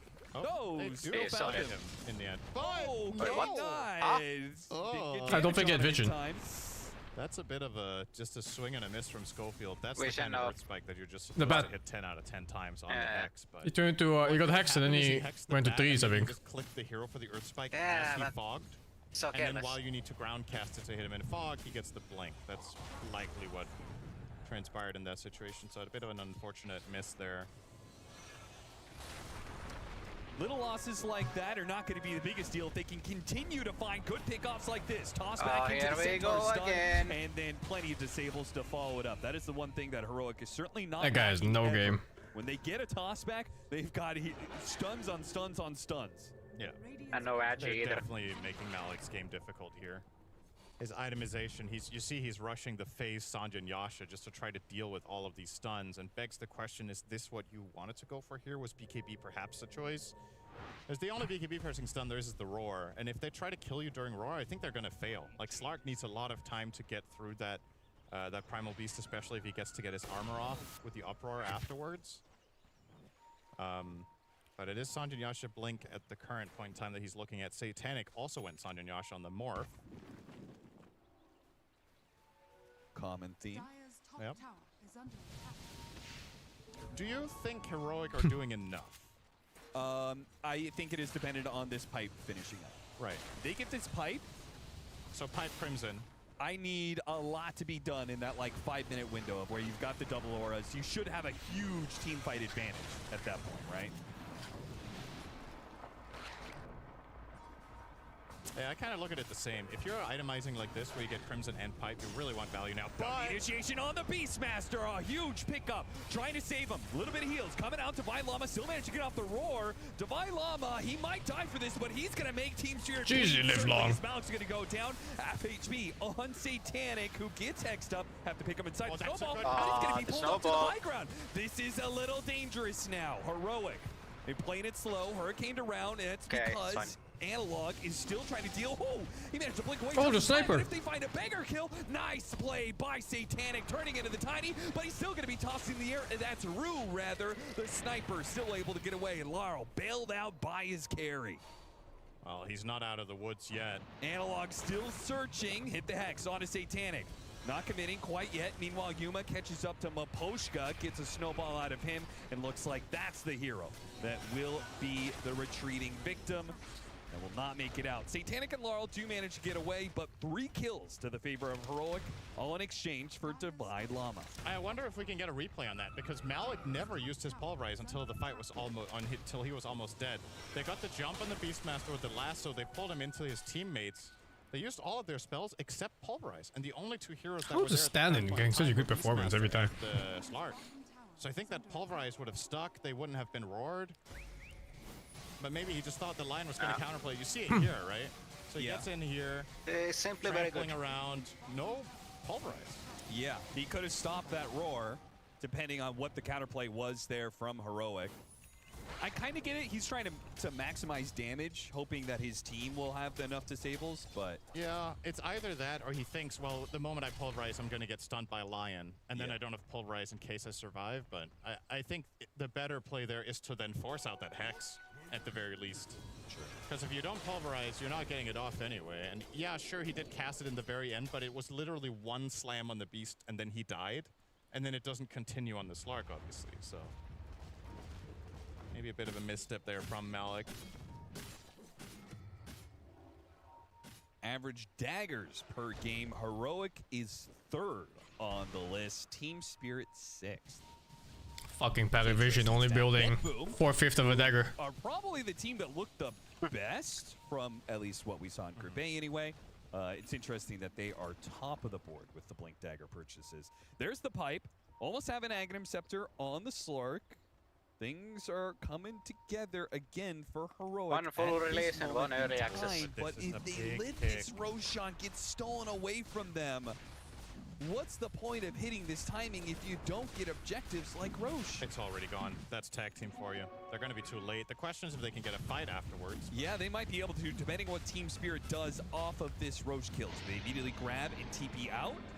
They're going to try and retreat together. They are sticking together. The ideal situation here for Spirit is probably getting Satanic caught. Analog might be able to catch them, though. He's got a haste rune. He's going to spot some of these heroes with the daytime vision. He's going to go up to the high ground. Runs into Moposhka, trying to blow him up first.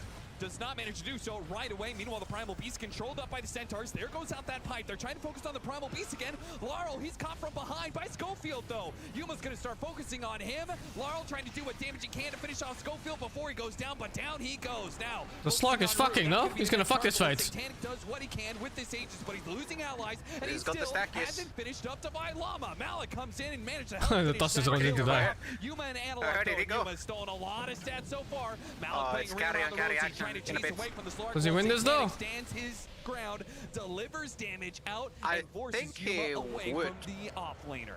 Yeah, not really a fair fight for But the Slark there's there a- when he's playing 1v2 maybe it's against a- Morphling and Morphling being tiny. You kind of have to retreat. Even though the Primal Beast had nothing left in the tank, he just can't beat the Morph. And even if he had a chance, there's still the Aegis. So risk-reward for Yuma just not good enough, and he'll back out. But that right there is the fight of the game so far for Spirit. Now a very healthy distance. How is all of Singapore just sponsoring a tournament? The Slark, the butterfly reveal was great. He's going to complete his Conda for the next fight, most likely. And it's starting to look spooky. And the thing you highlighted in the beginning of the fight, I actually think was super important. Tiny wasted so much time on the Tusk. I think the fact that when you're playing Slark lineups and the fights get like fragmented like this, yeah, the Tiny and Slark are supposed to work together because The Morph is Slark getting can't kill jumped the in heroes 3 himself, times. so he needs that burst. Like nice this? catch. Yep, that's pretty much it. There's that Tiny Slark combination. Quick kill Get onto the Aegis. Satanic, taking away his Aegis. It's all they're going to get, but it's a nice grab at the very least. This opens up a new avenue for the coming fight. That Morphling becomes a viable target. This early butterfly is such a big pickup for Satanic against Slark, right? Like, these longer drawn-out fights are supposed to work to the favor of Slark, but if he can't hit the Morphling for, 35% of his attacks because of that butterfly, and it's going to be a long time until he gets an answer to it, that is quite a problem. That's quite the conundrum. And it's also the combination of items that Satanic has, right? It's the fact that he has butter with SNY, and his neutral item is the Pupil's Gift, so he just has so much strength. Yeah. He's actually not an instant kill for Lion plus Tiny necessarily. Maybe if they use all their spells, he will die. But it means that Slark plus Tiny probably don't kill him immediately, for example. Yuma successfully landing the pounce. Buster, That's the honey. second one. Wait, Thanks what? to the Aghanim Scepter. He's going to commit it here.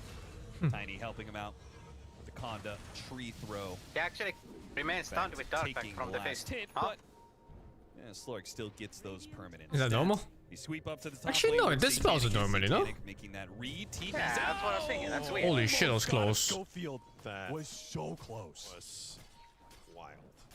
What if Unless what it's a just a bind visual that bug. would have been Seriously. more heroic. That could have been easily top tier 2 and maybe even knocking on the front door. Yeah, that's one of those like game-winning pickups. Yeah, that would have been a massive. So I was looking at Slark to see if he's buying the shard, and he doesn't even have it in his quick buy. To me, that's one of the best shards in Dota. I think it's crazy good, the depth shroud. Oh, Analog hits the avalanche to stall some of the initiation, but he is surrounded by too many heroes. Most of his team went through the gate, and they knew that. Yeah. For whatever reason, Yuma did not make the read that they had vision on the gate. So they went through, and Team Spirit make a play to this top half of the map. So what do you think, Slark, in this position? He's playing MKB against Morph. I mean, makes sense, right? He wants to True Strike. Should he maybe get the shard first? Because I'm looking at the way that Spirit are playing fights, right? It's a lot about getting that lasso or getting the pulverize. You can just save an ally completely with this one button. Yeah. And really get utility out of your... Just kind of use the attack speed item. Chen gets jumped, which happened last fight, and Spirit spent a ton of time running him down and killing him off. I think the Slark shard could really play a big role in protecting the supports in particular. Yeah, look on Slark. I mean, it's also, we've seen a lot of Oh no, it's Slarks MKB. fight this early just for their own commitment. Yeah, they can pounce in, and they've got double ultimates to, you know, be able to just sit there and hit people. So I agree. For the most part, it is a usually a fairly early item pickup for this hero. I understand if he feels like the butterfly is such a massive counter to him that he needs the MKB now, but if he ends up going Scotty like he's queued up, I definitely don't agree with I don't think you bypass shard fully on this hero in general. I just think Slark shard is so good for a reason. Yeah. It's kind of because the hero, in a way, almost needs it in the mid-game. Agreed. So not getting that pick up entirely. I mean, maybe he's hoping to get it from the second Tormentor, but I don't even know if he's on the list for that on his team.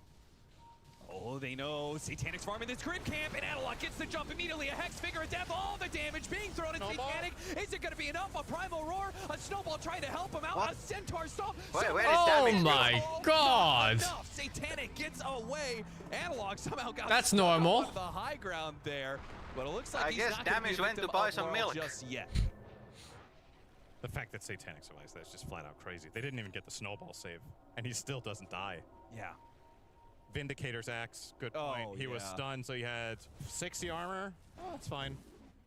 Don't worry about it. We'll fix it in post. Yeah, when he's like has that much strength, Vindicator's he loses Axe. a healthy amount of his armor, but if that Vindicator's Axe, what is it, 20 armor? Yeah, Yep. 20 armor when 20 you're stunned. while you're stunned. Such an absurd number. And he's stunned for a long time, so... Back to farming like nothing happened. He has... There's been almost some divine intervention in this game with the smoke that they almost found him top half, where he gets out with a TP just barely. In this situation, he survived in like 10% health. Perhaps a couple of misses on Butterfly made a difference. Yeah. It's definitely very close. Now MKB is going to make that less of an issue for Heroic. Divine intervention is usually the Chen's forte, but it hasn't given them quite enough of a team fight to break Spirit. They're still holding on to this like slight net worth advantage, and it feels similar to game one in that regard. The deja vu of like they have some control and they are kind of leading the tempo of this game, but they haven't gotten that fight that really cracks it open where you feel like, yes, they are fully in charge of the game now. No. This could be an opening, though. The Tiny having the amp damage rune together with his Conda is wild damage. Could just burst Laurel, even, if he finds him, probably. But Spirit playing it safe, onto the side. It's crazy that Heroic still has the gold lead on this. 9%, yeah. It's just fucking Primal Beast. This game is so bad. Yeah, normally if you're gonna go Butterfly, you're usually going like a full right-click build.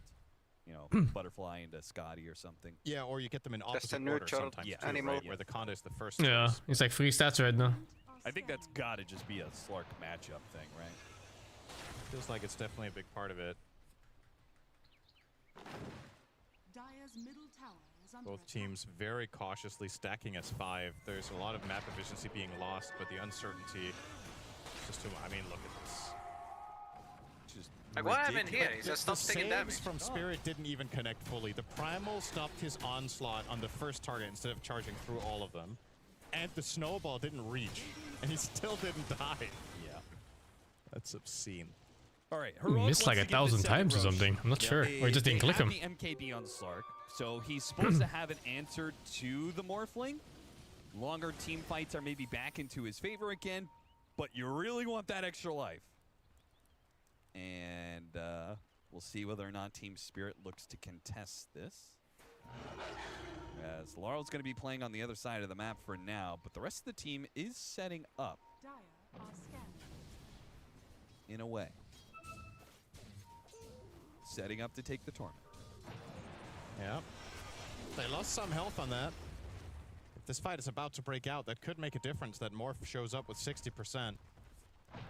Especially when Analog ready to go with that Conda, but he has to the pit they did go. You mention the Slark shard? He did buy it. He just bought it, yeah. Yeah. Okay. Just got it. That's good. And they're not going to contest. See, you can have it. Spirit just wants to prolong the game. And it's probably for the best. With the BKB just flying in for the Tiny, that would have been a tough team fight. So now we're back to, again, deja vu of game one. This timing where they have an Aegis and they have like some control. Now they need to hunt down Team Spirit. Actually get the pickoffs or get the team fight. And Team Spirit was really good at dodging them last game.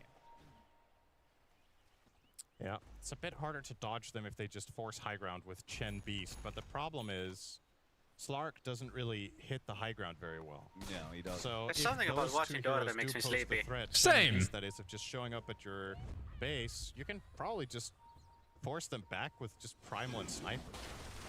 Just a Shrapnel and an Onslaught trample combination can wipe out the units in the tower. Got some high ground vision here. Yuma, he realized, okay, just the like ward's there. Denmark. They pinged out the exact spot.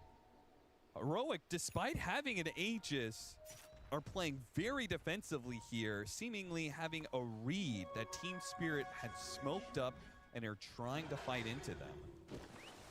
This is such an intense read with an Aegis that I feel like they had to have seen the smoke somehow, but I don't know what they saw exactly. No.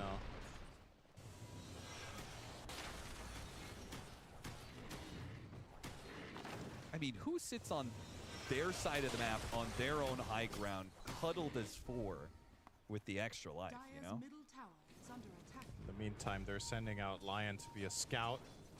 He will find the bat who showed himself, so not really much of a find. Lost one Agi. Wicked sick on Yuma. More stats for the Slark, soon to be level 22.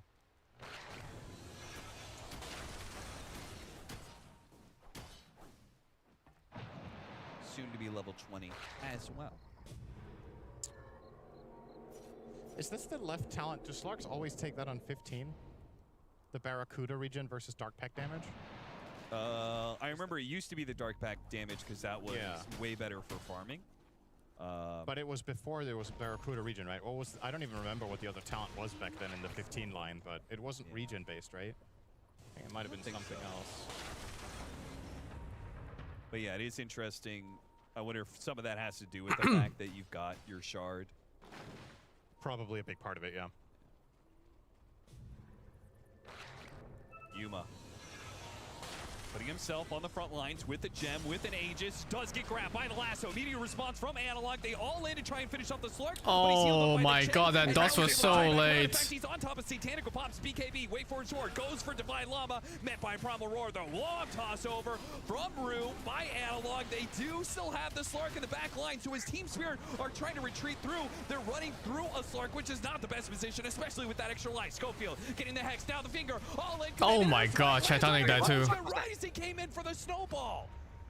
The bonus kill. The save. Satanic and Maposhka will both die as Well, that was such a bad jump anyway. Like, I think even if they got that kill, they would have lost that fight super hard. Maybe even harder than it did. These Ors are doing everything. It's such a big difference between the two teams. Spirit initiate into that fight, immediately met with Pipe, Crimson, Hand of God, and any creeps Chen has, and they just can't get through the barriers. Like using everything you have on an Aegis Slark? I guess they would have reset it maybe. That's what you get when you're playing against Chen. It's not just that, it's the 20 armor from Divine Favor as well you have to worry about. And now with this, the high ground does seem very, very open. Banner still alive with double siege wagons and an Aegis still intact. Heroic very favored for this high ground situation. It's a toss back on a Laurel. Leads into an early BKB usage. They do manage to get the lasso onto Schofield, who has been a nuisance to them, and they bring him down. Yuma forced to pounce away, may end up losing his Aegis here, but more importantly, Analog's in some trouble, trying to help out with the shard, he's bumped out of it, and he will die. They got Malik in return, though. Heroic, have to retreat, won't be able to get the barracks, and will still lose the Aegis as well. The assassination kept track of him. So not having the I think they should have just Rexed. Are able to hold the high ground. Team Spirit, get it done. Oh, fucking hell. Jump in from Tiny cost them, right? That was not... It's very understandable that you go for that when enemy carries dead. You feel like you can take more and just win even harder in that situation, but he compromised himself and the placement of the fight so much that was just a fight where Laurel got to sit and A-click for like 30 seconds straight on the sniper. And of course, eventually you're going to lose that on numbers. Yuma, I thought he knew about this ward earlier. He walks back into it, pings. All right. Definitely. Big Analog got a peek at that one. He said, bro, you're ultra up there for a second. Or your Barracuda, whatever it is. So you're seeing it here. So this Analog jump in, right? He pulls in the fight into the enemy base, and Laurel still had BKB, so he could disengage from the Slark. And now the rest of this fight, Laurel is just attacking. A little assassinate there onto Analog. He just walks back forward again and starts hitting. He even concussive grenaded aggressively. To get back in there. He knew this fight was over. Did you see the toss? I think he tossed to the Slark, but the Slark pounced forward at the same time. How different do you think that fight is if it's like 500 units farther back? Totally different fight. Yeah. So yeah, maybe... Always with these things. Maybe not even a matter of a bad call from the Tiny to even go for that, but just unfortunate timing between the two of them. Yeah. They both had the right idea, but executed it incorrectly. He is going to have Scotty very soon on the Slark. That is yet another massive pickup in this matchup between Slark and Morphling. And is this matchup ever going to get better for Team Spirit? Because it feels like they're hanging on. Second series? I think I watched like one game or something of second series. Do you feel the same way? Especially if this goes to game 3. When It just starts so late. I think that is going to become a problem. And I mean, it's not like there's that much room to grow, but obviously mathematically the auras do fall off at some point. Sure. So when the Crimson Guard and the Pipe do less, and the Sniper and Morphling are 6-slotted and just wailing away at you, I don't know if Analog is going to be up to the challenge with Tiny, but perhaps. I mean, honestly, it's still kind of close when I look at it for late game. I mean, I suppose we are in late game now, but let's say ultra late. Sure. I don't think things necessarily get worse for Spirit, at least. So definitely within reach, but Heroic clearly in the driver's seat here. And I think one thing is that as we go later and later, like individual pickoffs are so detrimental, right? It's like, oh, I've got a 60-second death time or 70-second death time. Right. And they've got Tusk and Bat Rider. You know, like they've got really good repositioning single target pickoff tools. I mean, Poshka's not going Axe, though. He's going BKB. Okay. I think he's tired of getting canceled when he blinks in and tries to snowball save, so he's going to BKB for protective purposes. Yeah, that last one was so crucial. The fact that he blinked in and got hit by the Earth Spike immediately when he tried to bail out Satanic. And he also can't save on Avalanche. Right. Problem. Yeah, so the BKB is definitely very helpful. Yuma breaking the smoke, breaking the aggressive move from Team Spirit, but Satanic's not going to give up just yet. He still plays in this high ground, still plays off of his smoke, which is intact, getting information. Radiant's middle tower is under attack. Back away, Laurel has made the call. He wants to deal with the big creep wave that is pushing in bottom.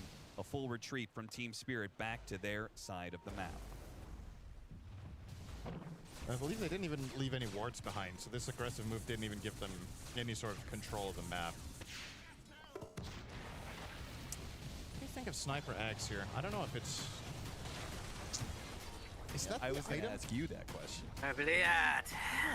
Considering how much time Laurel gets freely in these fights, I would love to see I'm also getting so tired from this. It's like really, but it's just because there's like nothing happening for so long, such long periods. Yeah, I was with you. I was thinking the exact same thing. I actually just falling asleep on my chat again.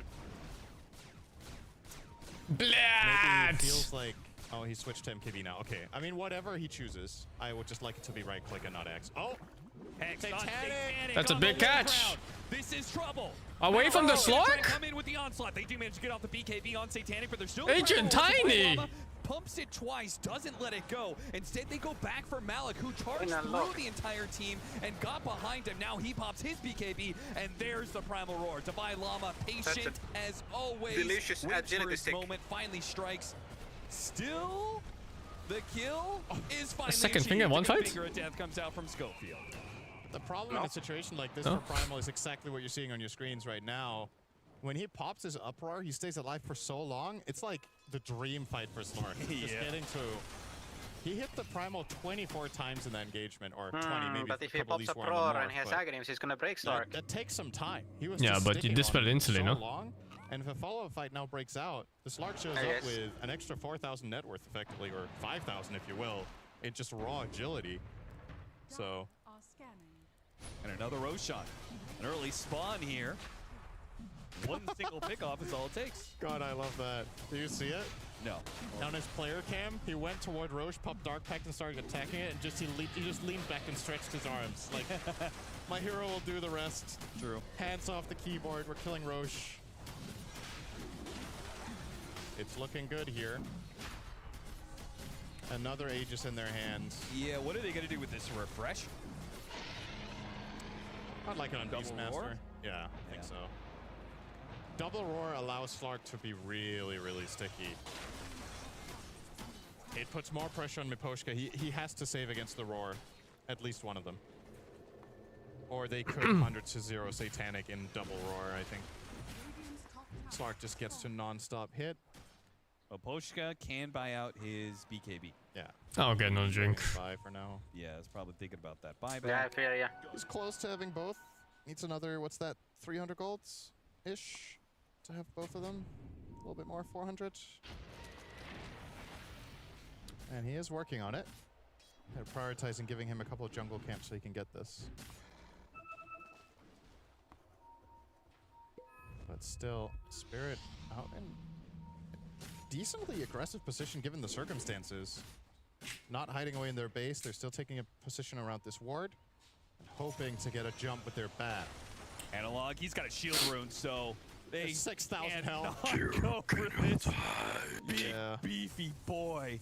6k health and Shaitan? 33 armor and a Lincoln. So if you want to lasso him, you have to force staff first, and then you can't pull him back in. Miposhka is so close to being found. Okay, he just used his shard. They know about this somewhere. Oh, I got him! He could not hide. Left He on could not. the TP out, but Yuma hits his mark. Could maybe find a blink? No. Covered. Oh, he does manage to do so, but straight to the high ground goes Schofield, spots him. Nice space. Schofield, why did you finger that? Now Slark didn't get more stacks. That's a good point, but well, his you also stacks get a stack. are Yeah. so good. I mean, they are. Fair enough. He's like, that's HP for me, brother. He probably also Not felt like HP they for spend enough time on that. They're like, we've been chasing this guy for 20 seconds. He's a 5, guys. Let's be done with it. And be done with waiting around. Straight up to the high ground. There is That's my way to cope with getting tired, doing funny voices. Now. Yeah, no more games of cat and mouse. Time to just go straight up to the high ground, force a response out of Team Spirit that way. Yuma trying to get some stats stolen on Malik. Maybe that's ult there. Yeah, that's Aegis though. I mean, yeah, his cooldown. The game is free, right? How many lives There's no do way. you want to have on Slark? You have Shard, ult, and Ags, and Aegis. I mean, I'll be honest. It's gonna be competitive. The Slark in his current state almost needs like 4 or 5 And super lives, nice. So. Yeah. I feel like Spirit has one core and that's Morphling. It's 4 supports. Heroic had some brave choices. I'm just looking at Spirit's items and there's he's gonna get a BKB. only one That's aura very nice and it's for on the fucking Morphling. Spirit's gonna have to do That's fucked. some crazy kiting that also means that they can't just let Slark steal a ton of stats. 2 minutes left on the Aegis, so Heroic can certainly force another high ground. Level 25 done. He goes for the Shadow Dance duration. Better commitment to the fight. Yeah, both of those talents are really good. What? You got the TP out. Yo, what are you sleeping right in? Whoa, holy shit. What a fucking ambush. Wait, isn't it an ambush? They're trying to take away the Aegis. But the team fight that happens, of course, both the supports get hit by the avalanche toss combination. Neither one of them quite dies. Maposhka's making a run for it, blinks away. He waves goodbye as he TP's out. The Slark is desperate to find a kill somewhere out of this Aegis Lost, but will find nothing. Team That's a good try. Good bait. Through the grip of Heroic and back to the base. It's still a big find just to delay things. Heroic might not feel so confident going high ground. That sniper probably thought he was tripping when he saw a Slark TP in. Put on the Slark. It's a lot of things can happen when the Aegis isn't in hand. And with the BKB, he did die in the lasso. So having the BKB makes zero difference for that in the coming fight. Right.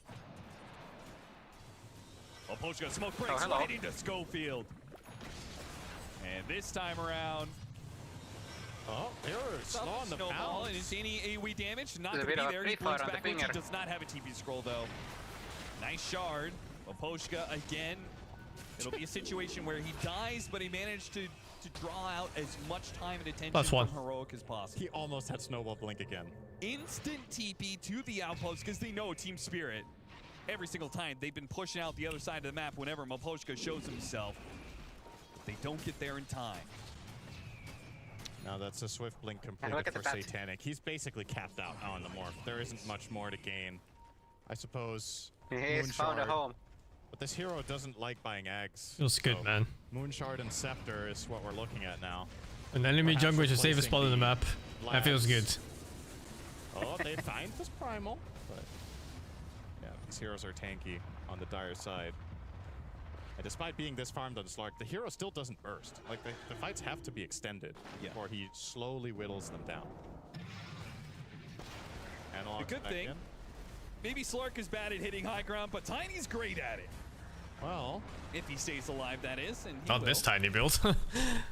Cool to see an Octarine core on this tiny as well. Yep, and with the avalanche cooldown he's just gonna be... He's a wizard, Tiny. Those rocks are... Jeez, that cooldown is nothing, The avalanche man. has no fucking cooldown, though. 4.5 seconds. 4.5 second cooldown? That's insane. Aw. There were two build paths here, right? It was either that one or it was an AC and hard-hitting build. The smoke's gonna break. Analog does not immediately jump. Wasn't sure about that situation.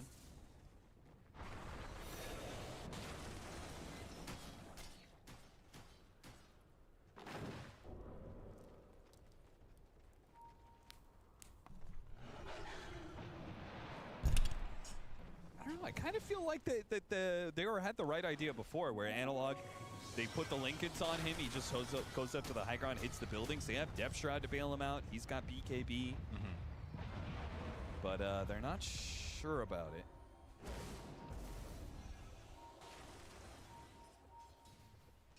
Once again, the game stalls, but Heroic in a much more comfortable position. Divine Llama finds his opening, hits Aurora onto Maposhka, but no fall from the team. In fact, it's King Chuckles who dies instead. Satanic committed his BKB for that one. Will the Slark manage to get the pounce onto the Bat Rider, trying to keep him? Oh, Jesus, that tiny initiate. Triple spikes come out and just wreck Satanic and crew. Who has is this the right chase? Away, but the leap it is, huh? It must be. Top of him. Satanic is fast. Maybe nice not. Break from Rue, separating the two. Another spike comes through, controlling up Malik. Yuma is going to town. Oh my god, this Slark has so many stacks. 40 plus. Now, and he wants to put it to work, but he doesn't want to get caught. There it is, 266 RG. But he might lose them. Nah, there's no fucking way he's not losing anything. Maposhka gets diced up. Still had one more chase button. With no depth shroud in the bum. Oh, he's a linkage. Analog doesn't want to. Avalanche oh, no toss back? Doesn't get the toss back he was hoping for. Not good enough, but also not Griffin? enough of a threat. Analog is able to retreat. Got the lasso on the Slark, though. Slark is gonna die. Oh, Slark? No! A slip up from Yuma. They had the advantage on Heroic. It was a 5 versus 3, but now they've lost their carry. Yeah, and that's gonna end the push too, and Laurel is gonna bag himself another item. That kill was worth like 2,000 gold, of which Laurel got how much? Oh, it was 2,500 gold it was worth. He probably got 1.6 for that one. So yeah, he can buy his Demon Edge, and still have another 3,000 gold to go. Yeah, I don't know if I can watch second series if it's gonna go this long, and it's our third game in the first series. The game almost ended there. If What the fuck? Gets a reset and they get to re-go, I think Heroic just close it out. But that one moment of opportunity for Rue, it did cost Spirit low. It did cost them to hold this base. This was not by any means clean. And no doubt. But eventually, Slark runs out of invincibility frames. Man, that's oh, it was a lion stun actually. And they almost kill Satanic right there. If that snowball doesn't come in, they just lose horribly here. Sure, Satanic might have had buyback, but he really doesn't want to use that in that instance. No. And again, similar to the other fights, look how many times Laurel just gets to stand and deliver. So that's why I'm looking so much at him, is that when he gets these damage items, the trajectory of these fights could change quite significantly. Where I thought that was a level 25 talent, the cone stun. Reorganizing their targeting. Guess they moved it to 20. Crimson Guard here kept Devi alive, by the way. And Yuma was out, and he doesn't leave the vision analog. I think, you know, in his zealousness to go forward and find the extra toss back pulls Yuma into a position, but even then Yuma doesn't go back for the straight retreat. Did not respect what Spirit had still in the tank. What are the 25 taunts on Sniper? Shrapnel charges? And headshot knockback. That's actually quite nice against Slark. Yeah. Because he gets to just stand there and shoot all the time. He can keep pushing Slark away from his target. It's actually very annoying. Roche number 17 for Heroic. But Spirit are not letting them have it for free this time. No, certainly not. Malik is pushing forward with the smoke. He's going to break, and what is he going to do with that? The rock is going to come through. It actually stuns him right away. The onslaught hits onto two immediately. Earthquake on two. Catches Maposhka. The Konga saw. The fucking lion died for nothing. Jump on a Schofield and return. Divine Llama gets off the Primal Roar before he dies. Where's the Slark? Where's the Slark? Satanic in hot pursuit, though. Chased after Divine Llama into a corner. Backs him out. Divine Llama will go down. Analog can do nothing to stop it, but it does put good damage on him. Meanwhile, the Slark is dicing up the backline. Satanic gets in for the Roshan. Trying to finish up. Oh, Aegis! He got the Aegis! Oh my god, he fucking yoinked everything, I think. Just Aegis. Yeah, except the kill. Soon to be a die back as he gets grabbed. Eats the cheese. Pick that one up off the ground. That Slark is wide as hell, though. How many secs? Oh my god, how many secs is that? 60? 46! On the high ground, who must stand and deliver to bail out Satanic now. 60 what? 63? Satanic is gonna go down. Slark delivering. 70? 72? What was that? 70 fucking stacks! 210 agility. 351 agi. Much left in the tank for the total. Yeah, okay. 50 agility right now. Oh my god. Actually, I was just looking at his attack speed on that final kill. There's not, the attack animation isn't even coming through because he hits so fast. Look at it. The blade doesn't even swing. He's just looking at half the creeps before they die. Oh my goodness. Well, Heroic, the fact that that Roche is on the Radiant side is game deciding. They just brought those buybacks and got the heroes down there fast. Yep.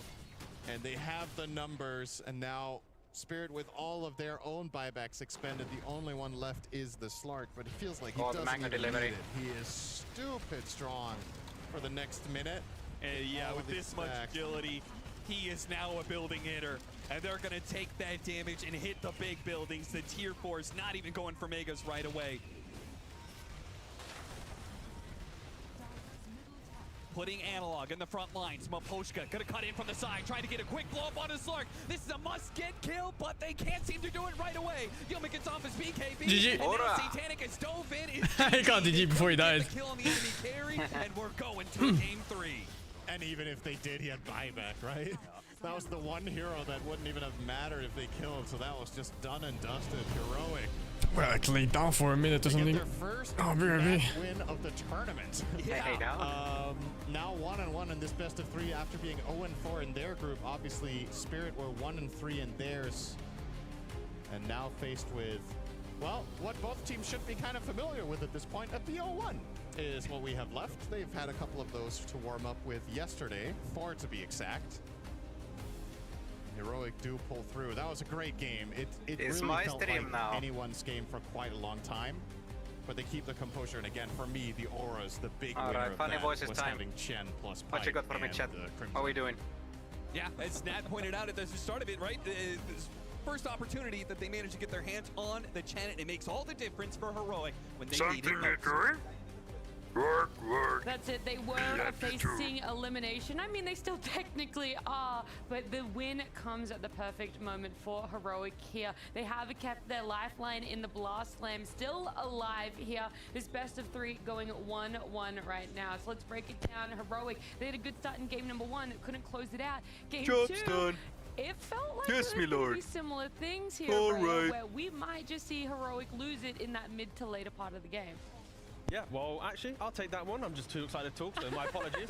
No, so I feel like, if anything, this game, this is where the stand-in Yuma, he steps up, he became like the conductor of the team, right? Like, he's the one who's going, follow me, make the move. He's drawing on the mini-map, like, they get a kill. If you're watching the mini-map the entire game, it's just a sea of blue lines, right? He's going, look, I need to go here, I need to go there, I need to take this fight. Hey, we got a pick-off? No time. Like, the entire time, like, he's playing as quickly as I'm talking right now. It is just go. You really are excited, too. I mean, to be fair, me excited as there well. it is. Like, I can now pick it up, and I can also talk really fast. All right, let's chill. But it felt like they had so much synergy in their draft, and it all played out like, exactly how they wanted it to. You have this Slark who is being able to control the vision. They bought a gem for him pretty early on when they felt like they were confident in their ability to go together. You had a Beastmaster buying auras. You had a Chen who also had auras. You're able to go in with these Crimson Guard, this pipe, all this healing to make sure that everyone can survive. You have a Lion who's playing your cat with a Tiny who's also playing your cat, and repositioning these positioning heroes that want to be like, oh, I'm Tusk, I want to save people. Oh, I'm Batrider, I want to catch things. You know, you're just throwing them into your team and saying like, you can't play the way you want to play. We're going to make you uncomfortable. Sniper wants to sit there and hit. It never happens. Like, it felt like their draft was so much stronger in the way they were playing together, you know, taking away that map, sweeping. It just felt like Spirit were just sitting there like, we can't go anywhere or do anything. Yeah, this Lion was instrumental in everything that played out for Heroic, and that's all the way from the start right until the end. This was the massive impale that we were able to see from Schofield. Yeah, so we're going to see multiple highlights here where he hits the level 20 talent, multi-hero Earth Spike. Even before this highlight package, when you think about in the early to mid game, he's still hitting multi-hero stuns without the level 20 talent. So I think, yeah, Schofield, as much as we praise Yuma for the aggression, even Analog for the repositioning with the toss, I think Schofield played an incredible game on his Lion. Again, GPM looking wonderful there with the 3-2-2, but the KDA, the 4920, also when it releases in 2095 in early access. I still want to revisit this facet, by the way, online. I feel like it's a conversation that always needs to be talked about, because in pro games, or in competitive games, I should say, is we're seeing them go for that punch one. But when I look at it in pubs, the one that's getting picked up most is what is it called, Essence Eater, I believe it's called. It's the drain one, right? So then why is it that in pros, in competitive games, it's just not deemed worthy? In my theory crafting method, what am I going to theory craft builds? I'm really bad at theory crafting builds. I feel like, if anything, the melee one is like high pace, right? Like, you get kills, you want to move, you want to make that next play, you're always thinking about the stun, the repositioning. The mana drain is different, right? Like, you're thinking, okay, maybe I want to hit this multi-hero, drain the mana. Like, it's like a slower game potentially, where it's like you jump in, you make your move. So if anything, taking Fist to Death is like a statement of, no, I am going to, every time I get a kill, I'm going next, I'm moving next. I think it's just maybe a pacing difference between the two facets. Yeah, and I felt like there was a pacing difference between the two lineups here as well. We already talked about it. Heroic coming out of the gates, they were having that great early game as well.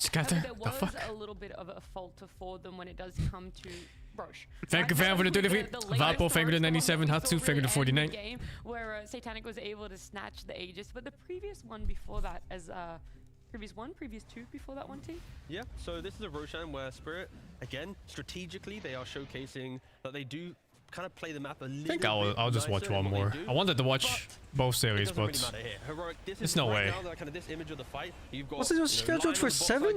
The sniper. You already had it's scheduled for 7, dude. It's in 10 minutes. Ain't no way, Jose. You want the chaos. It's a full game coming. The break here is 10 minutes. Like Ray was mentioning, and that is exactly what they did in this fight. It does they go even both hombre. ways, but this is now, this one fight gives Heroic that confidence. Do it again. Find it. Keep going. And they have to respect high ground. It's why the game stalled out a little bit. They can't take these types of fights underneath the tier 3s, underneath the tier 4s. It's why they keep waiting for a pickoff, and the game obviously dragged out a bit, but that is the fight where Heroic, they want to replicate it, and they did, hence why we're going to a game 3. Yeah, I actually was a fan of Spirit's moves throughout the game, despite what Heroic were doing. Like, Heroic were playing really well, Spirit were also playing well and making moves.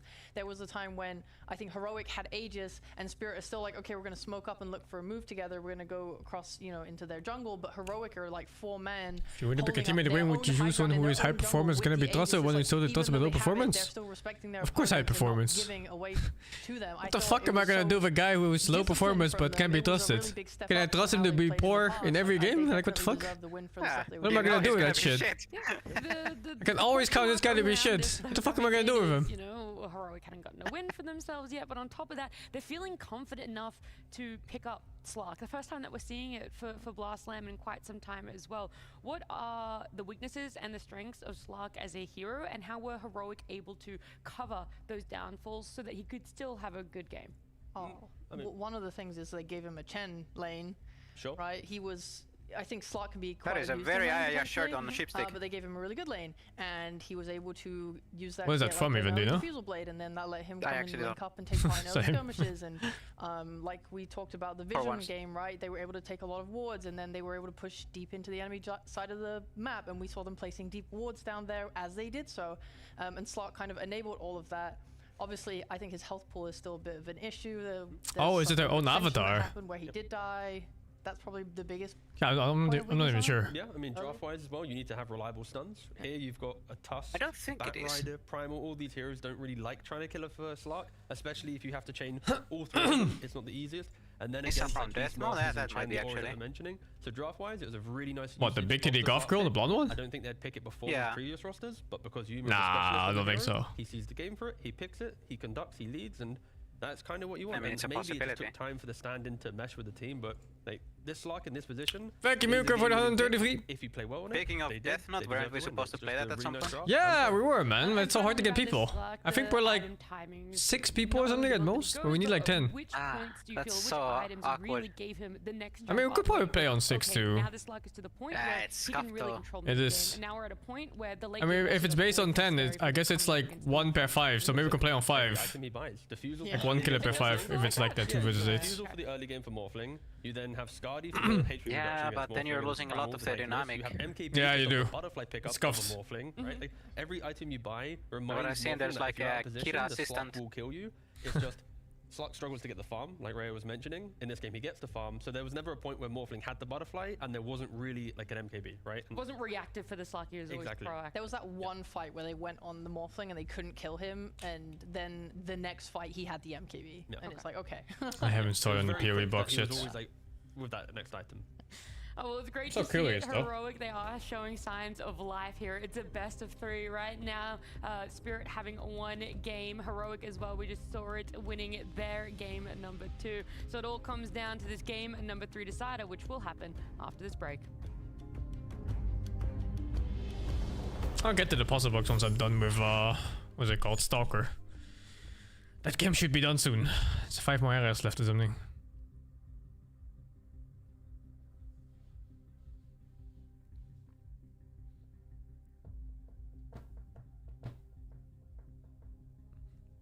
Yeah,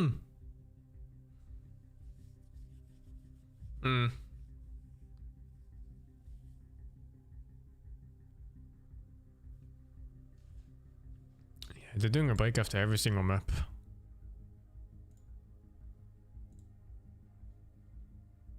This is good for the schedule, surely. Schedule's completely fucked.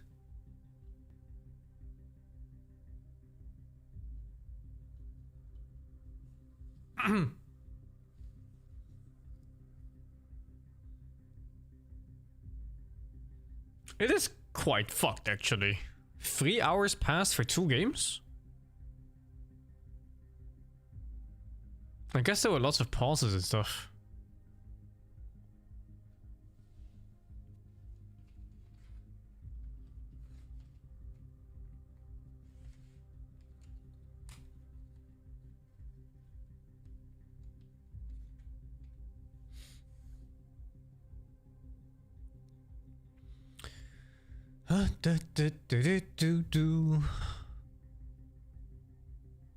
This team spirit looks so much weaker than like the TI spirit.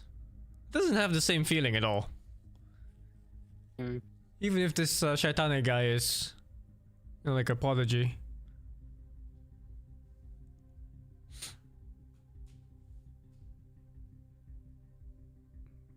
They don't have that feeling where they can come back from like any deficit. Minus 40k, no cares.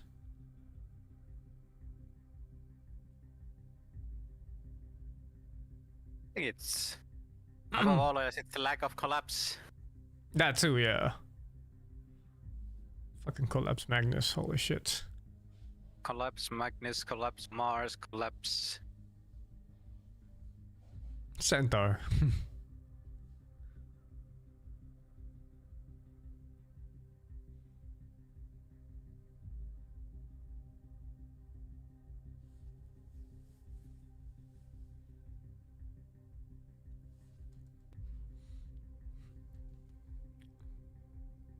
Oh, are they even coming back? I didn't know.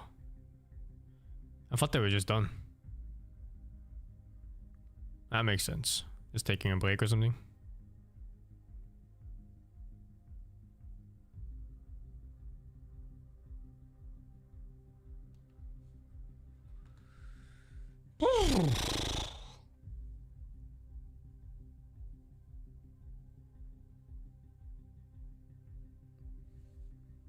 I wonder what the match is of tomorrow. Oh, it's the winner of this at least. Oh yeah, they haven't even finished yet. Oh, tomorrow is kind of crazy. Some really good teams getting kicked out tomorrow. Extreme? Vision and Gaming. Yeah, Extreme Gaming got third? Second even, wow. The fuck? China number 2.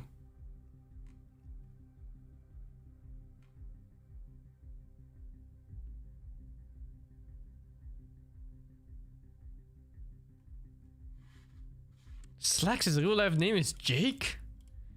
He looks like such a Jake too. I don't know why, it's like the face.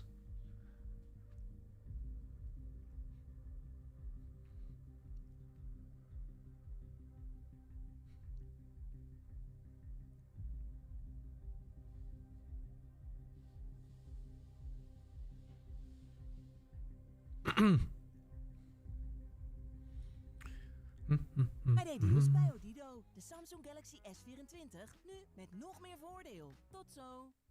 5-second ad. Buy product, thank you much.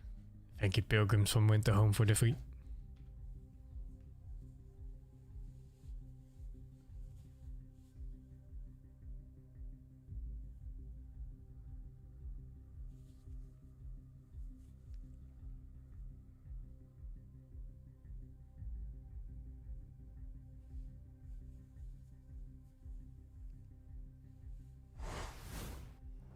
In our first elimination of best of 3, we are gifted and blessed with a game at number 3 between Heroic and Spirit. There were some great adjustments between game 1 and game 2 that were able to bring Heroic this game number 2 win. The biggest one being that Spirit so far, their 2 wins. I'm starting with Monk class in PoE. Only 2 game I think. I haven't like fully decided yet, but probably. So the game 2 Also, I think I'm gonna be playing multiple characters simultaneously. But on top of that, they also You know, pick up some I'm just gonna like play like 50 levels here, 50 levels there. Into that back line to be able to get that lockdown in the Lion, as well as all the auras that we talked about that for game number 3. Then what is going to be that change up? Does Magnus still have to be in that ban? Are you feeling a little bit more confident, Freya? There it is again. It got me that time. It didn't get me the first time, it got me that time. I think it's gotten me all 3 times. We were talking about if you keep that Magnus band there. Like, I'm gonna no-life it for sure, dude. Levels for you in Heroic, because you don't want to get overconfident in letting something detrimental through. I definitely don't think that they're in any position of like overconfidence, if I'm honest. Whoa. Like, I mean, they've been struggling. They're finding their tempo. They're finding the way they want to play. They're finding what drafts work for them. I think they should continue to do exactly what they just did. Okay. Yeah, if anything, Spirit has to respect the momentum that Heroic need to win a game, right? Like, we've seen them finally win, but it's in a very snowbally lineup We have to respect Talk the about Lion PoE 2. from Heroic. People are still gonna play PoE 1 apparently. They're gonna update it too. More adjustments, and Heroic will try And PoE 1 is still largely a complete game, right? Compared to PoE 2 for a long time. Even Chen, like they're the big three. It's just that it's gonna be new and fresh and everything. Replaceable based on what you see, but the foundation of Beast, Chen, Lion, that's what Spirit needs to try and answer. Either banning it or respecting in a way in which they pick slightly differently, because I'm expecting this type of selection to occur again. Yeah, I do see two issues. The biggest one being this is the first time this tournament a team has let Heroic pick up Chen. Okay, it's always been banned in the first phase against them. In all other games they've played, they get it for themselves. They get their first win. There's probably a slight correlation to that. But the other thing being is that Heroic have picked first pick for themselves, so the draft order will change compared to game number 2 and potentially go back to what we saw in game number 1. Interesting. I did notice in the last draft that the way that Spirit drafted was very morph-centric, because they banned the Doom, they banned the Enigma, they took the Morphling, and then in their second round of bans, they banned AA and they banned Drow, and it was very much like, okay, Morph is our win condition completely, this is exactly what we want. And then after Heroic still got this fast-paced team that was able to just kind of run the map, it meant that Morph was slightly pressured on how he could farm, or his teammates couldn't do what they needed to do to support Morph to carry, and then he kind of just never really got to a point where he could win the game. Yeah, I mean, that draft Spirit, you don't see it too often, but it's like first pick Morphling with, like you mentioned, all these bans. I think if anything, the critique will be the Sniper in the last phase. Like, don't get that POV action RPG to just run for everything by one attack. Sure, at some point, but you gotta build up towards it. The Primal Beast, like Satanic, gotta make your build so you can. In this game, like he was using twin gates, he was breaking the game, but Sniper was never able to join him. They never really brought all the heroes, even if they did bring Sniper. But you need to put quite a lot of effort into a build if you want to have it run against the hardest tier content without getting, you know, deleted. That Sniper is going to need more time to come online. Yeah, not all eggs in one basket, not all eggs in the Morphling basket there. But look, another question to throw out there is not only are we going to change up where that priority does go, but is the Chan going to get banned again? Let's hear from our casters what they think about it. It's not pay to win, no. There's literal zero pay to win. Great question, Nat. Yeah, making a build is a big part of it for sure, and then playing it out too. Like some builds are just so fucking satisfying, man. Yes, I was nodding a lot. Like screen wide attacks that chain off enemies, like that shit is fucking. They're playing. It's some shit, dude. Heavy.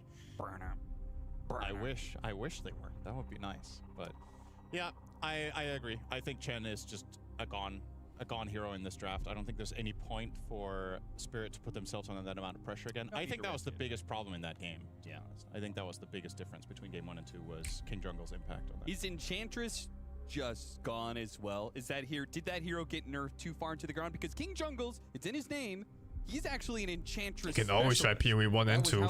Both games are gonna be free to play. You can just play whenever you want. If it sucks, you know, just ditch it. It's that simple. Yeah. I don't know if the hero's dead, but it's a lot worse. And Chen is equally good as before. Okay, well, I have a prediction, Cinderin. I don't think Heroic is going to. I don't know why these in-between sections make me more awake than the games. There's something on my brain. Information. Let's go very soon to our analysts who are ready to go with the drafts. Remaining. Game 3 draft. Ooh, do you think? Well, first of all, you know, I don't even care about draft. The fact that we have a game 3 in a gauntlet bracket, right? Heroic coming into this 0-4. Most fans looking at it, they're like, PoE can be very addictive. Oh, dude. Optimizing in PoE is stupidly fun. Like when a new league comes out, I'll just be sitting there till like 4 AM in the morning. Upping my DPS by 5% here, 10% there, saving 1 skill point here. Otherwise, we'd be 3 days away in the semifinals, right? Yeah, fair. I think it could go either way. I'd like to say we're seeing a lot of strengths and weaknesses in both teams here, and it could go either way, and that's what's so exciting about reaching game number 3. There it is. So incredibly addicting. Cap was mentioning the Morphling is going to be banned out instantly from Heroic and Spirit. I'll do a slow run for PoE 2, yeah. I'm just gonna click all the dialogue and everything. What is exciting? They do have really good voice acting in those games. Just no one ever listens to them because, you know, everyone's zooming through. Are they going to ban it now, or are they going to let it through? Does Heroic have a strat for that in phase 1? I mean, realistically, against Meepo, right, it's just having the AoE damage, having the stuns, respecting the fact that he will at some point overwhelm you in the early to mid game, but he will fall off as time goes on. Just be ready for the SMY, the Ags, and the nuisance of the 20-minute mark. Drafting, okay. Again, Meepo is also a hero that you pick in the second phase. So if Spirit really respect it, they will use their next drafting ban in the second phase, sorry, to then respect Meepo. So that you don't have to do it now. Like if you first they are not morbing. Meepo, nope, he's gone. That's pretty wild. But okay, they do ban it. Dang, I hate it here. So you either ban it now or you ban it second phase. Yeah. Yeah, you miss the discovery phase if you don't play the early access, but there's one thing you can still do. Is you just don't look at anyone else for the game, and you just play, and then you will have your discovery phase still. Abundant. We got Shadow Demon and Lion. It'd be exactly the same. So forth, if anyone wants to take those. And Magnus is still available. That's the biggest hero so far of this this series that we've been talking about. Heroic, we mentioned. Analog doesn't have many games. The last time he played the Magnus from mid lane was in 2022. The Vailama has played it around 17 times, playing it like a month ago. Positive win rate, but it's not a hero that you scream, oh my god, this is the best hero for Heroic. We will see if they want to block pick it themselves, because if they don't, the Spirit most likely will take it away. And after all of this is where Heroic just banned Magnus, which just deletes the point. Yeah, if they do ban Magnus... Oh, Beastmaster, okay. I was gonna say, Magnus is left in, Doom is left in. Doom was banned the previous No risk of fucking up the skill tree? Oh, dude. Heroic. You're just gonna get out there and fail, and that's fine. Also, they're making respecking really easy in PoE too. You can just spend gold. And it's going to be super cheap early on and a little bit more expensive towards the When end. you think about the philosophy of how Heroic won, it was auras, aggression, moving together. Magnus? But yeah, even in PoE 1, respecking is super easy. You get like 20 points or something just from the campaign. And then you can just buy orbs too, orbs of regret. I buy 250 orbs of regret per league. I redo my entire skill tree. Yeah, it does suck to lose. And you're like guaranteed to redo your skill tree once anyway, because of cluster jewels. You have to reset your skill tree to change them to the other ones. Well around vision, and then they use that vision to catch people and pull them away from their team, and then obliterate them and take fights in their advantage. I want to see them doing that again. I think they played really well around wards, on cliffs. I think they did. How is Batrider such a high priority pick? Magnus is a hero that uses smokes amazingly, of course. Because having a BKB piercing stun on the support feels good. Enable those moves. I've seen a lot of Magnuses from the offlane as well, rotating to mid and getting involved there too. So if they have a strong hero there on Heroic side, then they could maybe collapse a little earlier, around like 8 minutes on the room. You cut out there. Yeah, I mean that's where Lion, of course, not really gonna ban at this phase. Someday I can invest in a pick. Is why teams often don't like second pick. You have 4 bans to start the draft. Your second phase, you have a single ban to try and fix everything. But Lion would complement what you're talking about, the idea of quicker map play. If you do have that vision, Is that worthless builds? PoE has a lot of awful builds, anyway yes.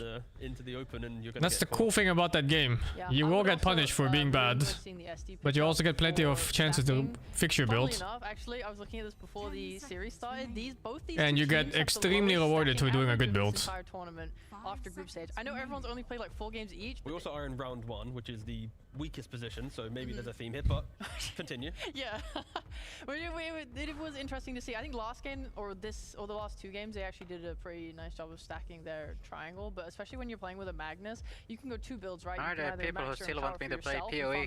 Play PoE with me, Yuka. PoE 2, let's go. Shockwave, you get that shot at 15 minutes, and then you're also playing around that. They sent me keys today, early access keys. Especially because it's like, I mean, just another feels fucking good, man. You're gonna create more economy than your opponent. That's right? nice. And there's a lot of time for Spirit to get this ban. They're eating through their reserve time. They're considering it. Again, it is the difficult position of second pick. We've already mentioned how Lion is very strong. Are they gonna ban a Lion here? I mean, to be fair, I respect it quite highly, but to ban a support in this position when there's plenty of cores that can. Oh yeah, time to charge my headphones actually. Is often a point of hindsight when you finish a draft. Yeah. Keep saying low battery. Slock again, because you're playing as Batrider. Ah, shit, dude. Matchups. Who uses actual batteries in their headset? Like, I think it's interesting that Magnus is still so good in this current meta. Okay, run for the game with single build. That's pretty one-sided, blasting. Yeah, you can run for PoE with single builds. Although lots of people, especially experienced players, they usually have like a build that kills maps really fast and one that kills bosses fast. I'm lazy, I use one build, and that's why my bossing is always terrible, but it is what it is. Actively utilizing those twin gates like we saw. Well, it's doable. The ability to rotate with Lion and Bat is just crazy. You have so much kill potential. Oh, killing Maven with fucking Flicker Strike.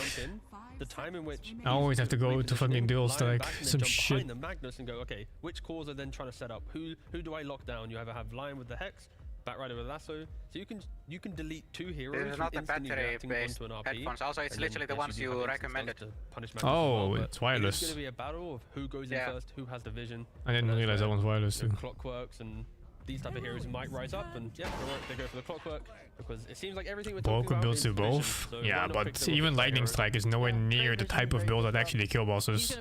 Have you ever seen bossing builds in PoE? I think it would be nice. They enter the portal, throw like 3 traps down, and they leave the portal. This did not work. Like a boss kill run is like 3 seconds. The load time is longer than the kill.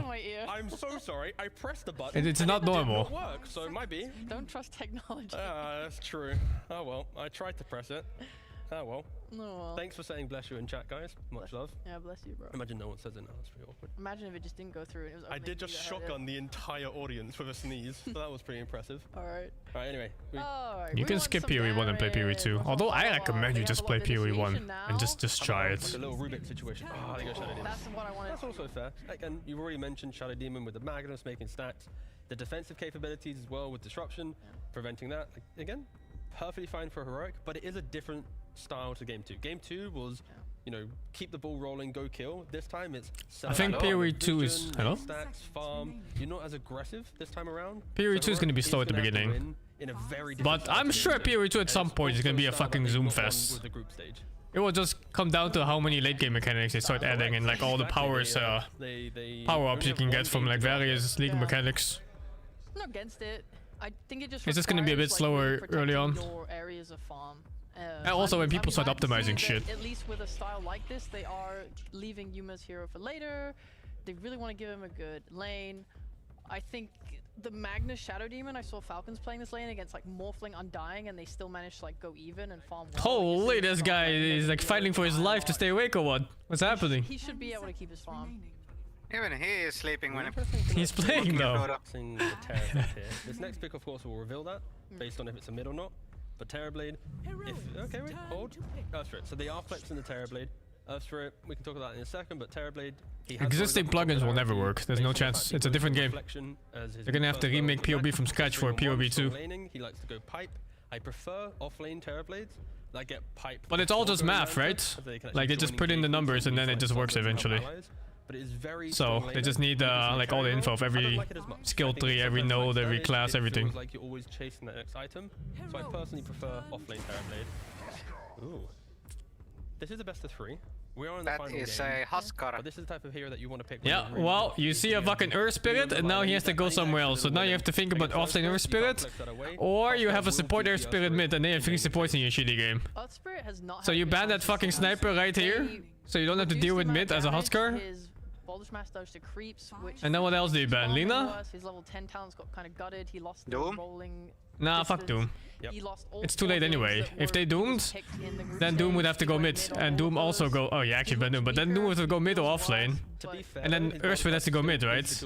And Doom mid also can't do anything to Husk. Quickly clear waves. Yeah, but I think they could just accept that their lane is gonna be shit, but then later on they have going to just murder the Husker anyway. Speed is still relatively equal. They didn't nerf it hard enough, but yes, it is a weaker version of Earthspirit than before. Yeah. Well, I mean, his win rate's reflecting that he's worse. Who's a rogue's carry? Oh, they didn't pick yet. It can be Husker carry too, but I don't think that's so popular these days. You have a line. I think the really important thing for Spirit here is that they are rotating those supports onto mid. If they can beat the rune timings as well. How come we don't play PoE anyway? Okay, they want to fight for the active rune. Why don't we just come 30 seconds earlier or so, get a gank out it's like the perfect ADHD game. Is it every time I've seen the gameplay, it just makes me not want to play it. That's why you have to play it yourself. You probably watch some other guy play who has like 20 fucking thousand hours in the game. Move towards mid, even a quick TP.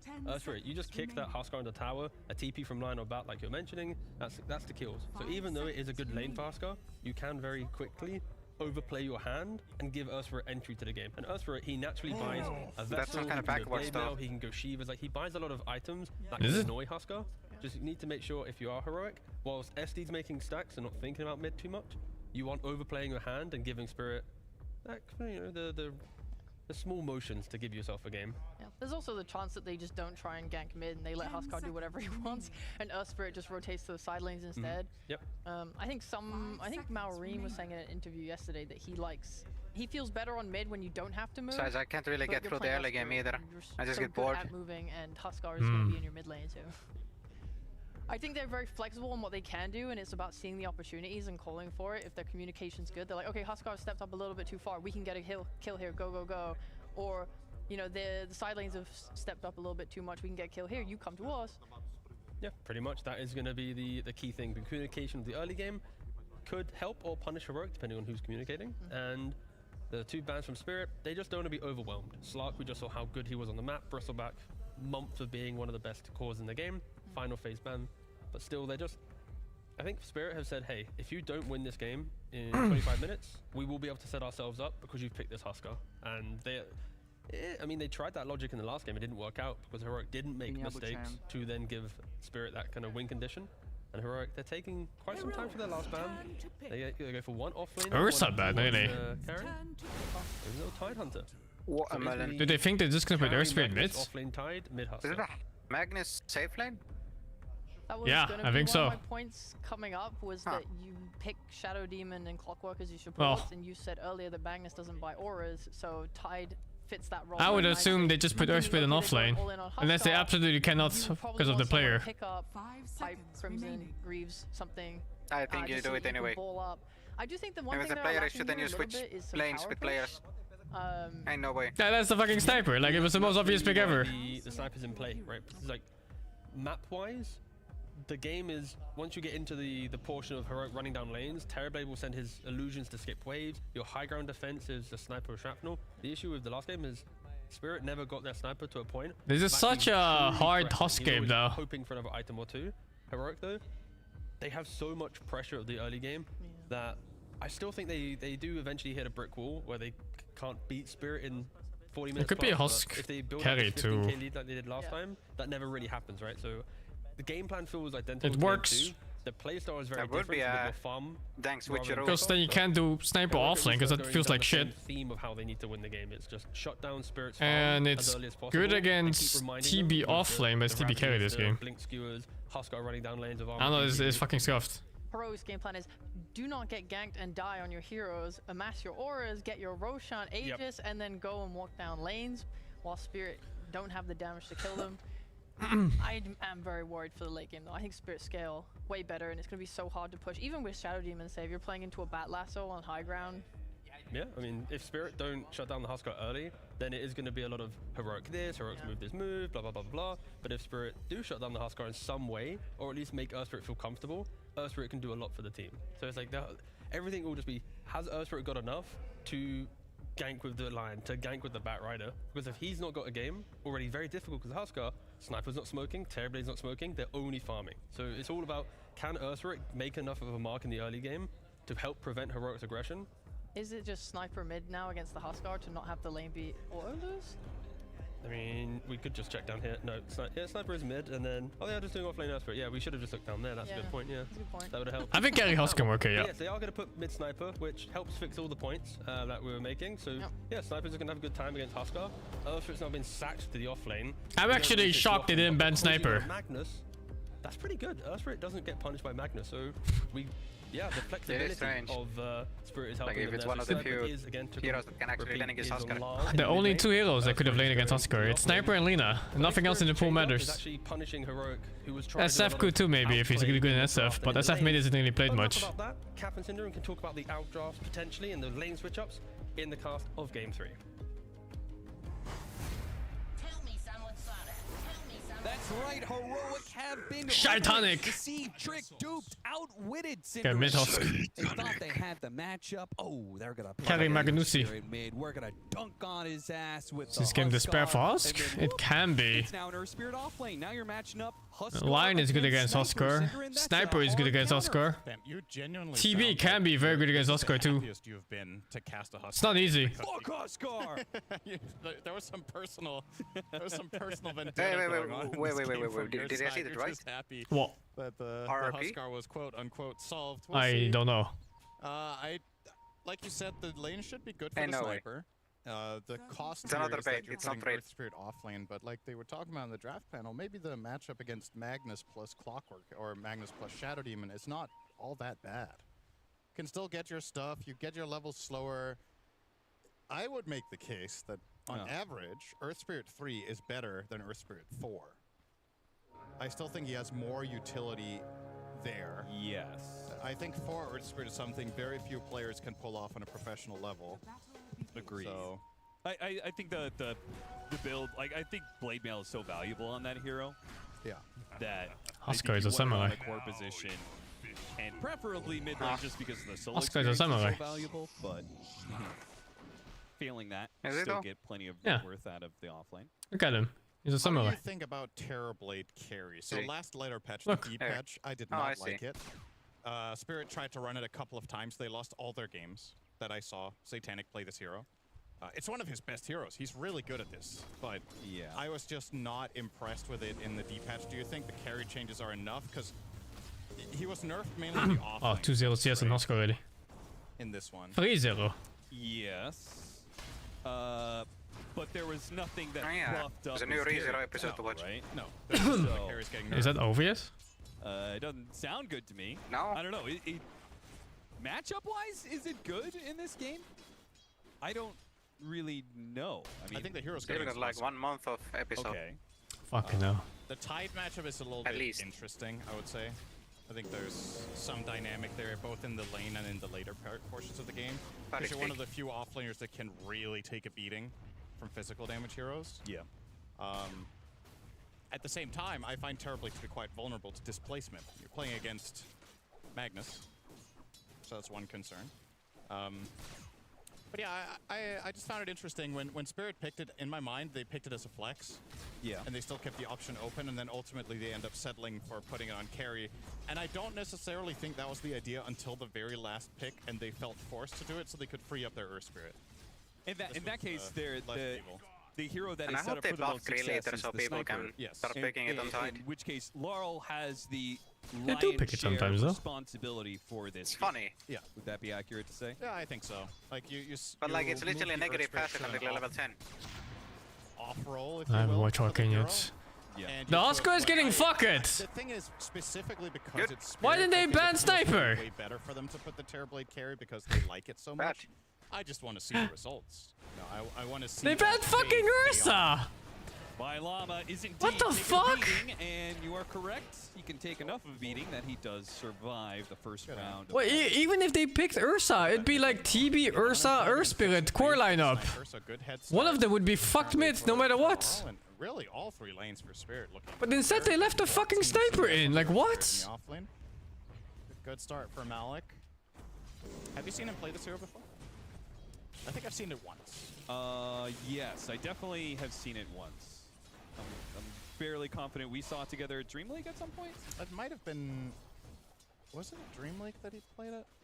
I was thinking further back, but maybe you're right that it's that Well, recent. bot lane is also That would looking be less really than rough. a month ago, or about a month ago, I guess, at this point. What's it, Maybe we CS? just need to call on our 11-0 versus resident 18-5. stats man to inform us when the last time. But it's also completely free of health right now. Yeah. Oh Okay, god, the well, Husker This CS. is picked up. Yeah, that is Seems despair. like Team Spirit At least he not has only are they 6 CS or but 6 I think D9 they somehow. both the Lotuses, am I wrong? Right now? Either way, it I feels definitely like got the they're. bottom one. Yeah. Mapochka picked up that one, and Lion got the other one. Yeah, they got both the Lotuses. So not only are they winning in CS, but now they have a huge regen advantage for whatever the next fight breaks out. And mid lane continues to be rough for Analog. This is my biggest concern with Analog. this entire game for Heroic is mid. Analog. because When you pick Huskar, I want to say. Am I exaggerating if I say like 95% of Huskar picks are flat out to hard counter a melee mid? Yeah, It feels like that's about where we're at in Pro Dota. So, and a lot of those games Huskar loses despite owning the lane. So what happens when you lose your lane? Mapochka flame. Holy fuck, Power Rangers. Cannot do enough damage, and Laurel. Lol, you're is in pathing. a little bit of trouble to Summon plug him. the Is he lane. dead? Analog wants Is he to dead? chase. He maybe He's could have dead. gotten him there. He's fucking dead. Oh my god, He's he's dead. gonna burn out. Died I of did cringe. not think that was gonna do enough damage, but Come back. Analog walks away with the first blood. Incendiary does so much damage. Oh yeah. Dude, that Crazy, pathing but was not that's a normal. kill. But it's because Check his mouse and keyboard, dude. That's not normal. Tainted by memory. I mean, it's just so silly that the percentage base build of Incendiary Radiant's middle tower like still is does under so attack. much damage early game. Yeah. I just can't stand it. I've run into a couple of these Huskars. I'm just like, how are you doing? You're not supposed to do this much damage early, I think, with this kind of buildup. Like, in my opinion, I look at that fast and I think, oh, you're better for scaling, but you're worse in the early game. But that just hasn't proven to be the case. Yeah, we might have some conflicting takes on Dota, you and I, but I think we can both agree, fuck Huskar. Hell yeah. What the fuck? These guys one we can are clearly traumatized by Husker players in the past, and they're biased. Now, I was going to say the next one that I would like to agree with you on is that I have always hated Brood, but I know you I did would say used to Husker play the players hero, think so they're you good, get an but L on that you know one. how this goes. Husker players are good. I They live between the border of life and death by a centimeter. I picked it to make What other myself hero a does better that? commentator, Cinder, and I did it for the game. That is absolute BS. I'm not believing that for a second. I'm actually not BS about this. How many people in the world can say I picked Brood to get better at casting? Yeah, very few people. Hello? I am the person. I'm the guy. Yeah. Well, I would be Listen, more likely. I did not play Broodmother. Armed TV, that's true actually. Until like 2022. Fucking Armed TV. What is he saying? I hate that High-five build. me, please. What was the first part of that? Ivy. Huh? What's Ivy? Who is he speaking to? Well, he wrote Rue. So he's definitely speaking to Rue. Yeah. But what Ivy means? That's a bigger question. Listen, I'll just say, don't repeat anything that Davai Lama says. I made that mistake once in a cast. That's actually I good. spoke a Chinese word that he said. Oh, I will. Turns out that was not the play. I will read out Davai words that I understand. Yeah. It's good and play. I understand Rue because the nickname of a player in the enemy team, and I know Ivy is a word in English. And if it means something in a different language, I'm not liable. Okay. Speaking I of was just Ivy, wondering what he Wednesday means by the plant Ivy. Okay. No. Nothing more than that. Schofield.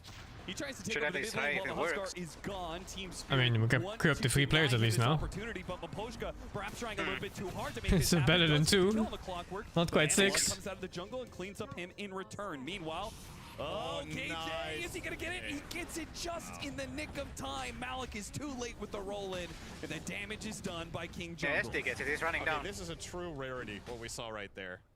That's a 1-for-0 Wisdom Rune exchange, where one team steals the enemies and the other team denies that of the opposing team with a Terrorblade illusion. So they got 1 Wisdom on Heroic and 0 on Spirit. The supports in this game are going to be very low level. Okay, Analog's first blood of the event. Yeah. I think Knoxville. Yeah. We asked for that stat earlier.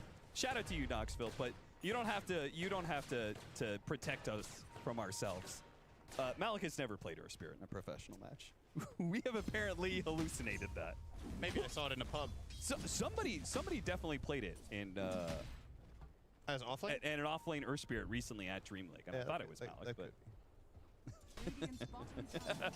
Yeah, Knoxville's just like, I'm gonna just leave that one out. Don't worry, Knoxville. You could shit on us. It's okay. I think it's even more fun if the stats prove us wrong than if they prove us right. True. Yuma. Echo Saber is perhaps going to be delayed here as Yuma finds that he is magnetized. Yeah, okay. Disrupt is going to be used on Malik. Still keeping that magnetized going. Now Maposhka is going to bring Jeez, some fire, and played. Satanic brings the heat. Oppo and Poshka, they're waiting so patiently. Also, it's 5 heroes here suddenly, his entire village. Fucking village indeed. Sweep from Team Spirit into the safe lane. Laurel wasting no time to get back to his mid lane though. It's still a very successful move. And in the meantime, Huskar isn't really accomplishing much in mid. He wasn't pushing the tower. It's Laurel. Laurel, he had vision of Schofield there, but he's still going to be caught as the greed for going for the tower ends his life. Oh, and the rocket flare slowing down the Batrider just enough. He got the hook shot off of killing the sniper. 1 kill turns. Where did he finish that DP? Well, then. Now Analog has all 4 kills. We just had the stat that Analog got his first blood of the event in this game. Racking it up to 4 minute 9 on the Huskar, looking quite good for him. And what a return to form from him after a rough game 1, right? Oh, he's ahead of the sniper now. Performance in game 2, and now in a disadvantageous matchup, he is showing up in game 3. a lot of this has been credit to good support rotations, right? Because the lane he was flat out losing. I was and wondering if that's he's gonna get like, you're fingered. not gonna win that lane. Line is not even close to 6. It was Whisper with the offlaner Spirit. Oh my god, the level 4 on both supports. 3 supports at level 6 and 1 is level... level 4, I mean. 1 is level 6. Thank you, T-Governor. Getting all kinds of assists. Yeah, that's the wisdom thing. He gave us the That's good. Supports deserve nothing. So he brought us a card that Ah, said that's it on not it, and true. he even drew a smiley They deserve to die. on it. Death. That's really, really nice, T-Gov. Thank you so much for paying attention to detail. I'm just a happier person. Yeah. Here's the blade now. Yep. I think it's so funny when there are heroes that are able to skip boots for a period of time. It feels so valuable. Like whenever Weaver's meta, you could just go straight into stat items and ignore boots. Malik here, able to go Soul Ring, Blade Mail. Just feels so valuable. Yeah.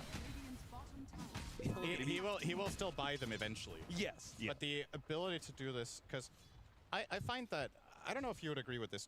How much Weaver do you play? I played a healthy amount when it was support. Because when I played support Weaver, I liked not buying boots. Yep. But when I played core Weaver, whether it was 3 or 1, I generally found that no, not the having wisdom boots runes, especially actually at minute over 7, the they course feel of the so game really polarizing. sucks for your farm. Hmm. Like all the downtime that you don't have Shikuchi, and if you run out of mana, like you can save some resources and have efficiency. You're better at showing up to fights. You're better at chasing heroes because every time. Like, is there any other Shikuchis are objective cooler, you can before still run like at a minute somewhat 20 normal speed. that's more Yeah, impactful? Spirit, I think it's the same here. Like you get the laning item stealing a first that wisdom. makes you strong 7 there, minutes. but then when it comes to the later portions of the game, you really Not wanna like have the the runes are naving, no. Now, whether But you towers, buy the I guess they traps that are. he's aiming If you call those I don't know about objectives. that, but I think They getting are. brown boots at least is. Yeah, then I think mid tower is worth more. The tier 1 mid. I just love the fact that in a world where Tier 1 mid opens up both lane jungles. phase, It's fucking in crazy. particular, the off lane became so much about double wraith bands, triple bracers, right? Like just full on stat efficiency. Having a hero that can go Like getting that that full tower is stat a whole efficiency operation. without having Stealing to a buy wisdom that is just 500 winning gold for boots. one In the little laning phase, encounter. It's just like, oh man. You could It's do not that, always you're little, though. probably just racking up that It's not that extra weird to have like stats 8 that heroes fighting on the fucking wisdom snowballs rune. Yeah. It depends. Dagger after the Echo Saber is Yuma's choice. I was very curious to see what his take on carry Magnus was going to be. Caught Malik. Not really catching him though. It's going to burn him out of mana, maybe. Yuma coming in. Tries to kick Yuma away. Still going to be blocked out. Battery Assault allows Malik no room. The funny pinball. And they even preserve their RP. Nicely done from Heroic.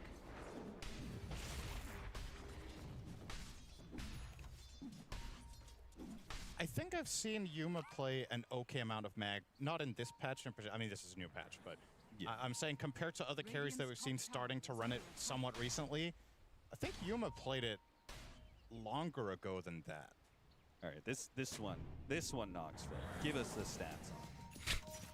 See if They're a short-lived war. Cinderin's lying to the audience again. Yeah, you lied about the off-laner Spirit earlier. They can't prove me wrong. I said I've seen Malik play Earth Spirit. I didn't say it was It's in a pro. Guy. True. Finger.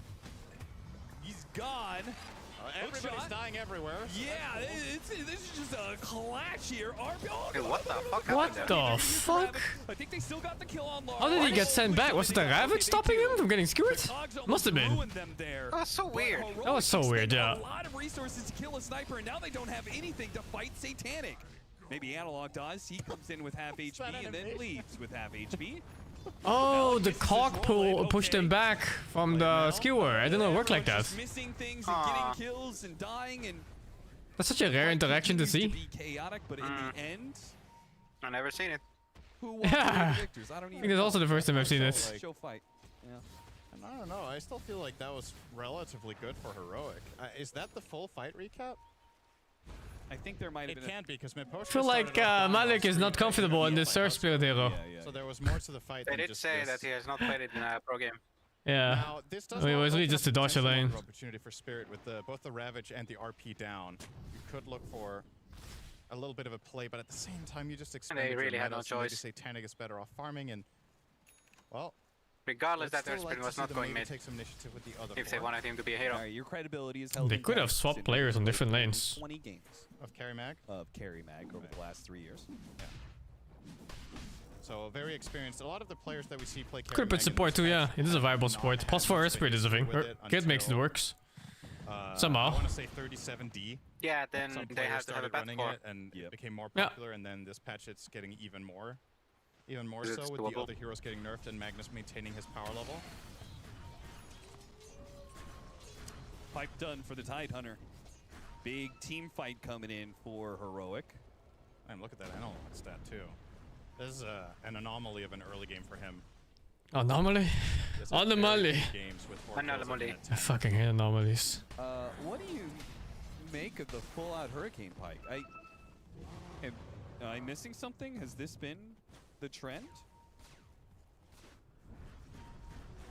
Hurricane Pike? But I love abnormalities. With Dragonlance has Hurricane Pike coming in for the Huskar. Oh, and Huskar. Schofield spotting Malik, tries to catch up to him, got him inside the cogs. Battery Assault plinking away, he'll get the kick away on the Clockwork to give him room to dive in. Attempted to skewer back, but Rue was just out of reach for you. I think the Pike Huskar is not unheard of, but it's definitely not the default build by any means. I think Analog is buying it this game to have a guaranteed way of distancing himself from, in particular, the Terrorblade. Okay. Just being able to get away from sticky situations. I can't say with confidence that this is just hands down the best build. You are on fire. You are on fire. In case there was any doubt, you can mouse over your ability while Huskar is burning you alive. It'll tell you what's Why happening. am I dying? Oh, I'm on fire? I'm on fire. Well, it might be hard to see if you have that extremely rare perfect world cosmetic that 0.0000001% of the player base has. True. Lifestealer won't know he's on fire unless he sees that mess. This could be good.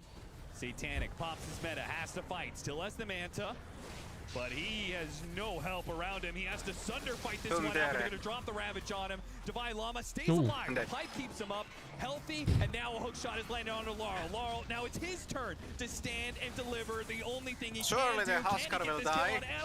It seems If I keep not shooting. Right. Now it's Rue's turn. Can he get a kill? Any kill out of this? No.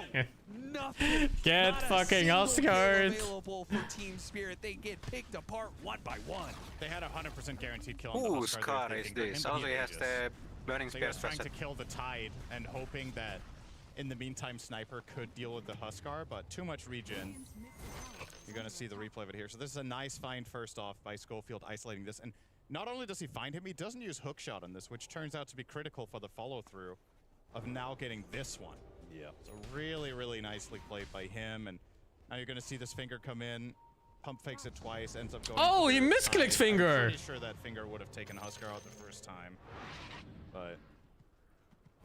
Yep, they get absolutely nothing, and to also lose their tower to boot, so really, really... I can kind of relate to missing a point-and-click spell, but still. Including Analog, Emo, Malrine, and... It doesn't matter if Oscar's Aegis, he had to kill him there. So they could live at all. It's like, it's... the mainstream. Exactly, it's like something you buy occasionally, but I think out of those 6 games, I would guess that it wasn't necessarily this order in all of them either.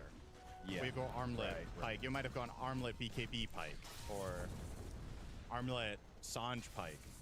Oh, I wonder Oscar still has Magic Rest, but it's not much anymore. I'm gonna look at what heroes it was playing against. I was hoping to kill Huskar with right click That damage. would be interesting to see. I think There's every a single Dota player in the history of Dota from Yuma has felt that moment before where you hope your all attacks finish off Huskar after you've casted every single spell. Really? And as you're hitting, his HP is going up. It is. And I'll be honest, I thought when Spirit did this lane swap and they had the Sniper versus Huskar lane that this was going to look really good for them after 5 minutes with how the lanes were going. But the Getting another support Coke Zero. rotations and bringing Analog into the game in such a big way has really paid Coke off. Zero. He's almost 3k ahead of Sniper. I would have never imagined it getting that lopsided that way out of mid. And it's a tough Hello, spot now for chat. Spirit It's time because for your it old feels like friend. they have damaged this Tide with Pipe. Trying to catch him. Oh, got All the right. Shadow Demon. A great initiation for Team Spirit. Will it Shadow be enough, Demon though? leaving King Jungles on, already making delayed his death by a space, but now significant he's amount. He dead. finally does go down. Satanic at half HP, has the Sunder ready to go. High ground. Will lose his agents here, right next to the tier 2. An awkward position to be in. Where's the Magnus? Oh, he's there, he's there. Can he get something off this RP! No? He did not. Hesitation is his feet. No mana. No mana. Oh, what the fuck was that guy doing? There goes the Sunder just to try and bump up the HP a little bit, and it's enough for Satanic to get the confidence to push forward and get the triple kill. I think that Magnus goofed in that fight. His blink should have been 1 kill minimum on the core, but he fucked up. I think he overclicked his blink or something like that, I'm not sure. That everybody on Heroic side, or 2 of the heroes on Heroic, were so extremely far away. Probably felt like Spirit weren't gonna try anything, but they find that moment of opportunity, they find that weakness, and they strike. And if you let me see. Did he run out of mana? I hope not. Despite everything, look how far away Clock and Mag are when this is happening. Yeah. There are 3 heroes mid. Mag think and he Clock actually are did. all the way at the bottom. I mean, they're walking now. They're walking from triangle. So just honestly, wait, this is a fucking throw, dude. What are these guys doing? Taken by Spirit, but also This animal behavior, like, it's better coordination in matchmaking. Not being together at all. Did he have RP? No, he's out of mana. Because the shockwave BKB took so much. Oh, he shockwaves, man. Fucking hell. But I think he also overclicked blink. I'm not sure. Satanic isn't alive. I feel like Analog I think he has felt a he needed it decent to chance reach to in range. fight it out, right? Yeah, 100%. This is a good shard to get for free. You love that one untied. Not the best matchups for it necessarily, because you're not playing against any like Spirit hero or high mobility core. Going for Aghanim, just spawn having that enjoyer. reliable, very strong, slow to pin down someone. It's good against Earth Spirit. I suppose that's like the big one. He is a Spirit hero, yeah. Yeah, I the moment I said it, I was thinking of like Storm and Ember, but obviously for Earth Spirit, it's equally good. He does have BKB though, so you are still dealing with that part. True. Analog. Sometimes Ember will not have that. Holy shit, the sniper is a bottom net worth. That will significantly delay the Tidehunter Suicidal axe bastards. that I thought was just going to be right around the corner, but losing that team fight still puts him 1K the right behind. item pick here?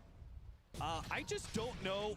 Okay, Blink Harpoon, skewer back, stay in front of him, don't let Malik roll away, and you've got to kill, but no, he found the angle, still dies though, as the Demonic Purge, and Schofield was up there on the high ground as well to collect the kill if the Demonic Purge failed.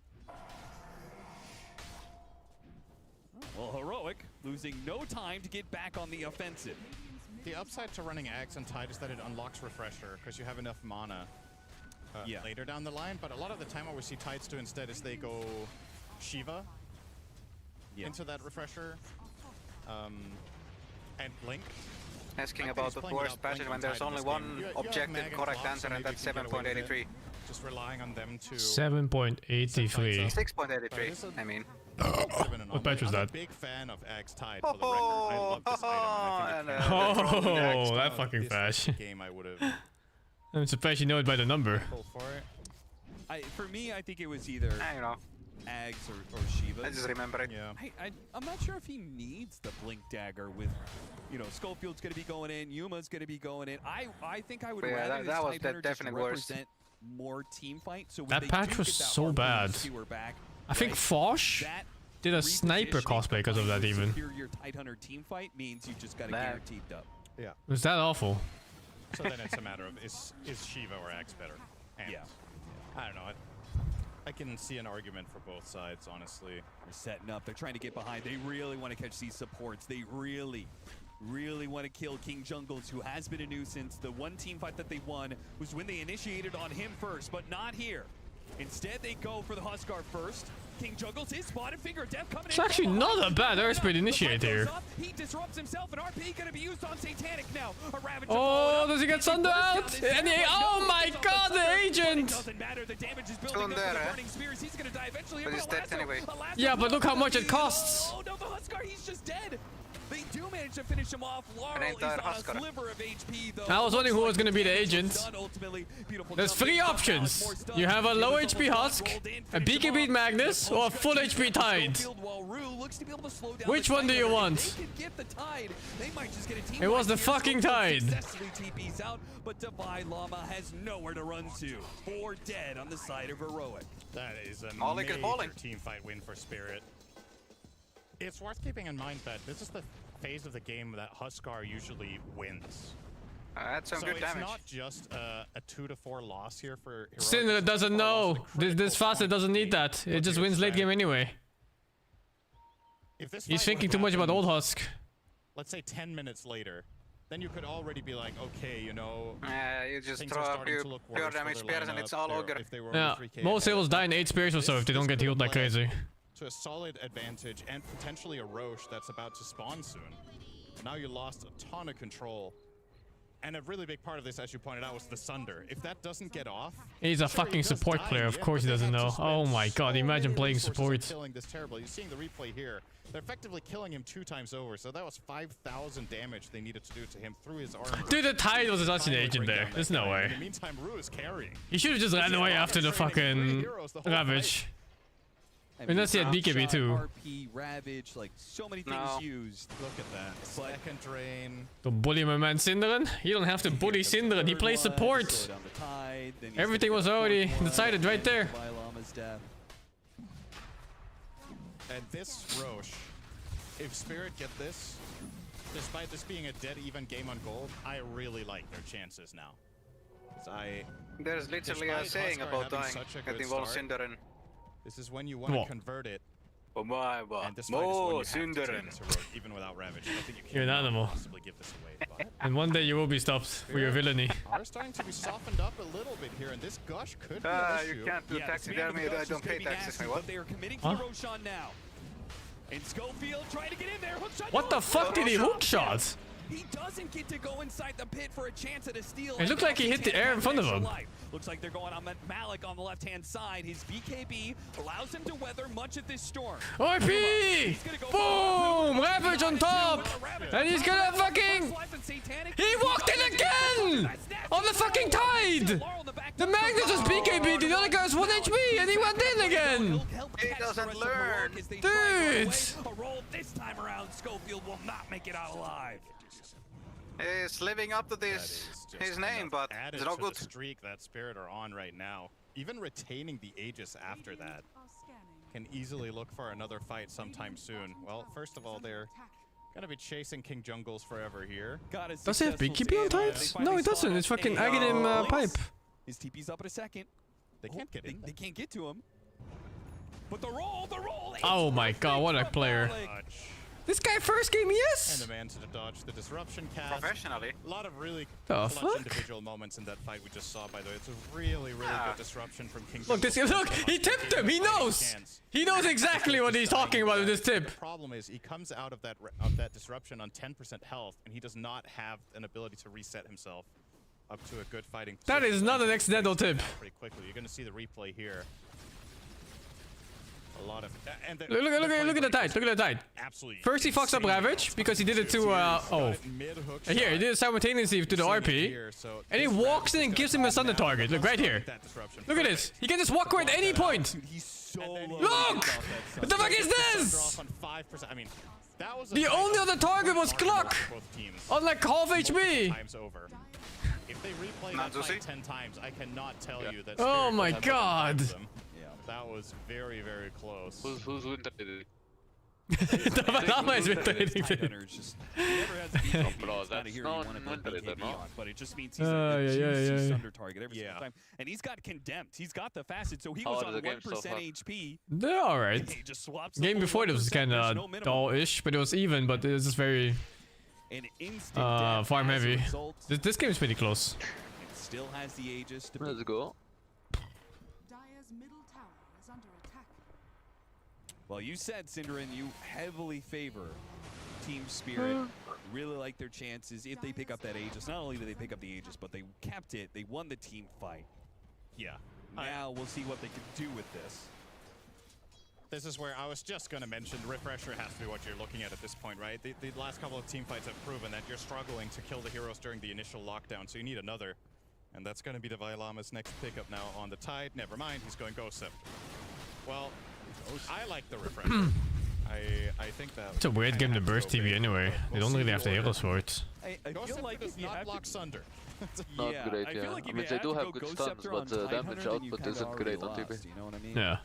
Like this hero is just not supposed to be positioned where he this has is to. awkward. Schofield, can he save Oh, no. his carry here? Yuma in some trouble, but has BKB available now. They go for Schofield instead. Yo! Oh my god! Oh, inside the base with their RP. This is a Block the great wall, block setup the wall, for block the Yuma wall. if they can get Malik out of this. Nice! Now fuck him ass. That was a good try. Wait, what the fuck is this Ravage? Why did he go in? Dude, you're fighting inside your base! He didn't go in. He didn't go in. He got kicked by Ursula. Got him. Oh. But Fucking hell. Yuma goes from being in trouble He's not to that putting shameless about it. Thing. on the He's back. win Oh my raining, but not god. that shameless. Despite all that, though, 2 big ults are down currently on the heroic side, so Spirit not going to feel too worried out on the Not map. that obvious.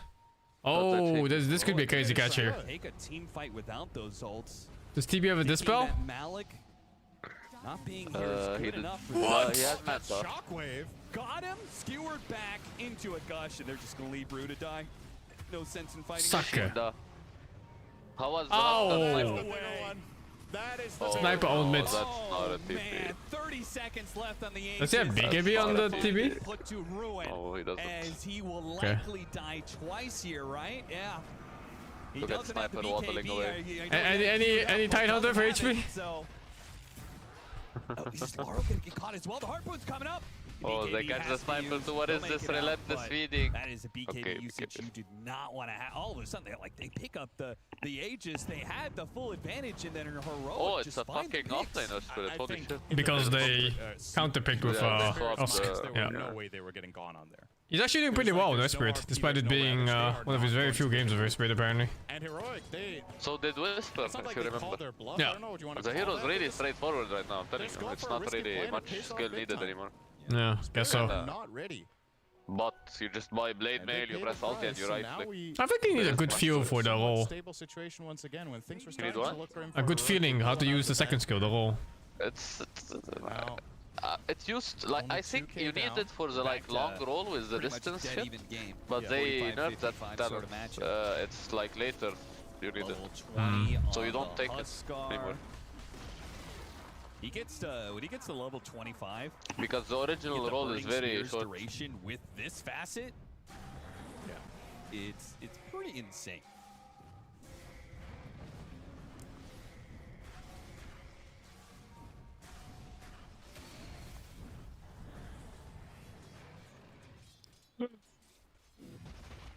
It's a samurai Huskar.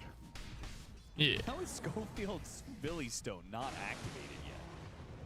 Still needs another 2 minutes for that.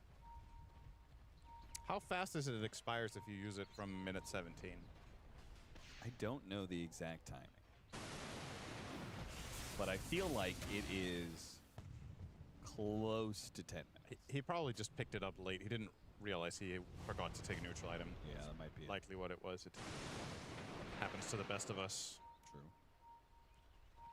Well, the pickoff that they have on Heroic, with Yuma getting these Harpoon Skewer back, Malik has an option to counterplay that or get pickoffs of his own if he can get to Aghanim Scepter. Yeah. Which That'd will be a really Wait, interesting what tier Husker is he? this back and forth. I didn't see. Yeah, because we were talking Gold? about Oh, okay. displacement with the It's not so pad, bad. right? In the series that's been very It's popular. like Maureen with like fucking 400 Husker games, isn't he? Arguably the best displacement ability in the entire game. You could make a case that it's better than the Tusk one. I because you didn't even kick know them he plays further, it, to be honest. Yep. And they don't have But I Yeah, don't same. know much about the player. until they come out of the stone. Fits right so in with it's like it's them case having a Mivo dependent player. because they are also guaranteed to be able to BKB when they come out, unless you have some sort of like frame perfect connection on top of the rock when it ends. Yeah, he's quite far away from it. Malik's been having a quite good game though. Oh, the hook shot! A Ward Sentry combination that Holy. spots Satanic. A Ravage is going to be used. Yuma is Did on the bat his not way. click He's last cutting in or- fast. Has to use the Sunder early. And this leaves an opportunity. They have the disables. Oh my god, it's so fucking. damage. Well played. Yeah. Schofield finds Did he yet click meta? another clutch hook shot for the team. That is the second time. Probably. in a row I think now there was Turbo so has died much up in that exact spot of the map. confliction on Spirit. Might be time to rethink your map plays a little bit. The comms must have been very confusing because the bat didn't click last time, backed off, and then TB kept hitting clock for 10 years without pressing meta, and then he pressed meta right before he died. He was trying to, try out and get the kill. BKB at least, but No. didn't get expended. Now, I was just gonna say, Malik's had a good game here. He's been in almost all of Spirit's kills. We were unsure about this offlane Earth Spirit, what kind of impact it was gonna find, but he's been in, what's that? It's 18 out of 20. So a 90% kill attendance on the 3 Earth Spirit, and he's looking to make it better. Tries to get the initiation while they know Analog is a bit alone. They had some information on that one. He willingly dives into the base. You absolute madman. Just walk away. Back all the way to the tier 4s. Very good. And his BKB lasts a while. Still Why did that finger of death heal him? There was a pipe buff with his bonus magic rest from his passive. Secret running out of damage. Roof does manage to hit the Earth Spike before the Skewer back a save with the disruption. What the fuck is this Does have game? the Hurricane Pike to get out of the cogs though. Heroic reset We behind the actually tier have to 3 do- though. What a mess of a I fight. think it's that climax in Among Us where you're trying to see who the imposter is and you're very close. Did you see the Finger of Death do 0 damage? I think we already know heroic side. That was very underwhelming onto Analog. I mean, this Magnus Blink was very shameless, to be honest. At that time, combined with his magic resist. Yeah, but that could be like a con thing. Simultaneously. True. But yeah, it looked like a somewhat crazy dive from Analog, but I think he was hoping to force a buyback out of the Terrorblade. That was probably the ultimate goal, but yeah, Satanic didn't bite and also couldn't bite. I don't think he had the gold, so that was never even a possibility. Still, they take about half the tower on Heroic's side, and we are approaching another exciting later portion of the game, similar to the last one. Feels like could He's be bugged. anyone's game, this one. Big bitch, no gaming. We finally are going to get the BKB on Satanic. Yep. Correct me if I'm wrong, but he opted for the silver. He's edge. high, He I had think he's BKB high. queued up, and then I think he got the Aegis. see how and he committed had to spinning? silver edge. And then as a result, his BKB has been massively delayed. Okay. Yeah. TB can fight now, he has BKB. It really is unfortunate for Spirit that they lost that Aegis the way in which they did. Yeah. Sorry, That's a good stat. Oh. Yeah, it's a Shitanic. very uncommon pickup on That's a Tide. great stat to have on the top right. But yeah, it's understandable. All since Tide Satanic hunters, the wants what goes silver edge center in lost. this game, right? You're against Yeah. Tide, you're against the Huskar. It's part of the reason why. Late game Husker is way better now. Oh, with its facet specifically, it's way better. Because of that break. It's big damage. So he's got the level 20 talent, -4 gush armor, which is great thanks to this Aghanim Scepter. Oh, he's actually not even going to go Refresher at all by the looks of it. He wants to go for the Lotus. The main thing is, this facet makes it worse is his farming is weird. Will be awesome, of course, Super against dangerous the to play. line initiations, being able to put that on your Huskar if he has I think an it Aegis makes one the hero way that's more nice, but living on the edge, even can't more help than he but used feel to. like But it's the way this stronger game is overall. going, Yeah. Double Ravage could be a game winner, and you will get there. It's not like Spirit are finishing this game anytime soon. They want to play for late, and perhaps with a Refresher you could deal the killing blow when it's time. They try and catch Clockwork on the other side of the map.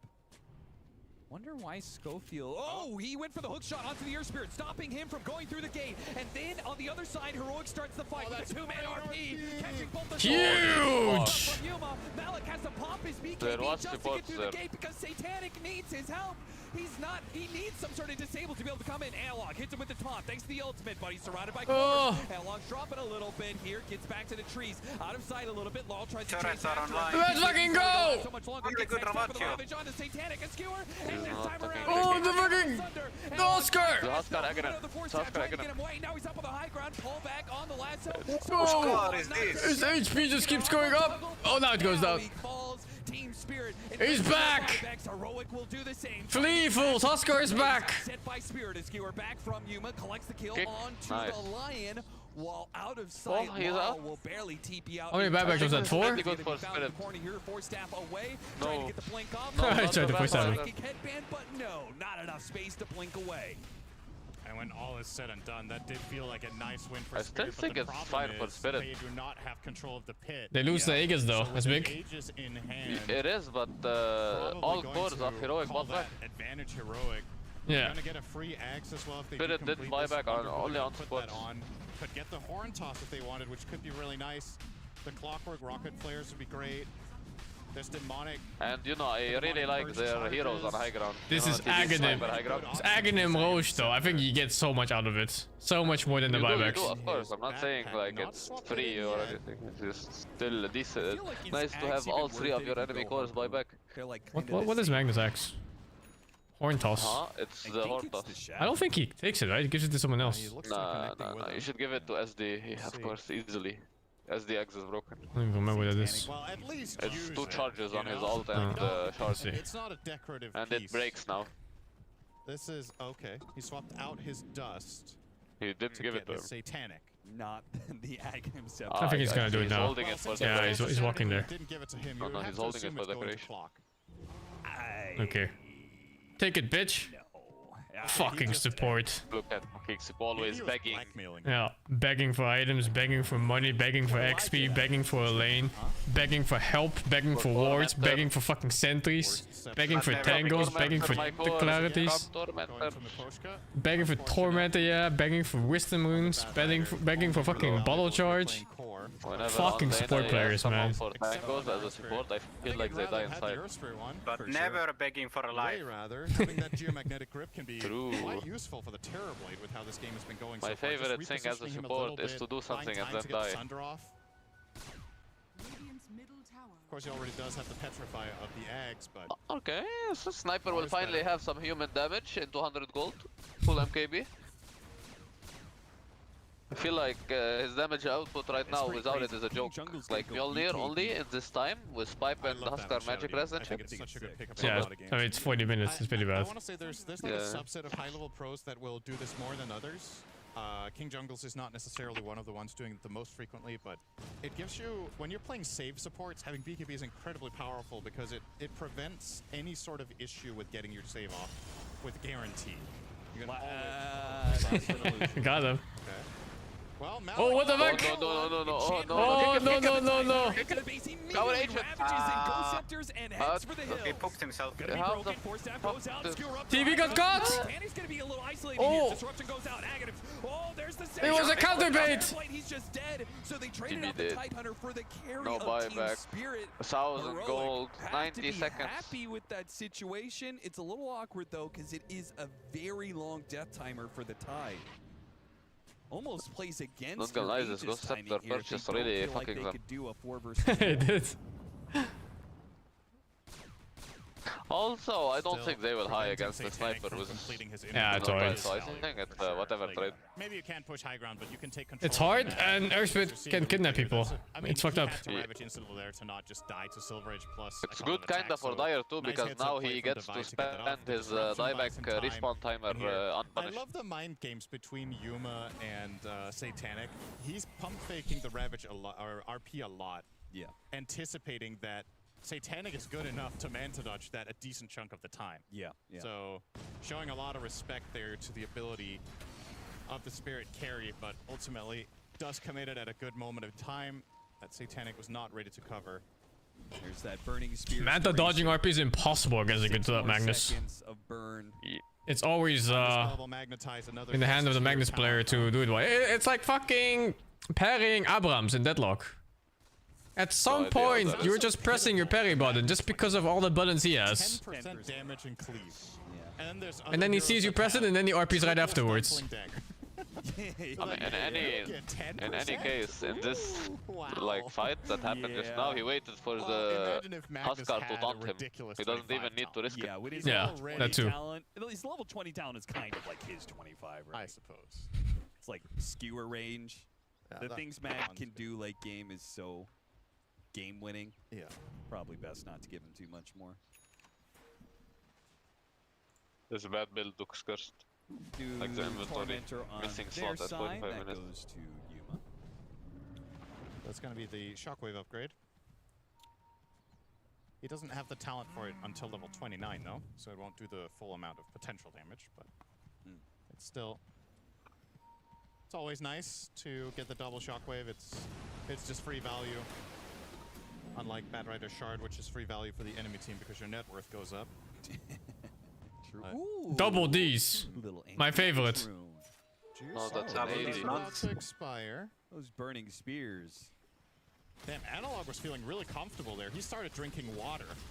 In the middle of the river when his Aegis was expiring, he just took his bottle and was like, I'm fine.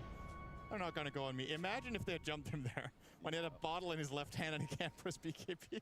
I love how his full efficiency, he has kept his tier 2 and tier 3 neutral items depending on what he needs at the time. Yep. Smoke up from Team Spirit.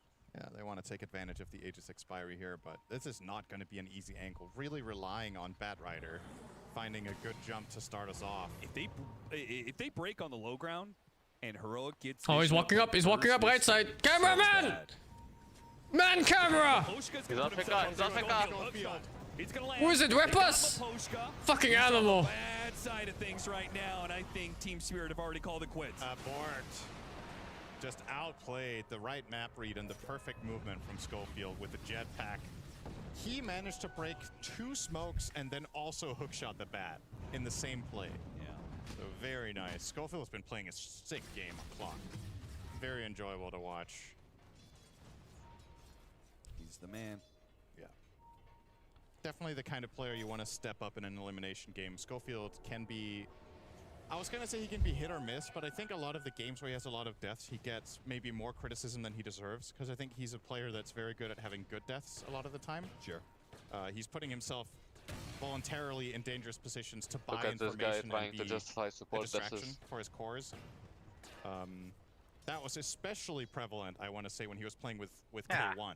You don't need to He justify was just support. tanking the map, so K1 could farm. Schofield is playing really well. Like last 2 games he's been owning. More than the enemy carried, and Schofield would been fucking. with like 12 deaths and then Bringing up K1 some would Scovilles. 0. You know how you wanna make you know how you make this player way better? You ban him from buying Blink. I like that you say that because he had some super questionable blinks in his Rubik game in the first round. Bro, his lion we watched yesterday thing that kept blinking first to his death. Yeah, I kept doing it too with Rubik. He just went in first. Okay. Oh no, it doesn't have hook. God, that was so close. Nothing to stop him. I'm telling you, you ban the blink item on this player and then he becomes way better. Out of there. Then his BKB wouldn't last long enough to stop the follow-up stuns, but narrow escape. And Schofield's just back at it. The Latam team? What's Latam? Latin America? He starts fighting another hero on Rocket Flare. Giving them no... Never heard it as Latam before.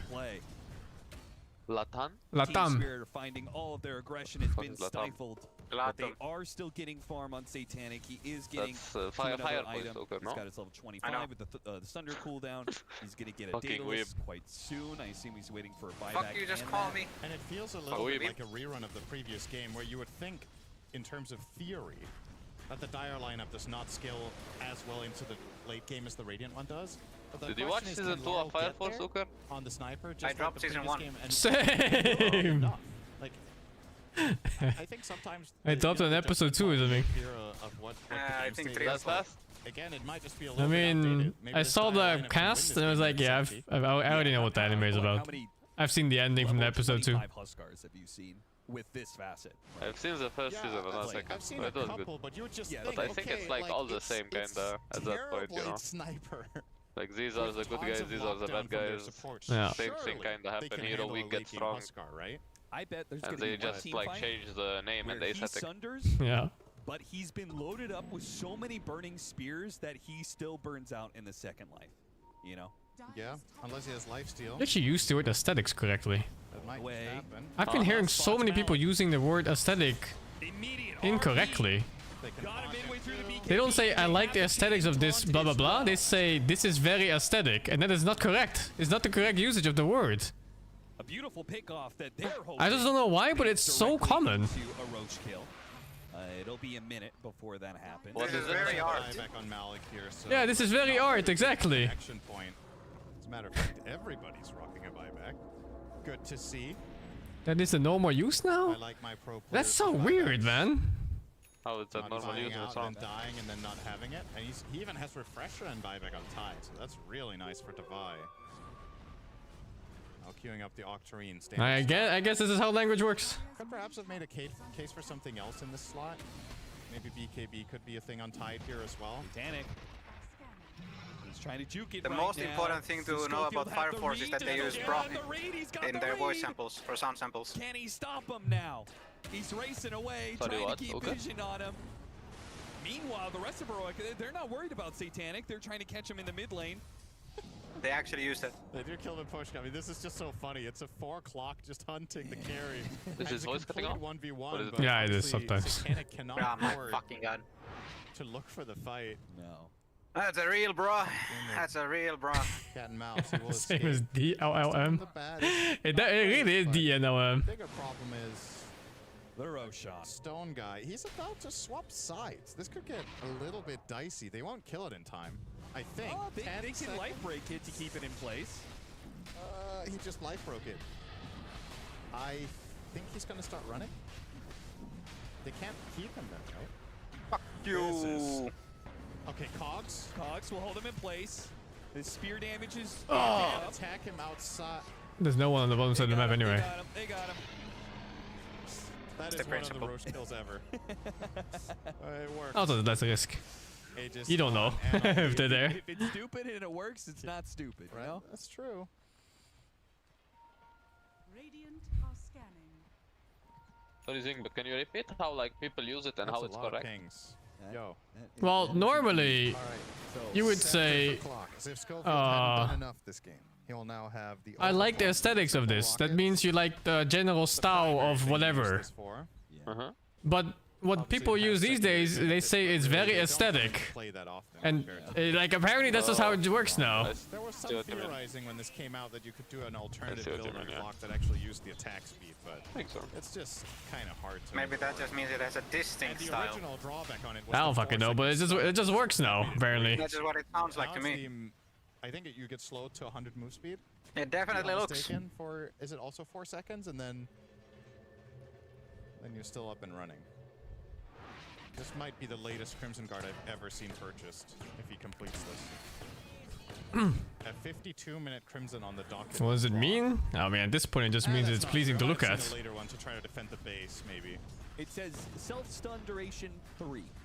So they must have narrowed it down to 3 seconds. I thought it didn't stun you. It's not a stun. They just haven't fixed that part of it. Okay. Slowed to a crawl. I don't know. Aesthetic is an adjective? I guess I don't. Self-slow duration. I mean, English is a fucking dog shit language. I think that's fine. How is aesthetic even an English word, man? Bet it's Latin or some shit. He's doing some scouting right now with the triple rockets, but turns out Team Spirit are mostly in their base. It's just the 2 supports who are willing to risk their lives for now. The added benefit of this shard is also, or scepter, is the ability. It doesn't sound French. Oh, it's Greek? Yeah, no wonder. It does sound Greek. With your team and still push out 2 full waves if you throw the rockets accurately across the map. Aesthetic. That are flashing top. Mapochka gonna go for the initiation. Broke their link. It's got the lasso back, but the disruption was He there. grabbed him by the neck. Much of the damage. Analog lost. Oh, whoa, Davai Lama with the double fucking ravage. Did he be on the BKB? He did, but he didn't react. He didn't react to fuck. Oh. However, oh. No, it's so good, right? It's so good. On a second life. What is Team Spirit gonna try and do here? Hookshot caught the Earth Spirit, got the call. Oh, is this the play? What is this? Across the screen. Analog is I like that he timed his Q perfectly as he jumped up. Killed the Tide Hunter in the end. Heroic were just 100 or so HP from closing out the game, like giving but TBH. Satanic stays alive. Wow, they put the Lotus on Analog so he can't thunder him, but it's Tide just like is this barely trash in kind of range. weeb. He's too much into Thunders. Oh no! Wait, that doesn't stop the thing? Huh? Why did it not stop the skewer? Skewer mechanic, what can you do? I thought stuns that knock you up would stop skewer. No, they don't. The fuck? I guess it's just toss. Skewer goes. Still no life. Oh, I had it wrong in my head. It is going to make Analog's So life like a lot Impale and harder stuff aren't landing actual those hits in the first repositioning abilities. I mean, it the depends. face it or Like for some skills it works. Like if you do it on like Techie's jump, for example. The latest Crimson Guard was at 2 hours. Yeah, you're right. I don't know that. It's just random by the skill. At Yeah. an hour and a half. Yeah, so that's what I was saying. But I think the for latest Magnus, Crimson it's Guards only you buy to repositioning protect stuff. the base, right? You're Yeah, I not see. buying them for the fights anymore. Skullfoot's so good he is. This is a very late Crimson, and it's an extremely late Crimson Even for the winning team. Thorin doesn't stop Right? Magnus You're skill, I not the think. team that's at risk of losing your base, so if you do complete What? In my head, I feel like it does. It's weird. Why do I misremember this? for the Claw, he hasn't committed yet. No, I think you're right. I think you're right. This is, I don't know why I misremember it so badly. Oh boy. I mean, as much carry potential as In my head, I'm thinking like all those stuns, like Torrent, Sanking Stun, Lion Stun, Nick Stun, they all stop Skewer, but I guess they just don't. Still a refresher without a save. If you have saves, It's very weird then you what can doesn't overcome do. this in the late game. Watch this fight again. The jump in from Divine Llama, Yeah, it as doesn't. you said. He just takes What you do in the air with without him and he saves keeps going. against, You know, I see. potential of being double ravaged, now double RP'd. Maposhka has a Yult. He wants to build BKB, but I think he actually needs If he to turn doesn't that into a react to win next double ravage on TB, game It's is just either over. that or they have to I think it was stunned by something else. I'm not sure. I'm not sure if I saw that right. But I think like when you open meta and hit usually, you know, you pair that with your He did BKB. manage to get the roll down to low ground. Whoa! God damn, that was close. A certain death too, that hit. Holy shit. Jesus. His butt cheeks are clenched. But yeah, Malik now has refresher as well. He's going Octarine. I don't know, man. Are you also feeling a blink? Because I don't know if that blade mail is worth it anymore. Compared to, like, if you have dagger, you can reliably get in there and save the person getting ravaged or RP the first time around. Kick them out, combo break the enemy team. Maybe they use their BKBs to set up and commit for that satanic kill, and you can build something from there. I don't know if this Octarine is really going to do enough because it's really difficult for the Earth Spirit to get next to the Magnus target too he now, wants it's to fucking save reliably, right? Just so you know, the previous game was scheduled for 1 hour and 40 minutes ago. Then he can petrify them. Those 2 seconds might be dead. What the fuck is this series then? Yeah, it's fucked I mean, up. it's Spirit. It's Spirit and Heroic. I feel like Heroic doesn't know how to finish games, and Most CC Spirit fights we've seen have been outside the doesn't base like where these playing ravages and mid-game. RPs have They been like very going late game effective, every but game. We haven't seen a fight where Heroic is pushing up to the high ground and they get enchant remnanted and kicked into the tier. Right. It's a lion And that finger could again. be a very different setup. where He it's a did. lot Oh, he was harder to meleeing get there, the so good must have. RPs, good ravages, Yeah, I and mean, guarantee the kill 2 onto fingers stack Satanic. lion at 60 minutes, we have a Maybe problem. he's thinking more about that situation. That's illegal where actually. in What the which case fuck does he have Octarine 2 fingers offers in him 60 minutes? A lot more damage for a fight inside their base. They're not getting kills. He has the fists too. So weird to see though. So cursed. Whoa, whoa, whoa, whoa, whoa, whoa. There's Is that wart? Oh yeah, there's a wart on the lane, the bottom. My god, they fucked up. And he waddled away. Another 0 damage finger. What the He's just fucking throwing it at this point. It's not been fun for real. I mean, it's 40 seconds cooldown, it doesn't matter. This game. Oh no. That was the middle finger of death. I hope he didn't take the finger face Send a this message to talent Divine. again. No, he didn't. He knows. Why would you on 1 or 2 stacks, whatever he had at the time? 36, 57 Yeah. minutes in. The way this is going, Cinderin, we're going to be looking at 60-minute items. We're going to be looking at They really need another fire What are on the big ones? Radiant. We always talk about Mirror Shield because it feels like that's just the item, but yeah. Book of Shadows could be very interesting against the Mag Tide in particular for the side of Spirit. Yeah. If Looks Huskar like gets they're Force playing, Boots, it's over. Rider would be wild. Looks like they're playing 60-minute On the side Gamba. of Heroic, I guess you also just want Mirror Shields and Force Boots. This game is both insane. Is Mirror Shield good though? against Because Terrorblade. if you just, if he sunders you, you block it and turn it back Best around. I think and this you're so sloppy, So I I think don't know you what it's probably called, don't the hat want that. or something like this can be really good on Radiant.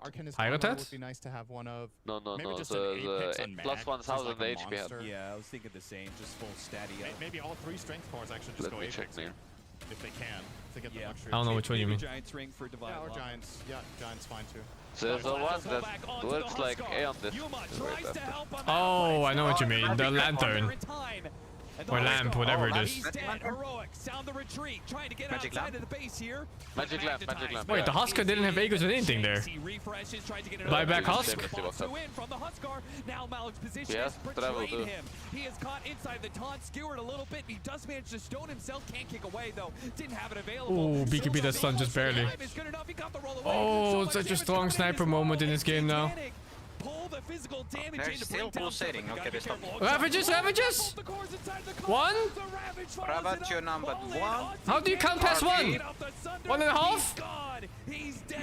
The RP was Ravage too. TP die back. It's over. Sniper is alive. No sniper is here. No buyback. It's fucking. How many of these is Schofield gonna find? My god. That wasn't even intended for the Terrorblade. He hit the sniper and the cogs just narrowly pulling the TB as well. And Cinder, they've no got a minute 15. If they kept track of this timing, they should know they can end the game exactly. Oh my god, the Earth did the most damage that fight? That's crazy.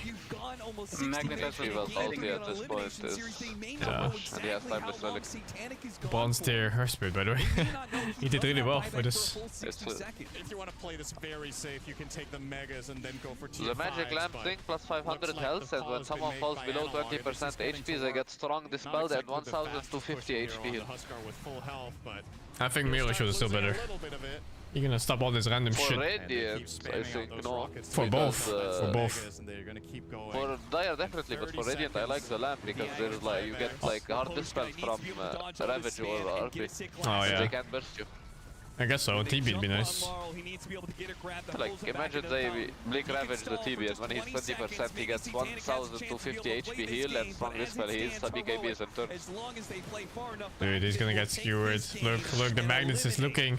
Wait, what the fuck, dude? Misses his opportunity. Thrown is at half HP. There goes the glyph. Use Blink now. Right as Yuma went for the initiation. Now the jump forward onto Sniper. But Maposhka, he's given no window to The actually bombs get to are the like, back you only line. have to defend 20 more seconds, guys. Only 20 more seconds. Wow. The series is over and Heroic TB bought back, what the fuck? He was holding it. He was pulling it on. No, there's no way. It just came up, I'm sure. Yeah, he just got it. He Really just got hard it. to tell who's going to be able to pull it off. Oh, but Heroic Schofield eventually- fucking carried. That last team fight that they found outside the Oh, am I watching next game? They found a couple If you of don't let him buy Blink, he in that owns. fight, but the buyback from the Huskar with Travels 2, as you mentioned, coming back Are in, you watching and then next they found game? a beautiful I don't know, it's already Ravage 8 PM, into RP dude. when the BKBs are expiring. It's They 8, overwhelm it's the 8, side of it's Spirit still in the early. end, and a very, very disappointing result for Spirit, bowing out in last. Well, now Their you know what time it trajectory is. recently has been 4th place into 3rd place. No, I gotta go, into I think. 2nd place, I don't and have time. now they're out Yeah, in is it 9th, none? 10th. Heroic came into this the Stalker underdogs League. for sure after their performance at Dream League. Sinas DC, thank you for the 18. I'm with that, thank you for the 21.